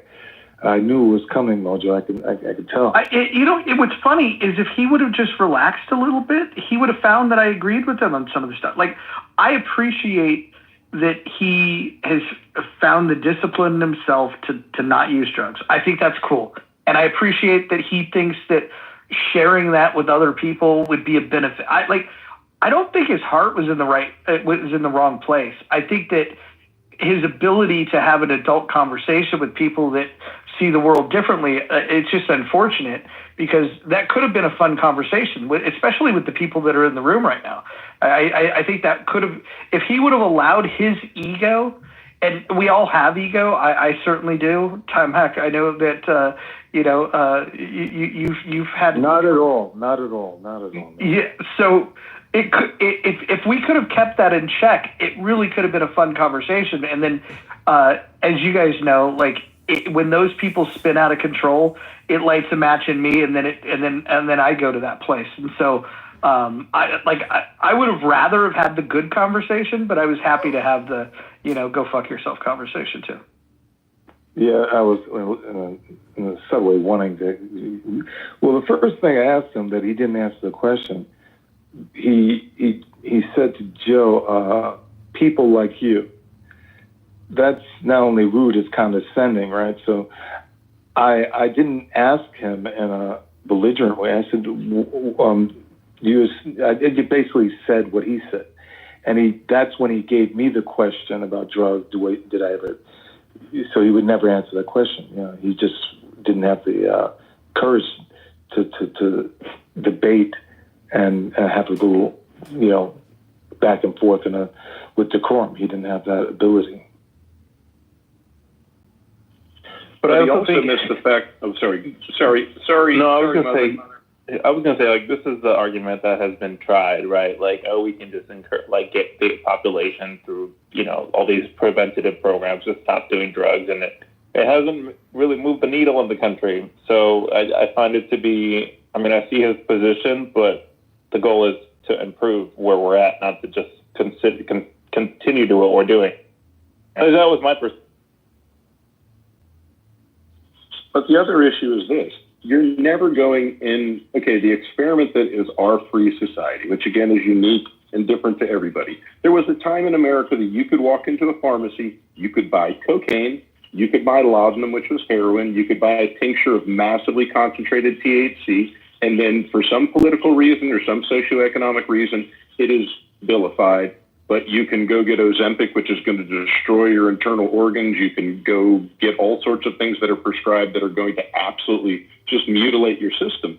So it's not that we in a free society are stopping anybody from doing anything. I think like what TIMAC is trying to do in schools is that when you're talking about intervention, it has to be about personal responsibility. And you have to, like Mojo was saying, like what you're looking at with Portugal, you have to have support systems for people, and you have to meet people at those levels.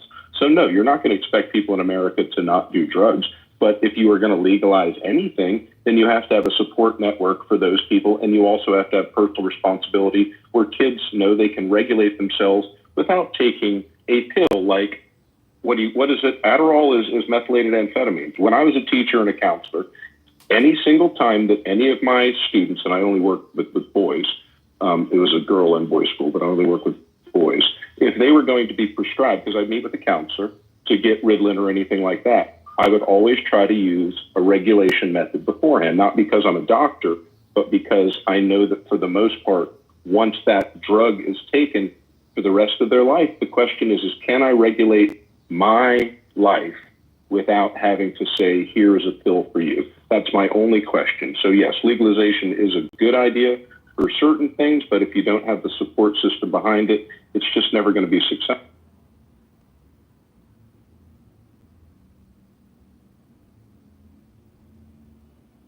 Does anybody know what this administration feels about that? Does anybody know if they're open? The Trump administration doesn't really give a shit about marijuana.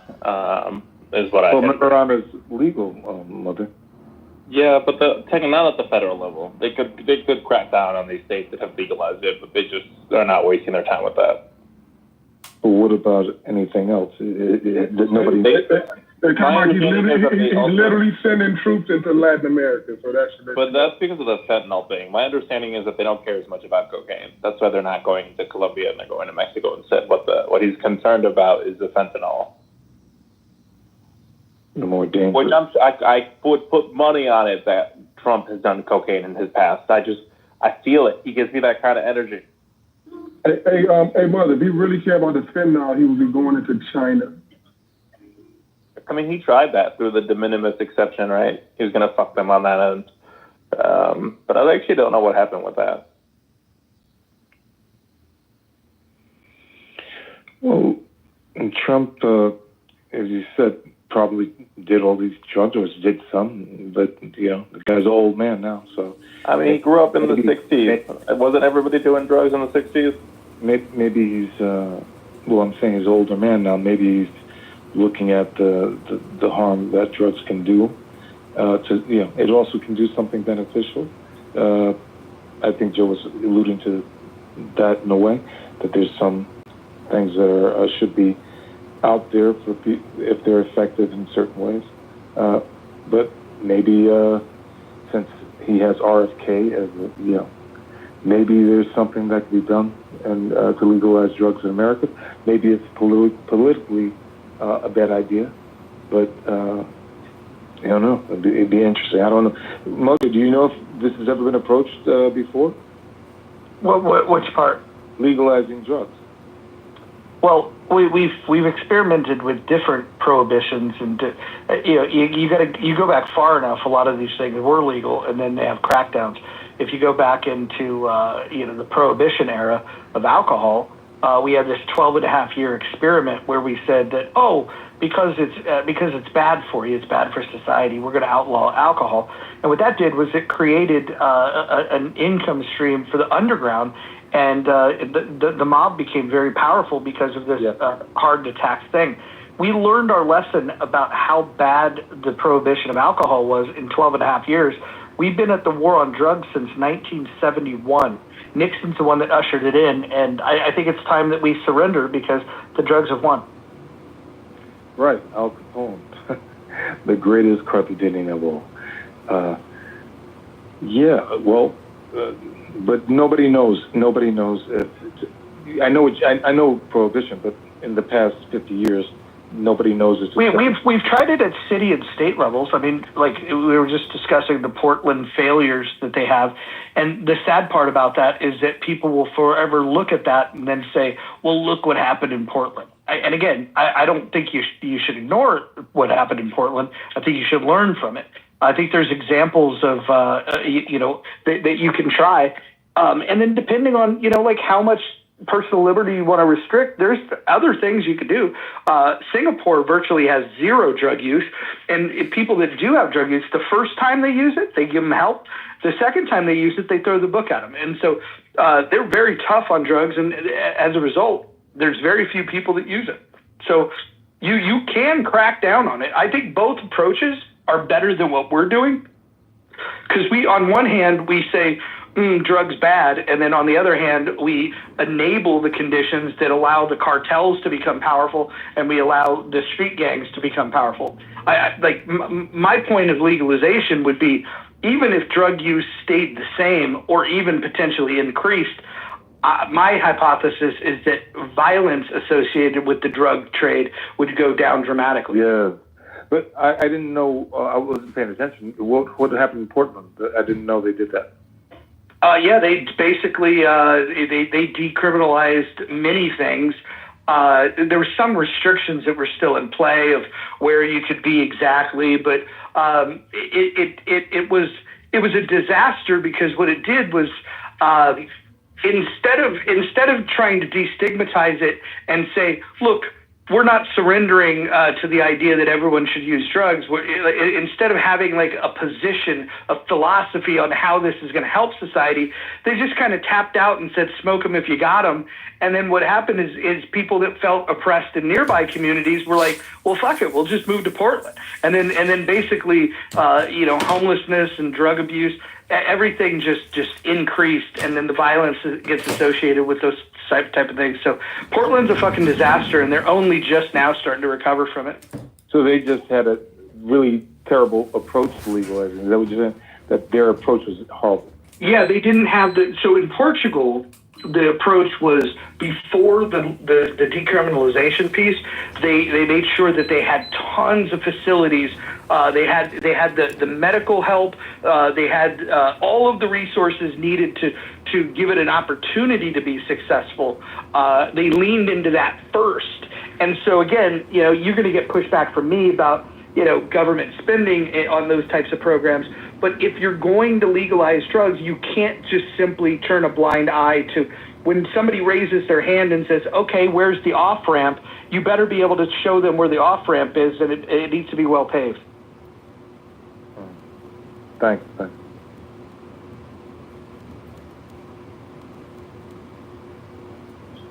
So the issue that I see from the federal level is twofold. One is they're giving up basically, 10 to 11 billion dollars in taxes every year for not being federally legal. So they're giving up money for one reason or another. And my suspicion is that drug companies are very, very aware that they have never federally, you have small organizations who've studied it, but things like seizures, that this little girl who had to move to Colorado because of state laws, for marijuana. If you make it federally legal, don't worry, Marlboro and Benson and Hedges and all those, BAT, they've already bought their land. They're gonna grow. They're gonna package. They're gonna distribute. The corporate world's already in it. But I think the biggest hang up right now, it's not conceptually, because I think in America, even I think it's over 70%, they don't really care. But the question is if you can make drugs that are beneficial to people that don't have the same side effects, and you can also create a whole level of an industry that creates billions of dollars of federal taxation, is it because you are influenced by people who consider it a religious argument, which it can't be, or do you think it's more because of the lobby groups as it pertains to the pharmaceutical industry?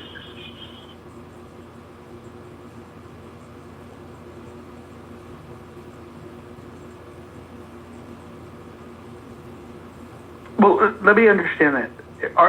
Do you think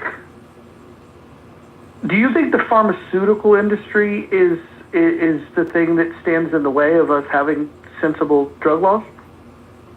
No, I think it's a religious. That was what I was wondering, Mother. So you think it's more religion than you do think it's the pharmaceutical lobbyists? Yeah, I think I have extremely religious family members, and they are ardent supporters of the bans on drug use.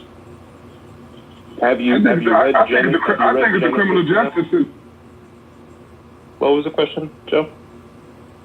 Oh, sorry, Hakima. Yeah, it probably is them too. I was saying, Mother, have you ever discussed Genesis with them, at least as it pertains to what we're allowed to have, all the plants with the seeds that are on the earth? Have you ever read that one to them and asked them what they thought about that? I could have that conversation. My family is mostly Jehovah's Witnesses, but they are fundamentally just people who don't believe in that kind of excess in life. Oh, wow. Your family is Jehovah. This explains a lot. So, what does that mean, Roger? I'm a Lutheran, okay? I follow, and I don't know. So I've bounced around different churches, right? So I went to Lutheran church for a while, then I went to Methodist church, then I went to an Episcopalian church, then I went to a Southern Baptist church. That lasted a whole 2 weeks, and then I was done with that. The Southern Baptist, I don't like that. Mother, you should check out the Mormon church. A lot of those boys, when they come back from the mission, if they can't find a wife within 6 months, they go the gay way. You should go check them out. But that's in Utah. I don't want to go to Utah. I don't think... They're in Idaho and Nevada. They're in Miami. Probably none. That's true. Well, actually, how fun would it be to be on a Mormon mission in Miami? That would be crazy. They'd probably be losing their minds with the girls walking around in bikinis. Jehovah's Witnesses are interesting. They have this literal interpretation of the Bible where, you know how the Bible talks about 12,000 people from each of the 12 tribes of Israel will make it to heaven. They legitimately believe that only 144,000 people are going to make it to heaven. And there's I think it's in the tens of millions of people globally that follow the religion. So they got a bunch of people following a religion, and everyone thinks that they're going to be part of that 144. It's fucking very interesting.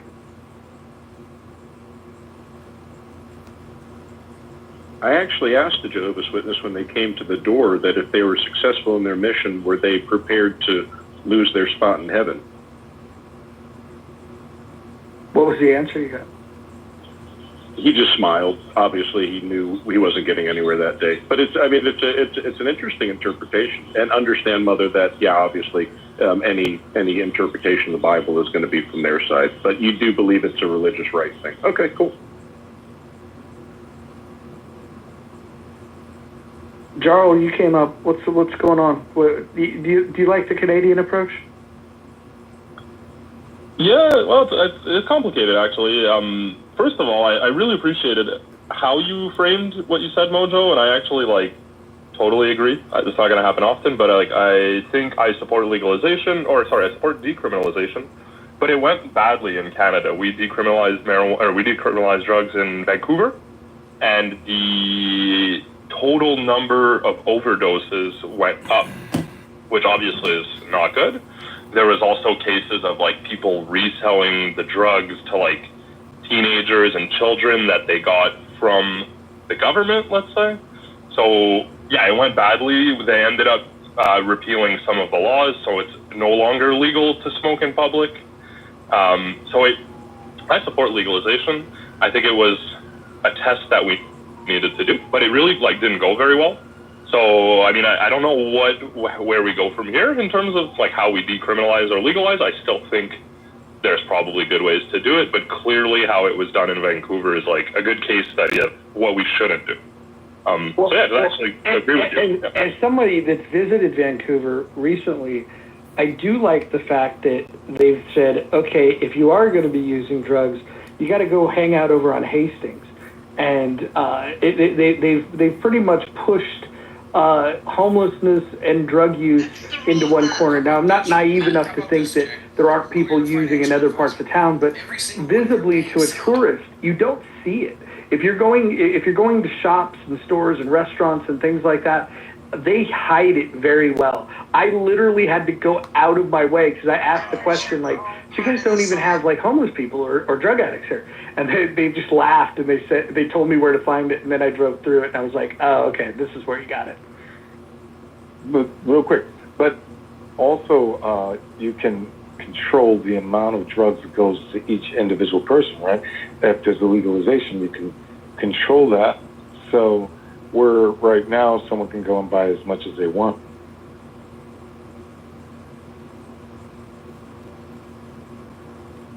I think there's a lot of arguments that you can make about why it would be safer if it was legalized. If you had, what would the cartels have to do? Would they instantly become avocado farmers? If it became legal here, the cartels just would have so much less leverage, and clearly cartels are they're a criminal enterprise, but it's an enterprise nonetheless.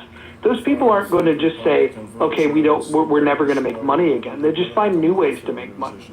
And so I think we should just figure out, how do we make drugs safer? And then also, how do we make sure that there's less violence associated with the drugs? I think those are the two priorities for me. Whether somebody chooses to do it as an adult or not, I'll let people whatever that guy's name that was here earlier, he can make that argument. I just like to see less violence associated with it. And if somebody is taking it, ridding it of fentanyl, so there's the lethal dose of fentanyl is so fucking small. And if you talk to law enforcement agents, they basically say that every drug that's on the street now, everything that's on the street has at least some trace amount of fentanyl in it. And I don't think that that's a game that we should play. I think that's a dangerous game of Russian roulette. And for us to allow that to happen, I think that's basically saying that we're secretly hoping that the people that choose to use illicit drugs die. And I think that there could be a more empathetic approach to this. But that is literally what they did during the first prohibition. They had obviously poison alcohol. The government had it, and people were so desperate that they drank it. That was 100%. That's what excites me about getting meditation into schools and that kind of thing, Joe, because you're dealing with the source of a human being, right? a human being feeling whole, and a child feeling inspired about their future in a certain way. All these kind of things, you have to address it that way, with young people, as well as with the product that's out there on the streets. But you do also have to be honest. I think that's probably the one thing that was kind of ridiculous about the DARE programs.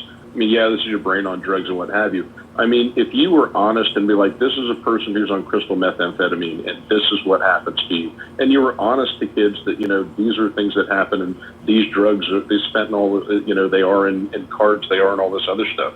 I mean, it has to be a twofold thing. You're an emancipated individual. You can make good choices, but also this is the world that exists around us, and these are the results of, the actions if you do choose to take them. But yeah, you're correct on that, sir.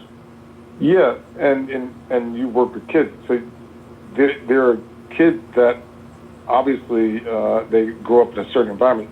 They're going to be much, much more reckless than others, and they could see that, the real after effects of doing certain drugs, and it won't be on their head because they're out there to do something. They're out there to, whatever's missing in their life, whatever anger or whatever they feel just a bit horrible about, they're willing to go and take some drug. That could be deadly. So it has to be addressed.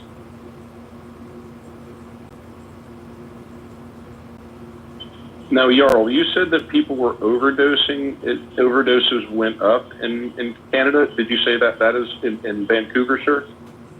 Correct. So overdoses went up, but deaths from overdoses did not. I'm assuming it's because people have Narcan. If they're having overdoses, they're taking care of faster. But there is more overdoses in 2025 and 2024 than the years prior. Gotcha. So, I guess for school kids, I mean, do you have do you have the same problems that we have in the United States? I'm assuming you do. Do you have drug prevention programs in schools? Sure.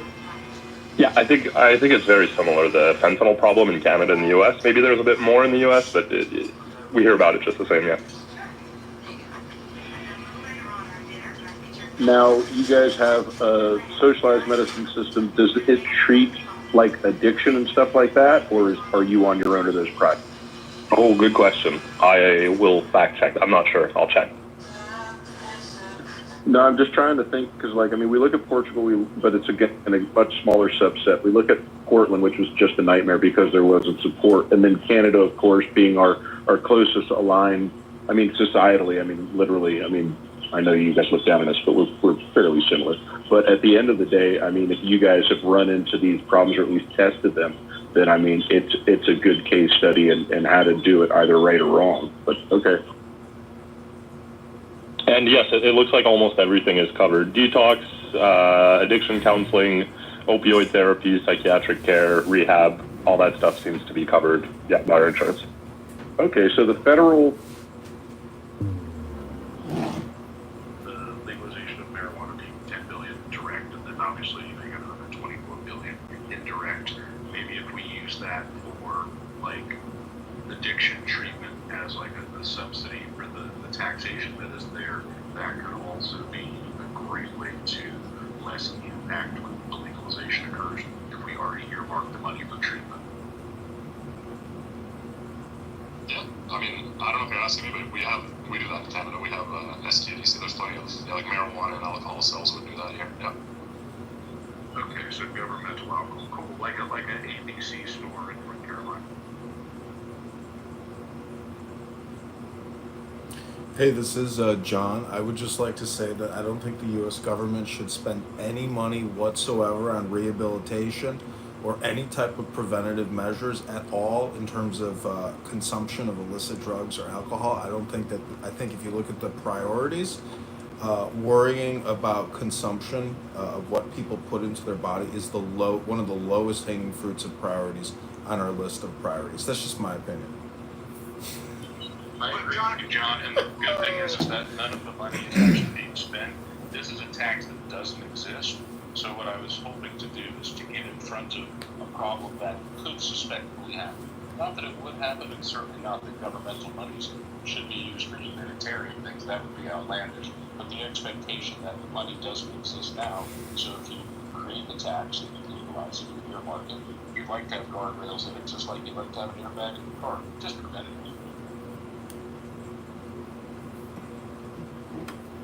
So in our system, right, if you smoke cigarettes, like you're paying a massive tax on your cigarettes, and that's because you're so much more likely to end up sick in the hospital, and then so like, in a system like Canada, it makes perfect sense to tax you more if you're buying drugs, alcohol, or cigarettes, because you're more likely to end up sick from those. So you think stealing people's money because of what you want to eat or smoke or drink, you think the government should steal from you in order, to basically prepare for your future health crisis? Yeah, so we saw that in America. It was called the largest class action lawsuit in the tobacco industry. It was actually alumni from Ole Miss.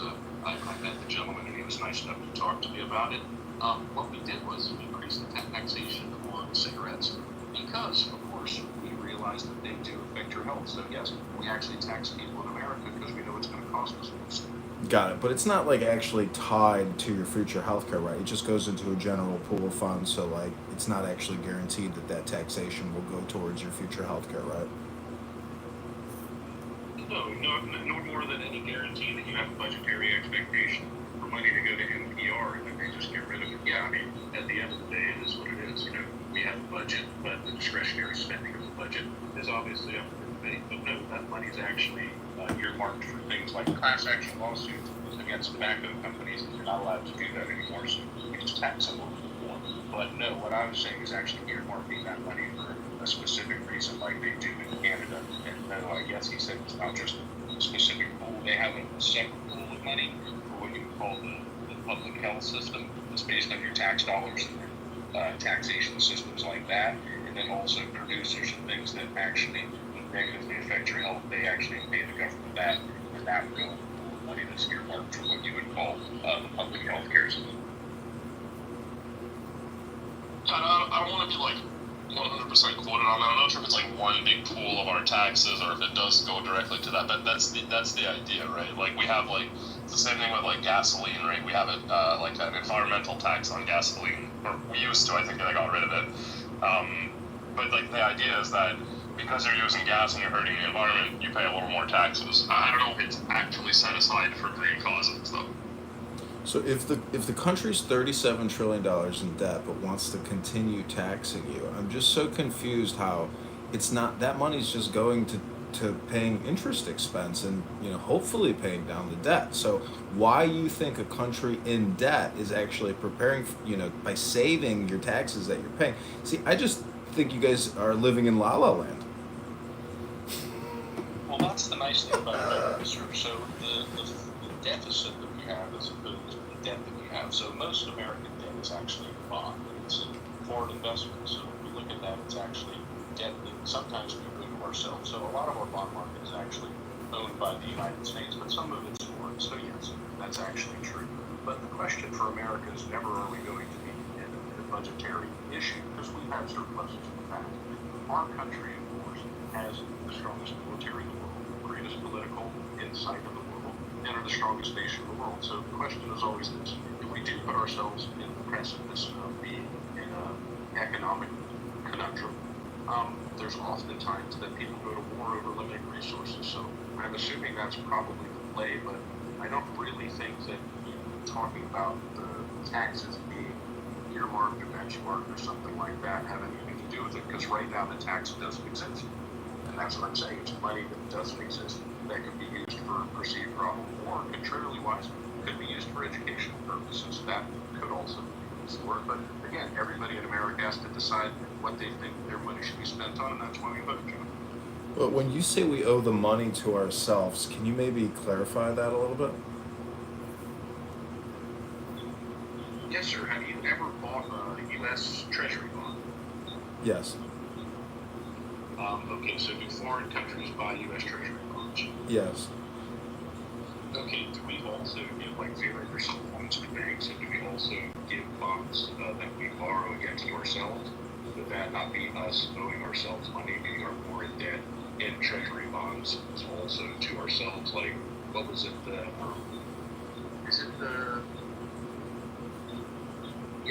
U.S. mail.